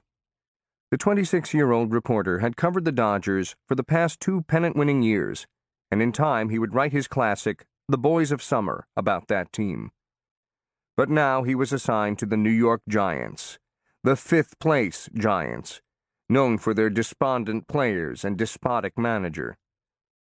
Leo DeRocher quickly shook him from his stupor. Kahn described him as cheap and obscene and devious and suspicious and wholly magnificent, whose vital exuberance renewed me. DeRocher told Kahn that he would tell him stuff that no other reporter knew, threatened to tell his boss that the young writer was a no-good, lying, cocksucking, motherfucking son of a bitch if he betrayed him, and assured Kahn that he could get movie stars to sleep with him if he just stuck with Leo. Kahn, having read Faust, declined the offer. Kahn quickly sized up the real story of spring training, the fanatical expectation of Willie Mays' return. A mythology about him had settled in. When Mays joined the Giants in 1951, the team was in 5th place. After he arrived, the team finished in 1st place. When Mays played with the Giants in 1952, they were in 1st place. Then he left, and they fell to 2nd. Then last year, they were back in 5th place. Without Mays, they had no chance. With him, they were winners. And now, with his return, they would win again. That was the assessment of Horace Stoneham and Leo DeRocher. So, too, of Chub Feeney. A graduate of Fordham Law School, he was Stoneham's nephew, so he joined the family business and became the Giants' de facto general manager. Feeney knew what day Mays would be released by the Army, so he had a habit, after a drink or two, of singing to the tune of Old Black Joe, "In 7 more days we're gonna have Willie Mays." Each day he lowered the number of days until Mays would arrive. That song, like the sandy wind, became a bane, Kahn lamented. But the Giants were again forced to hype Mays' return. Their failure in the previous year had driven fans from the Polo Grounds. In 2 years, attendance had plunged 23% to 811,518, fewer than 11,000 fans per game, and had fallen 33% since 1946. So the Giants officials pumped reporters with stories about Mays, who could revive fan interest. Meanwhile, DeRocher, who was always an outsider in Stoneham's clubby world, had lost much of his standing in the organization. He needed to win to keep his job. It was 1951 all over again, and the Giants needed the return of their savior. While Kahn was nobody's puppet, he fulfilled the Giants' wishes. On February 28th, the Sunday before Mays was to report, he wrote a story beneath the headline, "Shades of Paul Bunyan." The article read in part, "It's only human to wonder whether this is a man or Superman. Willie is 10 feet 9 inches tall. He can jump 15 feet straight up. Nobody can hit a ball over his head, of course. Willie's speed is deceptive. The best indication of it is that he's a step faster than any line drive ever hit. Willie can do more for a team's morale than Marilyn Monroe, Zsa Zsa Gabor, and Rita Hayworth, plus cash." To push the gag further, the Herald-Tribune published a doctored photograph of Mays that distorted his legs, making them twice the length of his upper body. Few players in Major League history have entered a season with Superman and Paul Bunyan as their peers. Advance ticket sales rose. It was unexpectedly cold on the morning that Mays was discharged from Fort Eustis, and the Giants dispatched Frank Forbes to retrieve him. Mays, having gained about 10 pounds of muscle, was bigger and more mature than when he'd entered the Army. But the Giants were still protecting him. Forbes met him at the gate, gave him his overcoat, and stuffed newspapers in his own shirt to stay warm. He then drove Mays to the Washington airport. That day, 4 Puerto Rican nationalists had entered the House of Representatives and opened fire from a gallery, wounding 5 legislators. With tensions high, the authorities at the airport stopped the 2 dark-skinned travelers and questioned them. Frank Forbes insisted that he and Willie Mays were just trying to get to spring training. Once cleared, they still had to wait 5 hours, but finally boarded an American Airlines flight at midnight. The next day at Giants Camp was M-Day, according to Kahn. At Phoenix Municipal Stadium, where old stands extended partway down each line and a wood fence ringed the outfield, the players were stretching and warming up for an inter-squad game. The clear sky allowed for maximum visibility, and whenever a plane appeared in the distance, someone cried, "Willie's plane!" "Feeney," Kahn said, "this is ridiculous." Not to Feeney, who sang, "In no more days we're going to have Willie Mays." Mays's plane landed in Phoenix shortly before 11 a.m., and he was met by Gary Schumacher, who picked up Mays's 2 identical suitcases. One was heavy, the other so light that he thought it was empty. "Willie, what the hell you got in these bags?" he asked. "In the heavy one, I got all my clothes," Mays said. "In the other one, just my glove and my jockstrap." Schumacher interpreted that to mean one thing. He had come to play, and he did not want his clothes tainting his baseball items. Mays went straight to the clubhouse at the ballpark. On the field, in whispers at first, the players began telling each other, "Willie's here." The first man to greet him was the clubhouse attendant Eddie Logan, followed by a gaggle of reporters and photographers. The first player to see him was Sal Magley, naked and dripping wet. "Hey, where you been?" Mays piped. "In the showers," Magley replied. "That's just what I thought," Mays said. "Knocked out again." Monty Irvin saw him next, pumped his hand, and asked, "How's your game, Roomie?" "What game?" Mays asked. Irvin smiled and shook his head. "You mean pool?" Mays asked. "Your game, Roomie," Irvin said. "I mean baseball." Photographers converged, taking pictures of Mays while he was buttoning his baseball shirt, tying his new spikes, and shaking hands with everyone in sight. He finally emerged on the runway leading to the field. Halfway up, someone yelled, "Hey, Leo, here comes your pennant." A jubilant DeRocher met him and, with his right arm around Mays's neck, almost mauled him in a bear hug. The last time Mays had seen DeRocher do that was when Bobby Thompson hit his home run.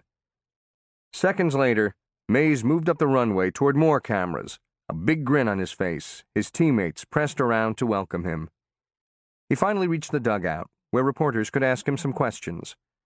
The light banter had one revealing and widely reported exchange when Mays was asked if he had signed a contract yet.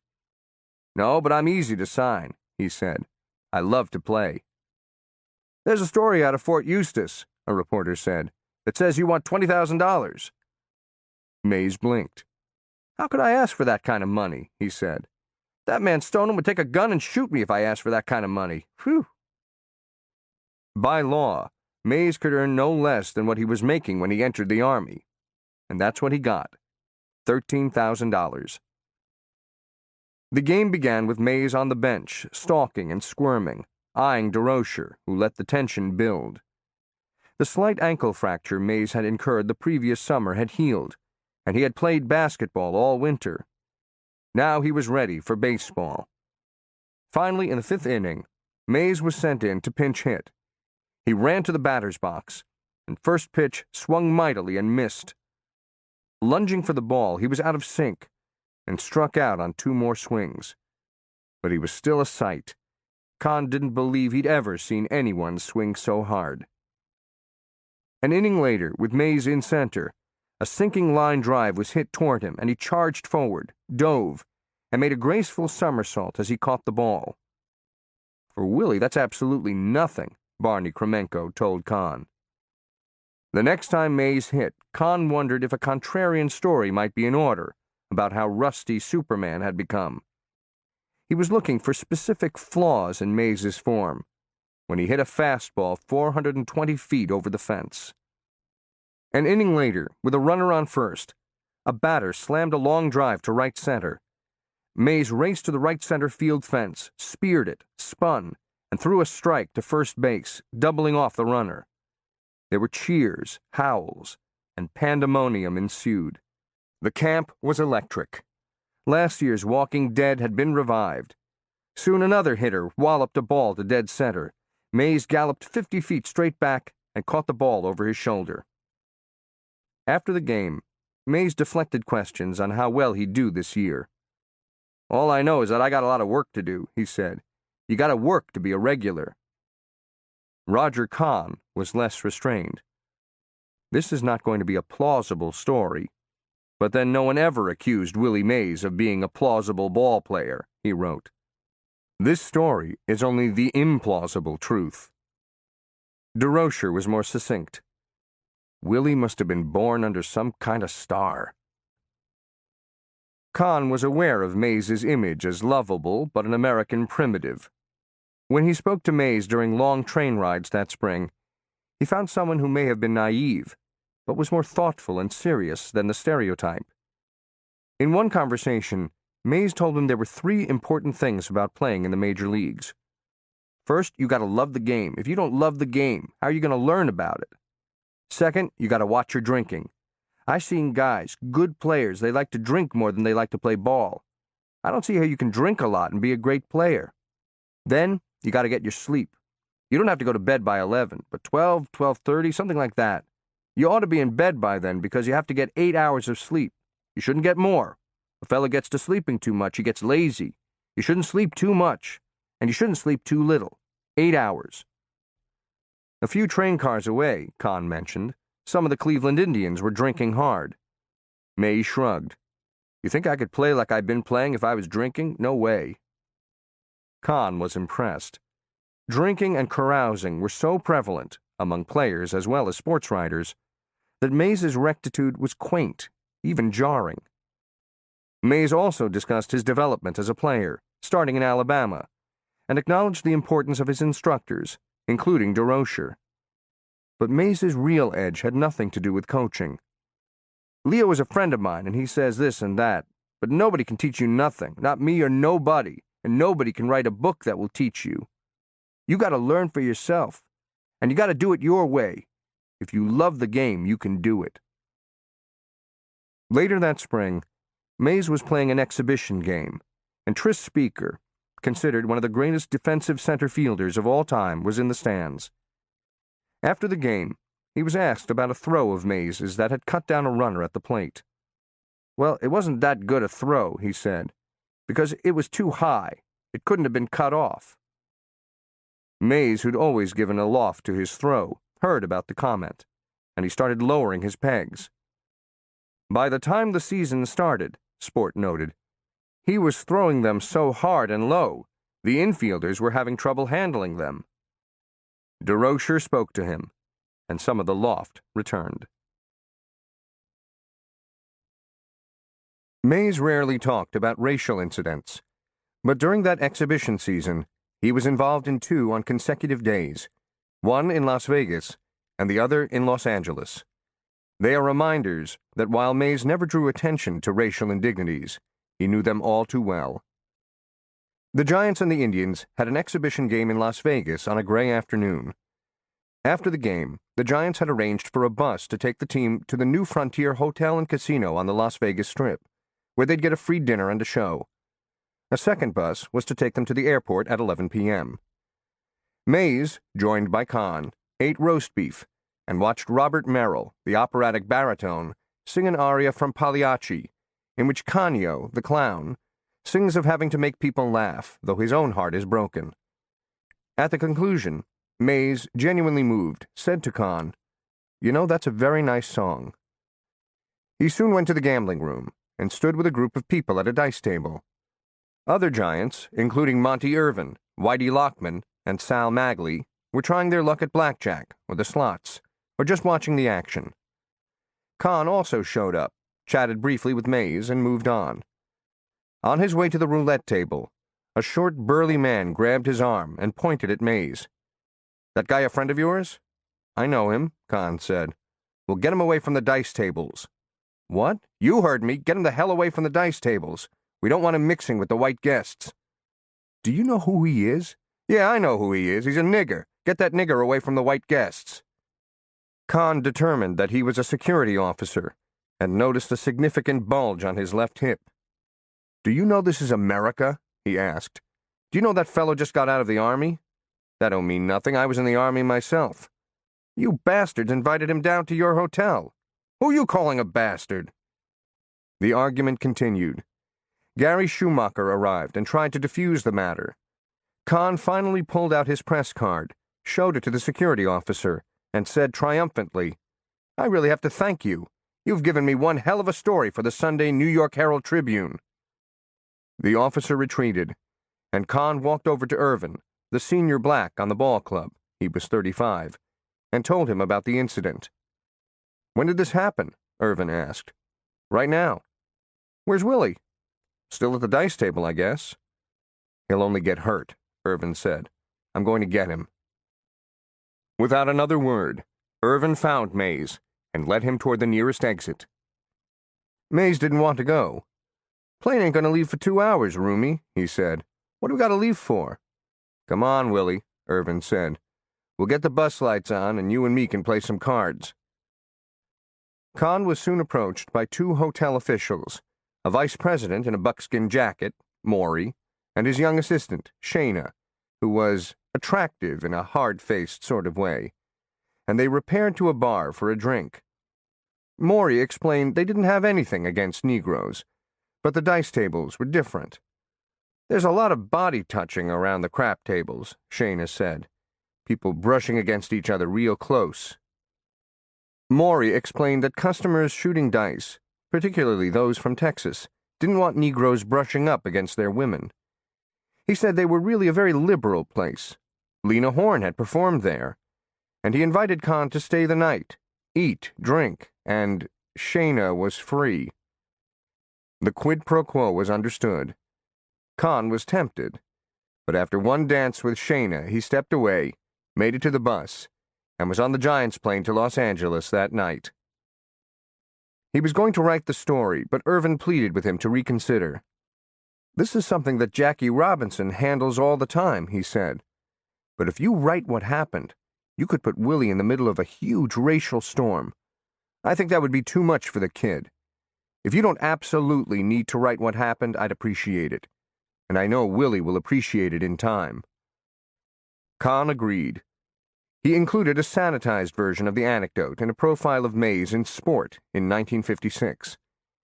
He revised the incident at the same magazine in 1969, which included the racist language. A complete account appears in his 1997 memoir, Memories of Summer.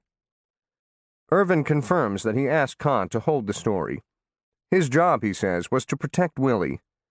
"I thought Willie wouldn't have liked it much, the racial comments," he says. In 1996, Con visited Mays in Atherton, California, and he broached the Las Vegas incident for the first time. Mays told him that DeRocher had filled him in shortly after it occurred. Con complained that he didn't get to write the story for his paper, or take a shower with the girl. "What can I tell you?" Mays laughed. "You're on your own." But then he turned serious. "There is something I can tell you. One word. Thanks. I wasn't much for controversy. Not then, not now either. I guess not ever."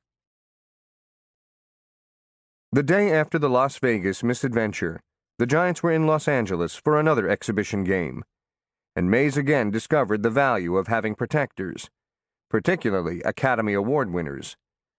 This time the team was at the Biltmore Hotel, with Mays sharing a room with Irvin. A cousin of Mays's called and asked if she and a girlfriend could stop by. Mays said yes. 5 minutes after they got to the room, the phone rang. It was the house detective, who told Mays that he could not have any women in his room, and if he did, he would have to leave the door open. "What the hell are you talking about?" Mays asked. He explained the guests were his cousin and a friend of hers. "You want me to keep my door ajar? Are you out of your mind?" The door stayed shut. Several minutes later, there was a knock. Mays opened the door to the house detective. "You can't have a female in this room with the door shut," he said. Mays asked how he even knew anyone was in the room. "I trailed her," the detective said. "Do you trail everyone?" "This is the way it is." At that point, Mays's cousin said she didn't want to get him in trouble, and she and her friend left. Later that day, Irvin told DeRocher what had happened. DeRocher had plenty of friends in Hollywood, and the next day, one of them showed up. Frank Sinatra, who had just won the Academy Award for Best Supporting Actor in From Here to Eternity. He apologized profusely to Mays for the embarrassment and said he would make sure such a thing never happened again. The hotel manager apologized as well. Mays thanked Sinatra for his help.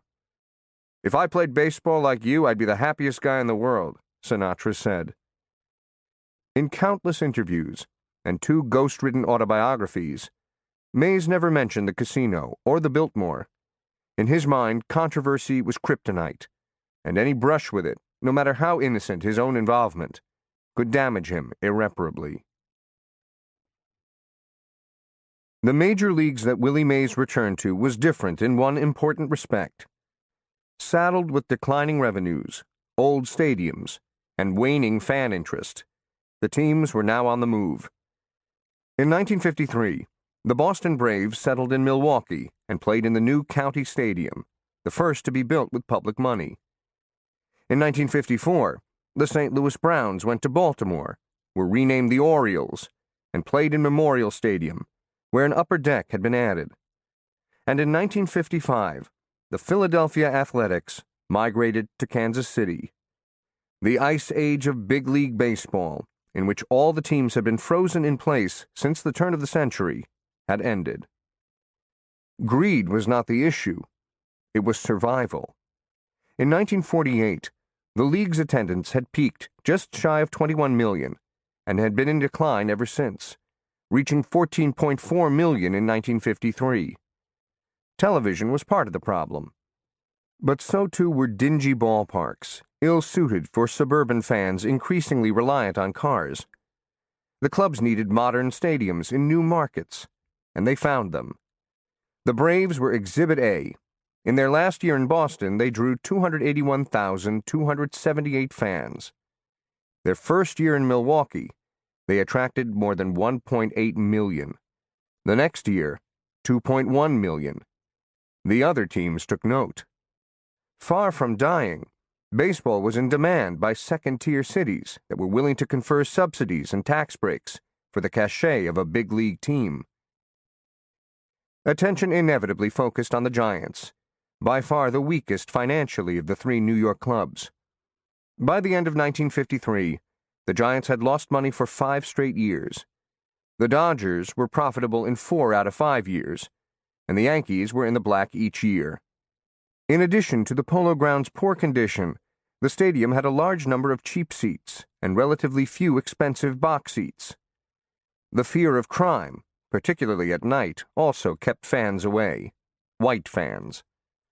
Those fears, legitimate or otherwise, were inflamed after a game on July 4, 1950, when a spectator was shot dead by a youth who fired a .22 caliber gun in a haphazard fashion from the edge of Coogan's Bluff. Rumors of the Giants' departure began to circulate in 1954, fueled in part by DeRocher, who said they ought to move to San Francisco. Speculation about the Dodgers was equally rampant. Their efforts to get government money for a new stadium had been unsuccessful, and they were convinced that Ebbets Field was not viable economically. Horace Stoneham, in an interview in the Sporting News in November, staunched the rumors of the Giants leaving town. He said the team had a lease on the property until 1963, and there was no chance for a shift. The Sporting News seemed to agree, noting that Stoneham is as much a New York man as DeRocher is a Hollywood lover. The Giants' financial struggles were the furthest thing from Willie Mays' mind on opening day at the Polo Grounds on April 13, 1954. In effect, his second debut. He knew full well how much success the city's two other center fielders had enjoyed in his absence.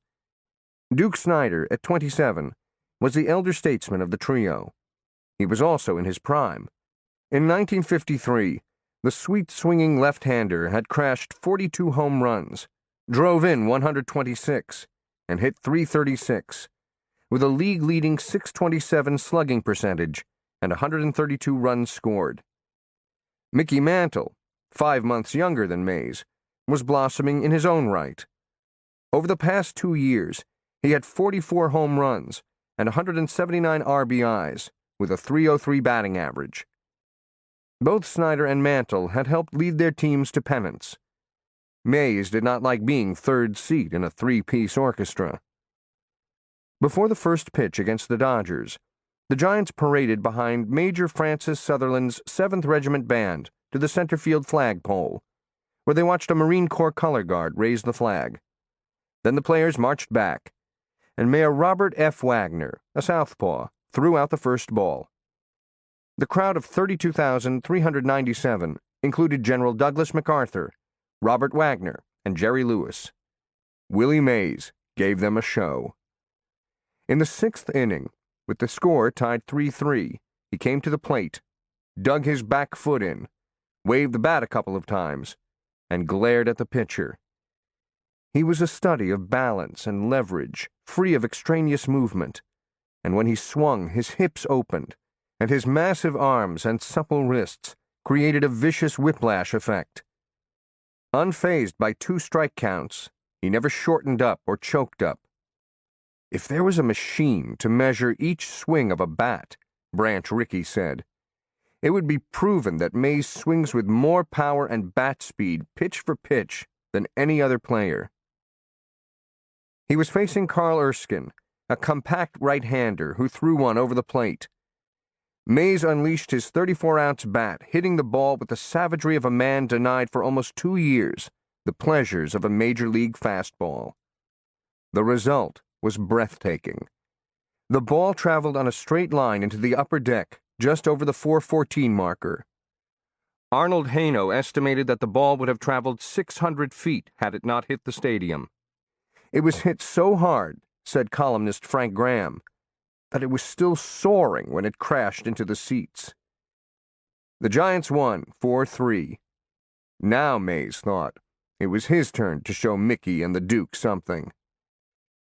The homer was both the climax to all the preseason hype and the opening salvo of a year-long publicity binge.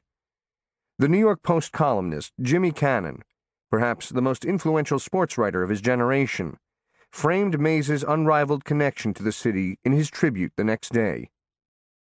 You're Willie Mays of Fairfield, Alabama, who is part of the small talk of New York, Cannon wrote. This shall be your city as long as your talent lasts. Kids forget the squalor of their childhood as they emulate the shambling urgency of your gait. They speak as though you lived on the same block with them. Cannon said Mays did far more than entertain the fans at the Polo Grounds.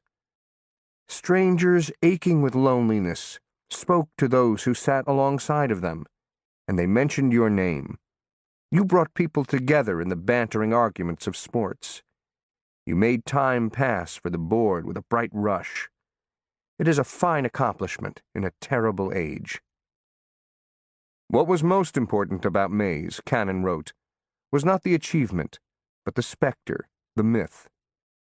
Your frantic image dashed across the screens of television sets in living rooms decorated with splendor you wouldn't believe. You've become a metropolitan fable, told in saloons and pool rooms, and related on street corners, in home and playground. The headline was, You're Willie Mays, a young legend.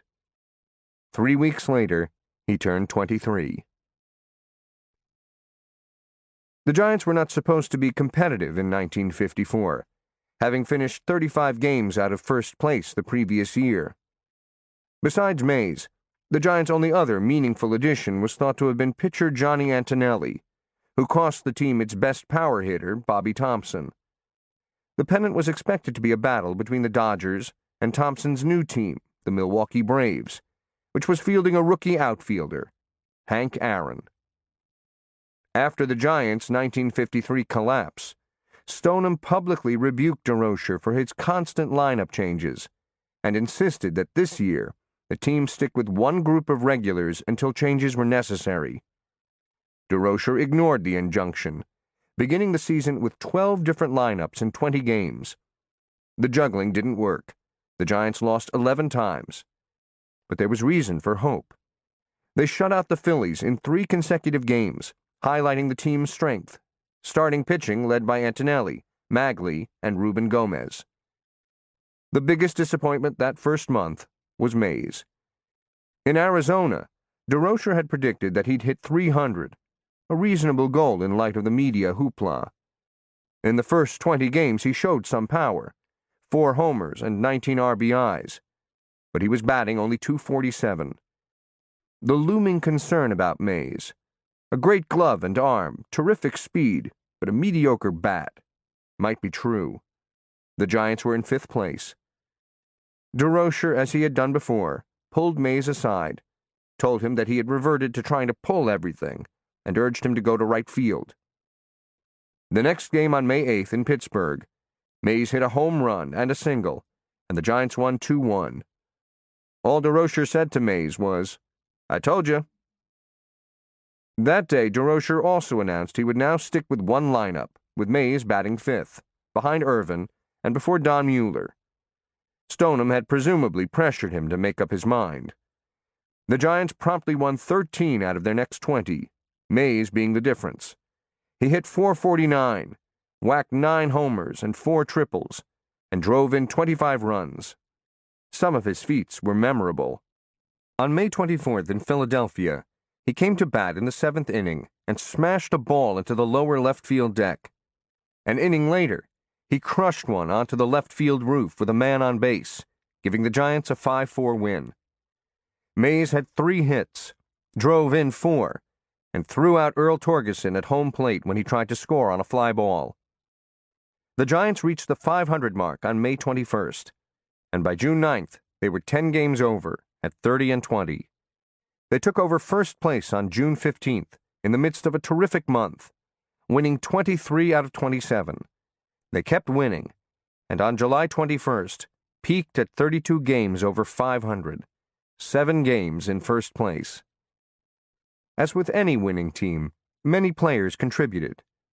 Don Mueller, a left-hander known for his scientific place hitting, would lead the league in hits with 212. Alvin Dark, the captain, hit a solid .293 and was steady at short.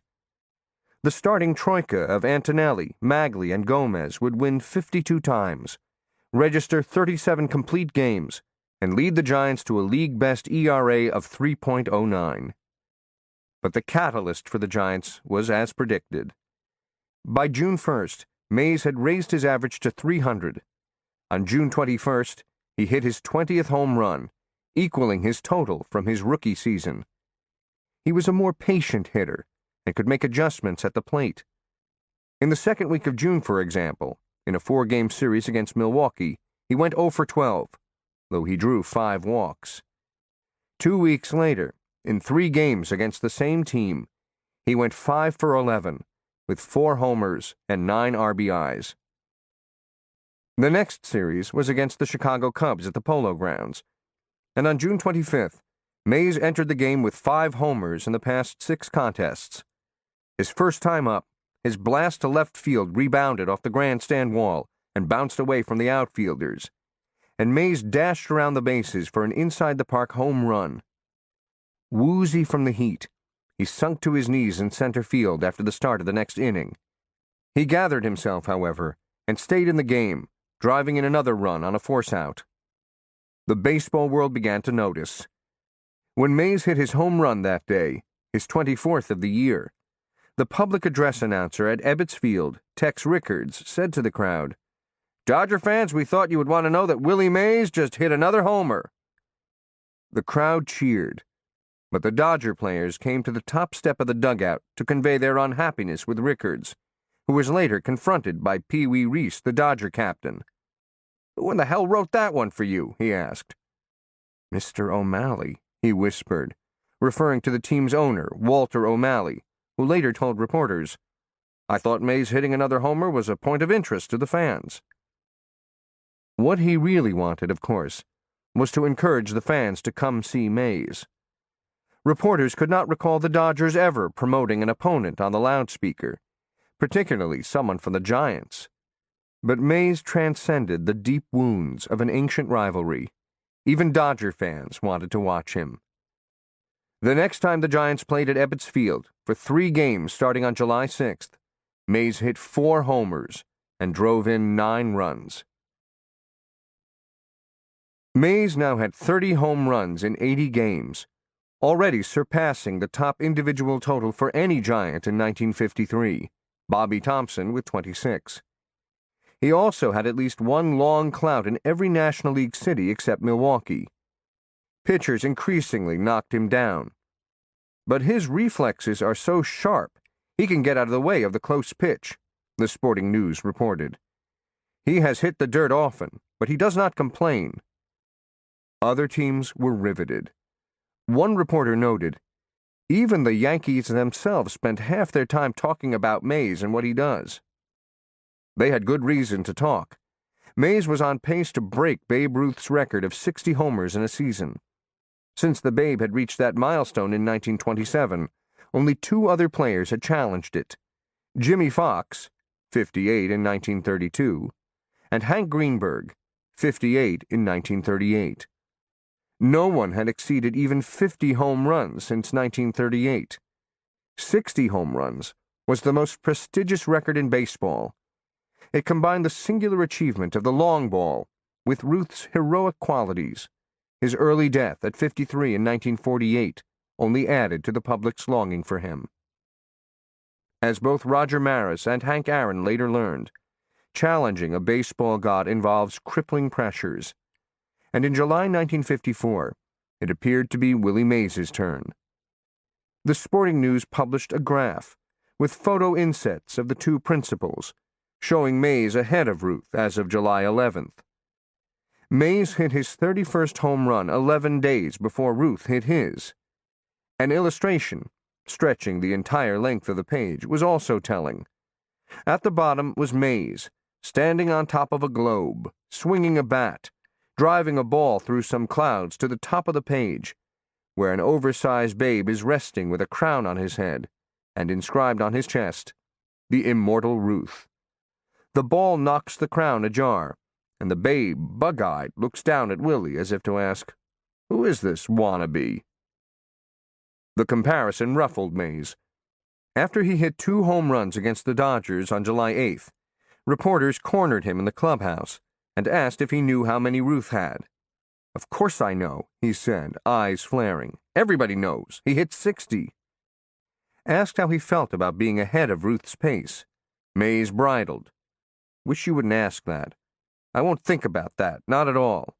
When you think about home runs, you go up and swing too hard and it's a strikeout.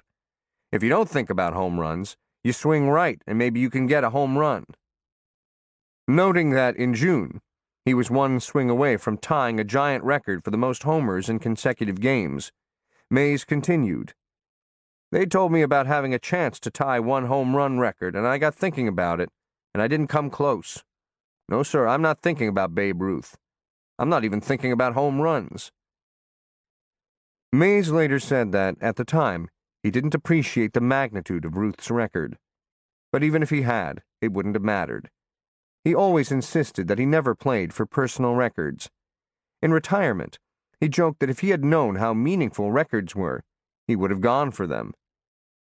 Mays did read the newspaper stories that compared him to Ruth, and for that matter, Ty Cobb, Tris Speaker, and other greats. But he always seemed more mystified than impressed. "That's funny stuff," he'd say, "real funny stuff." But he also acknowledged that he felt the pressure. "For the first time," he later said, "I had the feeling that people were going to be disappointed in me if I didn't do something. I felt defensive." After the tense interview at Ebbets Field, Mays hit only 3 home runs over the next 11 games, and Frank Forbes noticed the connection. When reporters started asking him a lot of statistical things like Willie break Babe Ruth's record and things like that, he recalled. He didn't come out and say anything, but these questions put things in his head. And I noticed that week he was trying for the long ball more often, and so he was striking out more than usual. The routine was broken up by the All-Star game in Cleveland on July 13th. Mays was selected for the first time, and he, like most of his peers, took the game as seriously as any regular season contest. To play with and against the best players was an honor, a responsibility. In his first game, Mays came off the bench and singled in 2 at-bats, but his presence alone had an impact. Braves manager Charlie Grimm said after the game, "Willie Mays is the only ball player who can help a team just by riding on the bus with them." But the best line of the year went to a sports writer from St. Louis, who, noticing a shiny object on the grass in center field, said, "Look, Mays just lost his halo." If 1954 marked some of Mays's greatest achievements, it also represented one of his saddest moments. His Aunt Sarah had developed cervical cancer 5 years earlier, and she battled it bravely as Willie followed her condition at a distance. When the cancer spread to her lungs, she could no longer fight it. Willie knew Sarah was in the hospital, and before a game on July 17th in St. Louis, asked Eddie Brannick, the traveling secretary, to stay apprised of her condition.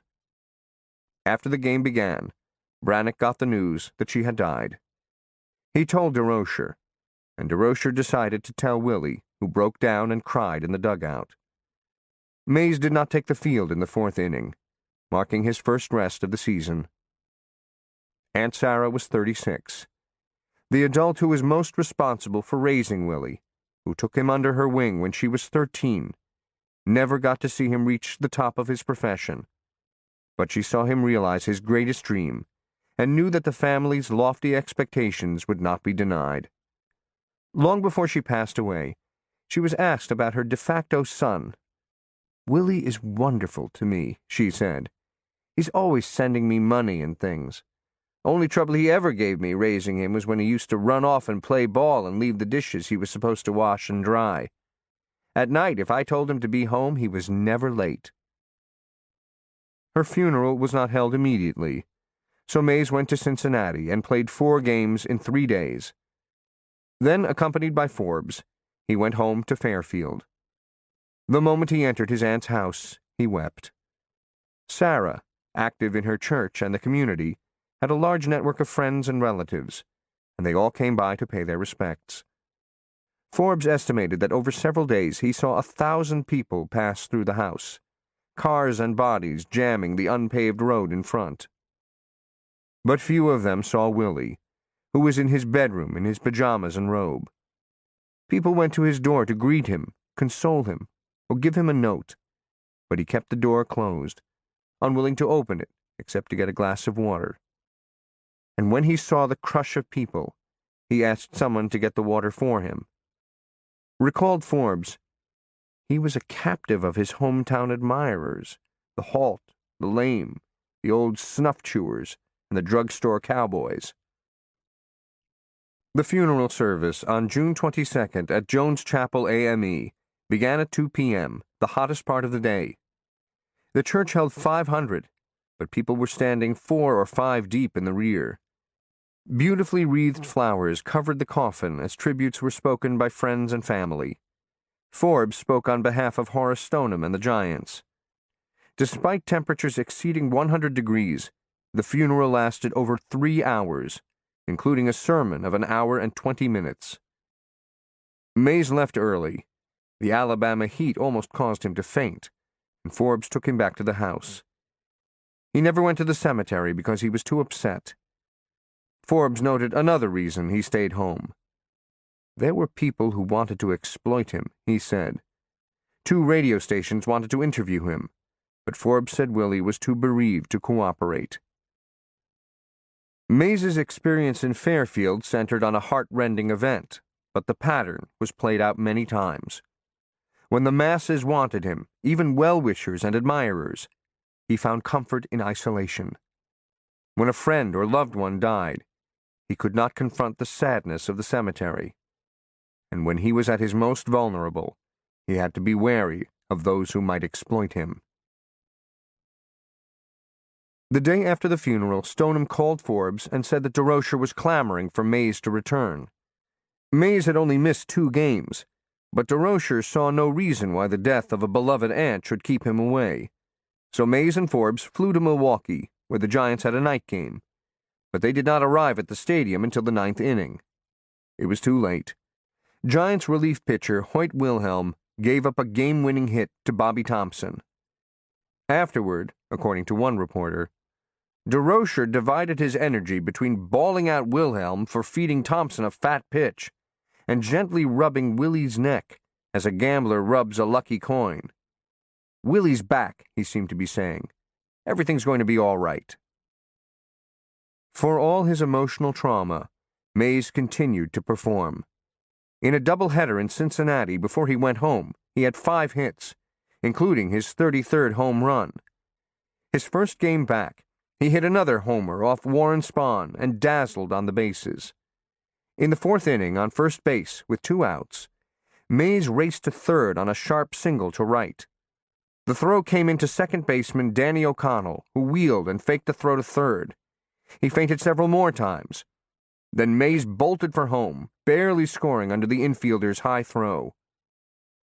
Mays said that baseball revived him. He would hit 2 more home runs over the next 4 games.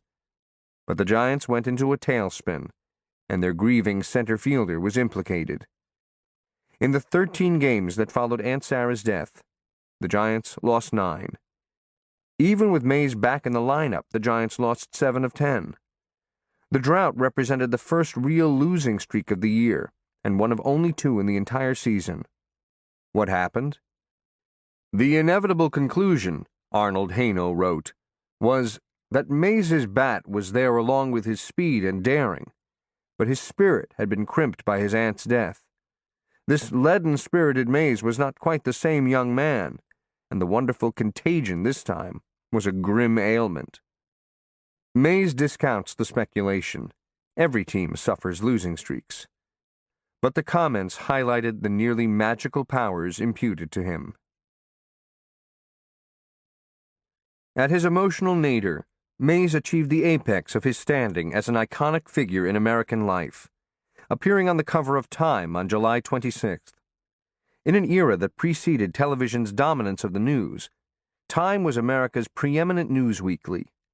Its cover, the most valuable real estate in journalism. Only newsmakers, historical figures, and the occasional legend appeared there. J. Robert Oppenheimer, Joseph McCarthy, and Humphrey Bogart were so honored in 1954, Jackie Robinson in 1947, Martin Luther King Jr. in 1957.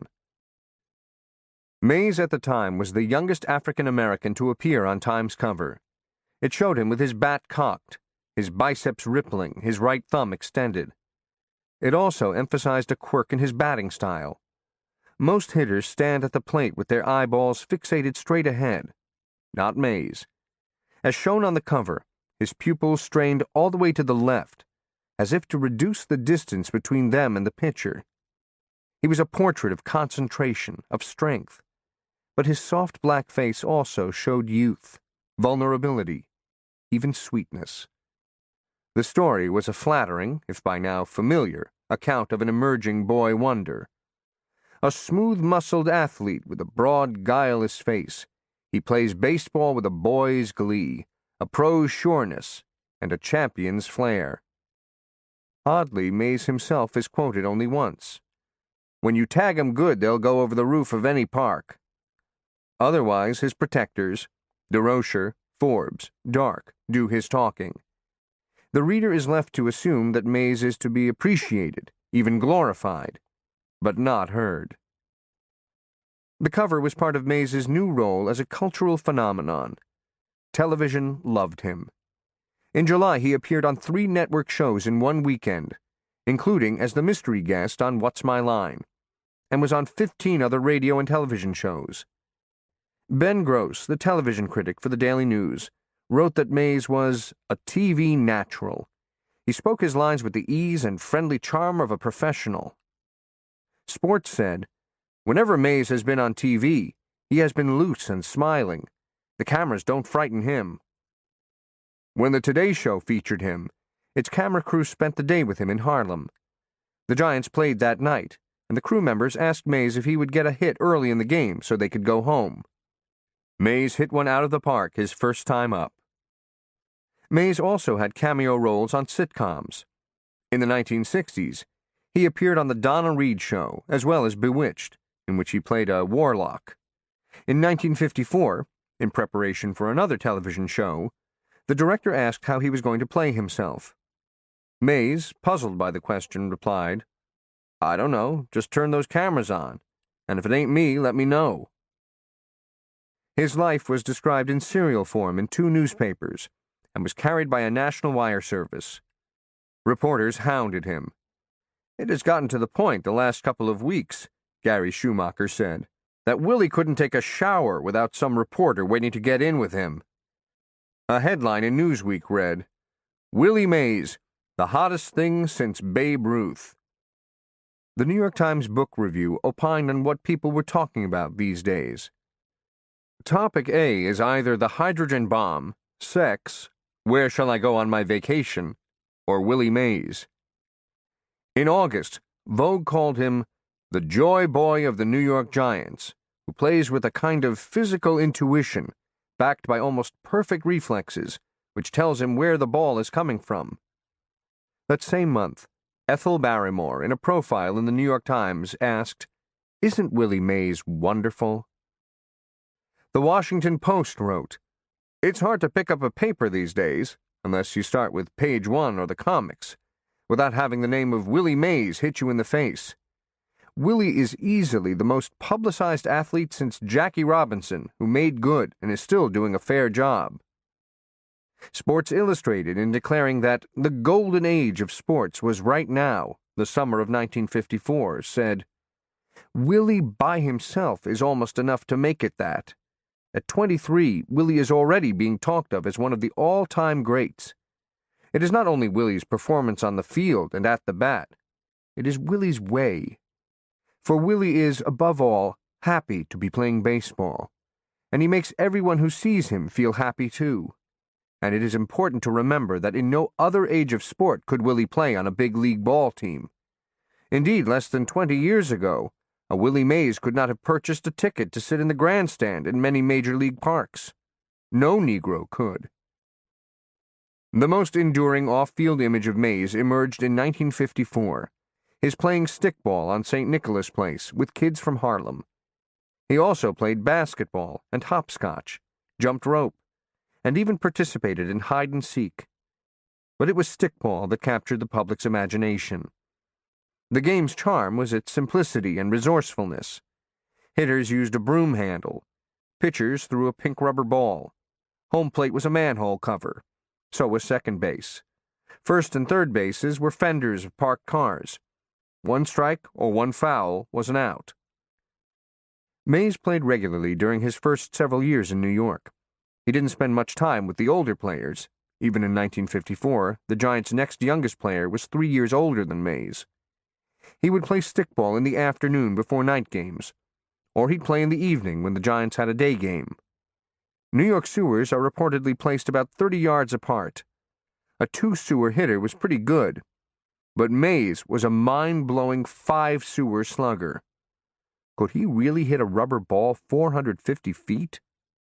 Who knows, but a report that he could hit the ball 6 sewers was a definite exaggeration. Monty Irvin thought Mays was going to damage his swing, but Mays thought the thinner bat and smaller ball helped his hand-eye coordination. Mrs. Gooseby watched Mays from the window of her first-floor apartment and called him in for dinner, but she couldn't always keep him on schedule. As a rookie, he once lost track of time, and with a real game about to start, DeRocher sent Forbes to look for him. He found Willie on a manhole cover. His neighborhood diversion would have gone unnoticed, but one day a newspaper photographer showed up and took his picture swinging the broomstick. A new angle on America's newest hero. No fewer than 6 national magazines, including Time and Newsweek, soon ran stories or photographs of Mays playing stickball. Collier's ran a 4-page photo essay on the subject. The headline, "Willie's best hits aren't for the Giants." The game itself reflected the gritty resolve of the participants. They played in the Harlem streets, after all, because there were no parks nearby. They used a broomstick, sawed off 6 inches, with tape at the end for a handle because they had no bats. They used manhole covers because they had no fields with actual bases. The stories reaffirmed the existing stereotype of Mays, a childlike man with childlike tastes, while adding to his cult status. Though a full-blown celebrity, he was still of the city, part of the streetscape, approachable and engaging. As described in Collier's, one night a patrolman yelled to him, "Cut that out, Mays, I'm a Dodger fan and I don't want you practicing nights." Mays giggled and sang out, "You a Dodger fan? Man, I'm sorry for you." The coverage showed Mays's legitimate fondness for children and his recognition of their needs. A 9-year-old named Gabriel Moses told Collier's, "Willie will play catch with us younger kids when the big fellers aren't around. He's always telling us, 'Throw harder, throw harder.' How do you expect to be a big leaguer if you don't throw hard? He's nice to us kids, takes us for sodas and all that. No swelled head with Willie." Added 14-year-old Carl Martin, "He doesn't let us think he's too great. He's a nice, friendly guy." Collier swooned. Willie's influence for good on the small fry of Harlem, not only in stickball, but in his casual contacts with them, is almost immeasurable. The most completely unaffected athlete to come along in a generation, Willie is friendly as a kitten, and gracious almost to the point of ceremonious politeness. Besides, how would you feel as a kid if you had a real big leaguer on your block who played ball with you, chatted with you, joked with you, and treated you as an equal? Boys are hero worshippers, but few of them get a close-up of their idol, the way the kids do along St. Nicholas Place. To millions of American kids, Collier's concluded, Mays already has replaced Superman and Captain Video. Mays's inroads with adults was also strong. From the time he was a rookie, he had been represented by Art Flynn Associates, an advertising and publicity firm whose principal was Stonem's friend. "I want my boy well protected," Stoneham told Flynn in 1951. "Can you handle it?" Flynn, having represented Ty Cobb and Joe DiMaggio, certainly could. Among other things, he developed an orange brochure touting the amazing Willie Mays, and by 1954, he was charging between $500 and $1,000 for each radio and television appearance. He had also arranged endorsements for Minute Maid frozen juices, $700, Foster Grant sunglasses, $3,000, and Grove Furniture, $750. Wheaties, Polaroid cameras, and McGregor sporting goods soon followed. Flynn said that no second-year player in history, including Ty Cobb, Babe Ruth, Ted Williams, Joe DiMaggio, and Stan Musial, had been in such demand. Speaking requests poured in from unlikely outposts. The publisher of the Lethbridge Herald in Alberta, Canada, for example, invited Mays to speak at the annual Kinsman's Sportsman's Dinner, but the Kinsman's Club couldn't pay the $1,000 fee. Musical tributes raised Mays's profile even further. 3 songs about him were released in 1954, including Amazing Willie Mays by the King Odom Quartet and Say Hey Willie Mays by the Wanderers. The most famous, Say Hey, the Willie Mays song by the Treniers, a rhythm and blues group from Mobile, Alabama, featured Mays himself with several lines. The recording session was supervised by a young Quincy Jones. At the beginning of the song, Mays settles an argument among fans over whose ball it is. "It's Monty Irvin's," Mays cries. At the end of What Do You Say, Mays chimes in gleefully, "Say hey." The upbeat lyric captured the moment and the man, and became the audio corollary, heard in most any documentary about Mays, to the images of his World Series catch. The actress Tallulah Bankhead reflected on Mays' dramatic qualities in a look essay, What is So Rare About Willie Mays? Bankhead acknowledges that she's a rabid Giants fan, in part because she finds all the other teams lacking. Who would root for the harmless Cubs, she asks. The Cubs are cute. Or the Dodgers. I have never dodged anything in my life. Cincinnati, too many Republicans. Her greatest passion was number 24. Everything he does on the field has a theatrical quality. Even when he strikes out, he can put on a show. In the terms of my trade, Willie lifts the mortgage 5 minutes before the curtain falls. He rescues the heroine from the railroad tracks, just as she's about to be sliced up by the Midnight Express. He routs the villain when all seems lost. Bankhead also noted, there have been two geniuses, Willie Mays and Willie Shakespeare. Mays's image of youth, bordering on gullibility or callowness, was deeply embedded in the media coverage, and in some ways he was complicit. The Herald Tribune, for example, published a lengthy story in September by Mays, as told to a reporter, I'd play for nothing. Mays not only said he would play for nothing, but I'd play ball even if they charged me. An endearing comment, perhaps, but one that made him look like a naif. Mays recounted his signing of his contract on the first day of spring training that year.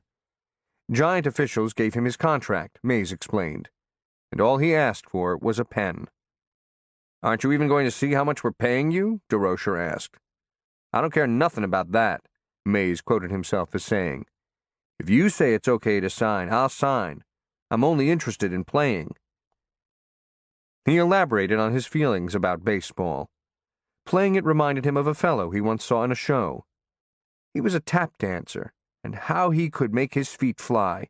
He was having so much fun at his work and enjoying himself so much. I never saw anything like it. When the folks applauded him, he just kept dancing away. All he'd do was laugh and say, it's a shame to take the money. Of course, he said it to get a laugh, but I could tell he meant it all the same. And that's sort of the way I feel about baseball. Mays spoke from the heart. He did trust DeRocher with his contract. He probably would have played for free.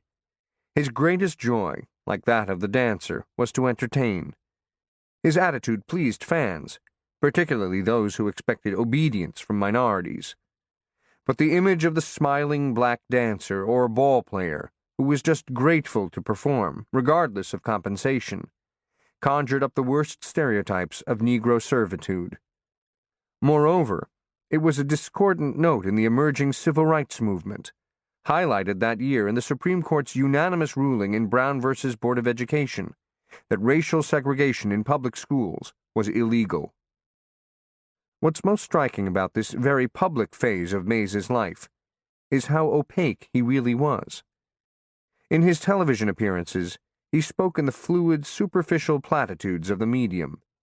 The dozens of articles on him rarely revealed his inner life or what he thought of his own improbable celebrity. Most hewed to the narrative of Mays as the uncomplicated Negro, the uncalculating lad, or, as Sport called him, this playful, laughing boy from the steel mill country of Alabama. Mays himself was not one to volunteer information except on baseball and the Giants. He was physically expressive, but not communicative. Sport described him. You get to know him and learn things about him because his emotions are on the surface, showing through his face and eyes and quick smile.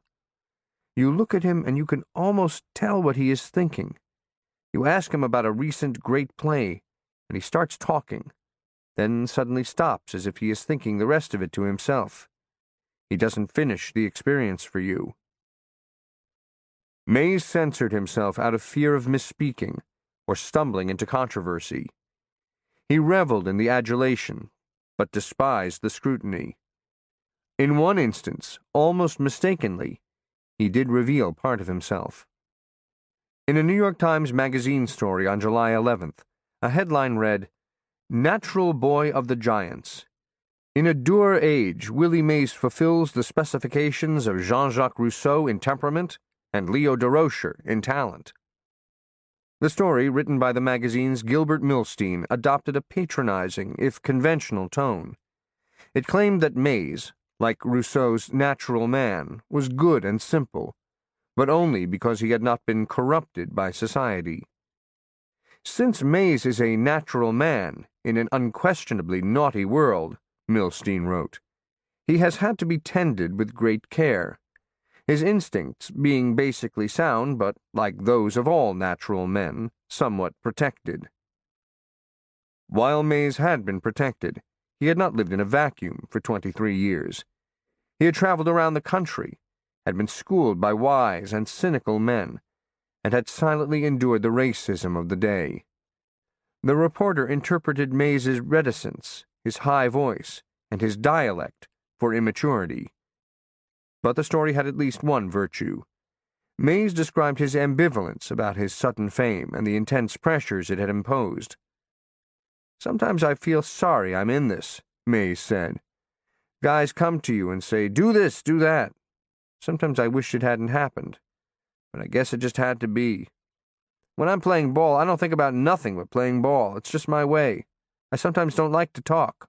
I don't come out to the ballpark to talk to a lot of guys at once." Mays wasn't a natural boy. He was a shy young man, trying to please everyone in a world that wanted more than he could give. His refuge, his solace, was between the lines, and in 1954, he gave more than anyone could have imagined. Chapter 12. The Catch. Leo Durocher had been thinking. Before a game against the Cardinals on July 27th, he called Mays into his office and closed the door. "Willie, I want you to do something for me in the ball club," he said. "What's up?" "I want you to stop going for home runs." He explained that many of his home runs were with the bases empty, so if he got more hits and were on base more often, the team could produce more runs with Irvin or Thompson driving him in. That night, Durocher moved Mays to the third spot in the order.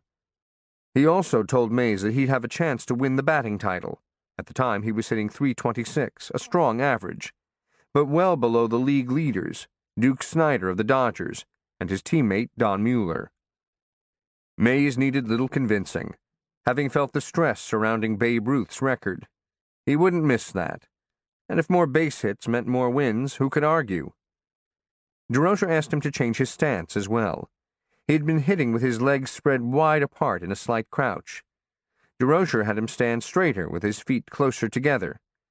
Pitchers knew his power had been against high inside deliveries, so they were keeping the ball down and away.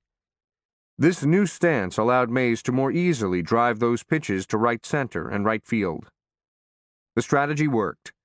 Mays hit his 36th home run on July 28th, but in the next 55 games, he hit only 5 more, one of which was inside the park. He also hit .379 over that stretch, including a 21-game hitting streak, putting himself in the thick of the batting race. Mays has always insisted that his transformation that year, from a slugger to a high-percentage hitter, was Durocher's doing. It's also possible that pitchers made adjustments and forced Mays to hit to the opposite field. By throwing outside, they prevented Mays from pulling cheap home runs down the left field line, and he was content to slash the ball the other way. A more intriguing question is whether Durocher urged Mays to change his batting style to protect him. He surely recognized the emotional toll that the Ruth chase had already taken on Mays.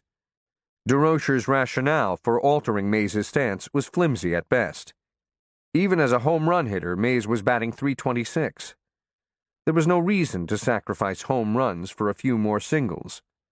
Unless, of course, the stress to hit those home runs would reduce their frequency. Durocher knew that if Mays continued his assault on Ruth, the pressure would intensify. Having played with Ruth, Durocher appreciated his hold on the country, and he also understood America's racial divisions. He may well have foreseen the ugliness that would confront Hank Aaron, who received death threats when he broke Ruth's career home run record 20 years later.